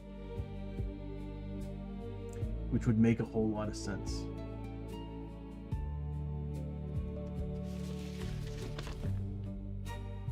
It would make a lot of sense. Because then, with the 2 weapons equipped, we'll be at 4 combat with, is that a reroll or is that crystal? It's an inlay. Okay. No, it's not. No, it is. Okay. So +1 combat, So we have 4 combat with it. We need to find him a helmet and make his initiative higher than it currently is. We can make him 3 higher?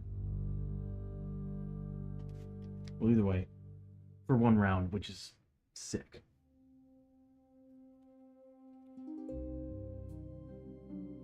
We still got the stuff. We can't upgrade the vampire's rifle with the stuff here because it doesn't use Darkstone upgrades. But I'm thinking, yes, we'll do the we'll put the void core in it, or the grip, Darkstone grip in it. Okay.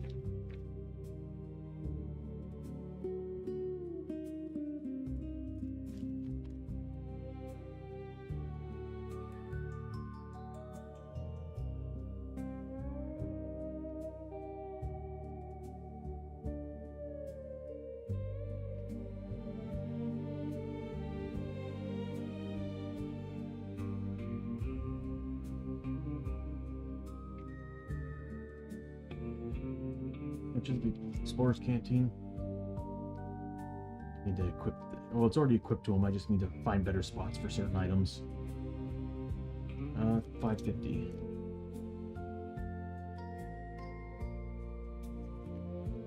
That's a 1 item. And then we can get rid of it here. Have more space for his other weapon. Okay, so that's the Kasurigama.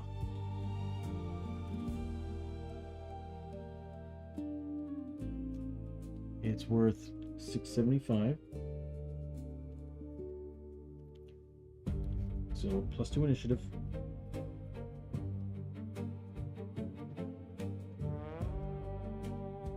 Once per turn.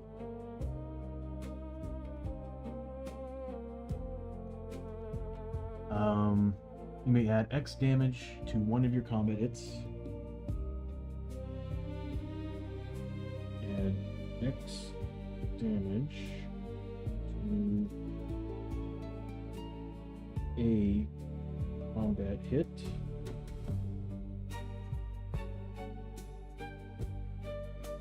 Where X equals the difference between your initiative and targets. X equals your initiative minus targets. It's 2-handed. Oops. Get 2 slots. It's 2-handed, weighs 1. Requires agility 3.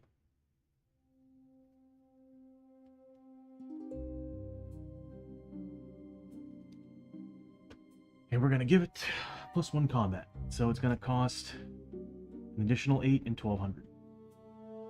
So we'll just say Chiyo's paying for her friend's upgrade.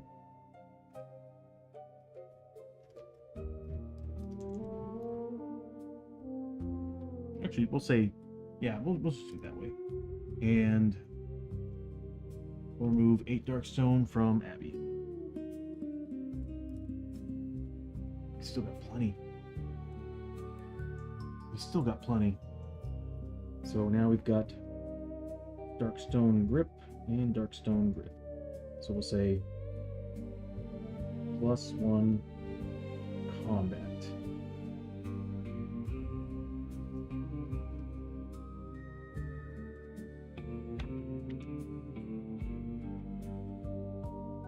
Awesome. We still have money. We still have money. I just wish we could get a hat for somebody. I'm gonna try to get rid of the horns for Abbie next adventure so that she can finally wear something. But I think upgrading the long arm of the law is not a bad idea right now. Because if we can get rid of the hand problem on Lester, there's that. And that will give him can we put up with that? I like the idea of the peril dice damage.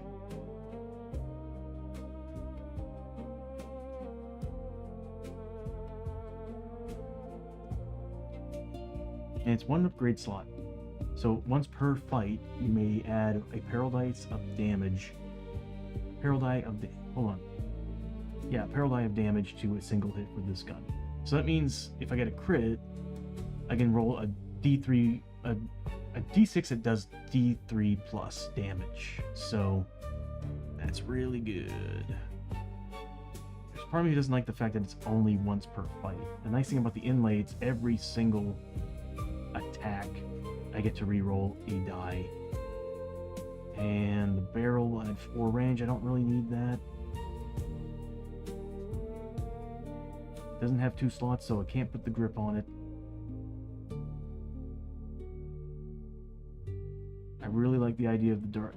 You know what? No, I know what we're buying. The Darkstone horseshoes.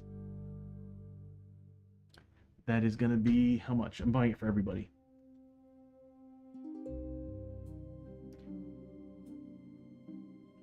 So 3,200 plus 12 Darkstone, 16 Darkstone, which is what we have left over.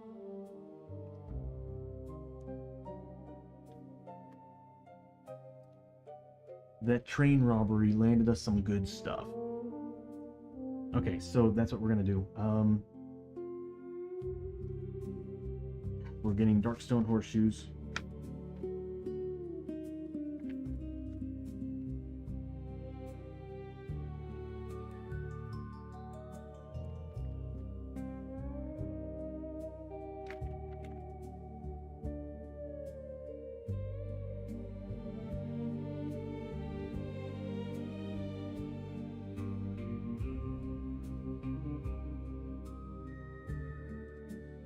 And the whole thing about that was what? Rolling 2 dice and choosing? 2 sets of dice and choosing? When you roll on the traveling hazard chart, you may roll twice and choose the result to keep. Yeah, that's so worth it. Okay, so roll twice on hazard chart. Choose 1. And everybody's got that. Darkstone horseshoes. Darkstone horseshoes.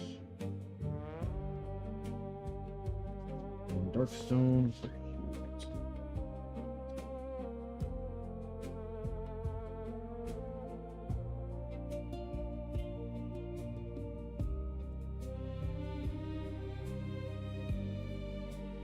Plus 3,200. We're back to being poor again.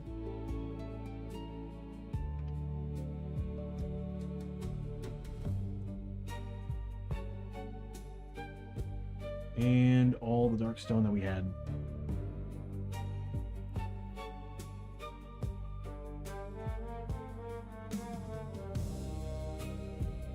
It's 12 Darkstone to get the Void Core. So this kind of sucks. I was like, there's our Void Core right there, and now I'm like, well, so much for the Void Core. But seriously, the horses doing that, that helps so much with the travel hazards. I hate, it's not that I hate that part of the game, I just have really bad luck with it.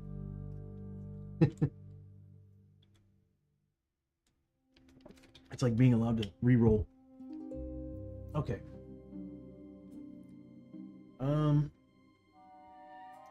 That's it for Lester. And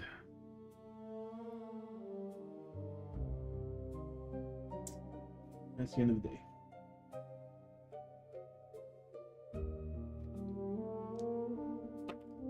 I knew that was going to happen. Something bad happens. I was like, we stayed too long.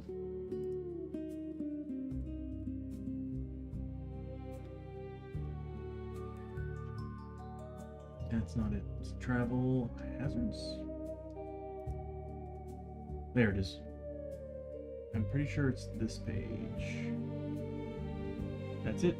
So now, so what happened was that we stayed here too damn long, and the longer you're here, the higher chances you have of bad things happening. Now, when they happen, it resets the basically the town track. So when we got to 4, if we wanted to, we could still stay in town. It'll just bring us back to 1. But something bad does happen pretty much overnight in this town. Ooh, a 10. The end is nigh. Yeah, so nothing special. The people are stocking up on supplies and weapons, feeling the next big attack could happen at any time.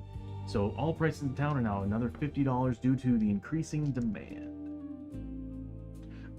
So, nice. Not too bad. Okay, so we're gonna call it there. I'm tired and I'm hungry. Yeah, I want to give a big shout out to everybody. Rancy Lance, Dren for the raid, as well as, of course, Board Gamer Steph and Michael. Thank you all so much for the raids. Cosmic, thank you so much for hanging out. Bishop, same for you. It's always good seeing you all here. Thank you for the dice rolls and everything, Cosmic. And also thank you for the items that you all found. Found us some good stuff. And thank all of you for coming in and watching the stream. I hope you all enjoyed it. Yeah, I'm fried. This took a lot out of me. But it was a lot of fun. Wow, this was an 8-hour stream. Yep. Anyway, we're done here. Lester leaves town, and what will happen is that next time we jump into the stream, we'll pick a new adventure. I'm thinking about trying to find something different, something that maybe gives us some extra sanity. Chiyo is 1 away from being in the double digits, and I feel safer with her being in the double digits on everything for us to go into the Caverns of Cinder and take on Belial. If I can get her up 1 more point, I will be happy. But we still need that stuff we need to get rid of on Lester. We did get rid of the portal, but there's still I don't like the leg growth, but Abbie really needs to get she needs that better armor. We can get rid of the plate and give her that helmet. Things will be better. So anyway, yeah.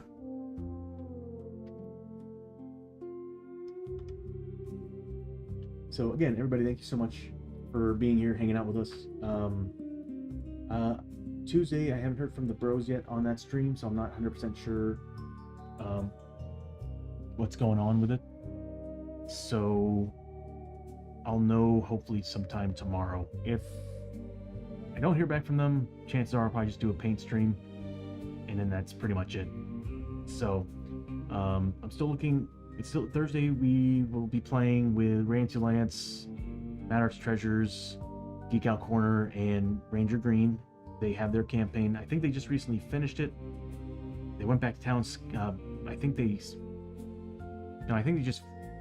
Did they finish an adventure? They did not finish an adventure. So they are actually continuing an adventure. And then, of course, Friday I'm going to see if I can stream. Would like to. And then, of course, Sunday we'll get back together and continue this campaign. If not, I might try to do that on Friday. We'll see what happens. So I'm still trying to piece together a group for Friday evenings. I just don't... I'm trying to find people to join on Friday evenings. I mean, I've got 3 people that are very interested, so we'll see what happens.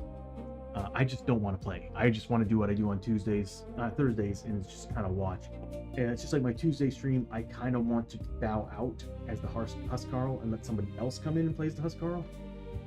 Because the only days I really want to play are my Season 2 days, and that's pretty much it. I just want to kind of sit back, play as the monsters, do the dice rolls for the enemies and stuff like that. Yeah. That's how big the discard pile got, by the way. Anyway, again, thank you all so much for watching. I'm going to see if there's anybody to raid out to. I'm not sure if there is. It is late.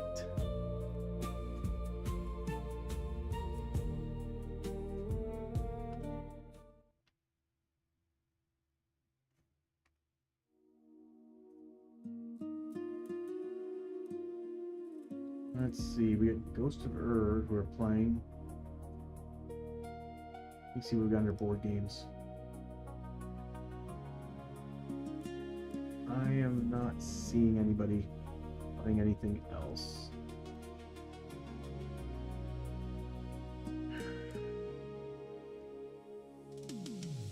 You know what I'm gonna do? Well, what else do we have?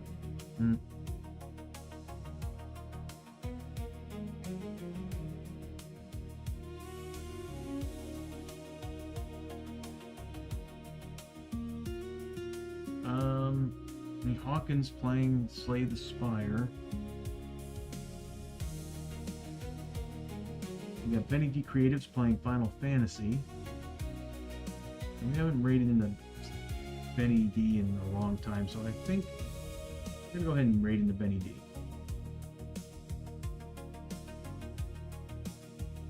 Cool. So again, everybody, thank you so much for coming out and watching the stream. I hope you enjoyed it. I know I did, and I will see you all on Tuesday. So until then, you all have yourselves a wonderful Sunday evening, and I'll see you all on Tuesday.